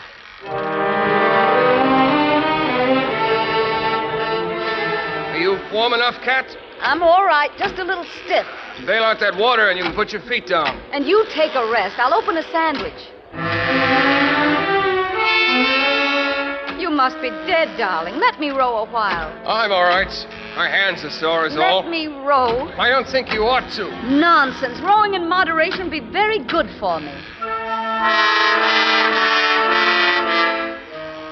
When it was beginning to be daylight, we were quite close to the shore. I could see the trees dimly.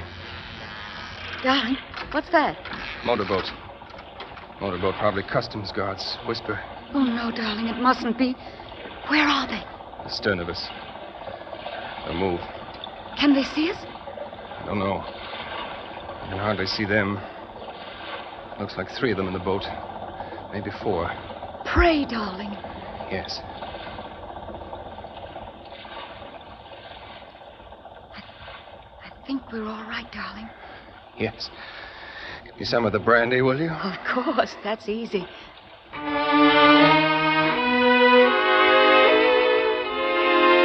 We knew we were in Switzerland when it was clear daylight and we saw a Swiss soldier walking along the road skirting the shore. Presently we came to a little town hunched around the road. There were many fishing boats along the quay and nets were spread on racks. I pulled hard on the oars and brought us alongside the quay. There was a soft November rain falling and we stood up to the wet stone and stood in Switzerland.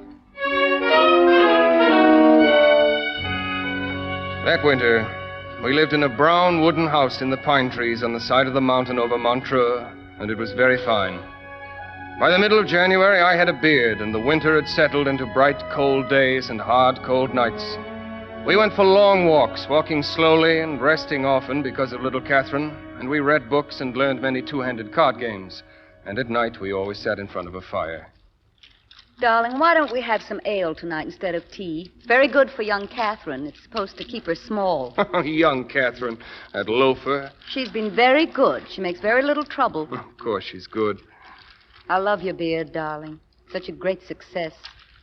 It looks so stiff and fierce, and it's very soft and a great pleasure. You really like it better than without? I think so. I like everything now, all of this. I never wanted to stop. How are we for money, darling? Oh, we have plenty. They honored the last sight draft. Won't your family want to hear what's happened now they know you're in Switzerland? Probably. I'll write them something. You'd better. You know, darling, I don't think I'll cut my hair now until after young Catherine's born. But afterwards I'm going to cut it. And then I'll be a fine, new, and different girl for you. We'll go together and get it cut. Or I'll go alone and come and surprise you. You won't say I can't, will you? No, I think it would be exciting. Maybe I'd look lovely, darling, and be so thin and exciting to you, and you'll fall in love with me all over again. But I love you enough now. What do you want to do, ruin me? Yes, I want to ruin you. Good. That's what I want, too. All right, then.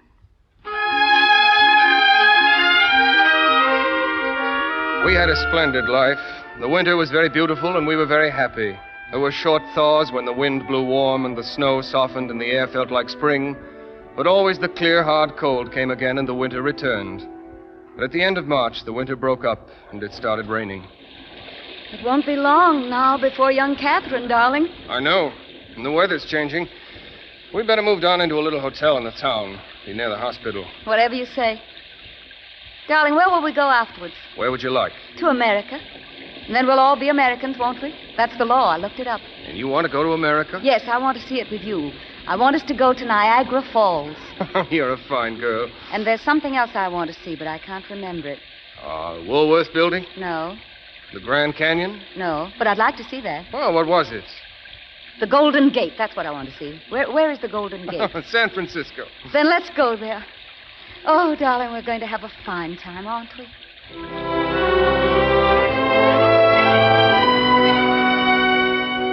We moved into a little hotel in the town and were very comfortable there. And then one morning in April, I took Catherine to the hospital. After a while, they sent me away and told me to come back later. I went down the empty streets and found a cafe that was open. I drank a little and talked to the old man who ran the place. And then I went back to the hospital. The doctor met me in the hall. You are Mr. Henley? Yes. How does it go, Doctor? It does not go. What do you mean? Just that. I made an examination. Since then, I have waited to see. Now I think it is possible only with an operation. Catherine. Well, what do you think, Doctor? I would advise an operation. Have I your permission? The sooner we operate now, the better. Operate as soon as you can. Thank you. I stood in the empty hall and watched the door of the operating room. What if she should die? No, but she wouldn't die, I thought. People don't die in childbirth nowadays. This was what all husbands thought. No, she won't die. She can't die. It's just nature. She can't die. But what if she should die? Mr. Henry, I'm sorry. The baby was born dead. It was a boy. How is she? She's all right. The doctor is with her now. You should go and try and have some supper and then come back if you wish. I went down the hall and then down the stairs and out the door of the hospital and down the dark street in the rain to the cafe. I sat at a corner table for a long time, and then suddenly I knew I had to get back. I paid for whatever it was I had eaten and walked through the rain up to the hospital. Upstairs, I met the nurse on the landing. I just called you at your hotel. What's wrong? Mrs. Henry had a hemorrhage. Can I go in? Not yet, no. The doctor is still with her. Is it dangerous? It is very dangerous. The nurse went into the room and shut the door. I sat outside in the hall. Everything was gone inside of me. I didn't think. I couldn't think. I knew she was going to die, and I prayed she would not. Don't let her die. Oh, God, please don't let her die. Please, please, dear God. The nurse opened the door and motioned for me to come. Catherine did not look up when I came in. I went over to the side of the bed. Catherine looked at me and smiled. I bent down over the bed and started to cry. Poor darling. You're all right, Cat. You're going to be all right. I'm going to die. I hate it. You'll be all right, Cat. I know you'll be all right. I meant to write you a letter to have if anything happened, but I didn't do it. You want me to get a priest or anyone to come and see you? Just you, darling. I'm not afraid. I just hate it. You want me to do anything, Cat? Can I get you anything? No. You won't do our things with another girl or say the same things, will you? Never. You know I won't. I want you to have other girls, though. I don't want them. I am sorry you must not talk so much. Mr. Henry must go out. He can come back again later. All right. I'll be right outside, Cat. Don't worry, darling. I'm not a bit afraid. It's just a dirty trick. I waited outside in the hall. I waited a long time.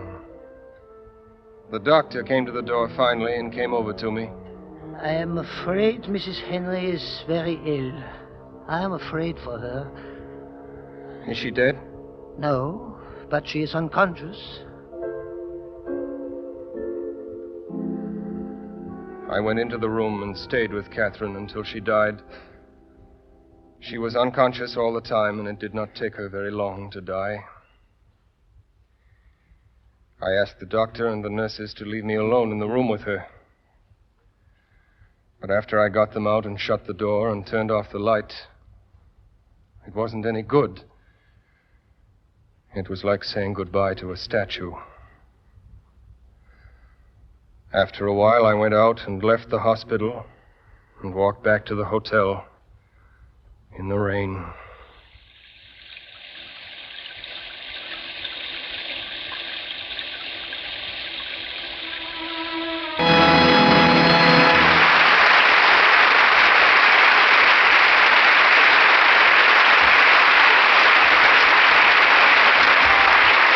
From the Ford Theater on Broadway, you have just heard Helen Hayes starring in A Farewell to Arms by Ernest Hemingway. Tonight's version for listening was prepared by Fletcher Markle. The original musical score was composed by Lan Adomian and conducted by Cy Feuer. The Ford Theater, a full hour of dramatic entertainment, is brought to you each Friday by the Ford Motor Company, builder of Ford, Lincoln, and Mercury cars, Ford trucks, motor coaches, and farm tractors. Lincoln, America's most distinctive fine car. Mercury, smartest-looking car in its class. And in the lower price field, Ford, the only completely redesigned car and the most advanced car in its field. When you look at a new Ford, you'll see the difference. When you drive a new Ford, you'll feel the difference. And when you know the difference, you'll buy a new Ford. Now again, Mr. Markle. Director, identify the principals in our cast tonight. In the foreground Catherine Barclay. was played and most magnificently played by Miss Helen Hayes. Rinaldi. Was Everett Sloane. Ferguson. Was played by Hester Sondergaard. Manera. Was Robert Dryden. Gordini. Was played by Hedley Rennie. Bassini. Was Joe DeSantis. Actively assisting were Walter Black, Miriam Wolfe, Gregory Morton, and Alan Devitt. Lieutenant Frederick Henry was played by your director. Now as to next week.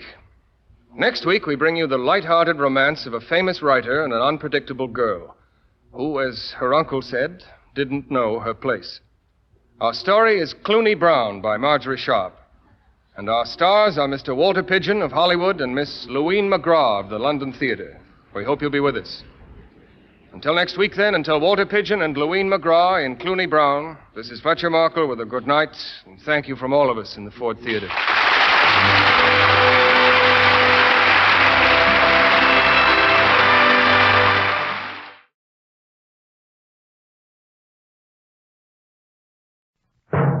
Hollywood's greatest stars in Hollywood's greatest motion picture.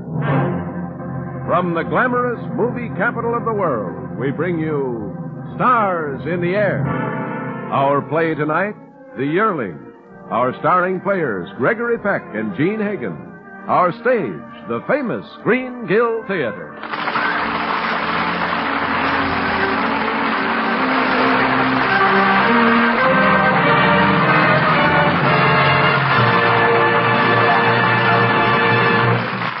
Good evening. This is John Jacobs saying welcome again to Stars in the Air, to 30 minutes of transcribed enchantment.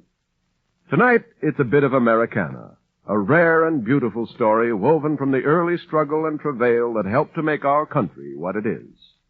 Stars in the Air is proud to bring you Metro-Goldwyn-Mayer's great hit, The Yearling, based on the book by Marjorie Kinnan Rollins and starring Gregory Peck as Penny Baxter and Gene Hagen as Ori, with Johnny McGovern as Jody, their son.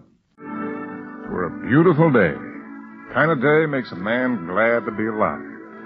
The sun warm and promising, the earth breathing slow and easy.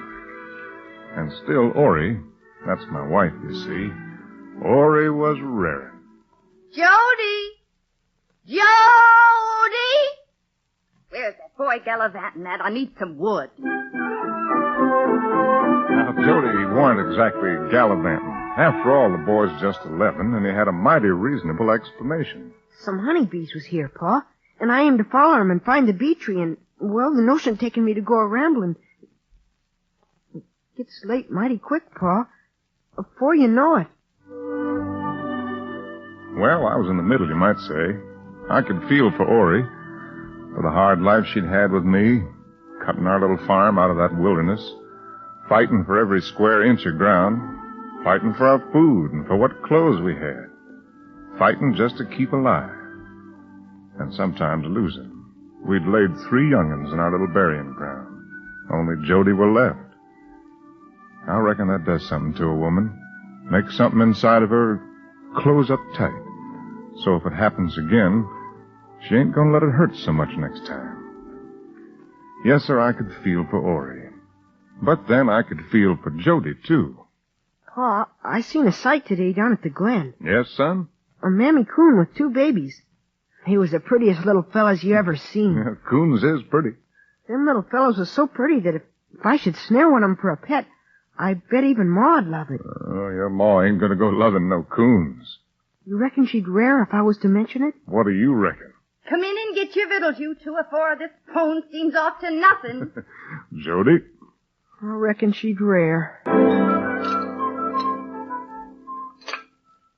Hey, Pa, it's sweet tater pone, Pa. Just the way I like Jody, it. you might wait till your pa says a word of thanks.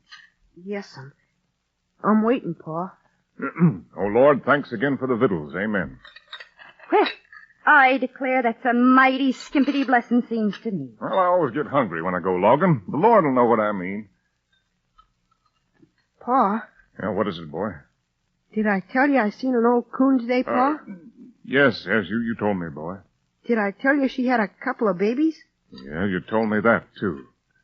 I bet if Ma had seen one of them little old baby coons, she'd have loved it to death. Now, Jody, we ain't gonna have no coons around here. What about a little old bear cub, then, if and I should find myself one? Or a possum? I just love a baby fox or a baby panther. Jody! Oh, but Ma, I gotta have me something for a pet. We got milk aplenty. Milk aplenty. There ain't an extra drop from sun to sun. Well, it could have one. And don't tell me again he can have yours. You're spindly enough as it is. How you think we can spare rations to some creature when it's all we can do to keep our own bellies full? But I just want something all my own. Something to follow me and be mine. Something with dependence to it. Going on 12 and still wanting some kind of a play, Dolly. Your pa was doing his man's share of work time he was your age. Now you finish your victuals or get to bed. Yes, son. Night. Night, Pa. Night, son. Seems to me you get mighty hard on that boy at times, Ori. Then let him tend to work. Always running off and wanting to drag some pesky critter into the house. A boy ain't a boy too long. Leave him kick up his heels a little now. The day'll come he won't even want to. Don't be afraid to love the boy, Ori. Let's get finished here and get some sleep. Have to start for the sinkhole early tomorrow. We've got a lot of washing to do. I declare some of these things is rubbed so thin that I was scared this dress wouldn't stand another washing. What else you got that's cool to wear? Nothing. Excusing my wedding dress. Well, that black alpaca's nice. That went to pieces 3 years ago. Went into pure rags doing work just like this. Yes, toting washing to a sinkhole half a mile from the house. Toting water to wash in. Toting water for cooking. You'll get your well one day, Ori, and right outside your door. I'll believe that when I see it. After all these years of waiting, I'll take no stock in it. Well, I might as well be getting on home. Ori? Yep? I think me and Jody will be making us a trip to Volusia. Yes'm. I got some trading to do.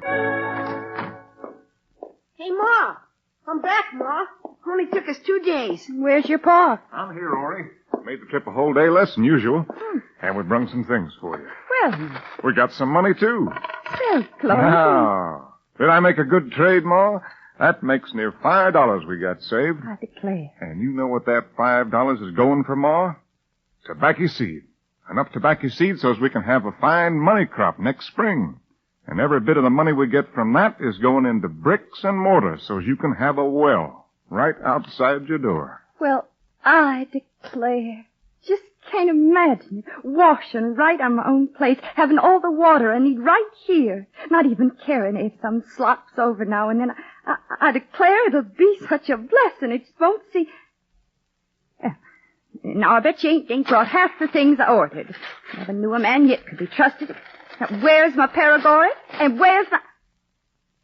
Yeah. Well, I declare. Some black alpaca. Now, that ain't just like a man. Jody. Come on, Pa. Throwing away money on such as this. I declare, man ain't got no more sense. And how much did this cost? You just tell me how much money you wasted on such foolishness. Next time you go to Volusia, Black alpaca.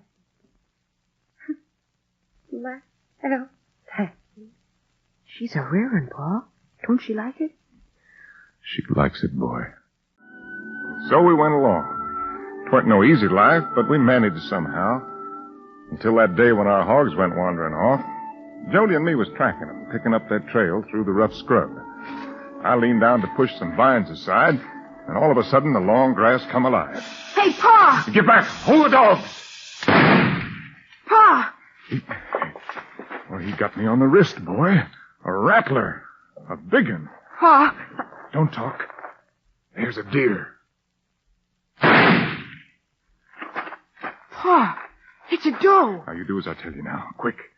Take your knife and open up her belly. Yes, Pa. Cut out the liver and the heart. Use them for a poultice to draw the poison out. Maybe we got a chance this way. Hurry, boy. I got him, Pa. Pa, you slashing your wrist like that. You bleed to death. I'd rather bleed to death than swell. I seen a man die once. Hey, Pa, listen. Pa, that doe's got a fawn. I'm sorry. I can't help it, son. Now listen, boy. I got to make for home. You get on to the Foresters. Get one of them to ride to the branch for Doc Wilson. It's my only chance. Can you do it, boy? I can do it, Pa. Tell one of them to ride for the Doc. and want 'em to take this road and pick me up in case I can't make it. And hurry, boy. You've got to hurry. You make it, Pa. You hear me? You're obliged to make it.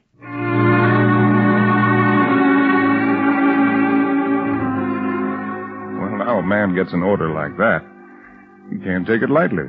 I reckon I was just obliged to make it. Jody'd bring the doc all right, and all through them black hours, the boy must have stayed there right by my bed. Fact is, first thing I saw when I opened my eyes... Twere a near thing, Pa. Yes, boy. You all right now, though? That's right. And I'm proud the way you kept your head and done what was needed. Pa, you recollect that doe you shot? Can't never forget her. Most likely she saved your life, didn't she, Pa? Oh, she saved me. That's certain. Pa, you recollect that little fawn she had? Yes, boy. Most likely it's mighty scared and lonesome and hungry. I reckon so. It might be out there yet, not knowing which way to go. Might be. Pa, we taken its mammy, and it weren't no ways to blame. Sure don't seem grateful to let it starve. Pa, you figure I'd go see can I find it? And tote it here? Tote it here and raise it. Pa. Boy, you got me hemmed in. Tell you more. I said you was to go and get it. Hey, Pa.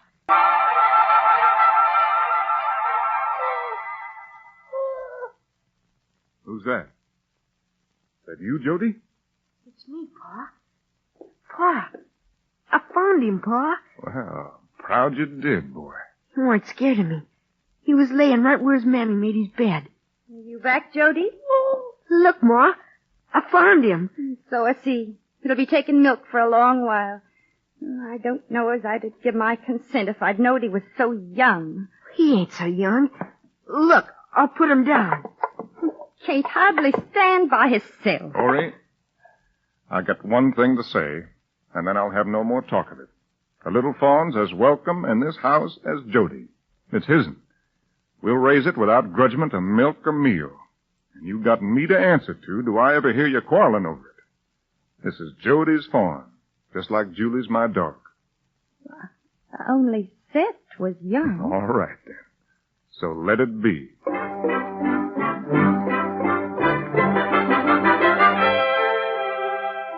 So Jody had him a pet, and he called him Flag for the little white stump of a tail he had. And 'twere a thing to see, the boy and the little deer together. Daytime, Jody kept him close to hand, and nighttime he took the fawn to bed with him, till it were hard to figure, judging only by the smell, which were boy and which were animal. And so it went on through the summer, through the fall and winter, into spring again. Boy and deer growing up together. Ori weren't saying much. She were unusual quiet like that spring. Only sometimes it kind of seemed to me like she was smiling inside. And I figured that was because things was going so good. We'd got us a good stand of corn started, and that meant victuals for the winter. Yes, sir. Things looked mighty good. Until the rain.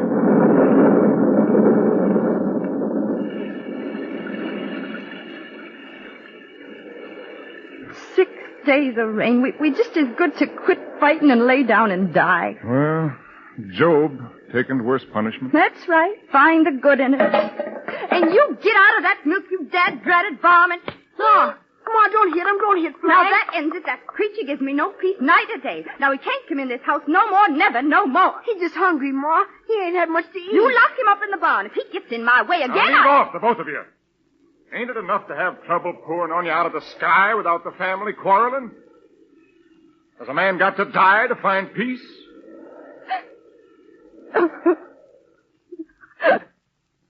Ori. Ori. Listen. What's happening now? Well, seems like... Pa. It stopped. Dogged if it ain't. It just don't seem possible. It stopped. Stop. Oh. Ma, Seems like time's about to get struck so low, there ain't no power on earth can ever get him up again. Seems like something in him dies, so he don't even want to get up again. But he does. Ain't much of a world left for us, Ori, but it's all we got. Let's be thankful we got any world at all. Well, there's the sun. Sorry I can't run in the woods with you today, Flag. We've got us a lot of work to do. Got them new plantings in. Corn and taters and greens and okra. Gotta watch 'em pretty careful, Flag. We've gotta look after these tobacco plants, too. You see, when these here plants come up, we won't have to tote water from the sinkhole no more. Ma's gonna have a well right outside the door. Yes, sir. When Pa says something, he means it, Flag. Everything's gonna be just fine.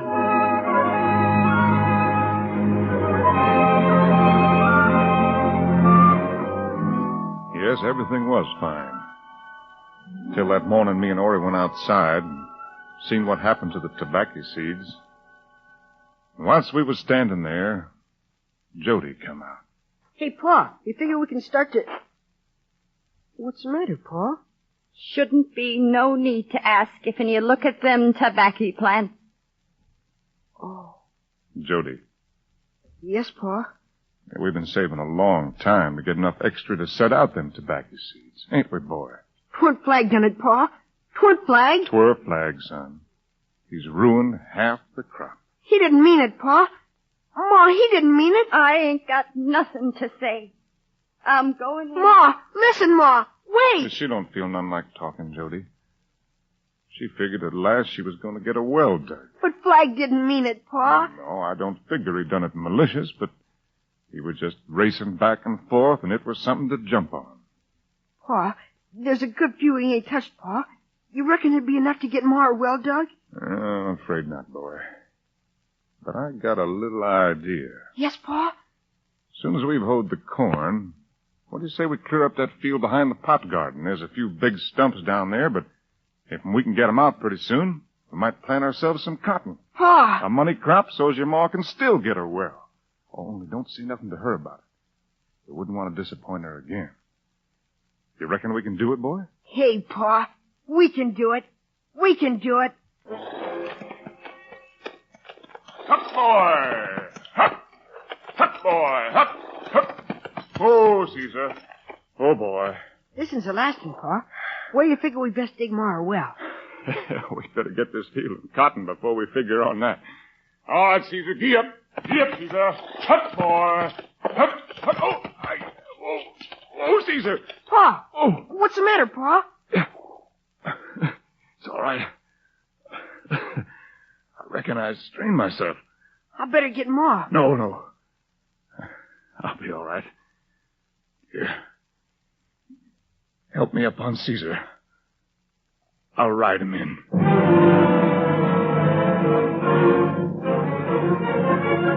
Is it easier now, Pa? Is it? Feels mighty good lying down this way. I can hardly feel pain. I reckon you're obliged to take it easy for a spell. I reckon. You think you can take charge of things for a few days? I can take charge, Pa. You know what belongs to be done. The cowpeas will need hoeing, and I best watch the corn for cutworms, And you've got to keep that deer out of the fields. I'll keep him out. That's fine. But you keep him out. Religious. Yes, sir. I'll just take charge of everything. Now you get to sleep. You gotta get back your strength. All right, son. Night, Pa. Good night, boy. Jody, your Pa asleep? He's getting to sleep. And you best get to bed too, Ma. What's that? I say, you best get to bed. Now, Mr. Impudent Big Mouth, you just get to your room. Yes'm. People get mighty important around here. Yes'm. Night. Night.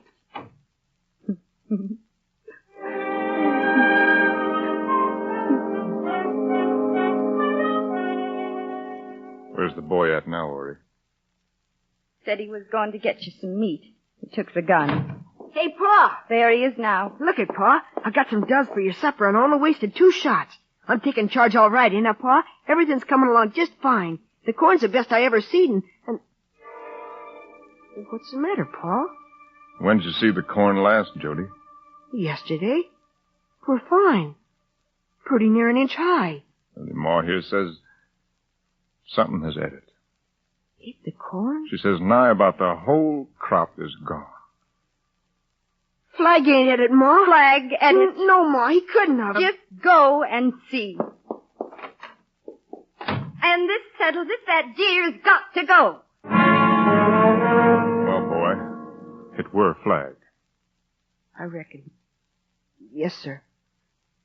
But he won't never do it again, Pa. I'm gonna punish him. I'll whip him with a stick, Pa. He ain't never been whipped before, but I can do it. You don't think whipping's gonna help nothing, boy?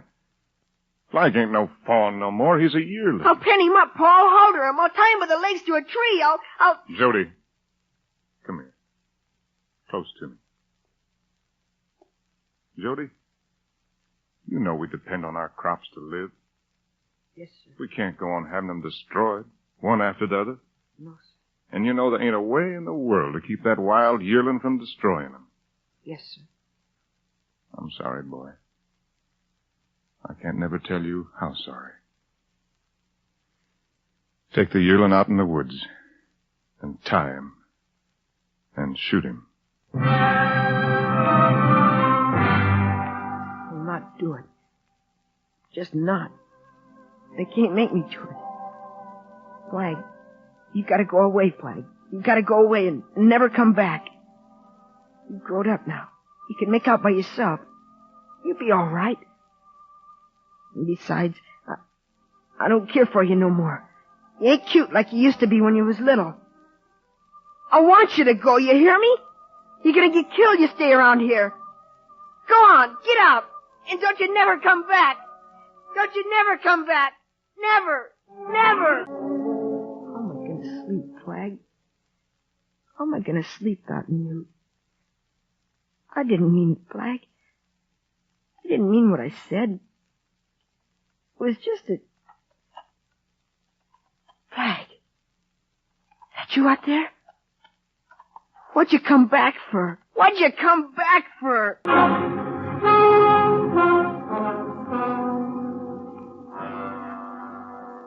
How come you're not to do what I told you? I couldn't. I just couldn't, Pa. Go to your room and shut the door. Your Ma... Flag! Ma! Ma, what you done? I didn't mean to hurt him. I can't shoot straight down. You know I Flag! can't. Flag! Jody, you got to finish him, boy. You got to put him out of his torment. Jody, I'm sorry. You done it on purpose. You always hated him. Jody! You too. You went back on me. I hate you. I hope you die. I hope I never see you again.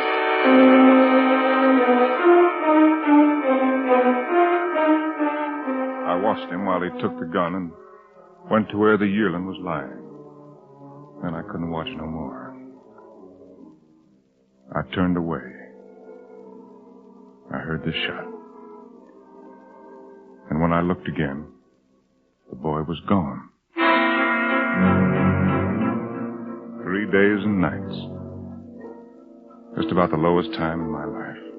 Me held to the house, hardly able to walk. And his ma hunting high and low, half out in her mind. And then the third night. Ori? That you, Ori? It's me. Jody. Oh, Jody. Come close. Boy. We near about give you out. You all right? I'm all right. You all right. You ain't dead nor gone. You all right. Oh, glory be. I had to come home. Why, sure you did. I ain't meant what I said. Hating you. Why, sure you ain't. Jody, you figured I went back on you. That's why you runned away. Son, now there's a thing that every man has got to know. Maybe you know it already. 'Twarn't only me. And 'twarn't only your yearling deer having to be destroyed. Boy, life goes back on you. Yes, sir. A man's heart aches seeing his young'uns face the world. knowing they got to get their insides tore out the way his was tore. I wanted to spare you as long as I could. I wanted you to frolic with your yearling. Knowed the lonesomeness would be easier for you. But every man's lonesome. Well, what's he to do then? What's he to do when he gets knocked down? Why, take it for his share and get up and go on. I'm ashamed I runned off. Oh, it's food and drink to have you home, boy. Now, you get to bed. Get your rest. I'll sit here and wait for you, Ma. Yes, sir. Night. Night, Pa. I'll start the corn early in the morning. Yes, boy. We'll make it, Pa. We'll make out. Yes, boy. Night. Night, my son. Esri? Ori. You were standing there? You heard him? Esri, he's done come back. Ori. I thought he was gone. I thought I'd lost them all, but he's come back. He's come back. Yes. But he's done come back different. He's taken the punishment. Ori, our little boy, ain't a yearling no longer. Ma? Jody, you done come back. Yes, Ma. I'm grateful.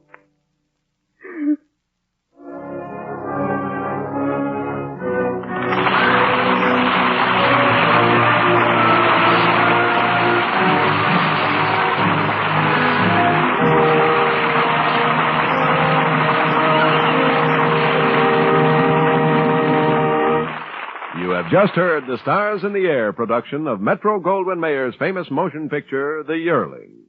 And now back on stage for a final word, here are the stars of our play tonight, Gregory Peck and Gene Hagen. Johnny, I just want to say what a pleasure it's been to appear here tonight. This radio program supports a really great work, the Motion Picture Country House and Hospital. And every actor in Hollywood is proud to have a share in it. That's right, Greg. And I guess that just about wraps it up. Yep, for two reasons, I'd say. Time for Johnny McGovern to get to bed, and Johnny Jacobs to tell our audience about next week's show. Good night, everybody, and thanks. Thanks again. Good night.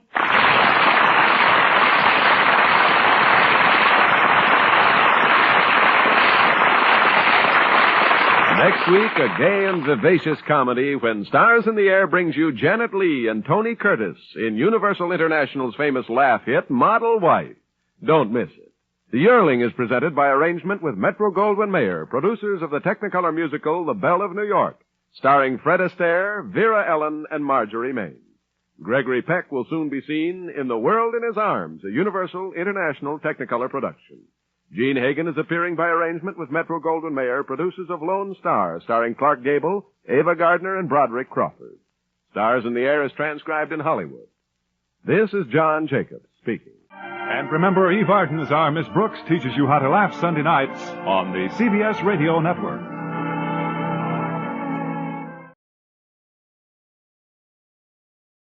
Now, listen to Orson Welles with Ray Collins in The Plot to Overthrow Christmas by Norman Corwin. This is My Best, starring Orson Welles with Ray Collins in a Christmas story chosen from among his best works especially for this program by America's master radio poet, Norman Corwin. America's best stars in the world's best stories. This is My Best, presented each week for your entertainment by CRESTA,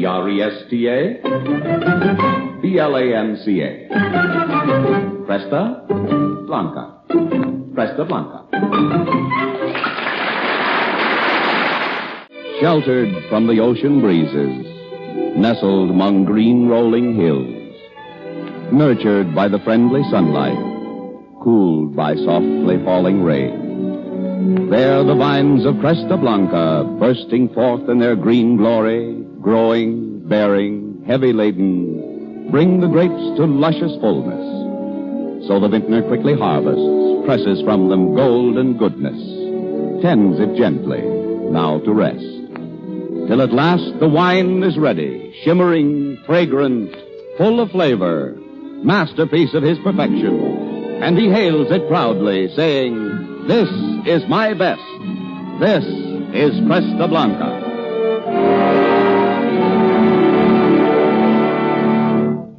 Good evening. This is Orson Welles. I'm very flattered indeed for the chance to be appearing so soon again on This Is My Best, very particularly in the radio best we have for you tonight.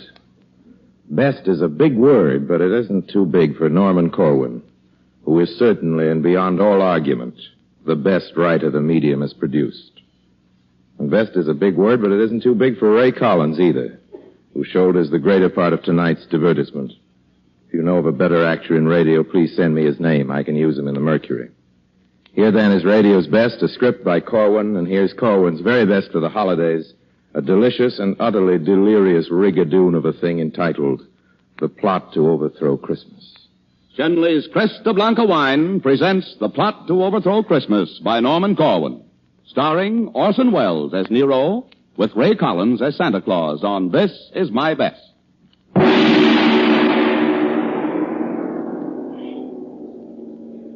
Did you hear about the plot to overthrow Christmas? Well, gather ye now from Maine to the Isthmus of Panama and listen to the story of the utter inglory of some gory goings-on in hell.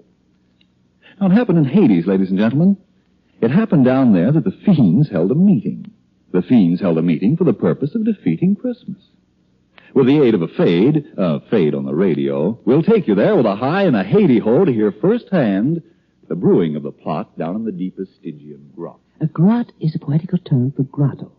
Whenever you hear my voce sotto or sotto voce, whichever you prefer, it's just I, taking pains to make quite sure that nobody makes a poetical allusion which might in any way create confusion. I return you now to the voice you were hearing before I had to do this interfering. As I was saying, in this Stygian grot, the notables of Limbo hatched a plot. And what went on in the sulphurous hole, we'll soon pick up by remote control. You mustn't mind if it sounds erratic. That's merely intraterrestrial static. And don't be surprised if you're deafened by thunder just as we start on our journey under. And so below, via radio, to the regions where legions of the damned go.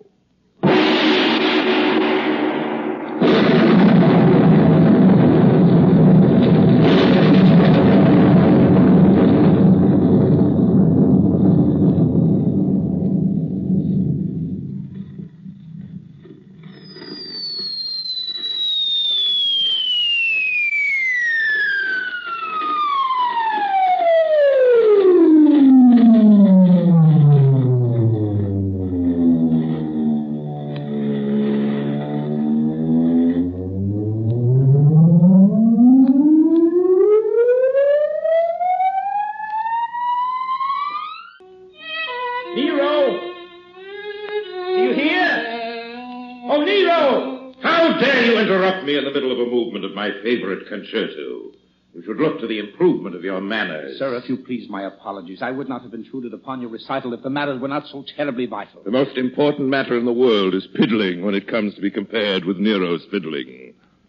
Now, what you say may be very true, but I have been sent here to summon you to a great mass meeting of the tortured souls down in the grot of the flaming coals. Why are we meeting? Who's on the spot? We're meeting in order to fabricate a plot. A plot against the festival that mortal men comfort in and gladden in again and again. You see, every year... Never mind the facts. I don't want to hear how mortal man acts. The only information about which I care concerns the mass meeting and who'll be there. His wickedness, Mephisto, will preside. Naturally. And several of the Borgias will be sitting at his side. And down in front by the sizzling podium will be many personalities known for their odium. Haman Caligula, Medusa and Legree. That's all very nice, but what about me? Oh, you'll be sitting in row A, center, between Ivan the Terrible, the Tormentor, and Circe. Mercy, why, they're both deranged. Do you wish me to see if your seat can be changed? Yes, if you will, please. Taste comes first, even though a soul may be eternally cursed. Right-o. See you at the meeting, then? Yes, so now back to my fiddling again. This is I, the sotto voce person. It should have been explained that Nero is rehearsing for nothing in particular. He's just that way.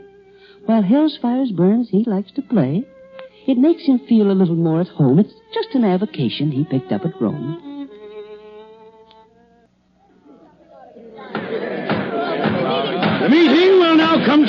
Order, please. I've called you here from over 60 seas of boiling pitch and blazing phosphorus to stop what constitutes a loss for us. And this is the reason. Though we've done well in carrying forward the work of hell, we've left a very big job unfinished.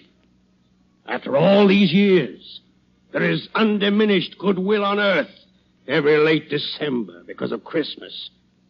Now, please remember that as long as this continues to be, the race of man will not belong to me.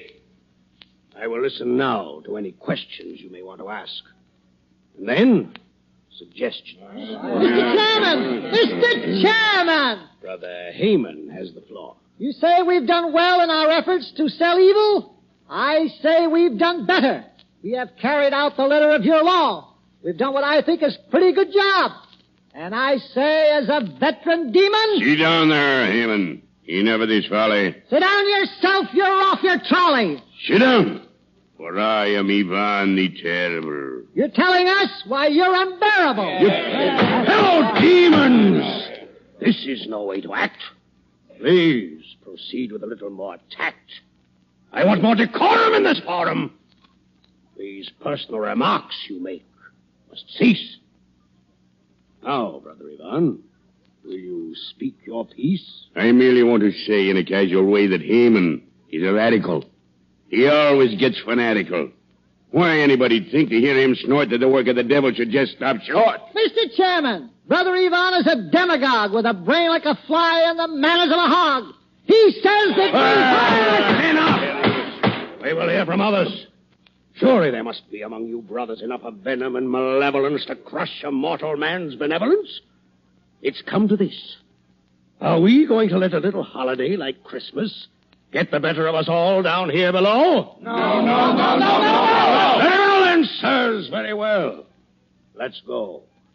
Let's lay down our plans now to overthrow this Christmas business and all that guff of holly and mistletoe and stuff. Mr. Chairman. Brother Caligula may take the floor. Mr. Chairman, I abhor as a former emperor anything which curbs our rule. Let us give some presents, too. Candy sticks and things to chew, fruits and nuts, and little cakes, poisonous as rattlesnakes. Bravo! Let our subtlest worker be bichloride of mercury. Let us wrap in tinsel bright little gifts of dynamite. Bravo! Work things so that men will fear when 1225 draws near. Soon at this rate, if you please, men will hang from Christmas trees. My dear Caligula, permit the chair to say that we think you've got something there. And now, with this fine start, let's hear some more. Yes, Brother Nero, do you want the floor? With all due respect to Caligula's views, I think there's a better method we can use. I've heard just lately men are giving the razz to classical music by making it jazz. They're swinging Bach, and what is keener, they're doing the shag to Palestrina. As a connoisseur of music, of course, I love the works of Rimsky-Korsakov, but today I note with a bitter shrug they've made Scheherazade a jitterbug. Much as we admire your clever rhyme, will you get to the point?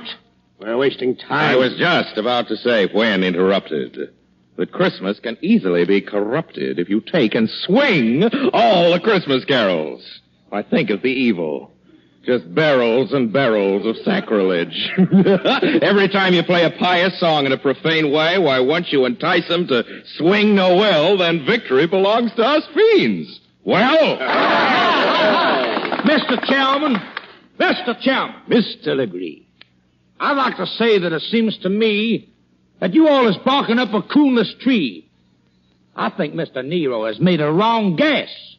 The way to go about it is to get in Congress and bribe a bunch of senators who know their oats and just make a purchase of a block of votes. They can all get together and pass a law where there ain't going to be no Christmas anymore. I think Legree's suggestion is abuse. It's very cute. And quite astute. By the eternal night. That's right. Mr. Chairman. Yes, Miss Borgia? I say that we should all give pause to think about this Santa Claus. He is the man behind the scenes, the symbol of what Christmas means. If we could rub him out, my friend, our troubles would be at an end. Just think how it would tickle us to liquidate St. Nicholas. A girl like me could fascinate the guy. and then assassinate. Do you think that you could do it, pretty one? Are you sure you wouldn't be by pity one? Mm-hmm. Sometimes you are an awful tease, my master Mephistopheles. Ain't I murdered several dozens, poisoned uncles, aunts, and cousins? Men of virtue all have cussed me. I'm sure that you can trust me. Of that we haven't a particle of doubt, Miss Borgia. I'm sure we all have nothing but kind feelings towards you. But many times a woman spy, alas, adores her victims. Dames make poor ambassadors. Do you imply that such defects are found inherent in my sex? That I do. Well, listen here, old Ironsides. You're heading for some cyanides. You've crossed a Borgia, and you know the consequences that follow. Come, disciples. This is very bad.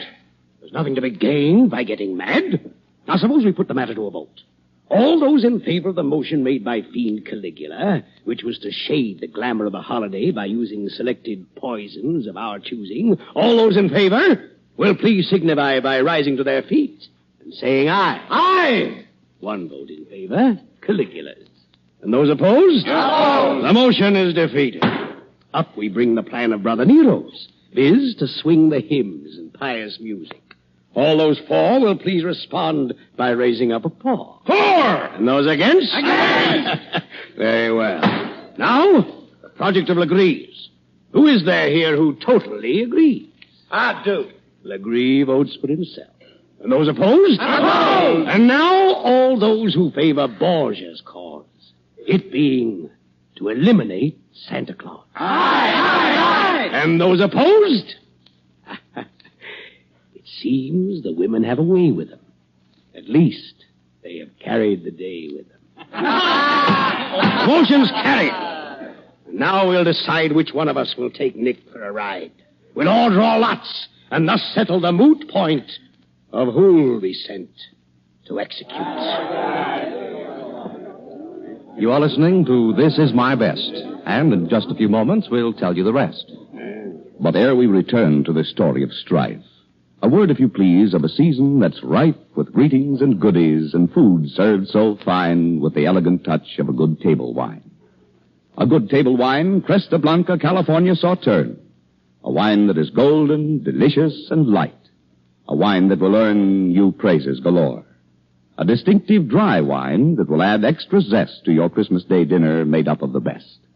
The name, once again, Casablanca Sauterne. And now back to the story. So we may all learn from our old friend Sotto Voce, visiting down where it's eternal noche. This is your old friend Sotto Voce visiting down where it's eternal noche.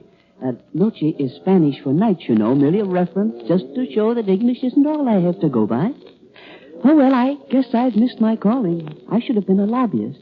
You see, I'm stalling to give them time to finish the voting. Let's see, the weather. Now I'm quoting the Daily Hellion. Continued heat both overhead and under feet. Light showers of brimstone toward the evening hours. Oh, that's what it says here. I'm not fibbing. How am I doing in my ad-libbing? This is a thing a Gabbard have fun with. Say, the drawing should soon be done with. We expect the results at any moment now, as soon as The lots have been drawn, and I'm glad to say the honor has fallen Nero's way. Now, Nero, you are charged with a great task. It's the evilest deed that we could ask a fiend to do.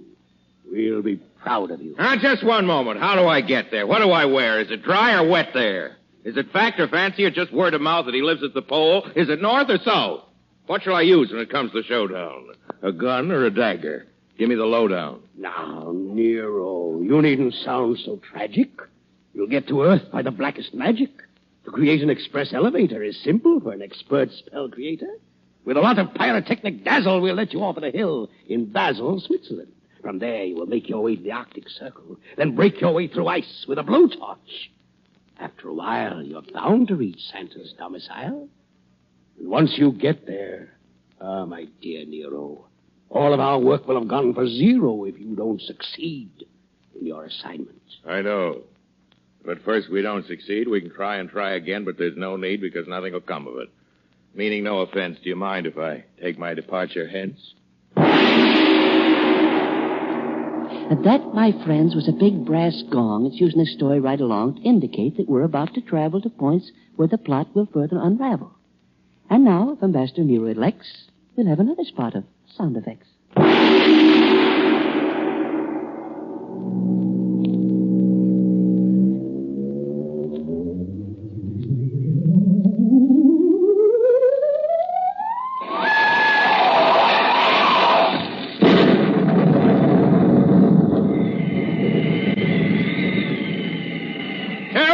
Stranger, is this Basel, Switzerland? Or is it already Donner and Blitzerland? Donner and Blitzerland's 5,000 miles away. Thank you, mister, and good day. Tell me, stranger, because I've lost stock, where am I now? In Vladivostok. Listen, stranger, after all these centuries of blistering heat, now I have to suffer from freezing feet. I'm wincing with pain from this pesky toe. Now speak English, Eskimo. I declare by my frenetic soul I must be over the magnetic pole. My watch has stopped. Can that be right? I wonder. Light. A light! In a moment now you'll hear me knock on Santa's door. And he'll unlock it. Never more to lock again. Coming! So is doom. How do you do, sir? Very well indeed, and you, sir? Splendidly. Won't you come right in? Take your coat off. I see your chin is frozen. Also your hands and knees. Sit down while I get you some antifreeze. Don't bother, sir. I will not be long. I'm about to perpetrate a frightful wrong. In short, I'm going to do away with... Take it easy. Do not play with that gun. I know all about you. Oh, really? Haven't I had my agent scout you for weeks? You've come all this way to abolish Christmas. Now, let me say... Listen, Santa, I'm no callow stripling. I've read Ernest Hemingway and Kipling. And also the shooting of Dan McGrew and plenty of detective stories, too. And just to show you what a broad guy I am, I've also read the Rubaiyat of Omar Khayyam. Do you think that a fellow with his reading so graded could have learned so little as to be dissuaded from a main objective? Why, don't make me giggle. I'd feel a lot better if you wouldn't wiggle that gun so. Much as I'm impressed with your education, I honestly believe that a figure of your station should have given more thought to the ways of man and less devotion to the cult of Pan. I came to dispatch a duty, so don't hand me any of this tutti-frutti. If you've any last words you want to say, then spill them. I haven't got all day. Now, what's the rush? Unless I've counted wrong, the polar day has always been 6 months long. Well, after I've disposed of you, I've got to hurry right back to hell, or they'll begin to worry. Not about you, but about your career in homicide. You think that the mere loss of you would make them hysterical? Their only interest is numerical. Think so? Mephisto wants to rule just as much of humanity as possible for reasons of personal vanity. By the sticks, you're right. To think that he'd dare. Are there any ladies here? Will you permit me to swear? My answer to that is an emphatic no. There are several lady dolls in the toy room below. Oh, Cassius. Oh, Claudius. Oh, Naphthaline. What a fool I've been. Wait, I think I see what you're after. You're as clever as a big-time Roman grafter. Do you think I could be that meanly deceptive to Satan? Why, Santa, I'm keenly perceptive. I can see right through all your clever ruses. Nero can be plenty foxy when he chooses. I'll have you know that I'm partly a dreamer, partly a wit, and partly a schemer. I'm part philosophical and also part mystic. I suppose you fancy that you're highly artistic. Fancy? Why, I have such a sense of beauty. Don't hand me a helping of tutti frutti.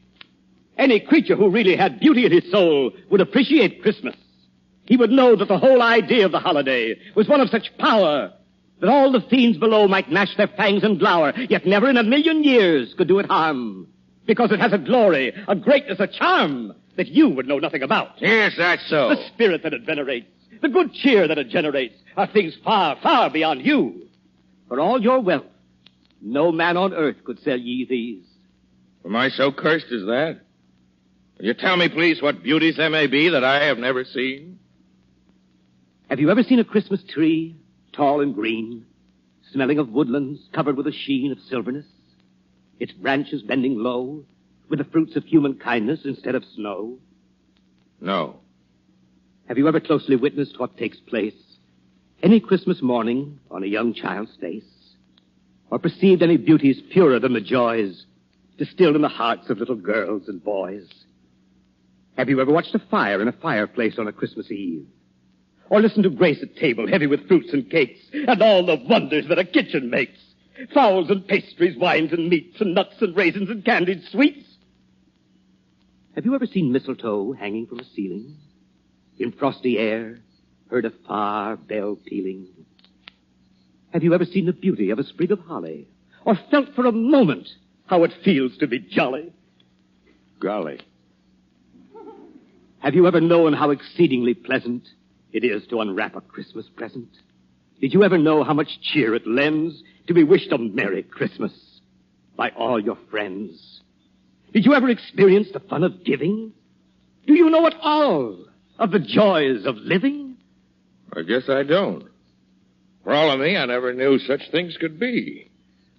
Just think how long in ignorance I've slept. It must have been the company you've kept. I was a wicked tyrant once, you know. Ah, yes, but that was centuries ago. You really had no way of knowing. Perhaps.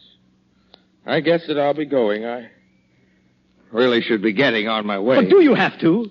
Don't you want to stay? Well, you see, I'm just a bit... Embarrassed? Well, yes, sir. Now, don't look so harassed. I know just why you came and who it was that sent you. But that's all done with. I take it you repent you of all your past mistakes. With many pains and aches of conscience. Then you are welcome here. Please take your hat off. Your coat. Your muffler also. Take your spat off. What happened to the other one? No matter. You're pretty thin. You'll presently be fatter.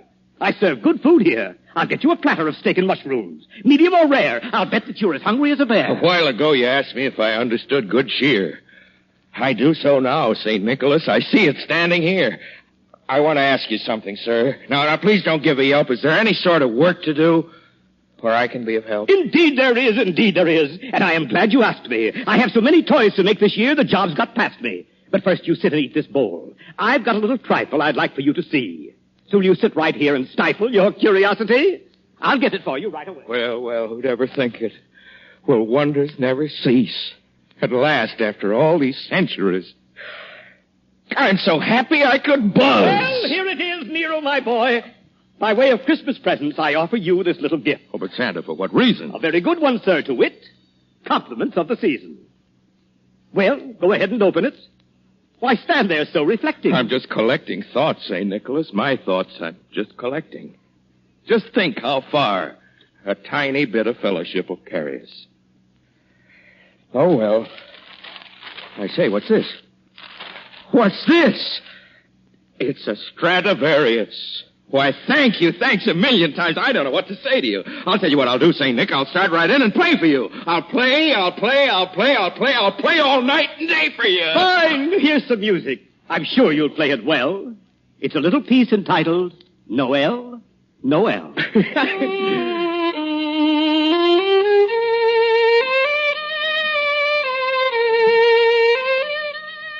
This is I. Remember me, your Sotto Voce friend? I've just come back to tell you that the story's at an end.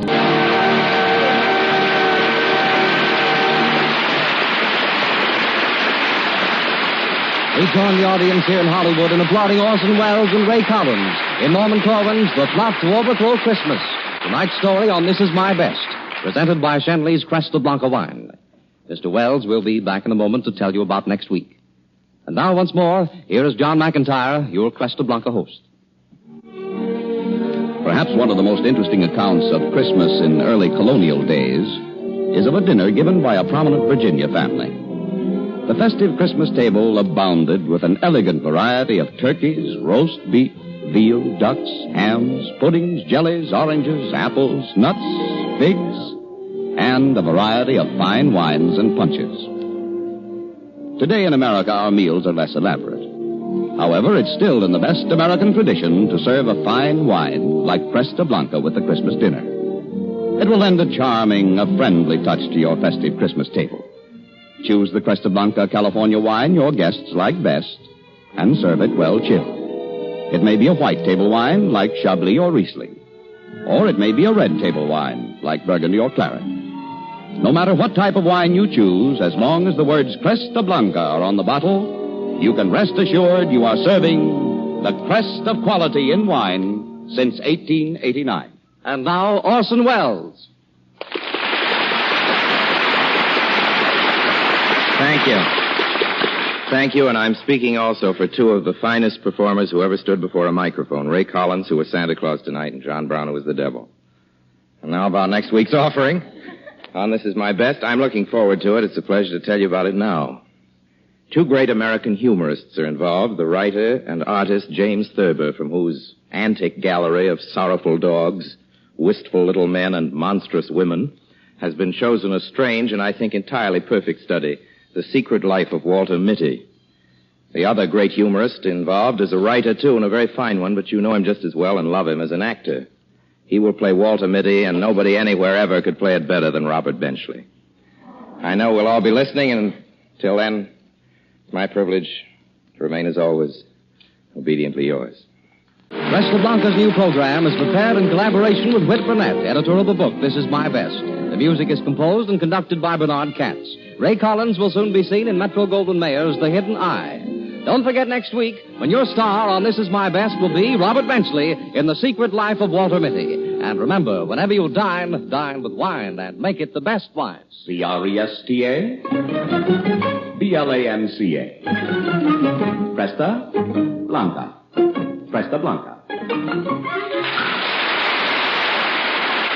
This Is My Best, a presentation of the Cresta Blanca Wine Company of Livermore, California, came to you from Columbia's Playhouse in Hollywood. Owen James speaking. This is CBS, the Columbia Broadcasting System. WBNS Columbus.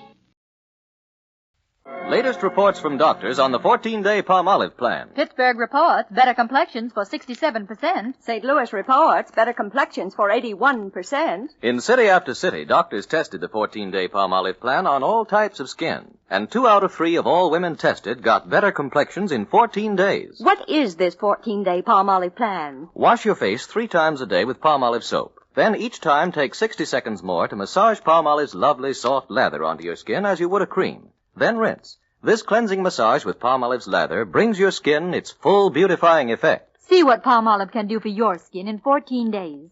Remember, doctors prove Palmolive's beauty results. Colgate Tooth Powder's Theater of Romance presents Pride and Prejudice. Yes, tonight and every Tuesday night, Colgate Tooth Powder brings you the Theater of Romance, featuring each week your favorite stories and plays, especially adapted for radio. And here is your host of the evening, Arnold Moss, to tell you about this evening's presentation, Pride and Prejudice. Mrs. Bennet, wife of Mr. Bennet of the estate known as Longbourn in England, was the mother of 5 daughters. We're going to tell you the story of her second eldest daughter, Elizabeth. Elizabeth Bennet was a beautiful girl. Proud? Oh, yes. And prejudiced? Oh, very strongly.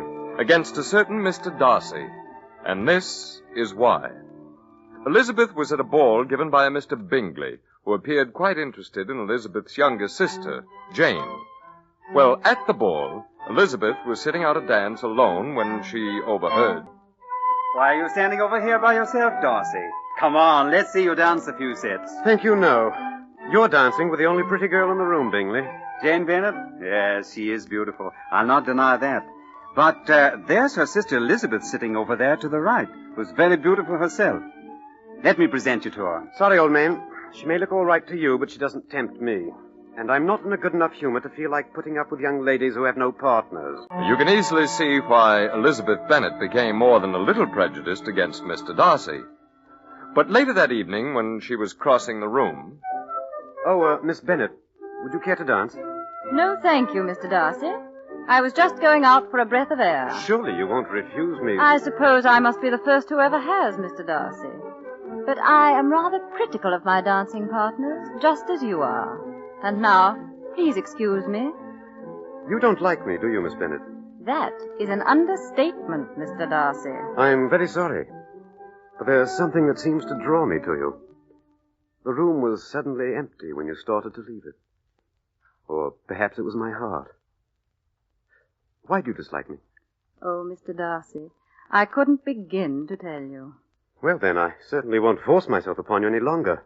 Good evening, Mr. Darcy. Good evening, Miss Bennet. Well, Darcy, why are you walking up and down so late out here? It's almost 3 a.m. Why are you walking up and down so late, Bingley? Darcy, don't you think Miss Jane Bennet is a truly remarkable girl? Yes, but I haven't been keeping myself awake over that. I've been thinking what a remarkable girl Miss Elizabeth Bennet is. But I thought you detested her. Yes, I did.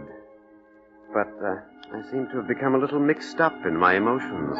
It's so late, Elizabeth. We really should go to bed. I know. But the moonlight's so bright.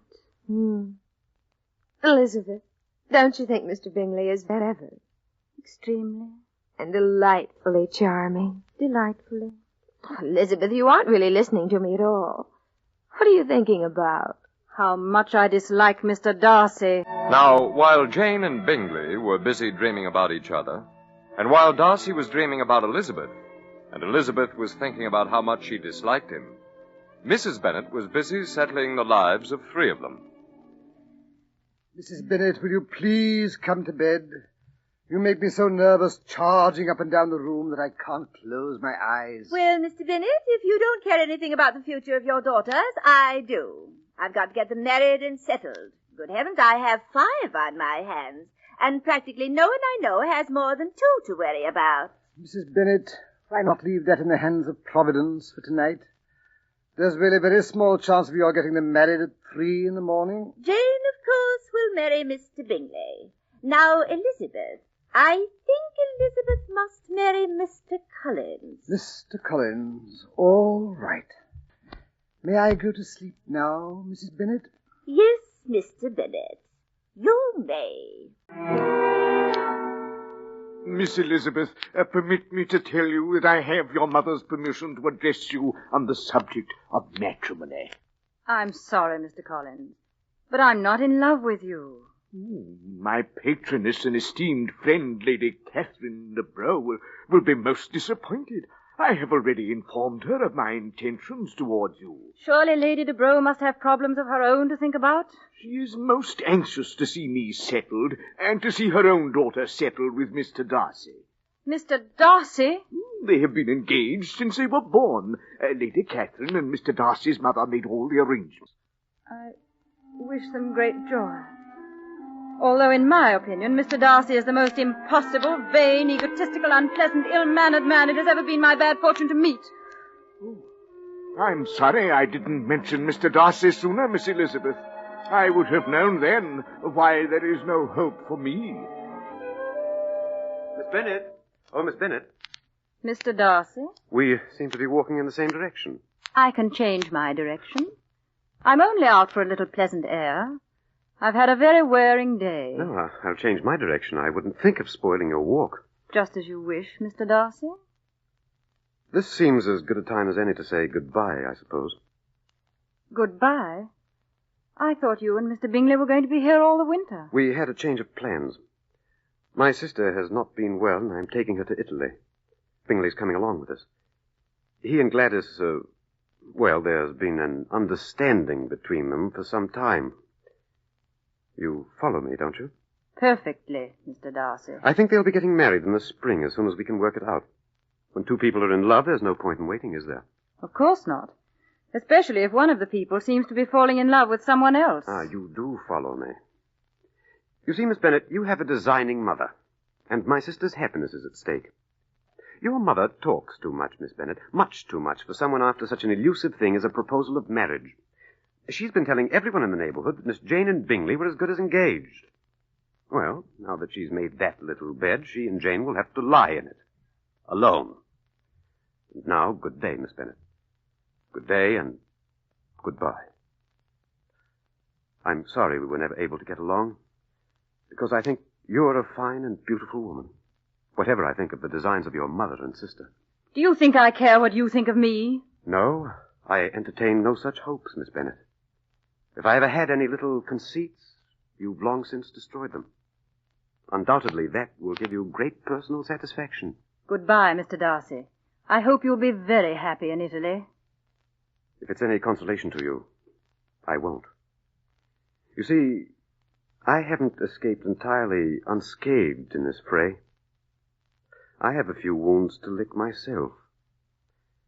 Goodbye, Miss Bennet.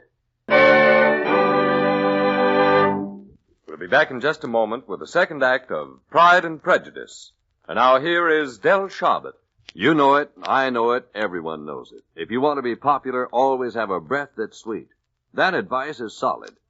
And solid, too, is this advice. Use Colgate tooth powder night and morning and before every date. For Colgate is the only tooth powder that offers proof of this fact. Scientific tests have definitely proved that Colgate tooth powder stops unpleasing breath that originates in the mouth. Stops it instantly in 7 cases out of 10. Yes, Colgate tooth powder is the only tooth powder that offers you this proof. Well, you know what to do. For a breath that's sweet and a smile that dazzles, use Colgate tooth powder night and morning and before every date. Because instantly it stops unpleasing breath that originates in the mouth in 7 cases out of 10. Its safe, gentle polishing agent quickly removes dull, dingy surface film, reveals all the natural luster of your teeth. Sweet breath, dazzling smiles. Why accept less of any dentifrice? Get Colgate tooth powder tonight. Remember the name, Colgate tooth powder, with the accent on powder. And now the second act of Pride and Prejudice. Mrs. Bennet, will you kindly stop that infernal noise? Oh, my poor Jane, my poor broken-hearted baby. How could any man be so cruel and black-hearted? How could any man go off without a word of farewell after all the attentions he showed him? Mother, please, you're keeping everyone in the house awake. How can you be so callous, Elizabeth Bennet? Don't you care that your sister has a broken heart? Oh, eternal perdition. Mother, please stop crying about me. I'm all right. My baby, my poor broken-hearted baby. Mother, I don't want to hear any more of this. It's humiliating and very upsetting. I would appreciate it if you never mentioned Mr. Bingley's name to me again. Come on, Elizabeth. Let's go back to our room. Good night, Father. Mother. Good night, girls. Good night. Oh, Mr. Bennet, now I've got to start from scratch again. I've got 5 daughters and not one husband in sight. I declare I could just cry. I'm that disappointed.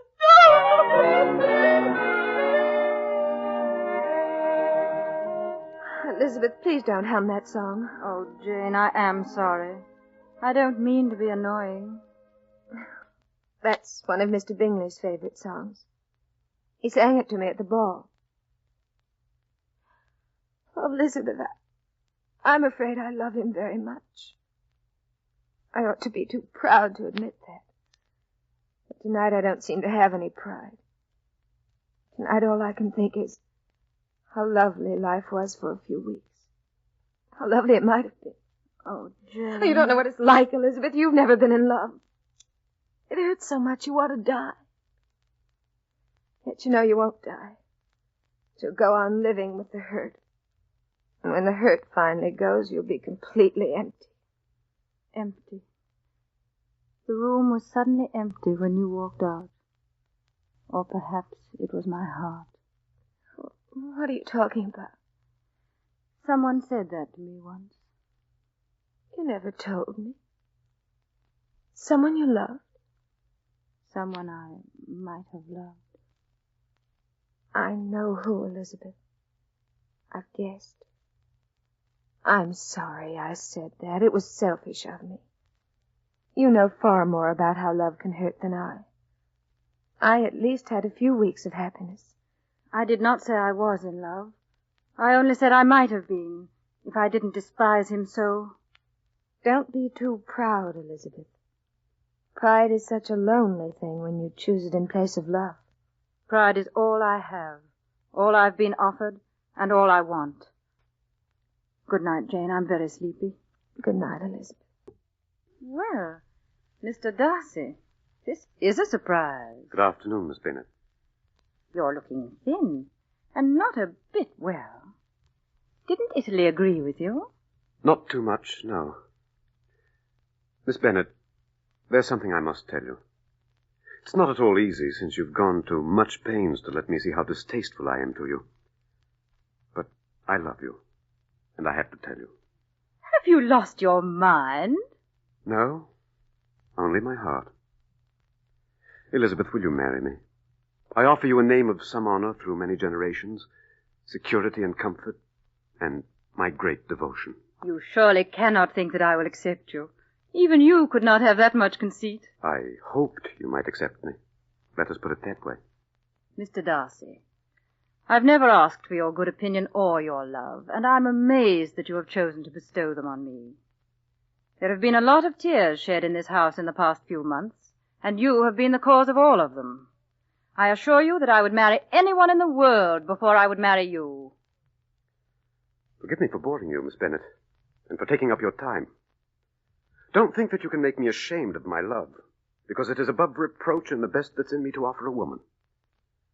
But I am ashamed of the object of my love. I thought I was kneeling at your feet when I asked you to marry me. Now I see I was stooping a little. Thank you for refusing me. Forgive me for taking up so much of your time, and accept my best wishes for your health and happiness.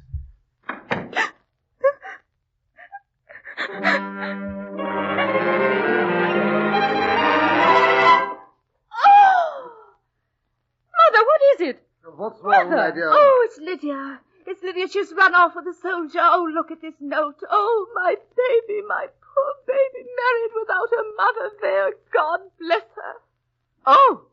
Oh, Mr. Bennet, he will marry her, won't he? No soldier would be as low as to run off with a young lady and not marry her, would he? What do you think, Mrs. Bennet? Oh, Mr. Bennet, oh, Elizabeth, what am I to do? This will ruin us all. We'll never get any husband. You have all the law allows, my dear. Aren't you going to get your horsewhip and go after that man, Mr. Bennet? Yes, madam, I am, as soon as I can get dressed. Someone should have warned me what marriage can lead to. I might have avoided this all 30 years ago. No, Mr. Bennet! Madam, be silent. If Lydia isn't married now, she will be very soon. I'll see to that. Father, I want to talk to you. Yes, Elizabeth? When you went up to London and got Lydia married, just how did you manage it? Oh, there was nothing to it, my dear. Lydia says you gave them £1,000. Where did you get the £1,000, Father? From Mr. Darcy, Elizabeth. Mr. Darcy? Yes, he came to see me. He'd heard about Lydia, and he said the only way to straighten things out was to give them some money to get them started. You shouldn't have accepted any money like that from Mr. Darcy. He's not a friend of ours, Father. Not a friend? He's a friend in need. It's only a loan. I'll pay it back. It's a shame that you can't find anything good about Mr. Darcy, Elizabeth. And it's a shame that you resent it when you come face to face with something that's so kind and good you can't deny it. Are you in love with Mr. Darcy, daughter? Why does everyone keep asking me if I'm in love with that man? Maybe because you have so many symptoms. It takes more than symptoms to make a case of anything. I'm not in love with him, and no matter what he does for this family, I'm not going to be in love with him. All right, Elizabeth, all right. Elizabeth, oh, Elizabeth, darling, Mr. Bingley and I have something to tell you. We wanted you to be the first to know. Mr. Bingley, how do you do? I didn't dream you were in this part of the country. I only returned this morning. Will you tell her, Jane, or shall I? You don't have to tell me anything. It's written all over your faces. I congratulate you both. Well, I think I wouldn't have known that Jane cared if it hadn't been for Mr. Darcy. I still get shaky. Mr. Darcy? Of course. He spent all those months in Italy telling me about Jane. I only left, you know, because I couldn't believe she cared, and I wanted to try and get over her. But Darcy kept after me week in and week out saying, "Where's your courage? At least go back and ask her." We owe Mr. Darcy a great deal, Elizabeth. Yes. So it would seem. He's down at the gypsy camp just now, listening to their music. Why don't you go down and see him? Yes, I must. Oh, I've been such a fool. I wonder if he'll ever forgive me. Mr. Darcy, Miss Bennet. It seems I owe you both apologies and gratitude. Please, I don't want gratitude from you. I wish you did, Mr. Darcy. You paid me the very great compliment once of asking me to marry you. I wish I had not been so hasty or so rude as to say no. If I asked you again, what would my answer be this time? Are you asking, Mr. Darcy? Oh, no. I'm just considering it. what would my answer be? Please tell me, Miss Bennet. Or have you too much pride? Why, Mr. Darcy, if you did ask me again, I would say, thank you so much. I'll try very hard to make you happy. And I would say, I've loved you from the first moment. But I seem to find it very difficult to say so. And I would say I'm yours now, whether you want me or not, completely and forever. My darling. My darling. I love you, Mr. Darcy, very, very dearly. Oh, Mr. Bennet. Mrs. Bennet, I'm very sleepy. What are you crying about now? Lydia's married, and Jane and Elizabeth soon will be, and we have only 2 daughters left. Oh, Mr. Bennet, we're going to be so lonely all alone. They'll be married too before we're turned around. I've lost my baby. Madam, you baffle me completely. That's because you've never been a mother, Mr. Bennet. That's because you've never been a mother. Praise God, I never shall. Amen to that, Mr. Bennet. Amen indeed, madam. And now, please, may I get some sleep? Yes, Mr. Bennet, you may. Good night. Good night. Mr. Bennet is very tired, and we don't want to keep him awake, so we'll just tell you that everyone lived happily ever after, as was the custom in those days, with no further prejudices and just the right amount of pride. The curtain has fallen on tonight's play, Pride and Prejudice. In just a moment, we'll tell you about next week's play. But right now, listen. Girls don't say I'm pleased to meet a man with breath, not always sweet. What to do? It's simple. Just brush your teeth with Colgate tooth powder night and morning and before every date for a breath that's sweet and a smile that dazzles. Scientific tests prove in 7 cases out of 10, Colgate tooth powder instantly stops unpleasing breath that originates in the mouth, while gently removing dull surface film from the teeth. Colgate is the only tooth powder that offers proof of this claim. Yes, Colgate tooth powder performs what it promises, sweetens your breath in 7 cases out of 10. At the same time, its gentle polishing agent removes dingy film, revealing the natural luster of your teeth, leaving them excitingly clean. Make it a must. Use Colgate tooth powder night and morning and before every date. Remember the name, Colgate tooth powder, with the accent on powder. Our play next week is the modern romantic story, Dark Victory, the story of a daring young woman who, years before her time, comes face to face with destiny. Until next Tuesday, then, when Colgate Tooth Powder's Theater of Romance presents Dark Victory, this is your host, Arnold Moss, saying good night and wishing you love, happiness, and romance. In tonight's play, Elizabeth was played by Joan Wetmore and Mr. Darcy by Alex Scurby. The radio adaptation was by Gene Holloway, the music composed and conducted by Ben Ludlow, and the production was directed by Mark Slobe. Johnny Sparks is coming home next week. It's his last lead before he goes over. His last chance to tell the family goodbye, and maybe his first chance to see his new baby. Now, will you make sure that Johnny and his buddies have a seat or a berth on the train? You will if you'll forego every trip that's not absolutely essential. And please don't travel over Labor Day weekend, because this Labor Day, every railroad in the country will be taxed with terrific loads. So please put off that pleasure trip until after the victory bells ring out. Please don't travel unless your trip is vital to the war. And here's a thought for everyone. 6 million Americans are fighting overseas. Here at home, let's all remember that until final victory everywhere, winning the war still comes first with every last one of us. This is CBS, the Columbia Broadcasting System.